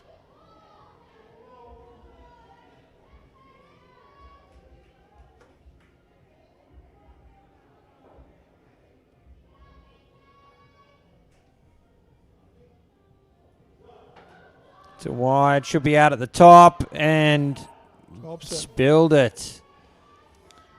How important is that? Oh, And again, you know, it's all happening very quick. yeah, but I mean, those are wickets you just have to take. Yeah, you do. Yeah. You do. And it's half the throw and half the back sticks, right? Half volley there, you know, good throw, direct hit, either one, it's out. But even on the half volley, you want her to catch it and take those bails off. Brings you over to an end. 6 runs from it. And 77 on the board for New Zealand. We'll just check in with the other World Cup happening right now. The Women's One-Day World Cup, Australia versus New Zealand. Game 1 for those two. Australia batting first, 5 for 146 in the 24th over. 50 over game. 50 over game. 5 for 146. Yeah. Interesting. Yep. Amelia Curl got a couple of wickets. Let me see who's... she has, exactly. She's got 2 wickets. Leah Tahuhu, another Indo cricketer. Yeah. 2 wickets. 2 wickets. The I'm on, Amelia Curl, I believe, has 2 Facebook pages, and I'm on her public-facing Facebook page, and they must be delighted to play some cricket. They appear to have been everywhere doing everything, and I think looking at them, they've been lots and lots of photographs, lots and lots of places, but it's time to play. Yeah. Peter Stiles bowling the final over to the pair. Sorry, Paul, cut you off. I'll let it go. That's fair enough. Let's focus on Peter Stiles. New Zealand needs 6 with 4 balls remaining to get the skin. They won't want to jackpot it. They need 4 with 4 balls remaining to get the skin. As the wide will be rebowled. Not quite and must get a wicket for South Africa yet, but pretty close.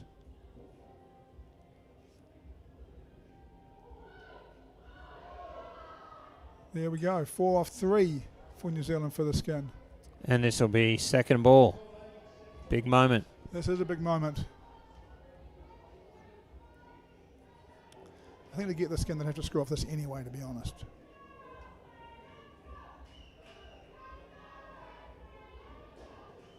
Cracked. Turn throw. Oh, direct hit would have been out. Yeah, there was a direct hit and it's a bit sore. Just below the shin, I think. That's the skin, I think. No, they're 2 off 2 for New Zealand for the skin.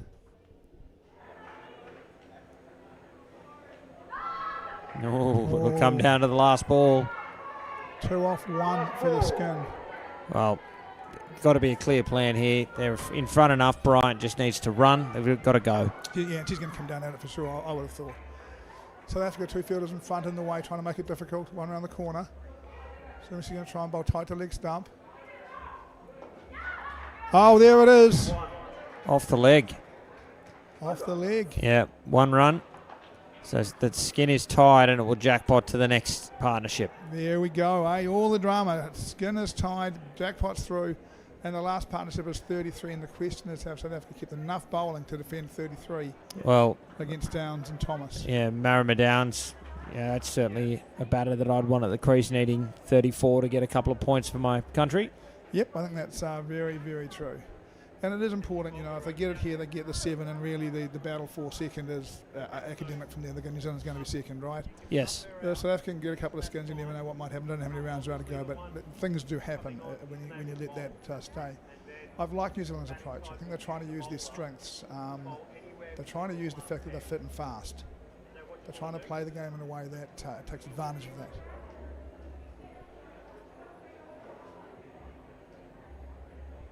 There's a bit of a discussion there between the umpire and the South Africa captain, and now the South Africa captain is talking to her opposite number.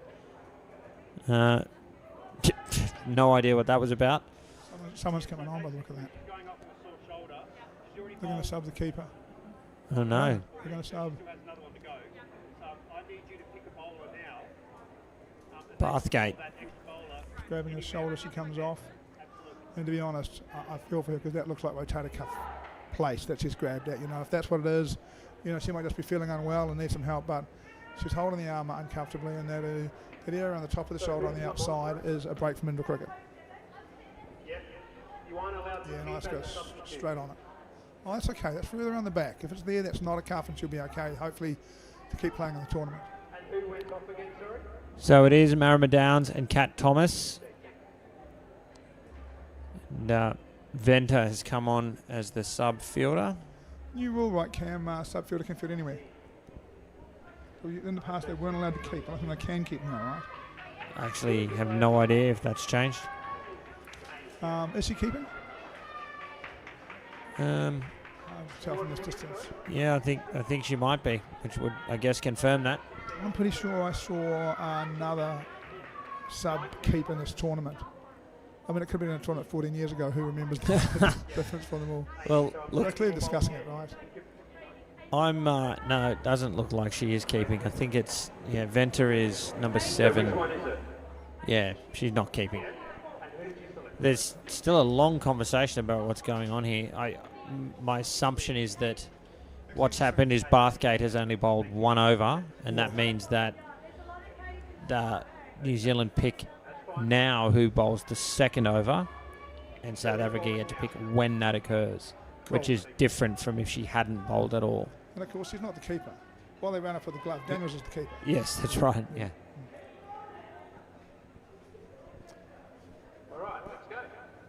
So I believe that's what all that delay was about. So the bowler picked can bowl 15 or 16, is that right? No, can bowl anywhere in the pair. Oh, okay. That's my understanding. That's because she has bowled. Well, this is my assumption, but that she has bowled 1 over. So she's picked at the beginning of the pair, can bowl anywhere in the pair. If she had bowled no overs, New Zealand would be picking 2 bowlers at the end of the 14th. Now, please, indoor cricket rule people that pillory of me every time I get one of those things wrong. Tell me. It's fine. I'm standing here without a rule book in front of me, all right? I might have it wrong. If you can tell us, just put on direct message us. Yeah. Nothing else, please. Just direct message us.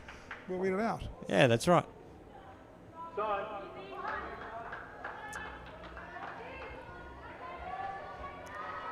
And the reason I think I have that rule right is I got it wrong when I was coaching in a national final. So I remember. Well, it's Chance. one of the things, while I didn't know when I was coaching that I had ADHD, I knew that I had differences mentally to other people. And one of my rules was my manager had to be a rules expert. Yes. So I didn't even read the rule book, basically. So Yeah. end up, I asked my manager, they had to have the answer, you know? Yeah.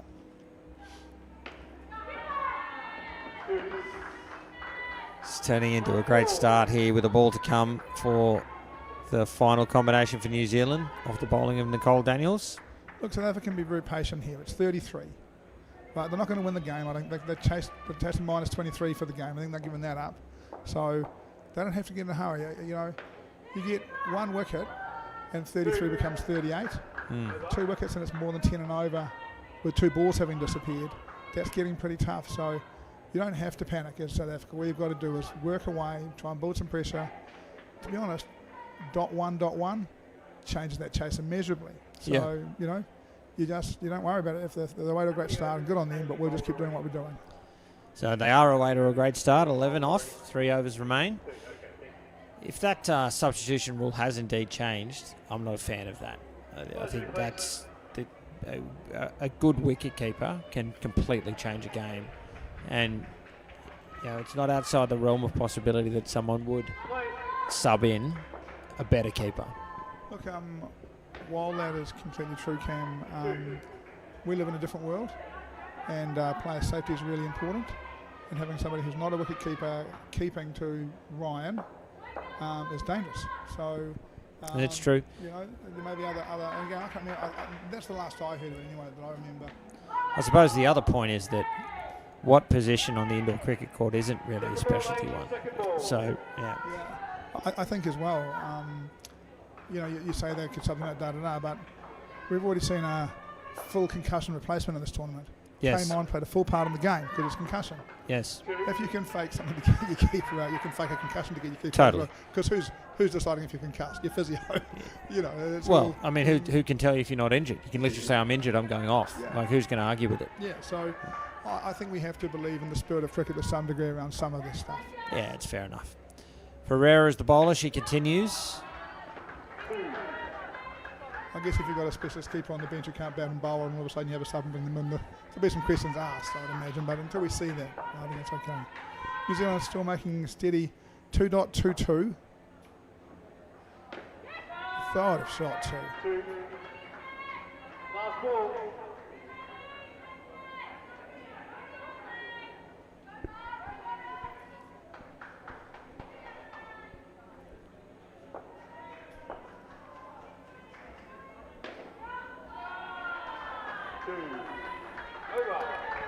Shot from downs, just pushes your back foot out of the way to give yourself a bit of angle to hit the ball for 2 or 3 as opposed to hitting it too straight.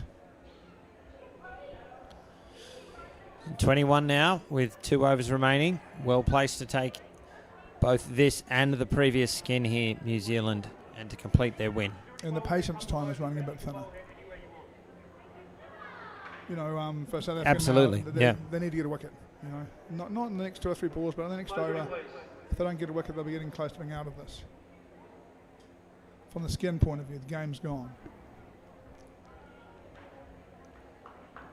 I've got to say this, Cam, I get in trouble for these things, but I'd like to ask the people who run South Africa and the cricket on both sides to just sit down and sort it out, so we can see sides picked from the best players in South Africa to the best of their ability, because whatever you think is important, it just ain't important to the players. And they will leave you eventually if you keep doing what you're doing over there. We need some unity, and not only South Africa, Singapore, the centre owner doesn't speak to the guy who runs the country. They can't train on their own courts. You've just got to, as a world body, we just need to sort these things out and work together to make the sport grow. Yeah, I mean the franchise or federation wars, Australia went through that in the 80s. Same as New Zealand. Yeah, and I mean that's 40 years ago. Yeah, come on. Yeah. And the truth is that I ran sports centres. I owned them for how long? Probably 20, 30 years. And the truth is, I used to be in opposition to Warwick Simmons down the road, and it was competitive, our businesses. Yeah. But he was ethical and I was ethical, and I knew when he was full, I was going to get some more teams, and when I was full, he was going to get some more teams, and really that was good for the game. You know, you don't have to have the guy down the road go broke so you can be successful. You want him to be full and you to be full so you can be successful, and there's an opportunity for this kind of stuff, competition, to happen in your area. 2 balls remain. Yeah, very similar experience for me back when I was running a centre with the other centres in Canberra. Competitive, no question, you know, but cooperative. Work together to do what we could for the ACT, and you know, when I ran a tournament, a nationals at my centre, I had Con Forrest there in my office fixing my stumps while I was busy. You know, like that's just how it is. It's how it should be, certainly in South Africa. That's how it should be everywhere, right? And I'm a big fan, and you know, have a beer once every year or so at the prize giving with Warwick Simmons. He's a good man, and you know, we did literally set up half a mile down the road from him, and I think we might have got there first, and he moved in. He was a bit further away, but you know, if you're focused on beating him, you're focused on the wrong thing. Totally. Final over the partnership now. Tredrory. I can't say that. Is the bowler. Starts with a wide. That will help the New Zealand cause. They're just 3 runs. They only need 3 runs from here. Chedrami? It's a W. Oh, I pronounced it with an E. Chedrawi? Yeah, Tredwari. Yeah, I just can't say it. Yeah. New Zealand, and as we've been talking about different things, New Zealand need 3, 4. They need 3. No, yeah, 3's good enough. They'll bounce it back to the third. They'll bounce it back to the second, which New Zealand won. 3 off 5 balls. South Africa need a wicket.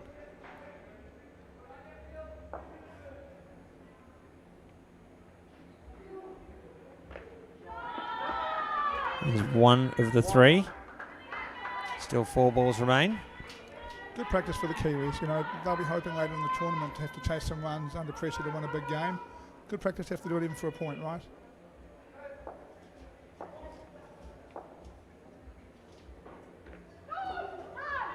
Downs beaten.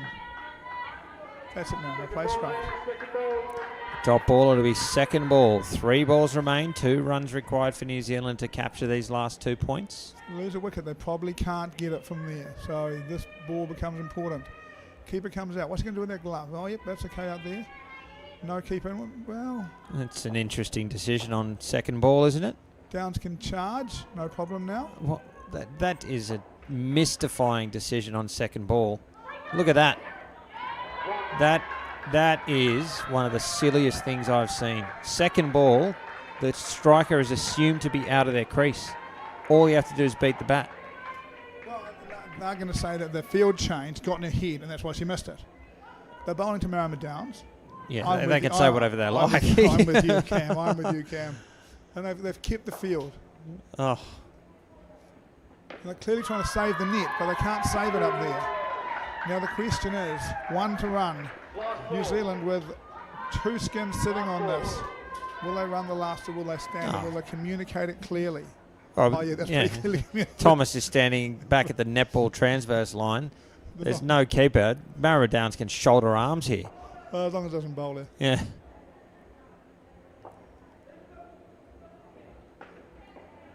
I do think of all times, on the last ball you have to have a keeper because your mode of dismissal is an edge.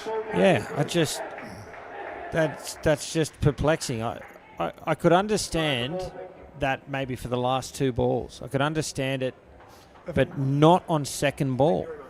All you got to do is, you beat the bat, keeper gloves it, it's out immediately.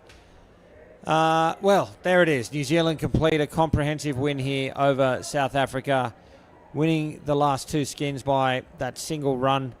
And as we've mentioned, that means they will likely finish second. Well, I think it's almost certain. Still potentially they could finish first, but they will not be overtaken from second position. For South Africa, for them now, their focus is staying in third and fourth, making sure that they do make that minor semi-final. And plenty of cricket to come. We'll take in some highlights while we do. Bots, your final thoughts on this match? Oh, good performance by New Zealand. They've been very solid throughout. They started a little bit scrappily, but they've played really well. And I like the areas that they've bowled, and I like the way they've batted. And I feel like they're giving some thought to the game plan and evolving a little bit, which at this time of the tournament is the right thing to be doing. I like where they are in South Africa. I hope you do get in the top 4 because you'd be a decent 2 versus 3 semi-final opponent, I would think. Yes, I agree. So that brings this match to an end. We appreciate your company, folks. Don't go anywhere. Coming up next, it's an under-22 boys fixture. That's going to be Australia and South Africa in the under-22 boys. That will be a belter of a match. I hope you can stay with us for that. We will take a short break on commentary. We'll be back in about 10 or 15 minutes' time for the under-22s match. But until then, for Paul Botterill, Chris Griffin, and the entire broadcast team, I'm Cameron Walter. Thanks for watching.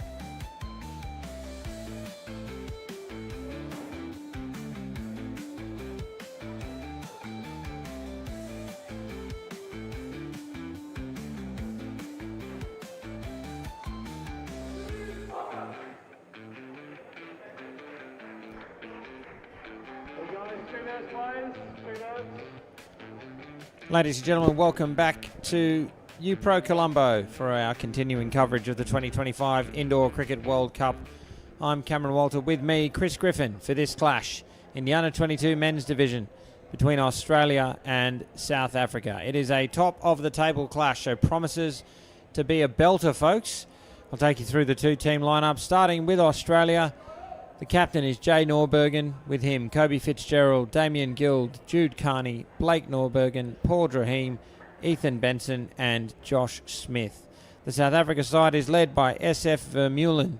Joining him, Luke Barrett, Connor Hall, Adrian Risto, Yuan Nell, Jordan Bowers, Seth Collins and Daniel Goosen. The umpire for the match is Andrew Potts. There was no toss by negotiation. South Africa will bat first. Top of the table clash here, Chris. Expect some fireworks? Yeah, I think we'll expect fireworks in this stages for quite some time now. So what occurs is, based on the number of teams, you'll see the top four play against each other in the next three games. We'll see some of these games again tomorrow morning in this sort of setup, but I've been waiting to see the Australia 22s and the South African 22s in the men's division for quite some time. They played, when not on our court, but they played, and it was a South Africa victory, 105-81.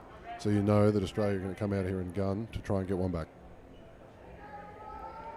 South Africa beat Australia 105-81. Correct.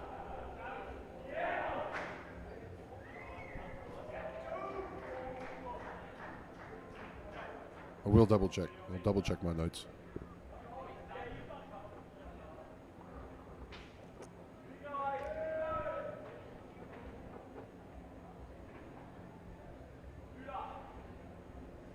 So Vermeulen and Barrett opening the batting for South Africa. And Jude Carney will get us underway with the ball. No, sorry, back to front. 105-81 Australia. Nevertheless, South Africa testing them. This should be another good test for both sides here. We're all set at UPro Colombo. Under 22 men, Australia and South Africa. It starts now.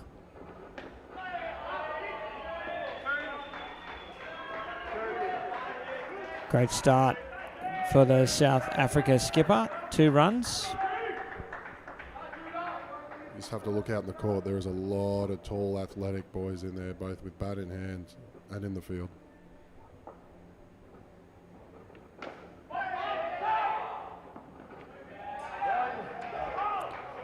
Through for a single.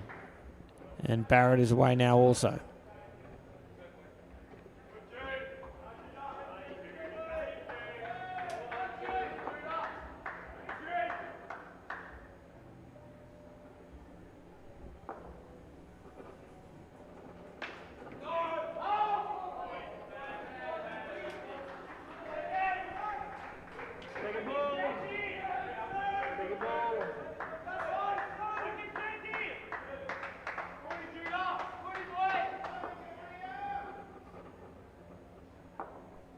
Second ball. Edged backward, point, and through for a run.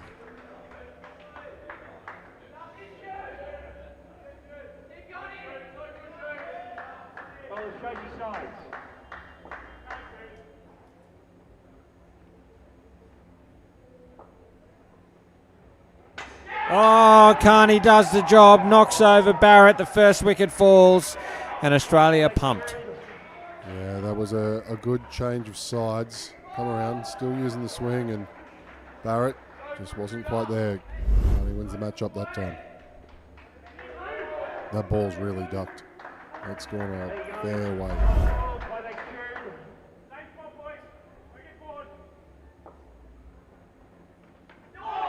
Oh, it was very nearly 2 in 2. And big smile on the face of Jude Carney. Great finish to that over. -1 on the board for South Africa. The match underway. There's no better feeling when you're a bowler and you're getting it going around corners. That was moving. I wouldn't know. I've never had it going around corners. Yeah, just a leg cutter and straight. Was that right? Off cutter. Off cutter, yeah. Yeah, off cutter. Nude off cutter. Yeah, it was nude off cutter. Yeah. Leg cutter was okay. Ethan Benson bowling the second over. It's kept off the net. Single. Back to 0, South Africa.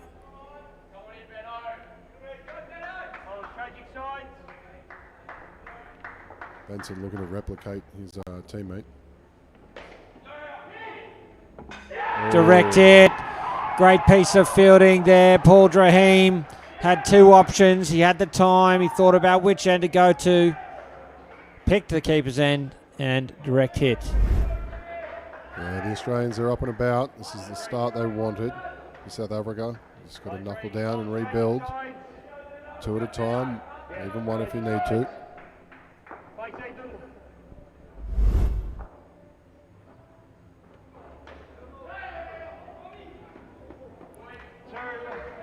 Two to Vermeulen.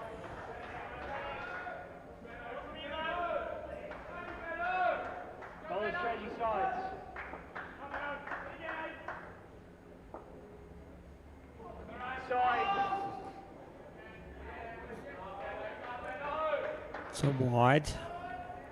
Couple of free runs.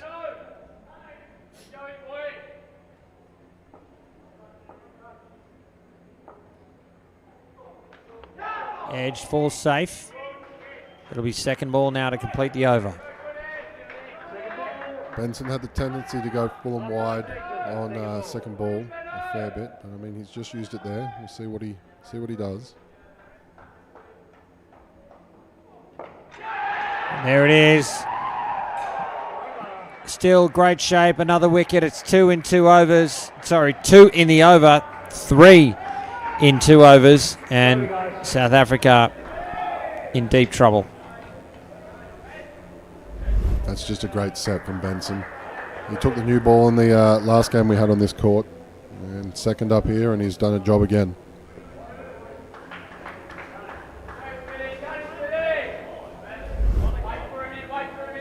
So brings you over to an end. -5 from it. It's going to be Josh Smith to bowl the third. Australia on top early in this clash. Great shot there from Vermeulen. Bowlers change your sides.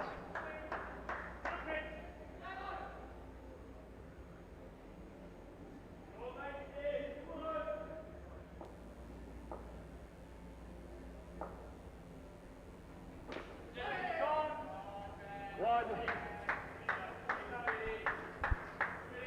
Bowlers change your sides.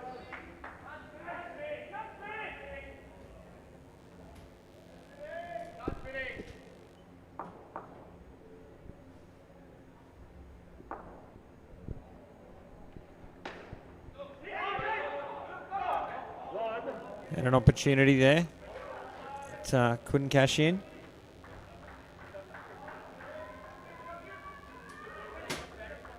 Bowlers change your sides.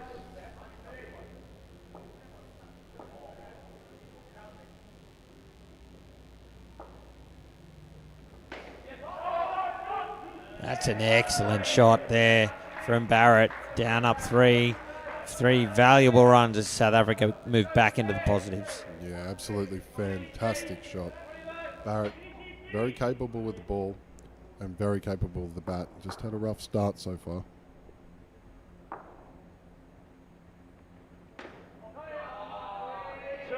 This time Vermeulen with an excellent shot. It's been a good over so far for South Africa. Can they finish it off?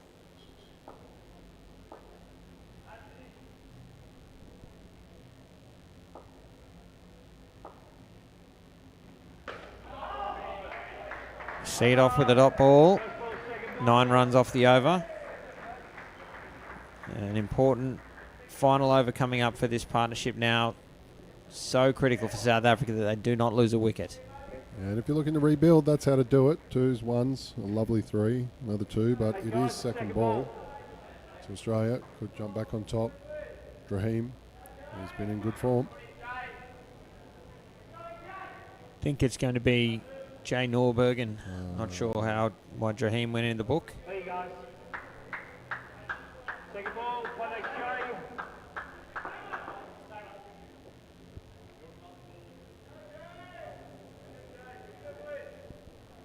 Hopefully the umpire recognises that, corrects the name. Driven to the back, 5 runs. Huge shot there from Vermeulen. With authority. Absolutely clean. Beautiful cricket shot. The umpire has not noticed that he's got the wrong bowler's name in.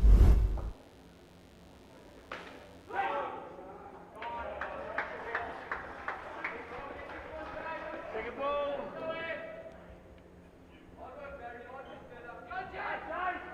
It's a good follow-up from Norbergen. And behind the legs. Second ball.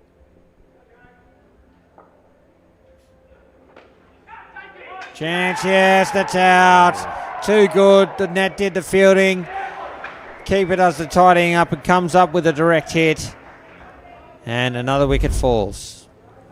All I can say is no matter which side of this game you're supporting, you are seeing some class indoor cricket from all the people on the field at the moment. Some unreal cricket, great shots, great bowling, great fielding. Next Jay.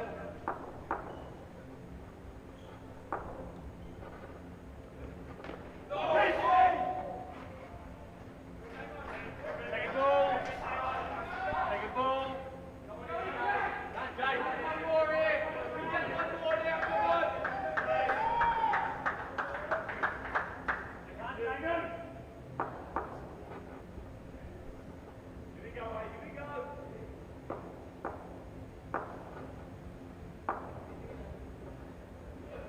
Side.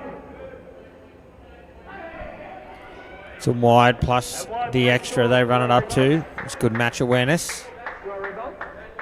Yeah, despite Australia being on top at the moment, that still hurts. Unforced error.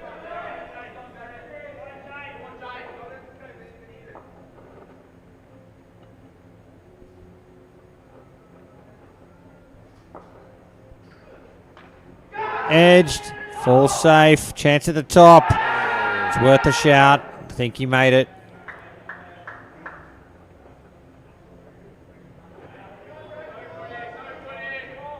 think they've accepted that as well. Not looking to review. I agree with you on the call.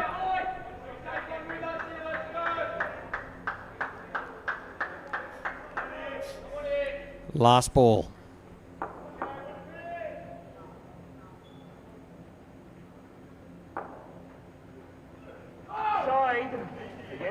Oh, last legal ball anyway. I'm going to have to re-bowl that.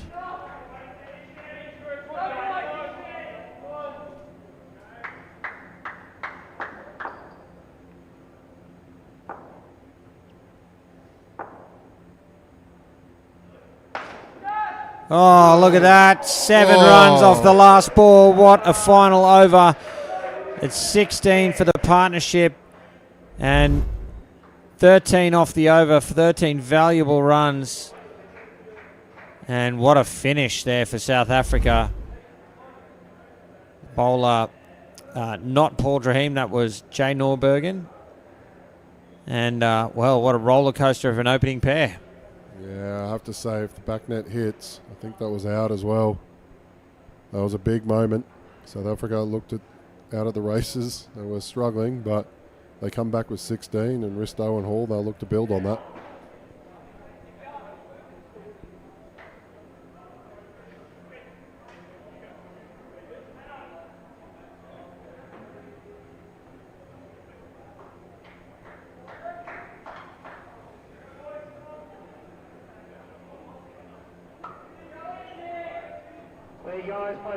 It's Kobe Fitzgerald.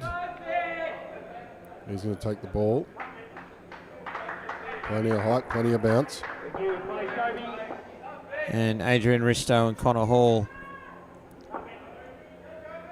at the crease for South Africa. We're back underway. And Risto's away with 2.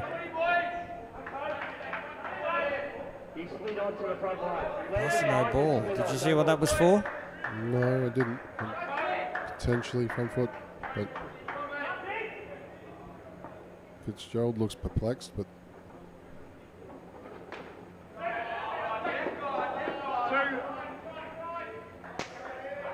Connor Hall opens his account with 2.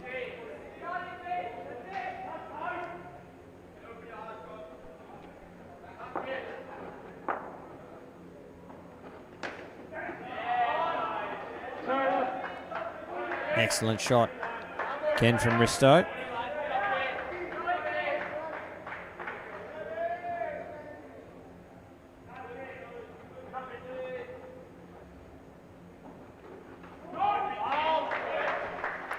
Inside the line, fair delivery. I do wish we had a speed gun at this tournament specifically for this game. There's a lot of boys that can get them through.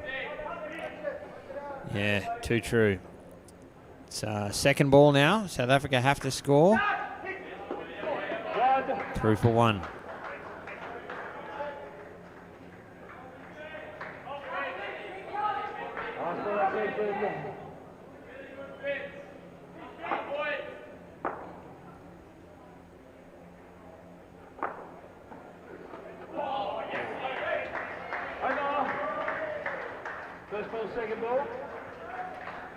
Brings the over to an end. A good start there for this second pair, 9 runs from it. What does your analysis tell us, Chris, about what a good score here is going to be? You put me on the spot now. Let me have a look. Well, the previous game was, what did you say, 120 to 80? 105 to 81 So in favour of Australia. So 100's a pretty good score. Yeah, New Zealand and Australia played out 90 to 88. So that's around what you're looking at. Blake Norbergen, the bowler, driven, and that's out straight to the receiver. Why did they run? Was it second ball? Must have been. It was second ball. Yeah.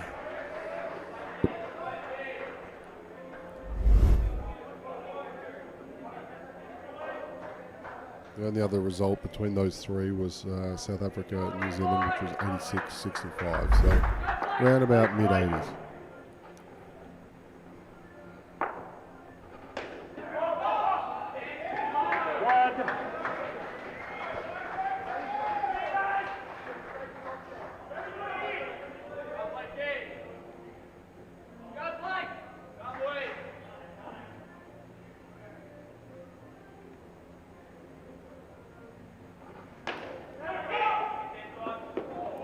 It's a good piece of fielding on the 3-line. The flick had to hit though.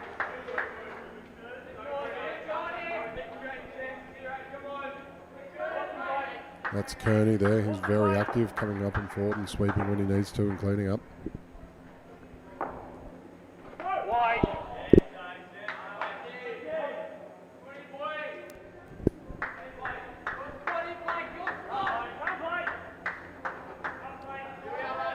So wide there and 2 balls remain.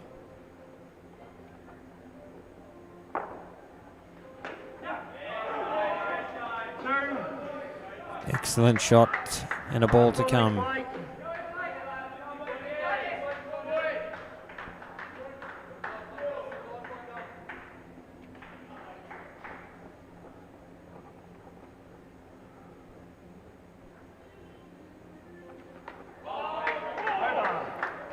Inside the line, completes the over. They'll start the next one on second ball again. Interesting, there's been a steady flow of wickets for Australia, but a steady flow of runs for South Africa. Not a great deal of dots. In fact, that first pair, I think, lost 4 wickets, still scored 16. This second pair have lost, well, at least 1. Is it 2? And they're on 11. So the wickets being at least partially offset by some free-flowing run scoring by South Africa. Second ball here, Josh Smith, the bowler. South Africa must score. They do. No, -5. It's just such a tidy piece of fielding. Off his own bowling. Nice little flick right near the bails. Let's have a look at this. Easy as you like. And again, diving with an upside down bat. We're seeing far too much of that in this tournament. Yeah, just took his time and easily straight over the top. Good service.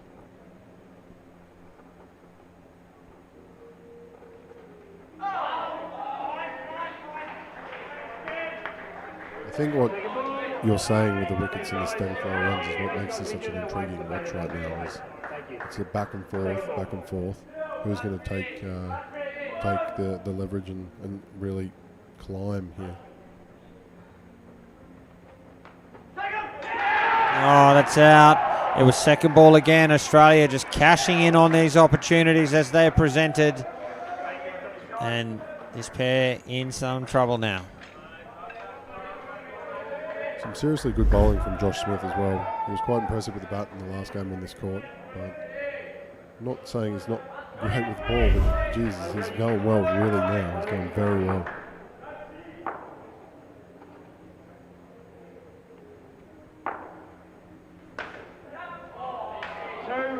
Flap it in the gap for 2.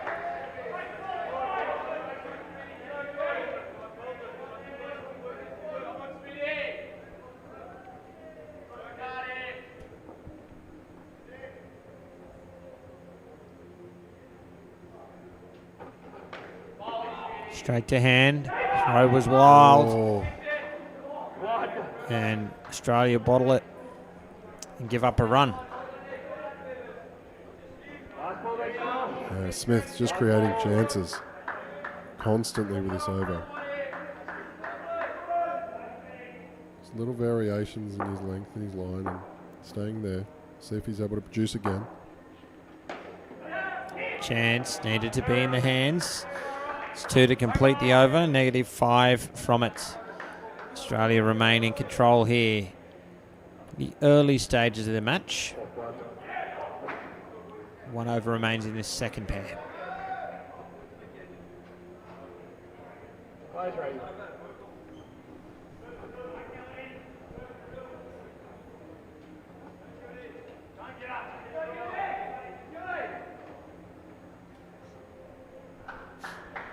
Hey guys, nice time in.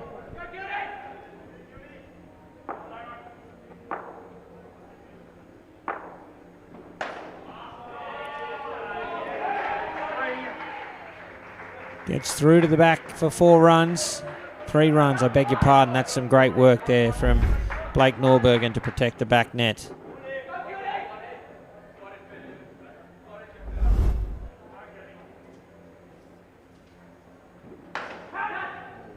Put down. Oh. Non-striker held their ground. If I could just get that to hand, that might have been another wicket.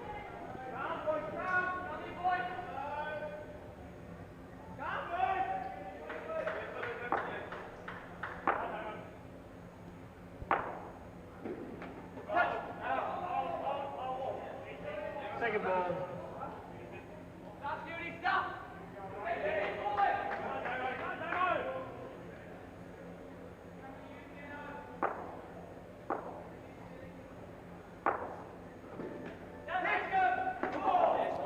Oh, missed chance there.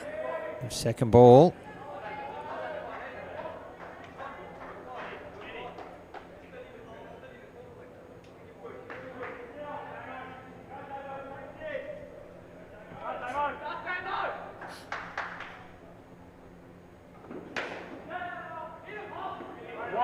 Bit of pin ball, 1 run.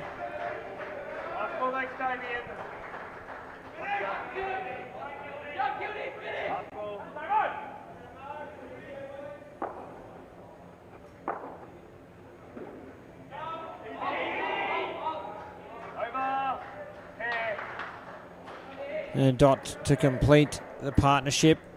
Do well, South Africa, to get back into double figures there. Posting 12 at the halfway stage of their innings, though. Just 28, so work to do for them. Thanks for your company, folks. I'm Cameron Walter alongside Chris Griffin. This is Australia versus South Africa here in the under-22 men's division at the 2025 Indoor Cricket World Cup. We are live from UPro, Colombo, here in Sri Lanka. And, well, what time is it here? It's just after 5:30 here in the afternoon or the evening. It's nice and pleasant in the commentary box. The aircon's on. Don't know how it is outside, but great conditions for you and I. Yeah, I'm not sure if I've just started acclimatising because it doesn't hurt as much as we go out. Day one was a rough day. Benson gets the match back underway with Jordan Bowers and 1-0 at the crease. Yeah, Benson opening up this pair. That's where he suits. Likes to go full and wide. See if he does it. Second ball. And they cash in. They don't miss many of these, Australia. They make you pay. Just got big. You know, came up off the deck. More than Bowles was expecting. Played a miss in a second ball dismissal.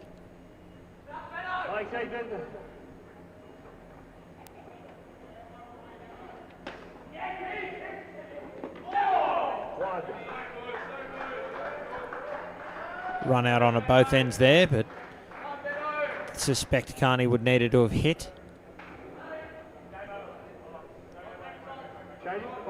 Sides. Thank you.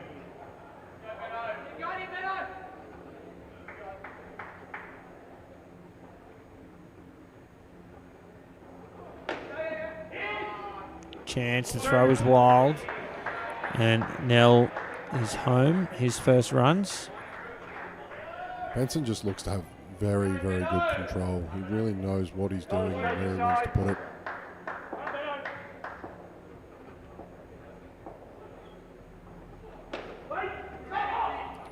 Straight to the fielder, no run, a ball to come, and it will be second ball.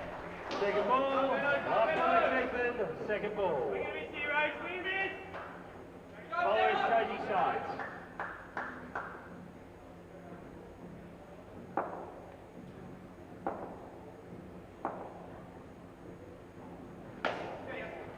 Chance. Net had to do all the fielding. Completes the over. No runs from it though. Yeah, we said it was going to be about 85. South Africa just a little bit short of that, of course, looking at the score. But the important thing that I want to look at here is that a lot of players that are in the top of the charts, whether in the runs or with the ball, they're on the bench at the moment. So Carl Goosen, Nico Stein, Christopher Ellison with the ball for South Africa, all not playing with the bat. Nico Stein and Carl Goosen both up there. They're not in the lineups either. Draheem just coming in now.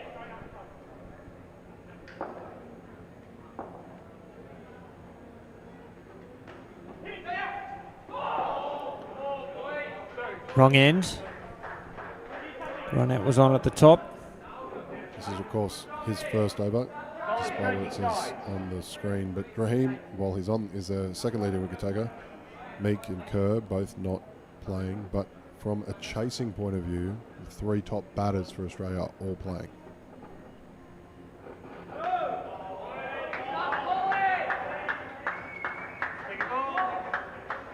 Here's another second ball scenario now. South Africa must score.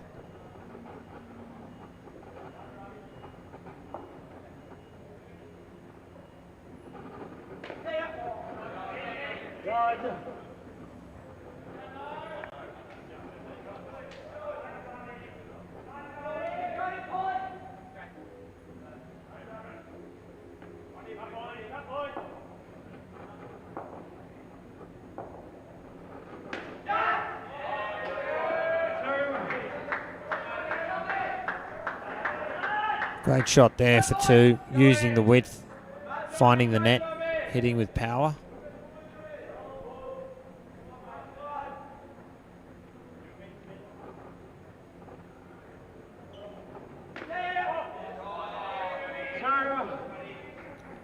Same result on the other side. This time soft hands to play the down up two. The ball to come. Bowlers changing sides.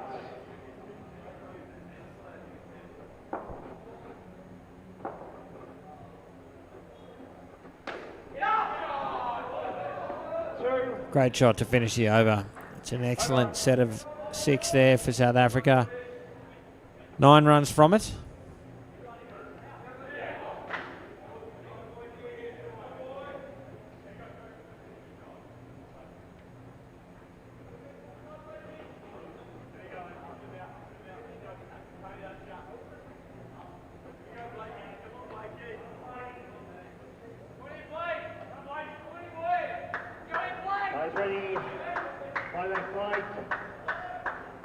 Blake Norbergen to bowl.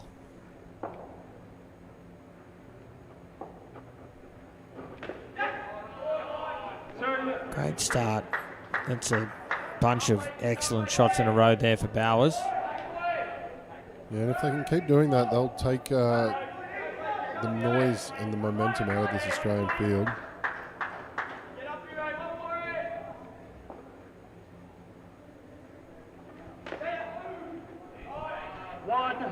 Just more of the same for Nell.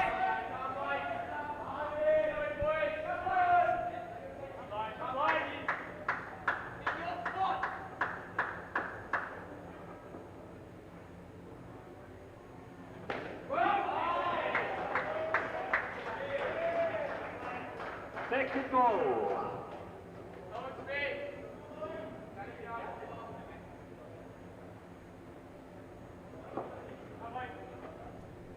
Second ball here. South Africa need to score. And they do. 2 runs pushed through the covers.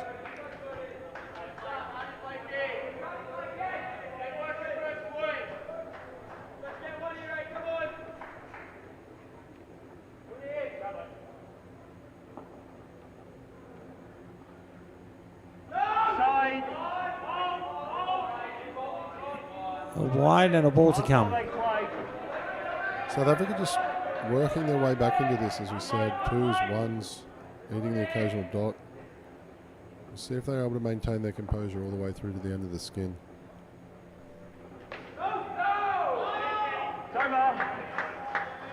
Brings the over to an end. It'll be second ball to start the next. But another good over for South Africa. 7 runs from it. 1 over remaining in the partnership. Pressing their case here for 2025. We'll give them a platform to build from for the last pair. Jay Norbergen coming on for his second over.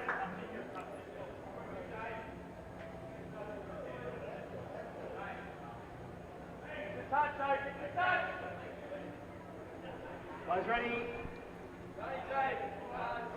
Thanks guys. Second ball, play next Jay.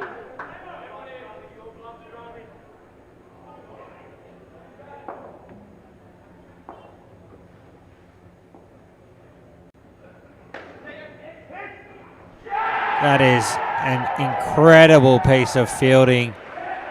That is just textbook three-line fielding there. Ethan Benson, take a bow. That is such a good piece of work. Have a look at this on the replay. He's out of frame, so you don't really see it. I think there are a few of those sort of plays where just a normal wide court shot is the best replay, but excellent piece of work. Just picked it out of the sky almost. Yeah. Just like it was nothing. Completed it completely relaxed. It was still close, but great effort.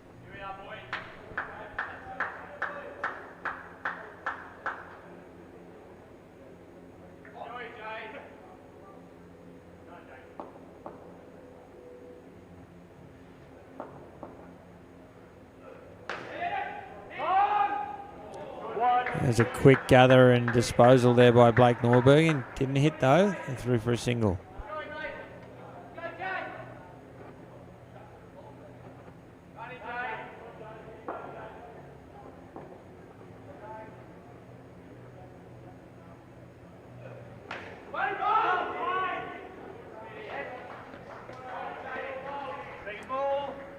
Another second ball moment now.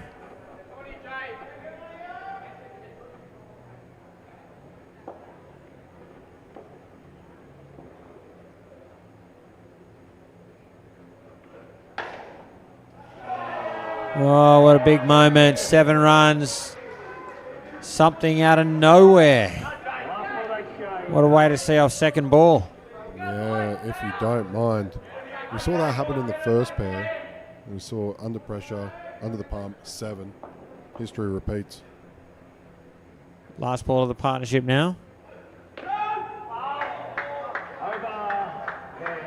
And they're happy with that. So 3 runs off the over, 19 for the partnership. It's a good battle out there, but you would think at this point South Africa are a little bit behind par. Still some time though, as Goosen and Collins head to the crease. The 4 overs remain in their innings. We might take a look at what else is happening around the complex here at the moment. 2 other games underway here at the World Cup. Just get this loaded on my phone here at indoorcricket.news. Under 22s, Sri Lanka development up against India. Sri Lanka Dev 76 in somewhere in the third pair. And Sri Lanka up against New Zealand. Sri Lanka batting first, 20 somewhere in the third pair. So New Zealand on top of their game. Sri Lanka Dev on top of theirs. And at the moment, Australia on top here on the broadcast court. It's going to be Jude Carney to bowl. Again, it's Seth Collins and Daniel Goosen at the crease. The final pair is underway. Starts with a wide.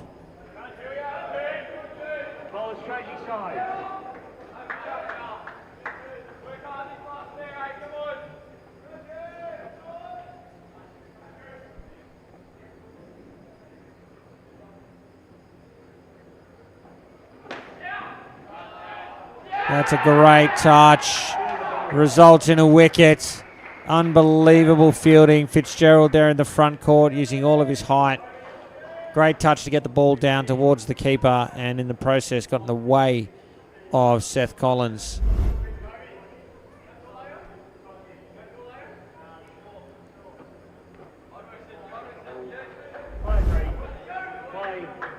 I beg your pardon, it was Goosen.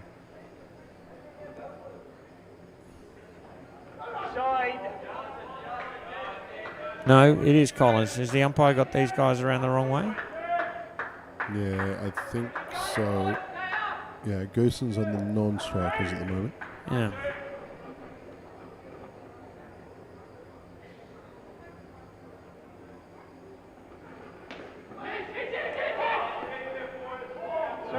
Only just cleared the fielder at the front court and then only just missed at the back sticks. It's a game of inches sometimes.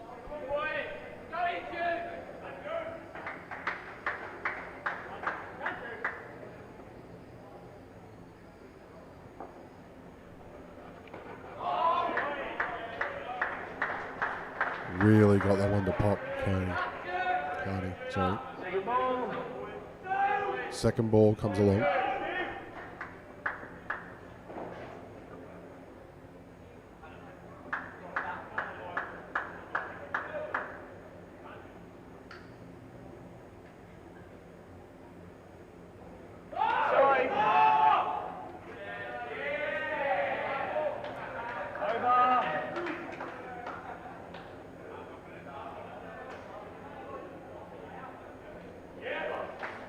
And that wide completes the over, and with the wicket it's 3 runs off.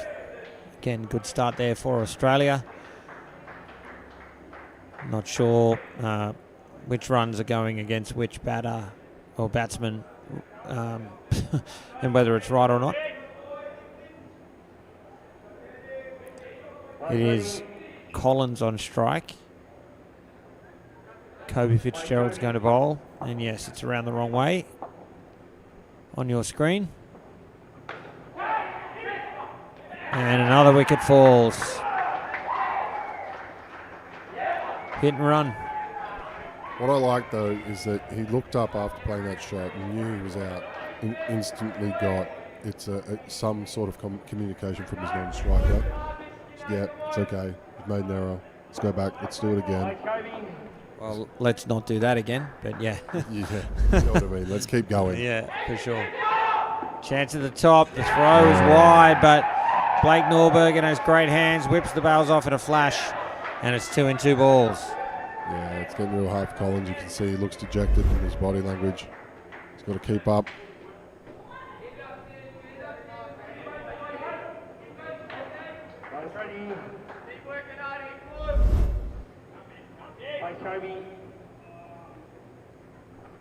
Hat-trick ball here.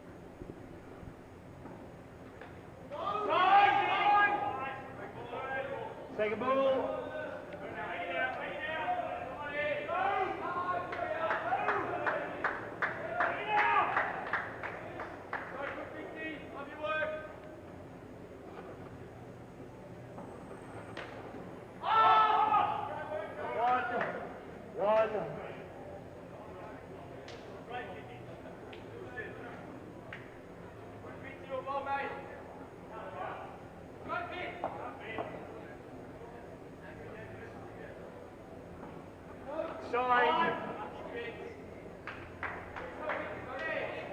It's a wide with the ball to come.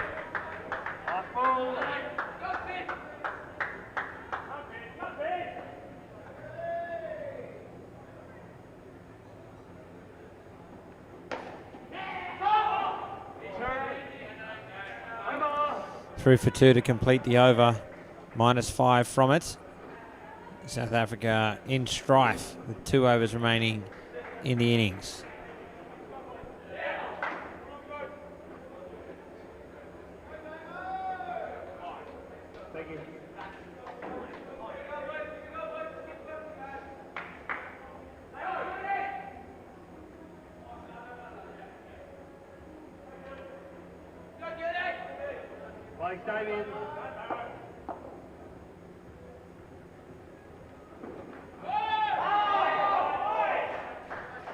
Damien Gill, the bowler, starts by dotting up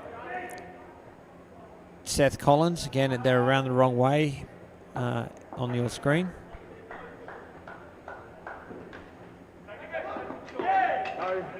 They get through second ball, barely. Yeah, Seth Collins having a real tough time of it at the moment. Good nagging line from Gill. Just trying to take that front knee out.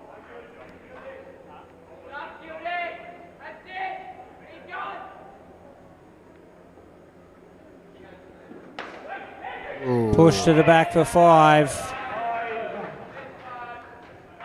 Very handy runs for South Africa. Yeah, Gooson's a good player. Second leading run scorer for the South Africans. We'll see if that gets his pair going, if Collins can reciprocate.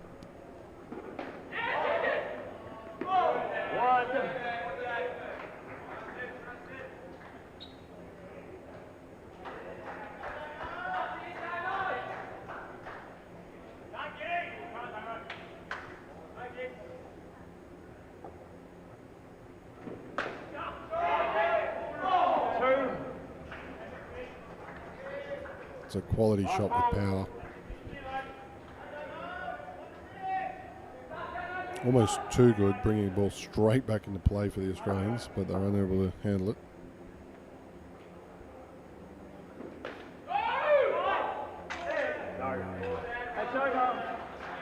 You can hear it in Gooson's voice, the desperation to get Collins to turn around. That's the end of the over. Yeah, 9 runs from it. Just 1 over remains now in the innings.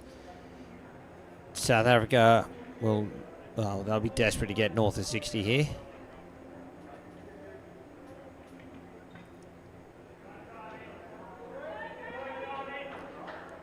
Going to be Paul Drahim. Or if the umpire will notice that he's got Drahim in the book for 3 overs.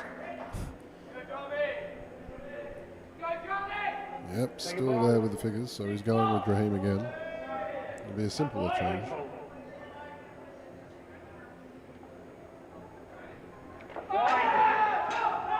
Starts with a wide and run out at the top. That's unbelievable. I'm not sure what Collins is complaining about at the non-striker's end.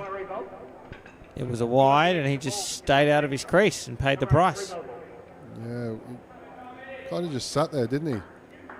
The umpire made the call, nice and sharp. Let's have a look.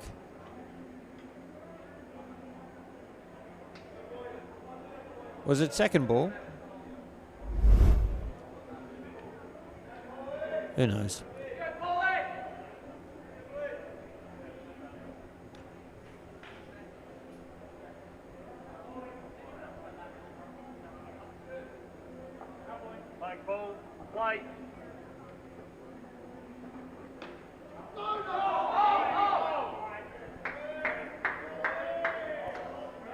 Certainly second ball now.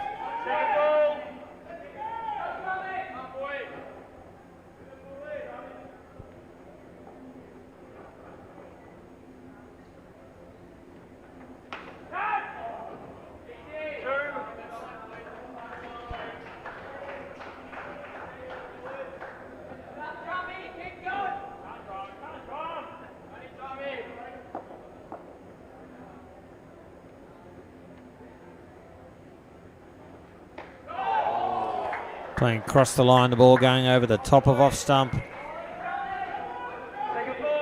We know Drahim plays in the Queensland men's side back home in Australia.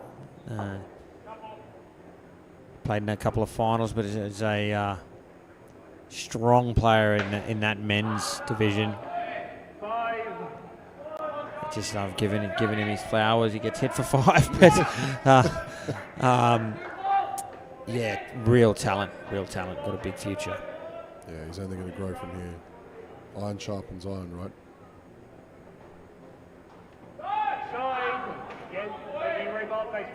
It's wide. They'll have that again. So 2 balls still to come.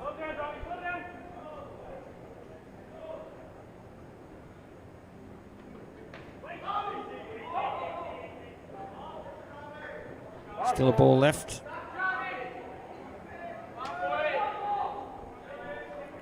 Just a bit of a mix-up from the Australians. I think they thought they were finished. Raheem changing sides.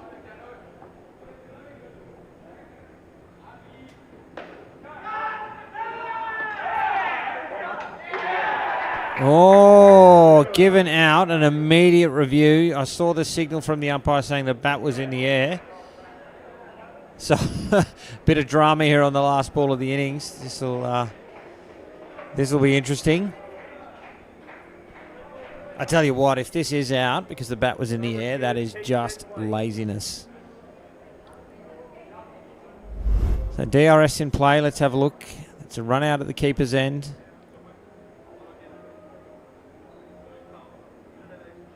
Oh, it's the foot. Yeah, we're going to have to slow that right down. He didn't slide his bat at all. Is his foot grounded before the bails come off?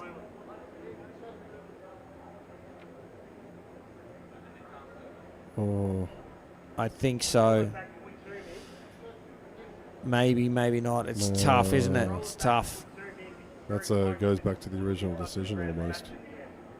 Well, I don't know about that. There's still plenty. You got to have a look. You just got to find the frame where the bails first came off, right? Can we roll it back and zoom in on the stumps of the foot? We then try and work out. And then check where the foot is.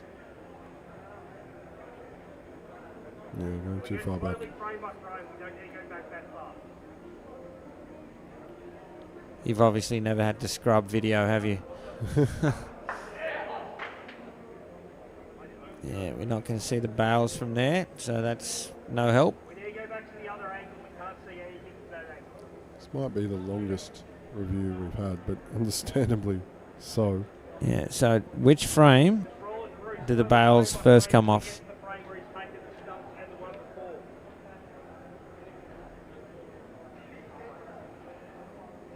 Slow from here, please. There.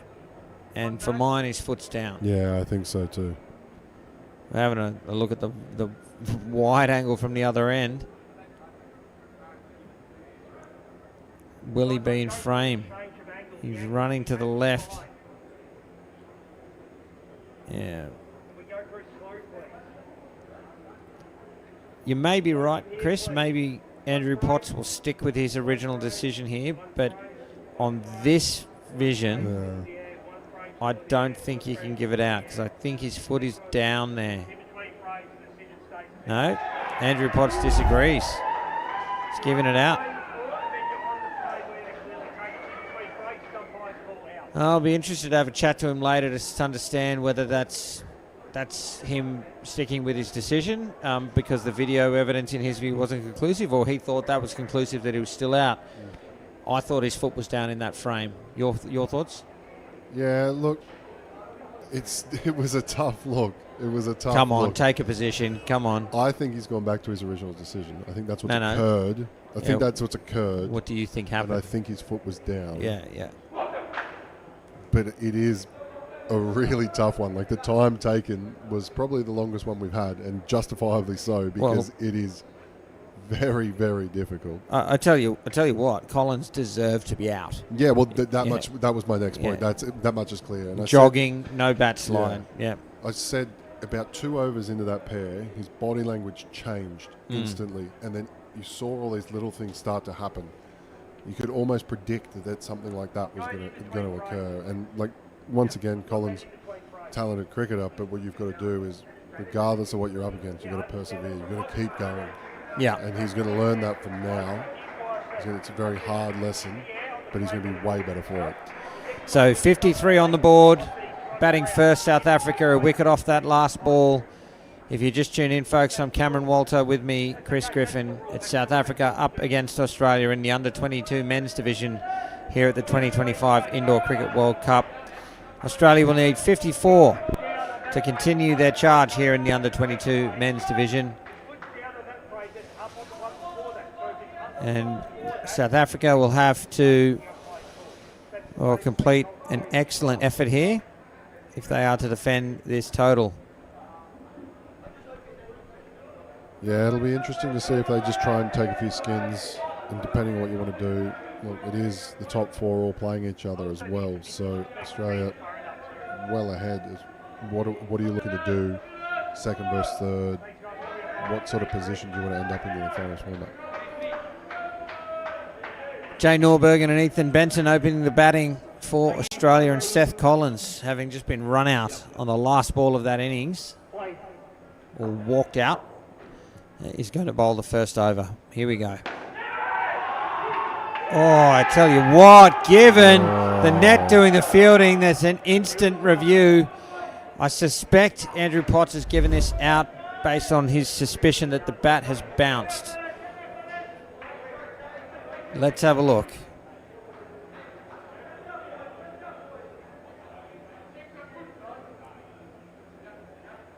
I think he's okay.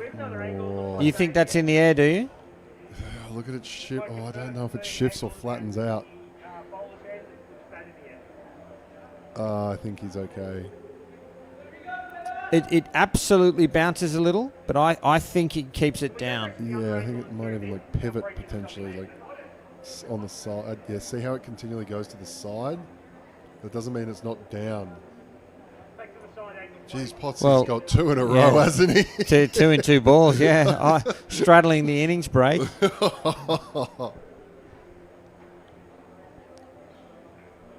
we go back to the side-on angle, please? So it's definitely crossed the line when the bails are broken. It's just a question of whether it's in the air or not. So I think it's okay. I think it's okay too. I think it's angled, and I think it's got like one side down. Oh. Given out. It does look like it's moving, but I think it's one side down.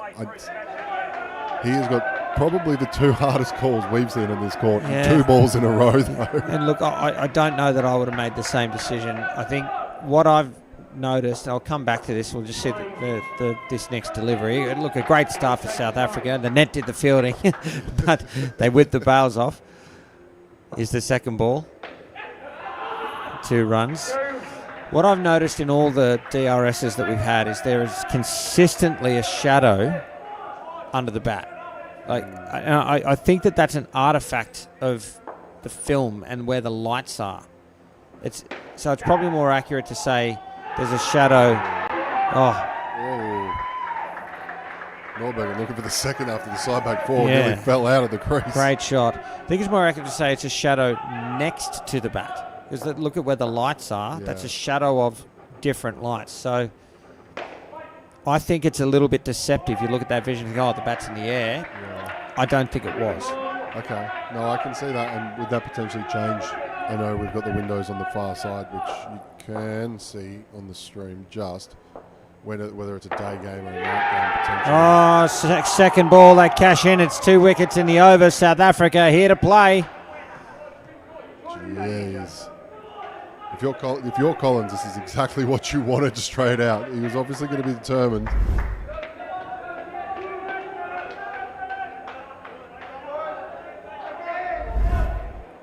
Last ball of the over now.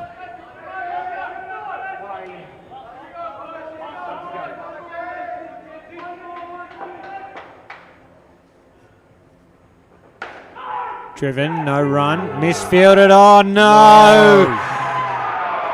Look at them go. Benson was on the deck. Norbergen took off, not realising that Benson was in no position to run, and South Africa absolutely cashed in. They have got 3 wickets in this opening over. That is unbelievable. And, well, -9 after 1. Is that over? Yeah, yes. I was going to say, Collins looks like he wants the ball still. Couldn't blame him, to be honest. Yeah, if I was taking 3 wickets, I'd want to keep bowling too. Yeah. Let's have a look. It's the initial call of no. Norbergen had eyes for the ball, and he was right. He was watching the ball. He saw that there was an opportunity there, which meant he wasn't looking at his partner. Didn't see he was on the deck, and a wicket is the result. Vermeulen to bowl now.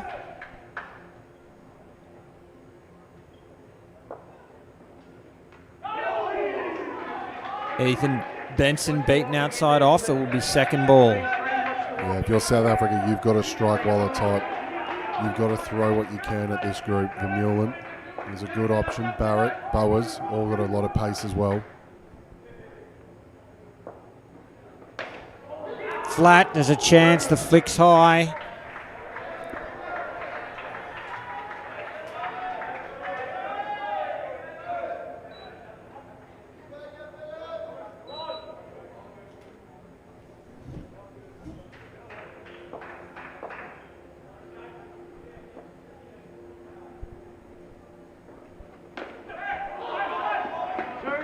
Finds the net for 2.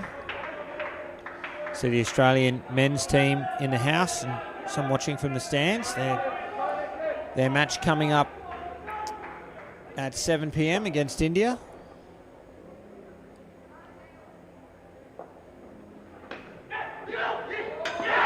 Direct hit, that's not out. South Africa, the mood they're in right now, they're going to appeal for absolutely anything.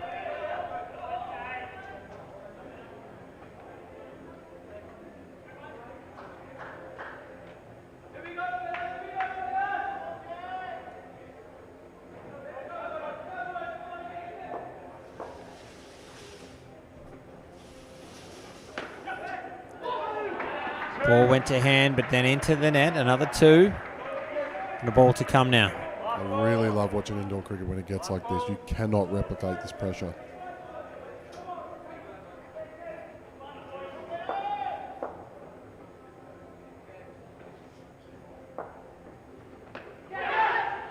Oh, put down, chance at the top and directed! Unbelievable for South Africa. It was a dropped catch. The keeper does the tidying up, throws down the sticks at the top end, and another wicket falls to complete the over. Let's have a look at the replay. Tough chance, quick gather, direct hit, and well short. Oh, I need to take a breath. This is a really established pair to Norbergen and Benson, more than capable of scoring a lot of runs. So they're going to fight back. They're going to try their very hardest. But South Africa, when they're hot, they're hot. Don't mind the choice of Nell. He's not going to be the quickest one out here. But he's going to give an option. He's going to come around left-handed or... He starts the over. Straight to hands. Half a chance. No run. It'll be second ball. Also sent a lot of bounce and a lot of speed, so Nell being a bit shorter, he's going to provide different balls, things that they haven't really seen yet.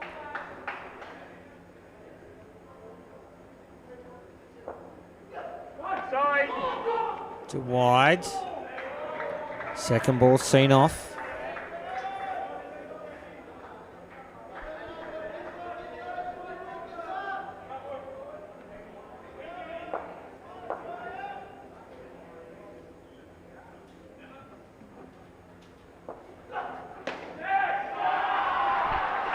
Excellent shot there from Benson.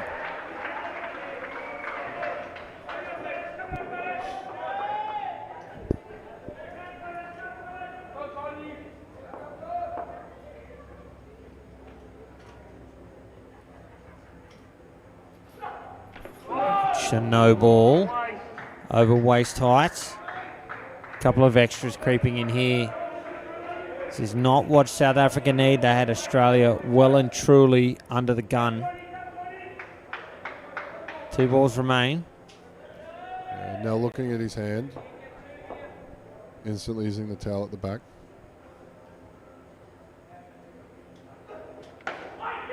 Oh, it's through to the back for 5. What a turnaround in this over.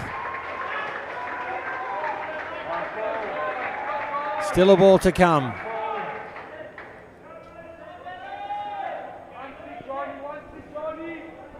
It's going to come around now. This is what I was expecting initially.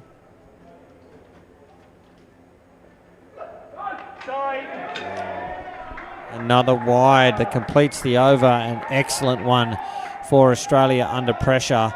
13 runs from it. Yeah, Norbergen and Benson just knuckled down there. Great from them. Nell letting a little bit off the hook. Very interesting bowling choice coming up.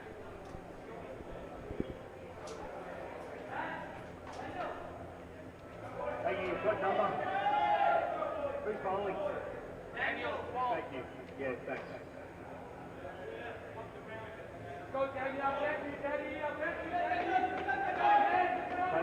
It's going to be Daniel Goosen.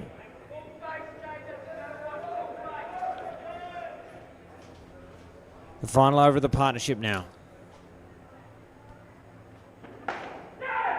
Oh, to the back court for 4. Gee, Australia fighting their way out of a hole here. They were negatives. Midway through the previous over, they're now on 11 and a live chance to take this first skin.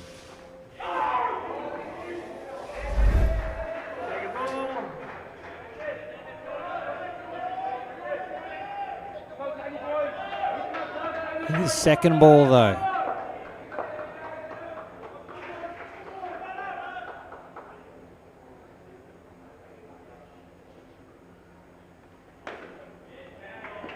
Get through for a single. This is absolutely gripping at the moment.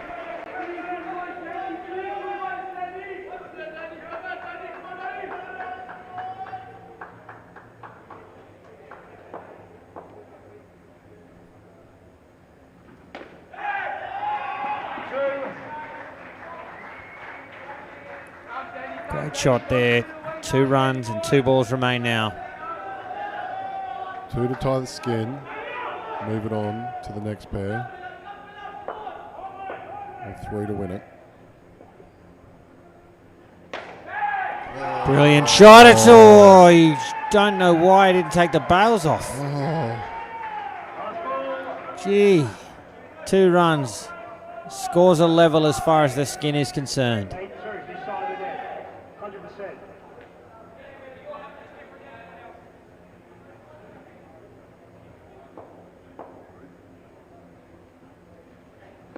Oh, Goosen! Goosen knocks him over. Unbelievable bowling.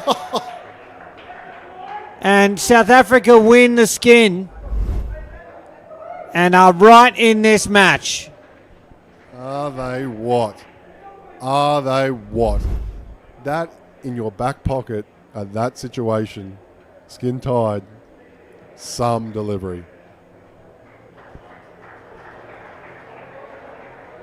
So South Africa banked the first point. They're right in the match here. Hope you are enjoying the coverage, folks. We certainly are here in the commentary box. Well, the match anyway. And, well, Josh Smith and Blake Norbergen have a bit of a job to do here just to calm things down for Australia. Yeah, I think they're going to go try and get this game now. This is batter number 1 in the charts and batter number 2 in the charts.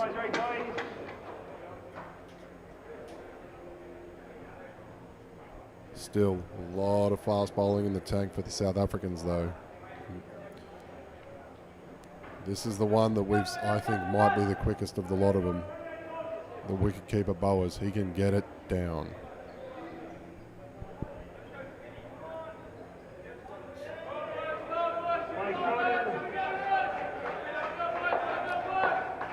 So here it is, Bowers to Josh Smith. It's a no ball to start, plus a run. Front foot.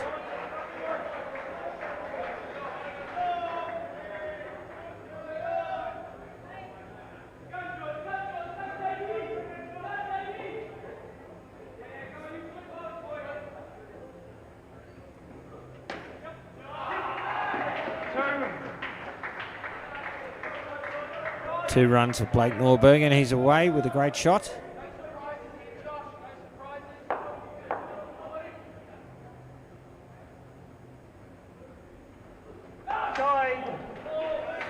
And a wide. Can't afford this, South Africa. You're not going to maintain pressure or defend 53 bowling wides and no balls in the first over of pairs.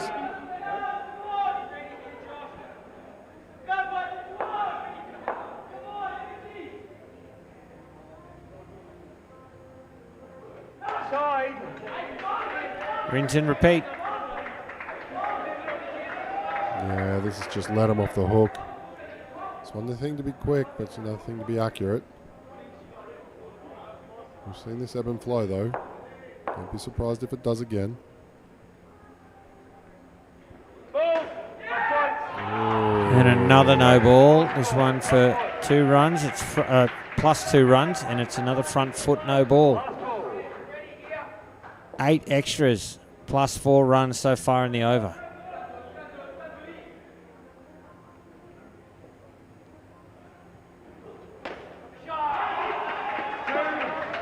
14 run over, 8 of them extras. Australia already in front of the skin and now just about halfway to the total. That is not the over South Africa needed. Yeah, mark that one down. We might be talking about that at the end. Just credit to Norbergen. He just looks like he has so much time still. Those balls, if they're no balls and wides, they're coming down quick, and he's been on top of 2 of them for the 2s quite well.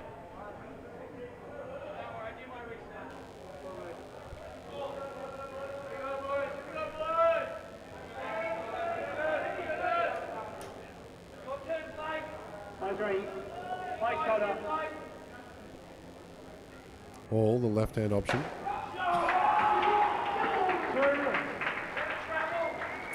Another great shot from Norbergen. 2 runs.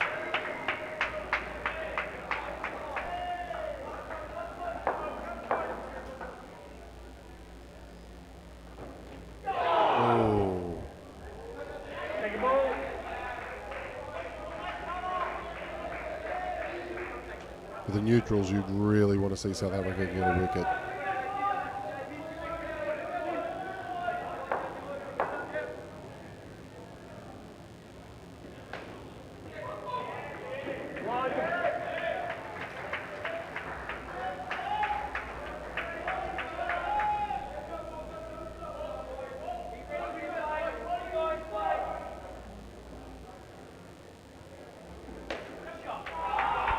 Too good. Just too good. So much time. That is quality.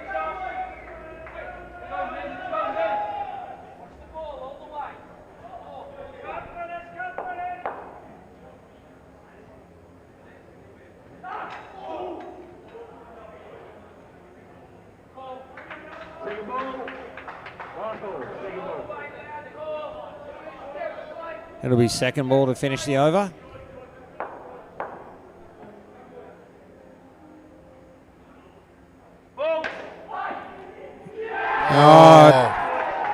To no ball and a run out. So no ball, meaningless. You can understand why Australia looked to run because it was second ball, but it went straight back to the receiver and another wicket falls. Let's have a look. Easy as you like. So it keeps South Africa in the game. Yeah, we said they need to take consistent wickets.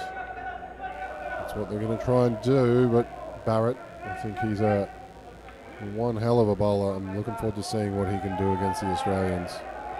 In the games we've seen before, he's really proven a tricky customer.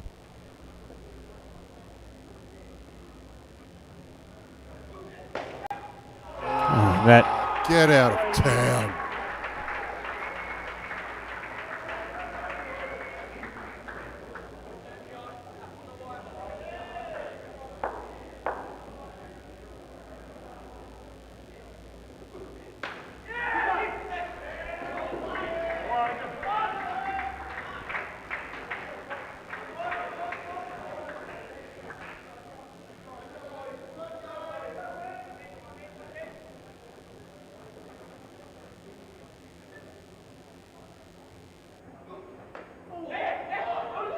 Edge, backward of square.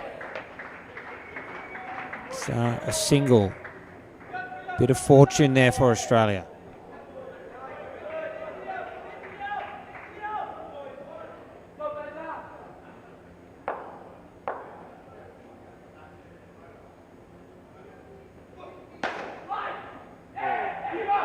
Chance. Oh, it needed to hit. And I think Norbergen's a bit sore after that dive. He's rubbing his hip. He's up, he's okay.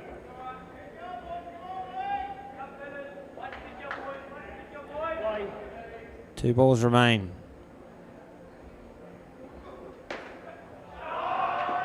Excellent shot again for two. The ball to come.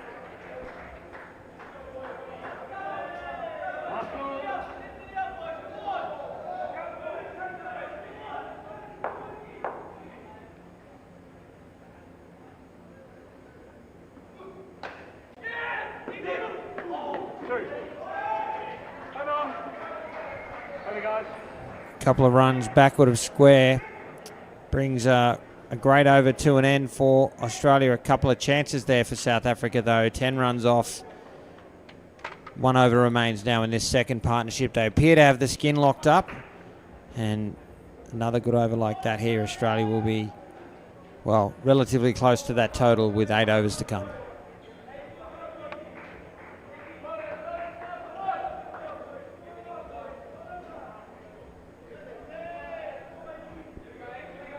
Adrian Risto will bowl the last over to the partnership.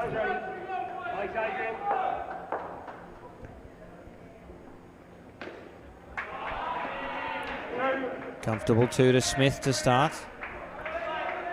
You can see these two just showing their class. Smith currently on 18 and Norbergen looking like he's got nothing but time. Christo, they'll look to build on this partnership and push into the mid-30s. Oh, it spills into the net for 3. Did not need that, South Africa. At this point, everything's got to go right from South Africa from here on.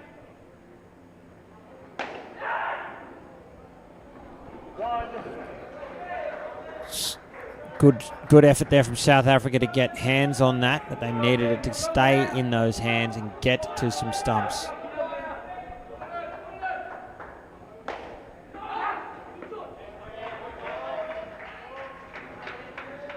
Exercising caution, no run, it'll be second ball.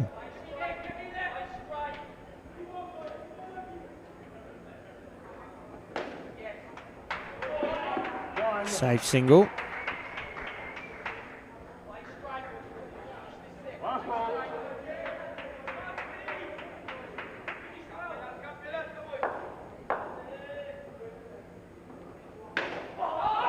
Oh, that'll be a dead ball. Where is that hit him? Well, they've let the ball stand, so it mustn't have been head. Yeah, it's just where you don't want to get hit by the looks of it. And that brings the partnership to an end. 32 runs. An excellent batting pair for Australia coming out after the first pair were under pressure. They lost the skin. They've put them within 11 runs of victory now. An impressive batting from Blake Norbergen and Josh Smith. So at the halfway stage, Australia 43 here in this Day 5 clash between South Africa and Australia in the under-22 men's division. Still some more cricket to come from the World Cup today. 7 p.m. is the next game. It will be Australia versus India in the men's division. We'll round out the day here on the broadcast court with a men's fixture between the United Arab Emirates and New Zealand. So plenty to see, plenty to come. Hope you can stay with us, not just for the conclusion of this match, but those two fixtures as well. Well, you said it earlier, Chris, and I think you're right. Everything's got to go right for South Africa from here. No extras, touches, not only keeping the ball off the net, but getting them to the stumps. A couple of decisions to go their way. They can maybe take another skin, or if not, the win out of this game. Yeah, and let's talk about the extras. That was the fault of Bowers with the no balls and the wide. So we'll see how he goes in the second over. Here he is to Drahim and Guild. No run off the first ball. I just must commend Nell for his toughness. He's back up and running. He did a few high jumps to be able to get going. Change sides. Round the wicket. Yeah.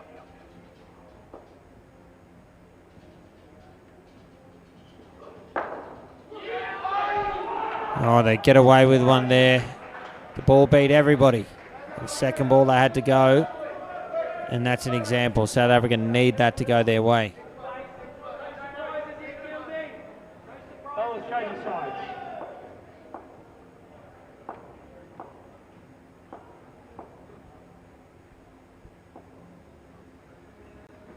Ball high. Short. It's a no ball. That really kicked, didn't it? Yeah.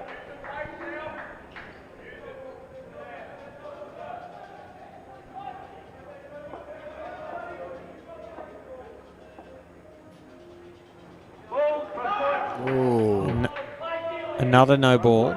This one was a front foot. Ball still spitting off the deck.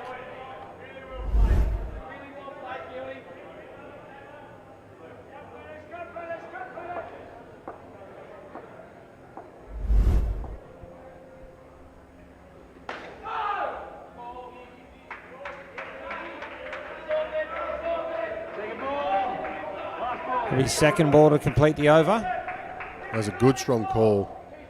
And considering the height of the delivery he's getting, brave to stay on strike too.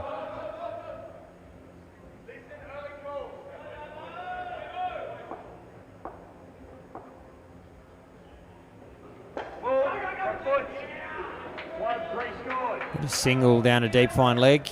Brings the over to an end. 6 runs from it. Australia now just 3 runs away from victory. Yeah, another no ball. Oh, no ball as well. What was that one for? Yeah, it was front foot. I had my eyes on the line for that one. So he's bowled 14 runs worth of extras in his 2 overs. Yeah, there or thereabouts. You're probably No, it's exactly what it was, and Yeah. out of 23 runs. Thanks, guys.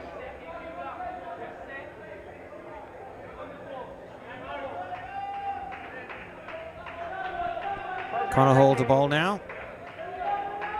For South Africa, you still have to really attack this pair. If you're going to come out with the skin, this is still the one.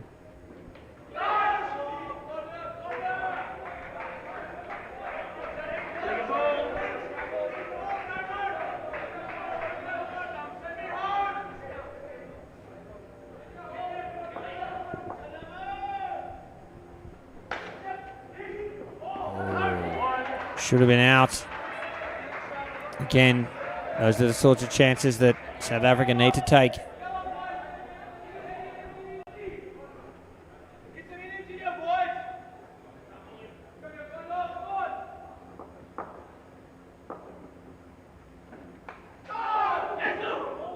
Yeah.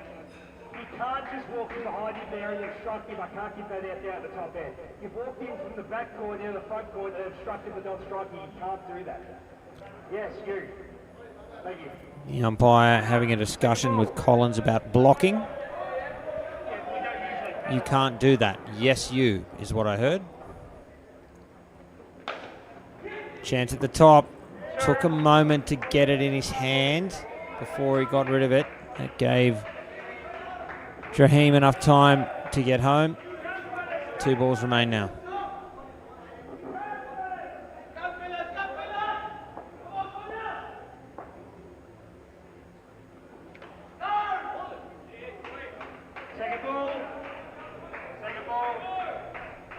Another second ball scenario. 3rd in the over. They've really got to take this one. They've got to get one.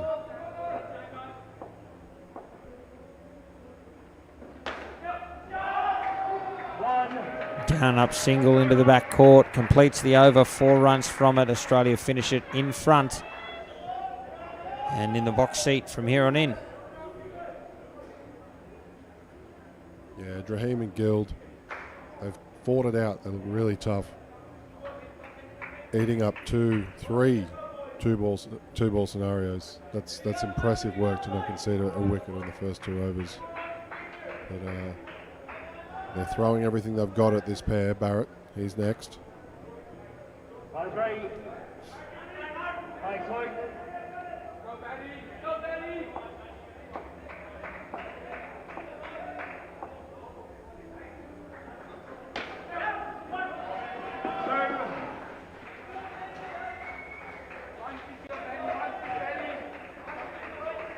Good start there for Guild. 2 runs off the first ball.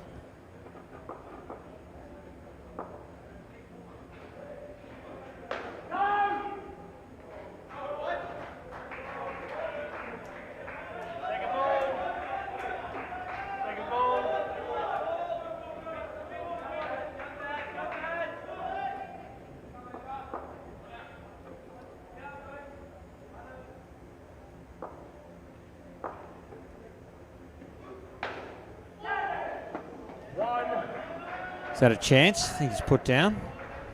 Yeah. A tough one at that, but I would agree. I think so.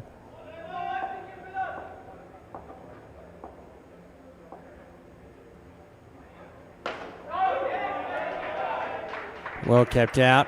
Attacking the stumps is Barrett. 2 balls remain. It's second ball once more.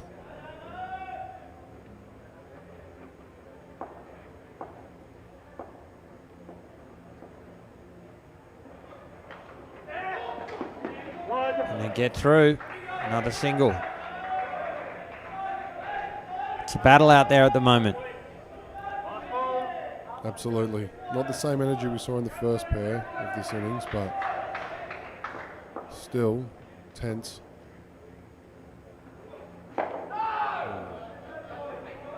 brings the over to an end.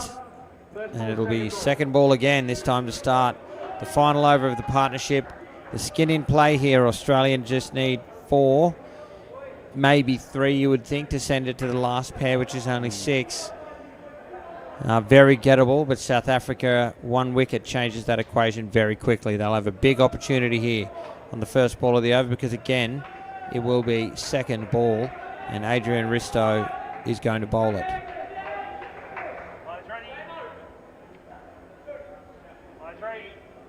Second ball, play. Get through for a single. Gild isn't absolutely hitting your conventional shots down up 2s and everything, but he's toughed it out. This is very impressive. Brilliant shot by Draheem into the back court. Makes it all the way to the back net for 4. Yeah, that might be just about it. Clears the front leg and just works it. Chance, or a direct hit would have been tight.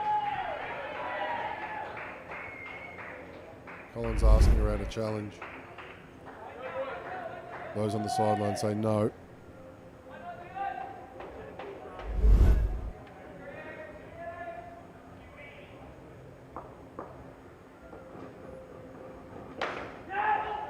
Another fantastic shot from Jaheem. It's on the front court side of the scoring zone, so just quote unquote just 2 this time. 2 balls remain. Skin more or less beyond doubt. His second ball to finish, and that's confirmation Australia's going to bank this second skin. Third skin, I should say.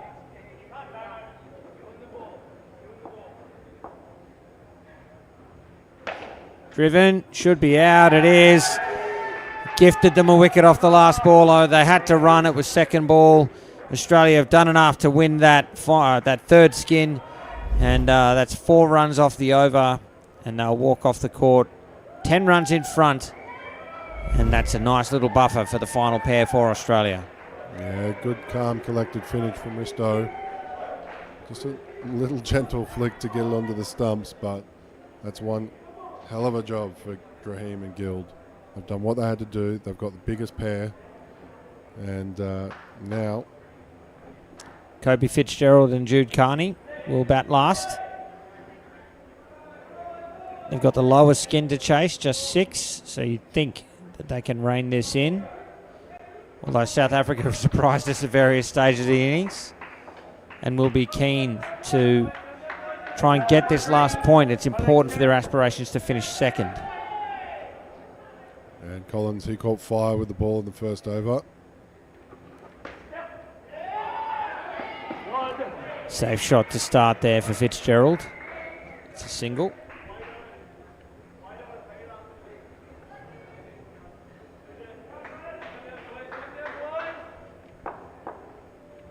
Change sides. Are you set?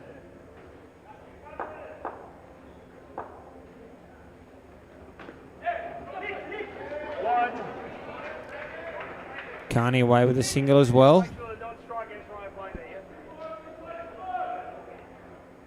Change sides.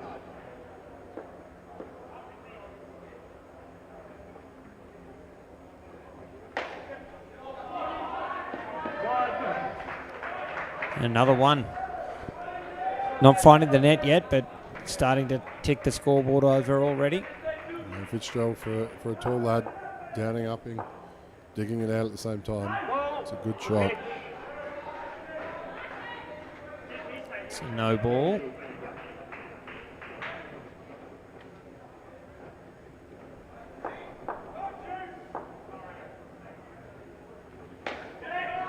Width, and Carney uses every bit of it to smoke it into the net for 2.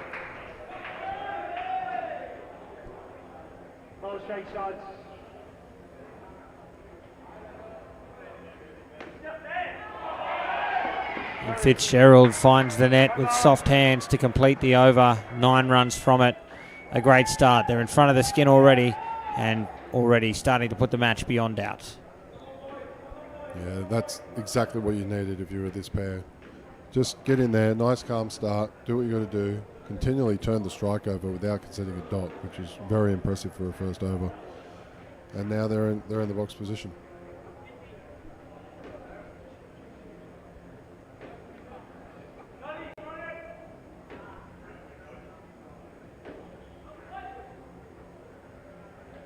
Guys ready? Take one.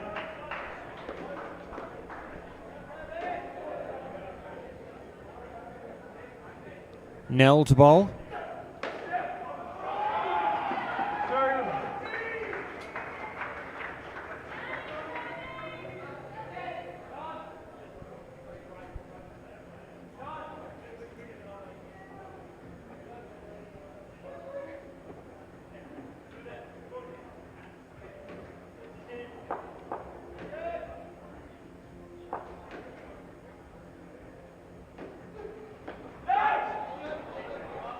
No run creates a second ball situation here.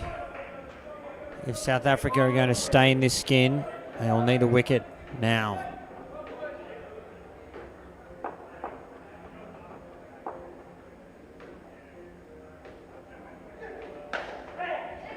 Chance. Oh, cannot cash in. The ball hitting the non-striker. It's one run.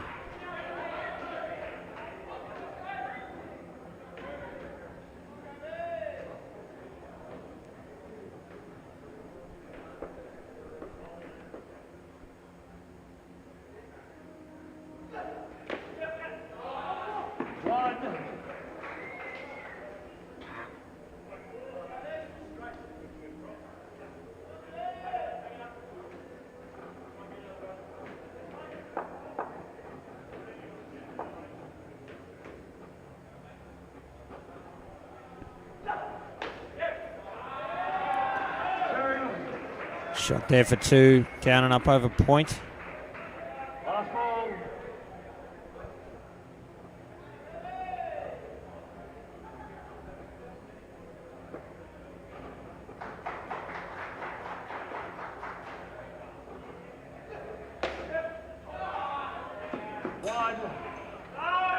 Stumps a hit, but everyone's safe. Brings the over to an end. 7 runs from it, and it's all academic now.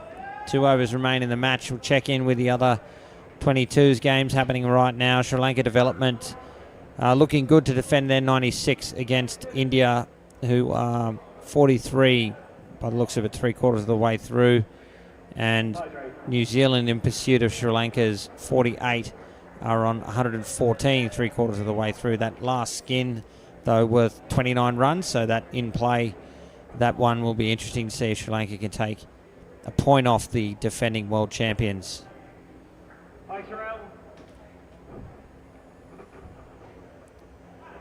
Vermeulen to bowl, starts with a wide.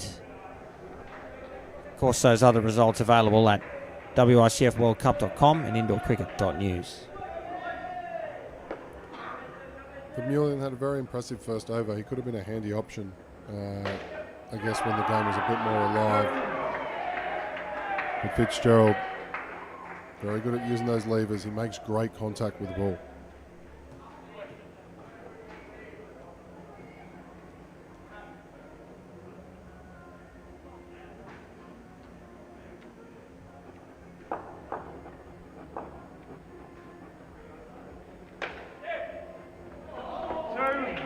Good touch, but not quite on the money. 2 runs.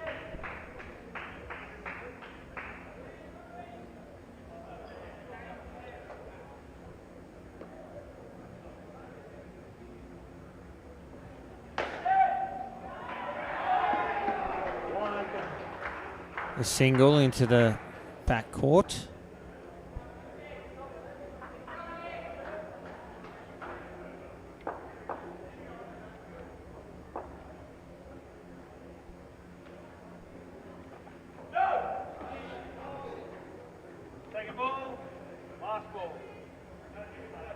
Be second ball to finish the over.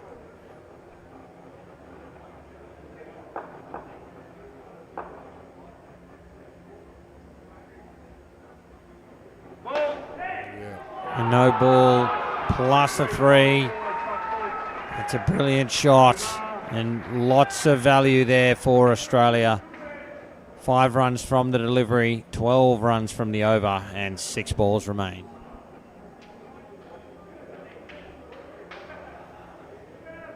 Tell you what, love to go back and add up all the extras bowled in this innings. Yeah, Easily another partnership, probably it'd go close to the highest partnership, I think. yeah, definitely. It's the biggest difference throughout this, and what dots you could choose from it, and pressure and situations. You could just, and the momentum it's taken out of South Africa as well. Final over of the match. It's Goose in the bowl. Starts with a dot. Second ball. The South Africa side, they still have the other Goosen to come in, Daniel Goosen to come in. Shot. But they also, you still see Nathan Kerr. Sorry, Carl Goosen, I apologise. And they still have Carl Goosen to come in. And the Australian side, someone like Nathan Kerr with 19 wickets. So a bit of firepower sitting on the bench. The next matchup could be completely different. Chance. It's a good bit of fielding. Not sure that it hit the stumps though.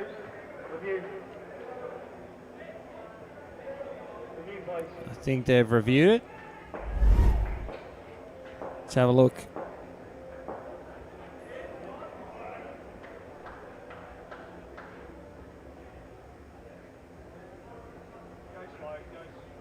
Yeah, that hits the stumps, doesn't it? Does that hit that? The so, left yeah. stump? I think so. Yeah, Andrew Potts certainly satisfied that it has. It's been given out.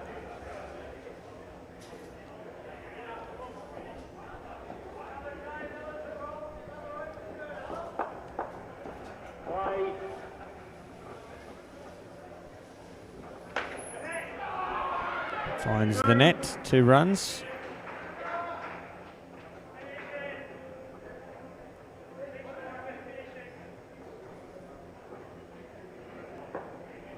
Changing sides.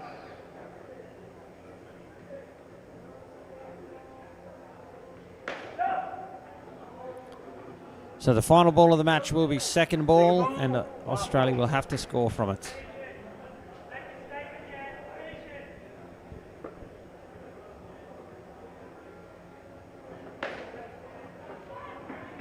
And they do with a single, and that completes the match. Australia winning by 39 runs, 92 to 53, and taking 3 of the skins. So great victory for them. They continue on their way. South Africa, though challenged in patches, will rue the extras that they gave up. Perhaps also a lazy run out off the last ball. So plenty of things that South Africa can go away and learn from. Chris, your final thoughts? Yeah, it was a side with absolute firepower in South Africa up against a side with complete discipline with the bat and the ball in terms of line and length and everything, not giving things away. So, look, South Africa, we saw what happens when they're red hot. We can see what damage they can do. Can they do that for sustained longer periods? Can they actually stay disciplined for a longer period as well? And what are both of these sides going to look like when they meet up in the finals and it's top 8 versus top 8? So there you have it as we take in some highlights. Don't forget, folks, that coming up next from 7 p.m. local time here in Colombo, that's in just over 10 minutes' time, it is the men's fixture. Australia, the defending champions, up against India, who lost their first match last night to New Zealand and looking to test themselves against the world's best. I hope you can join us then. We're going to take a short break on commentary in the meantime. So until then, for Chris Griffin and Paul Botterill and the entire broadcast team, I'm Cameron Walter. Thanks for watching.